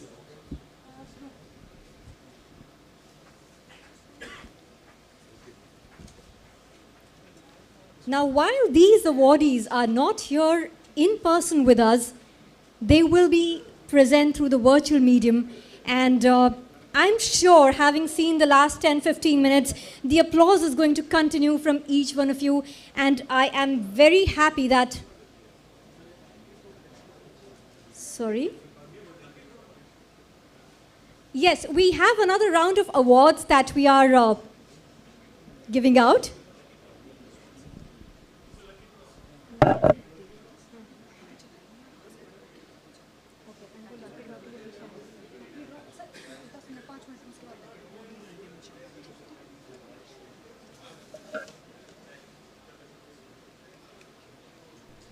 So while our screen gets ready for the awards, may I please request you all to stay seated, stay with the energy that you showed us a few minutes back, and be a part of the celebration for all the awardees, not just in person, but also in the virtual mode. Okay, so, ladies and gentlemen, here's the next round of awards. Ajay Yadav, Head IT. He is the winner of the CIO Award, Transformational CIO of the Year. May we have a huge round of applause. Ajay, congratulations.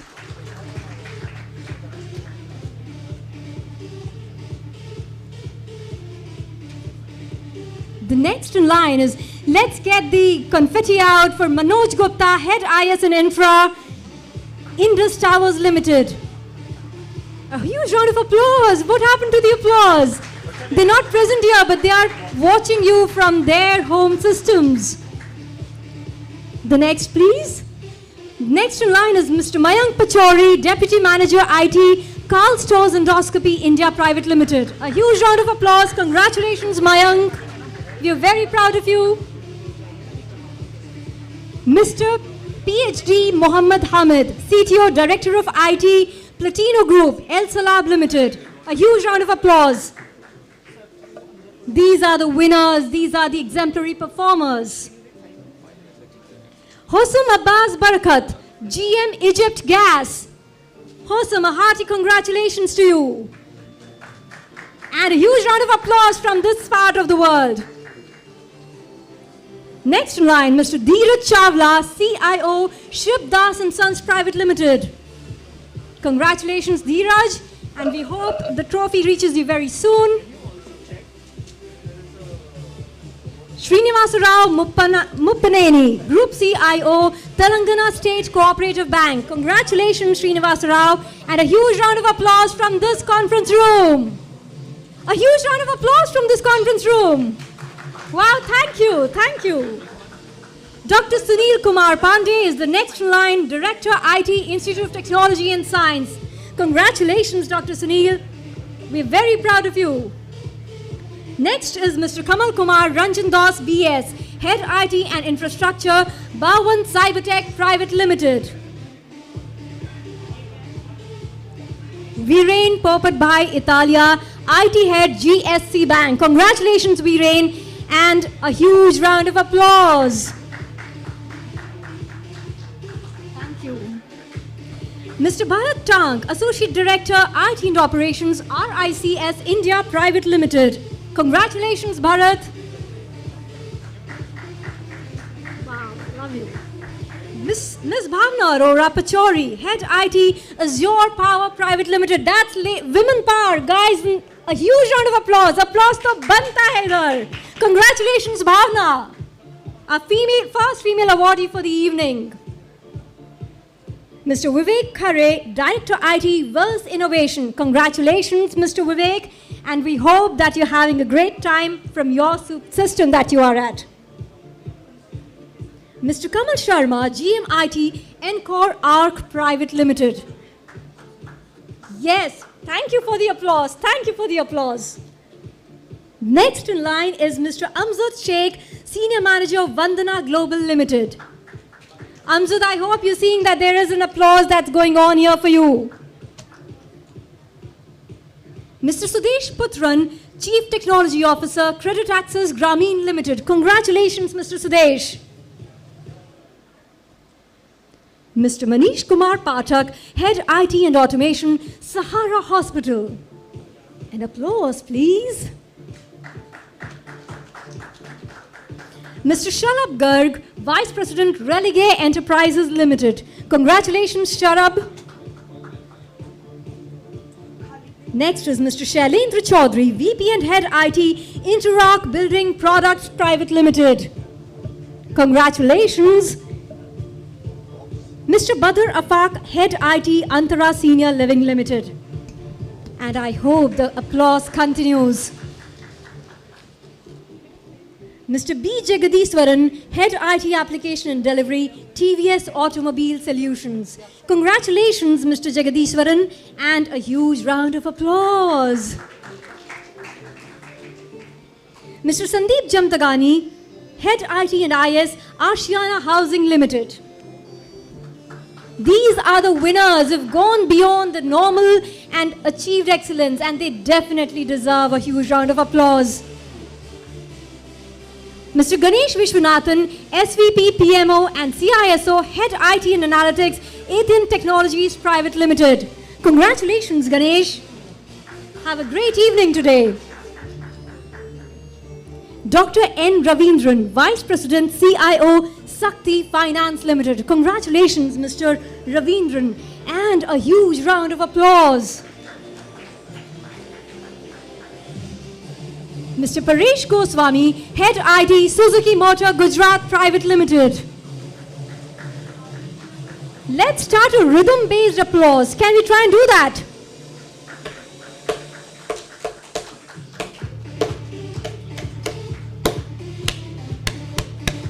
Great.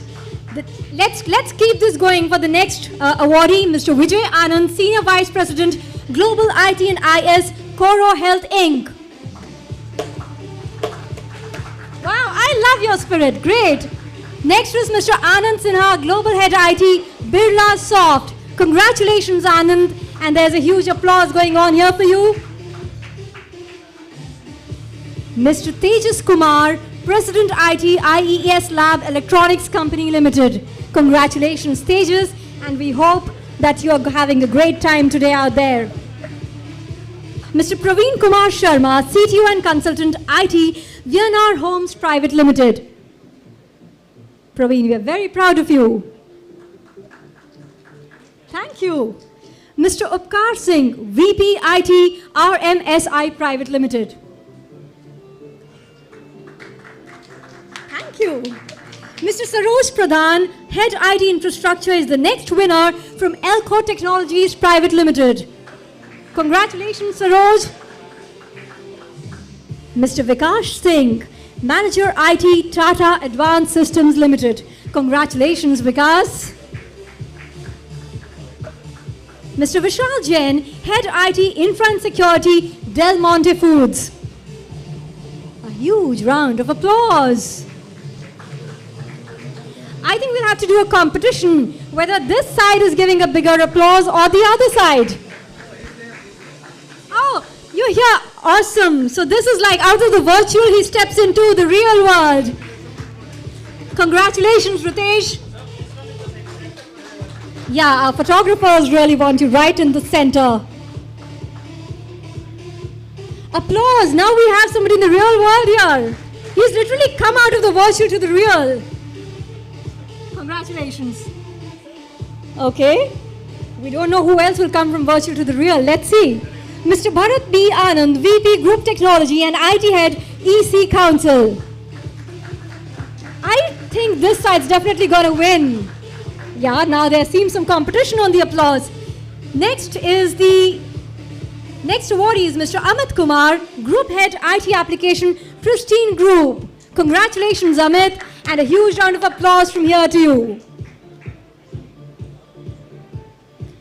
Well, next is Mr. Manmohan Goyal, Advisor IT Corporate, Tidewater Oil Company, India Limited. Congratulations, Mr. Manmohan. And yes, there is a huge round of applause for you here. Sandeep Sannyasi, Consultant CASI, Dell Technologies. And a huge round of applause. Well, get your hands together for Sharat Kumar Agrawal, CDIO, JK Tire. Sandeep Kumar Tiwari, Head of IT Business Infrastructure, BSNL, is our next awardee, and a huge round of applause.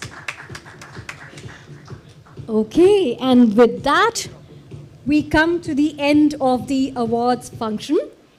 And now there's still something that you all would be interested in. Well, next is the lucky draw. And for the lucky draw,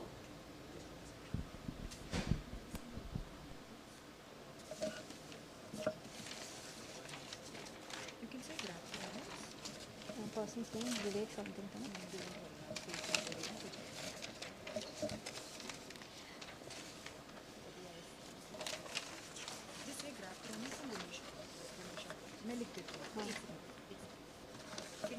Yeah. We're trying to create some suspense for you. What do you think is the next point on the agenda? Any guesses? Oh, yes, yes. You definitely have an eye on the agenda.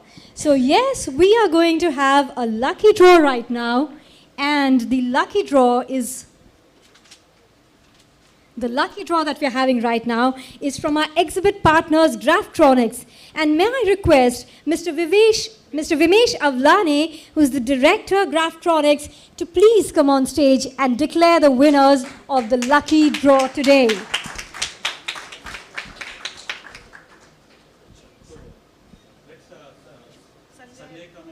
Okay, Mr. Sanjay, we request your presence on stage to... it's in your hands that the fate of the lucky winner is today. No, that's... You've been at the helm of the entire event today. You could... give it a hand.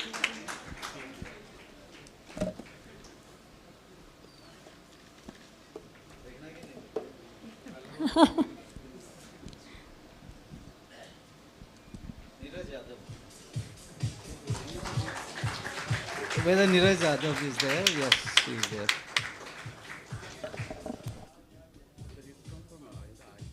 Hello.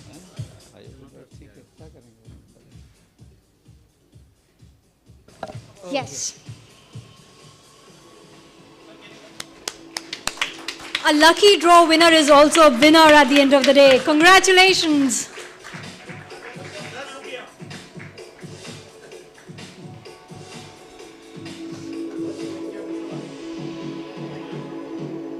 Congratulations to you.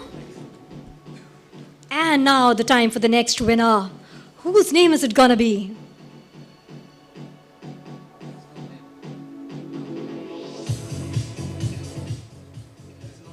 There's no name on the card. A missed opportunity.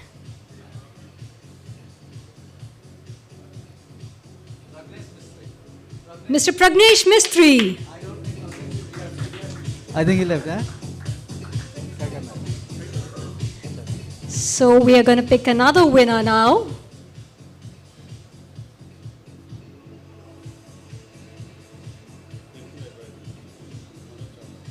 I think Manoj Chawla, whether he is here. Okay. Yes, great. Drum roll, please.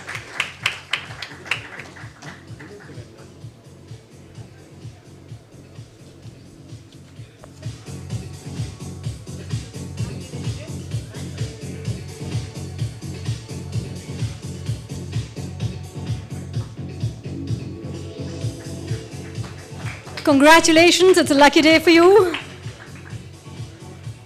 And now we have the last, who's going to be the last one who still stands a chance to win the lucky draw?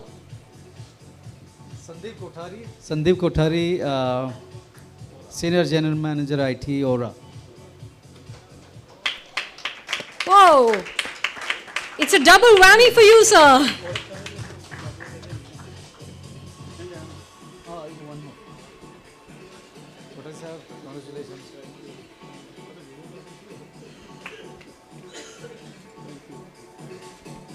Congratulations to you. So we have two more. Oh, that's a bumper offer. You've got two more lucky draw winners. Two more lucky draws, and that I will be coming and personally handing over to them at their office. So okay. This is just we have decided to do we don't, we have just decided to add 2 more. Okay, so great. We don't have right now at present with us. Sure. But we will be sending it or giving it personally to them. Right. Your prizes would come to you later. Your gifts would come to you later. But the announcement's definitely going to happen here, right now.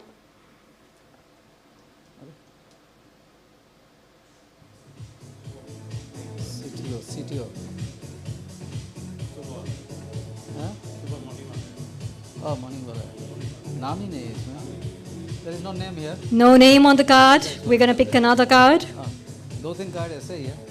Now at least write your names here when you are putting your card.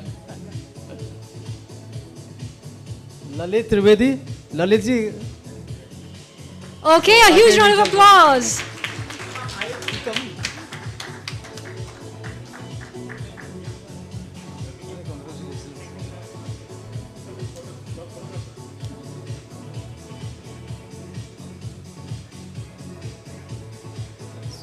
भाई आपके office में जाएंगे लेके आएंगे.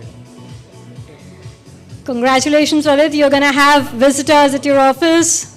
So last one. And now, finally, the last one. Who is it? No, this one doesn't have the... Another card with no name. How many cards we've received today with no names? And how many opportunities missed? Oh, this is Ritesh Gupta. What is Ritesh?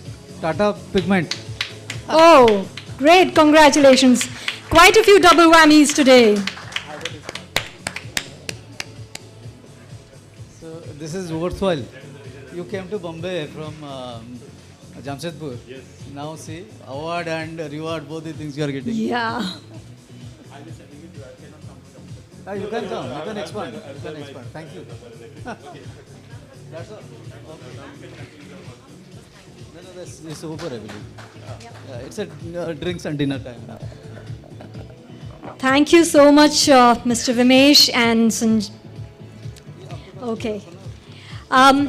So, with this, we actually come to the end of the evening, but the evening cannot be complete without a vote of thanks from Mr. Sanjeev Mohapatra. May I now really request you to come on stage and share your few words on today's evening and the function. Good evening all.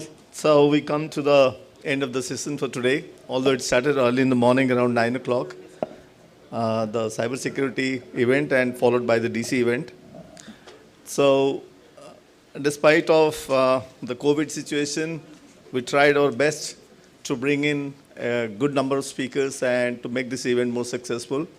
So we tried to connect people virtually on social media platform like LinkedIn and other Facebook platform. Wherever it is possible, we tried sharing link with the people and to get them connected. I'm thankful to each and everybody present here, those who took their valuable time and coming over here and being a part of this event. I'm sure these inputs are quite insightful. People who watched us from a distance, they have sent us a lot of messages by saying this event is great and very insightful and very informative. So let me thank all those panelists and all the speakers and all the audience even. So I'm thankful to each and everybody present here and those who are watching from a virtual platform. Thanks to each and every person. Let me also congratulate all the award winners, the big number of awardees, those who have received the award virtually. So let me congratulate all those award winners. So we come to an end of this event, but this is not actually the end of the event. So we will be continuing this kind of events in future more often. We have been doing these events in our pandemic time, like 2.5 years. We did a lot of online events. But as the situation is improving, we are trying to get into the physical events and the hybrid mode as well. So we will keep continuing doing events different parts of India, and also we are trying to do it out of India. So it's very easy to connect in a hybrid mode, to get good speakers globally. So that's what we are now planning to do, like we bring in good speakers and good attendees throughout the world. So our next event, of course, we'll be launching from Middle East and Dubai. So there we'll be connecting some world events are coming up. So with this, I would like to thank each and everybody. And let me also thank the sponsors of the event. So the first, our presenting partner, Control S. So let me thank Control S for being the presenting partner for this event. And let me thank our gold partner, Micron, and then silver partner, Zenlayer, and exhibit partner, Graftronics. Thank you all our sponsors. Thank you for helping us and doing this event. We'll come much more bigger event than this in the coming time. So let me also welcome you all to join us for a cocktail and dinner, and have a good night and a safe week ahead and safe days ahead. Thank you so much. I think one more award is also remaining. Yeah, thank you so much. Thank you so much, Sanjeev.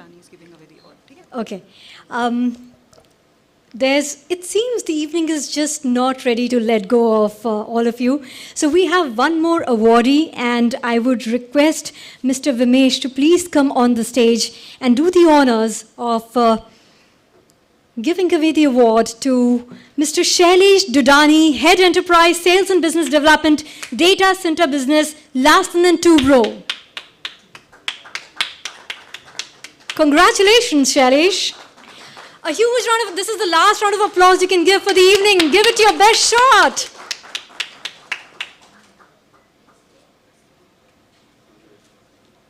Congratulations, and I hope you have a great evening. Dear audience, it was wonderful to have you here, an amazing interaction, and with this, I'll not keep you further away from the cocktails and dinner that everybody's looking out for, and this is your host for the evening, Dhruvi, signing off. God bless, stay safe, take care, and may your businesses prosper and your careers prosper. All the best, take care, good night. Thank you.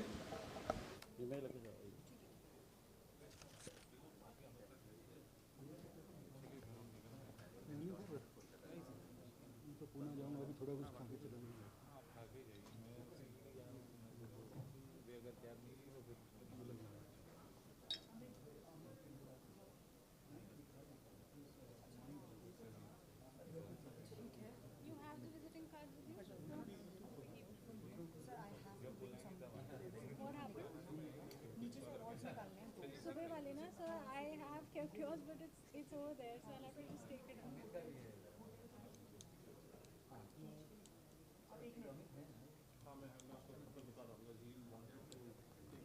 एक minute के sir फिर I'll bring somebody from hotel. अच्छा listen Tanu keep it here. अब देखो